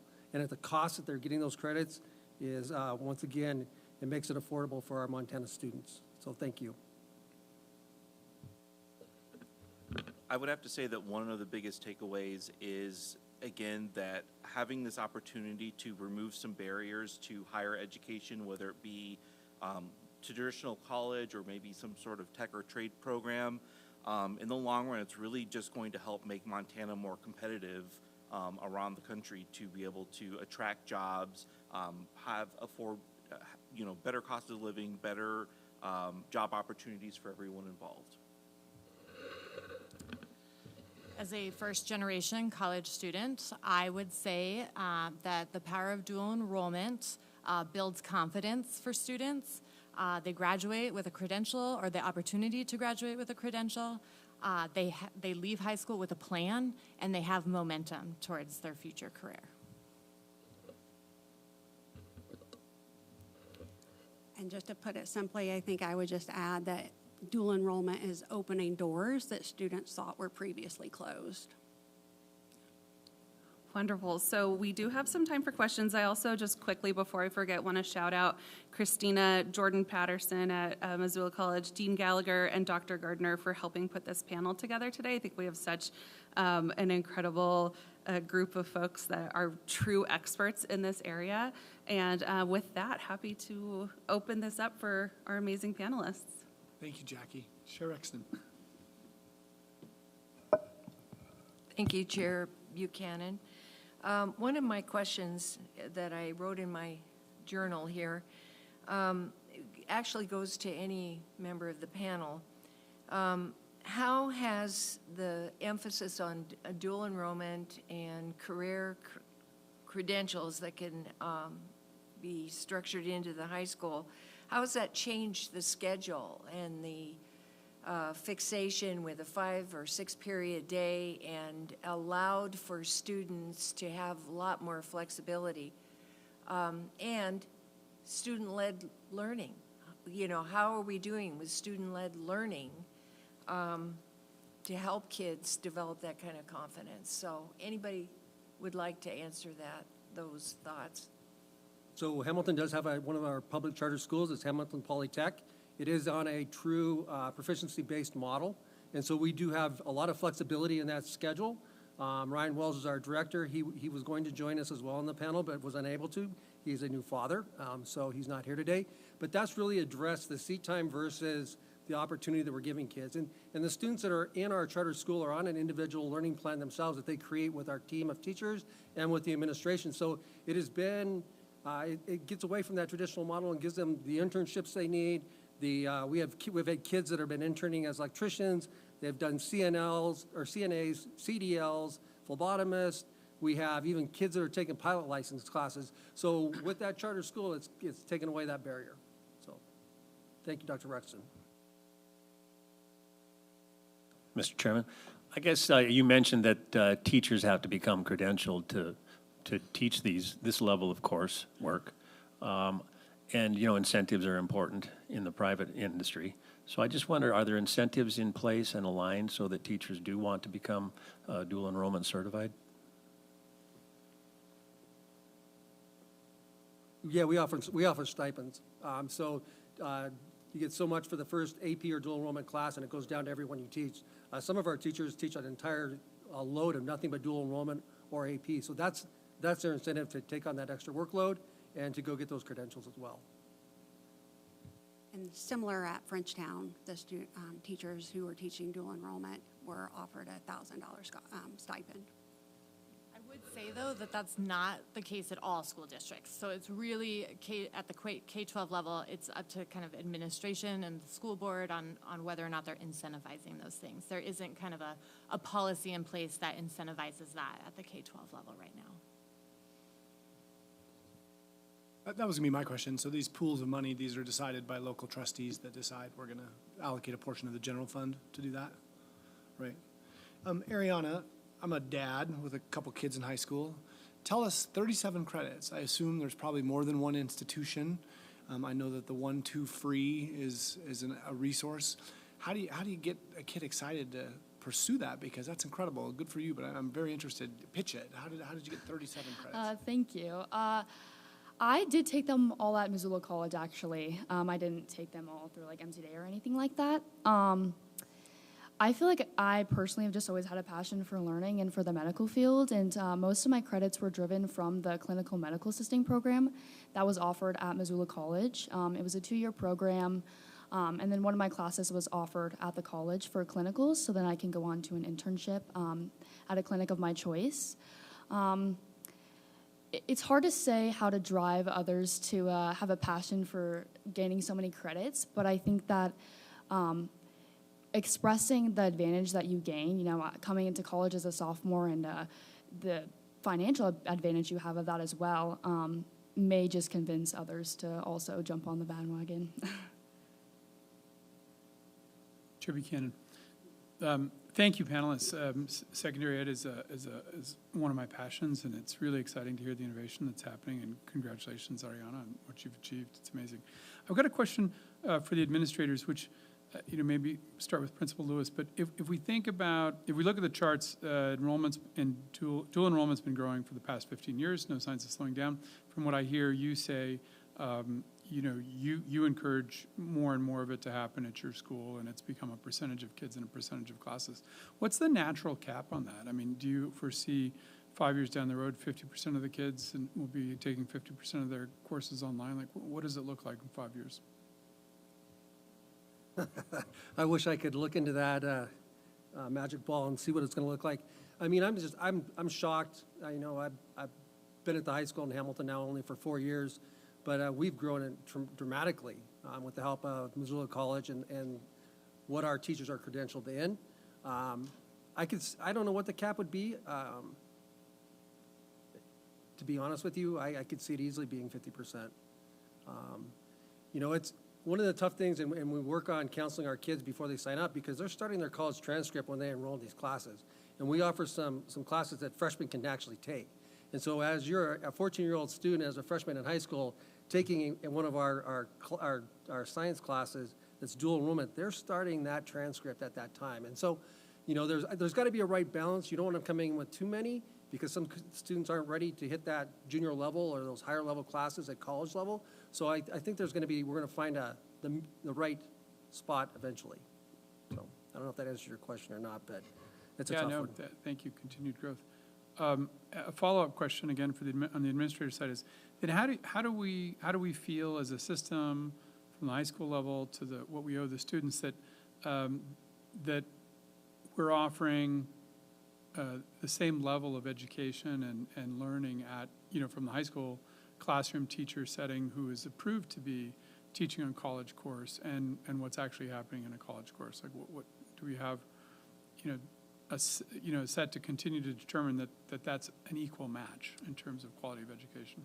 Yeah, so they had a forum here at the University of Montana this fall where our dual enrollment teachers came up and met with some of the staff here. They talked about syllabus. They teach the same syllabus. It has to be approved. We do hold those classes to a high standard. We understand that it is a college credit going in. And so by matching up the syllabuses, we try to maintain that same level of quality.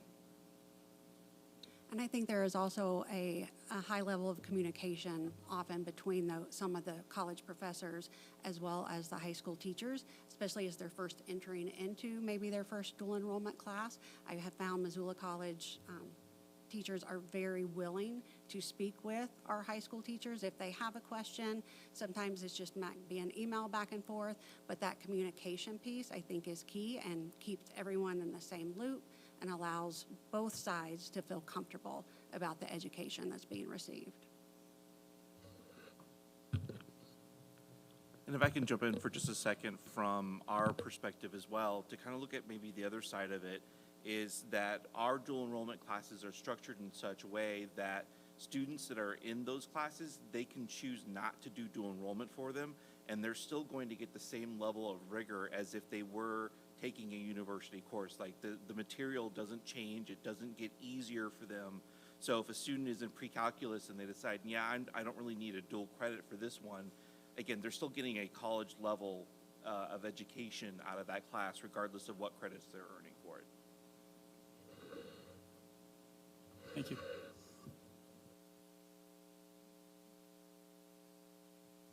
Thank you, Chair Buchanan. Question on the sophomore issue that was brought up earlier is there any way that you can bypass the ACT for some sort of other equivalency so that some of your really high-achieving sophomores could access dual credits? Some of the freshmen and sophomores that are accessing dual credit are doing it through AP, IB, and Project Lead the Way also. So it's a different avenue to get your dual credit versus just a straight-up dual enrollment course. And some of our intro level courses, so we offer a course down in the Bitterroot called Intro to Health Professions, which is taught actually by staff at Bitterroot Health. And that's a freshman level class that's looking at exposure to careers in health sciences. So there are some other avenues besides just straight up dual enrollment that we are leveraging to allow those opportunities. Chair Rexton, if I may, we also expanded just our statewide policies on dual enrollment to be much more flexible for a student to demonstrate their readiness to take a course. And so that's where you're seeing a lot of that growth at the sophomore level. Our younger students are able to demonstrate that they are, mature enough and ready academically to be able to engage in a course. We have ways that they can clear that hurdle of an age restriction.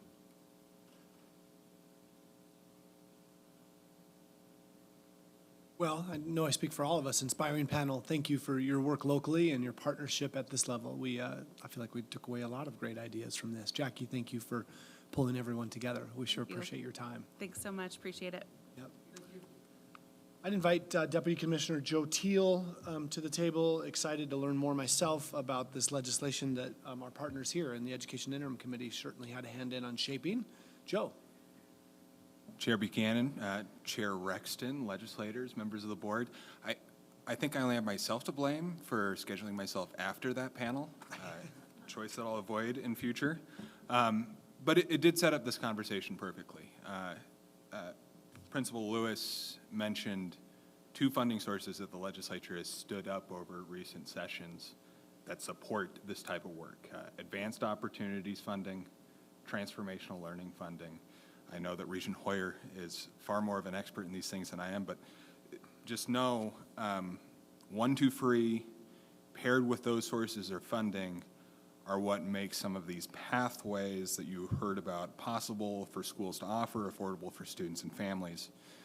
And in this past session, House Bill 252, the STARS Act, established another avenue for funding. And this is an incentive for schools, districts, both at the elementary and the high school level, when a high school graduate leaves with certain levels of either dual credit or industry credentials or high-quality work-based learning experiences.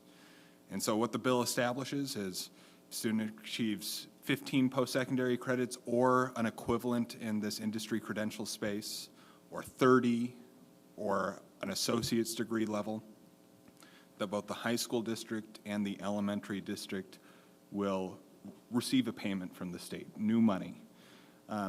And part of why that's important and exciting is that it's trying to incentivize some of these stories that we just heard. Pathways that are getting folks not just a random assortment of experiences, but substantial experiences that are putting them well down the path in a college program or degree, or in credential or training that's going to directly get them into a higher paying job.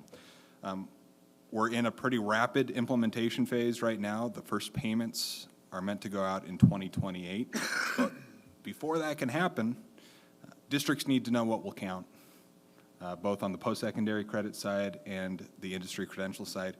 And we all, I think, want to have a lot of work in terms of how do we help districts do this well. I think it was great that Ariana was here to talk about some of the challenges for smaller schools. We want those small schools to be able to access all the courses, to not just have a random assortment of offerings, but a full pathway. And that requires a lot of, I think, strategic work on all of our parts.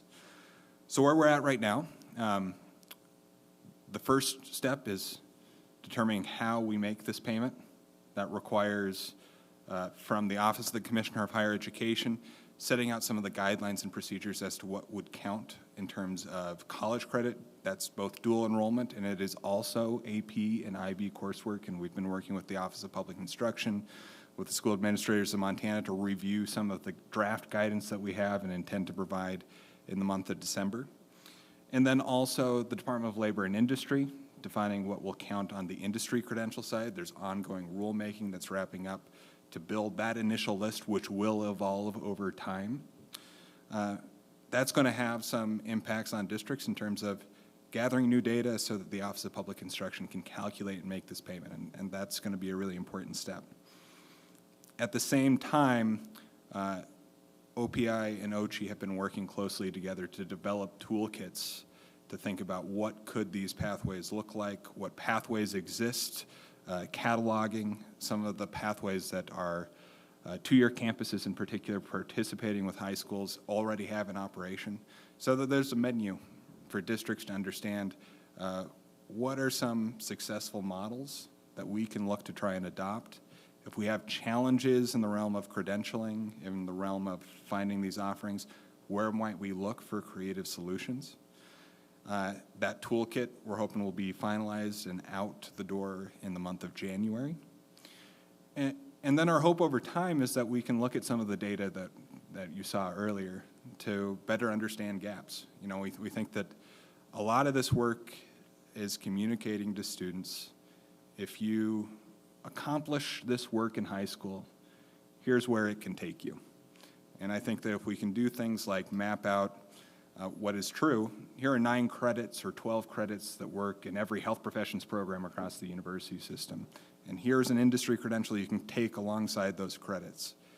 Then that can allow this entire group, the legislature, the regents, to think, how do we solve the credentialing issues? How do we stand up online coursework? How do we work with industry training partners so that those credential pathways are available in as many communities as possible? You know, in sum, we think this is going to be a great new piece of the funding toolkit to make it so that high schools can support this type of training, that high schools and colleges can offer fuller pathways and make those available to students. There's just going to be a lot of details for us all to get right to make sure that that's working as intended across the state, and that it's also clear to our districts how these payments are going to flow and what will count towards them. Happy to open up if there are any questions.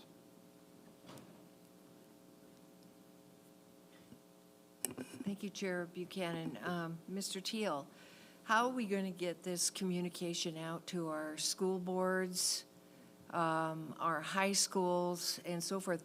I think the information on dual credit ought to make everybody proud across the state, and I think we really have to focus on communication to energize, I guess, even better enrollment in the future here. Representative Rexton, absolutely. In fact, Regent Hoyer has been providing us a lot of great suggestions on that front. As you've seen, I think that we have some great data that we should be proud of and that can help guide a lot of districts' decision-making and figuring out how we change and adapt that over time. Frankly, we'd ask for all of your help in understanding, you know, our staff, our team, we're coordinating closely with the Office of Public Instruction, how we can communicate better, how we can present materials that are going to be actionable by school boards, by districts. We're certainly working closely with wanting to work with the school administrators of Montana, with the Rural Educators Association, with others, to get these messages and these resources out to their schools and districts, and also to collect, hey, what doesn't make sense about this? What could we improve? How could we make this more sensible?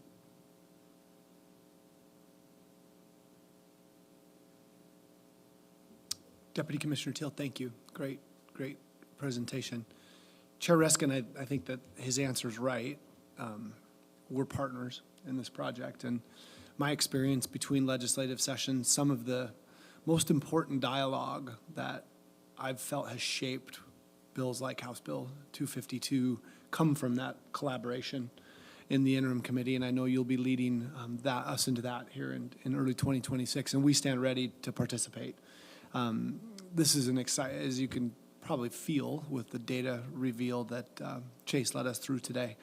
We're very excited about the work that is getting there done, and I'm reminded continuously we didn't birth this priority on our own. We did it collectively, and the collective focus at the legislative level, at the integration level between the K through 12 and the higher ed system, that's the work that we get to continue to do and get to shape. And I know that as I look at our colleagues from our legislative partners, we look forward to that work. That collaboration has led us to this point, and I feel very well equipped under your leadership. Again, House Bill 252 being a great example. We're delivering. We're delivering to the principals and superintendents. We're delivering to the students. So if the word momentum was used as a takeaway for students that do dual credit, I feel like the momentum is in our side. And I personally, and in our capacity as board members, for higher ed look forward to harnessing that momentum and continuing this good work, and will yield to a lot of your leadership as we head into the interim planning that, again, Commissioner Christian, his staff, and members of this board are passionately prepared to engage. And so we look forward to that collaboration. Senator Novak, Rep. Fayant, Rep. Deming, any final thoughts or comments before we head into adjournment on this great conversation? I don't want to overlook any priorities you might have brought to this meeting. Please, Senator Novak. Thank you, Mr. Chair. Just one thing that I was thinking as we were hearing all of this information, which I think is great, and I think there's great work happening, and I look forward to moving forward in that same direction. We heard a lot about capacity, and I think capacity on both sides, in the K-12 side as well as the higher ed side, and I think that we really have to keep a focus on that. Whether it is some of the administrative type stuff that were listed as barriers, or just really slots in programming. I think everybody in this room has heard me also use the word complain about school psychology, for example, and the lack of slots even available for students to go into that field, and yet we're in crisis mode in the state for that. But another area really specific to CTE, I have a little friend at home who's a graduating senior, nice kid. He has some dual credits in CTE, and he is really energized and excited to attend Highlands and do the lineman program, as are many kids. And he doesn't have the opportunity to start until the spring of 27 because there's no slots available. So when we talk about getting these kids and getting them energized to carry that over, but then we say, sorry, we can't take you for a while, I think creating that gap year unintentionally is something that we need to keep eyes on. So really looking at capacity and slots that are available, especially for some of our high needs programs. Thank you.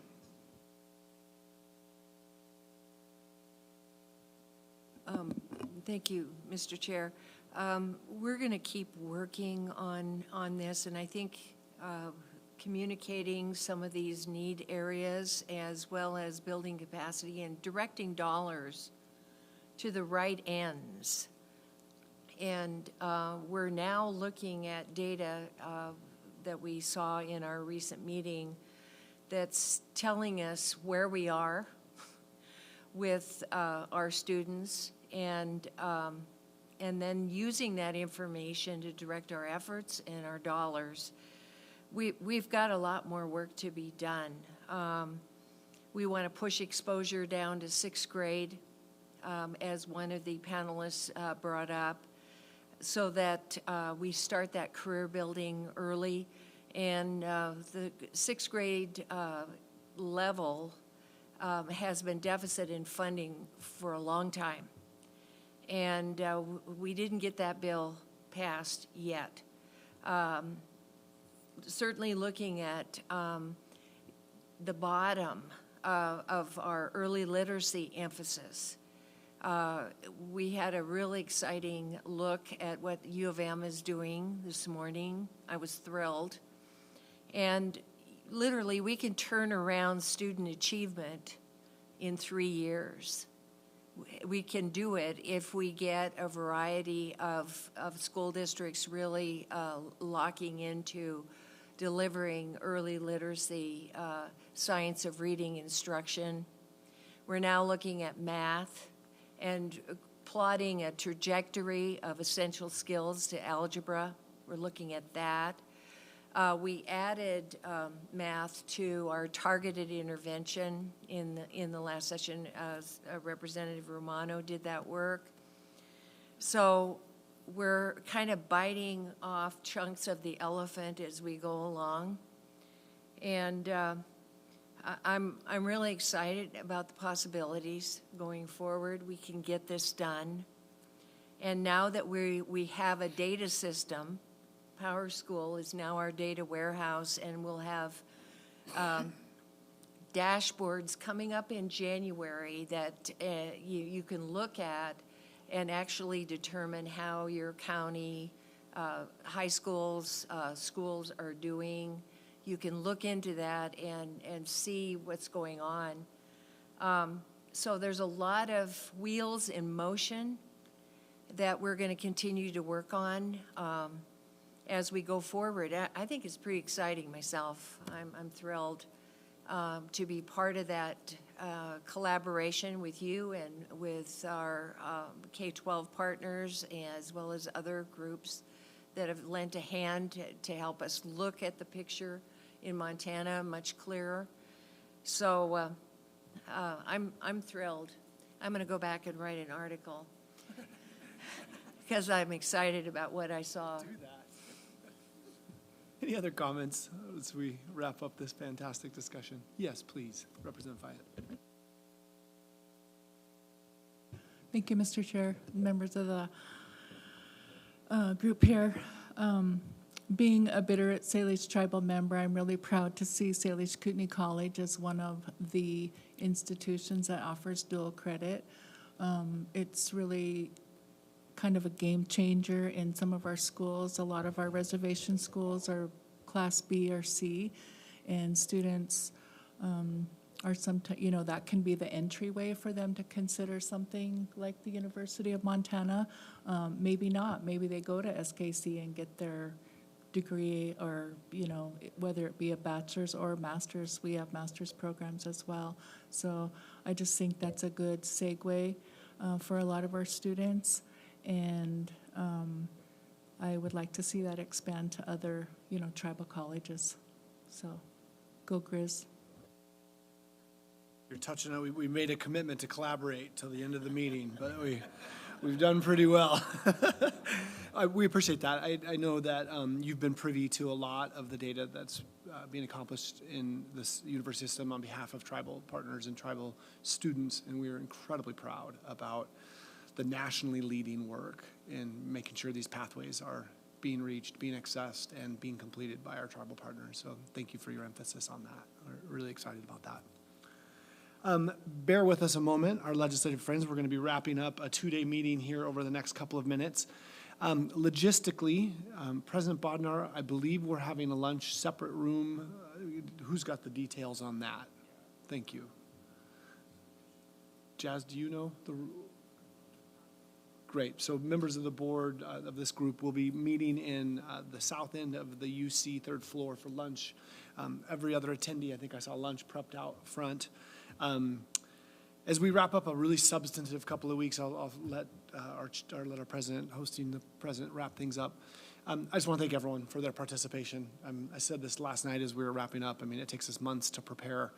I'm glad I have a 6-hour drive home to debrief after the weekend. There's so much to go through that we're championing. And to our legislative partners, I hope that you hear in us the genuine spirit of recognition that our shared policy goals drive our agenda. And those, again, are goals that we've worked collectively to elevate. I look forward to affirming them with you as we step into this next cycle for both the system and the state.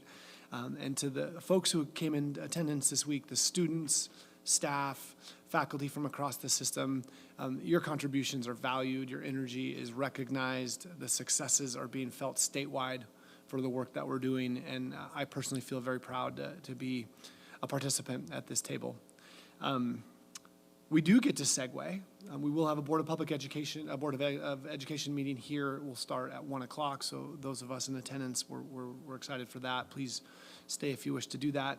And then we adjourn into the front end of a weekend with a pretty big event on Saturday. I think the same thing that we started the meeting with in recognizing President Bodnar's staff and community members that have helped prepare for this.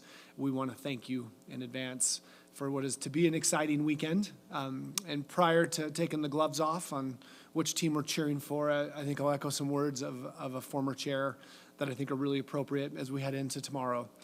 May the best team win, nobody get injured, and everybody graduate. All right?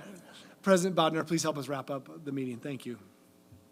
Well, thank you, Mr. Chair. And I just want to, like you said, as we turn the page and people put their respective jerseys on, before we do that, just maybe harken back to where we started, which is the thing that I love most about this week. Again, I'm a sports fan. That game's going to be fun tomorrow. It'll be more fun for me if one team wins than the other, of course.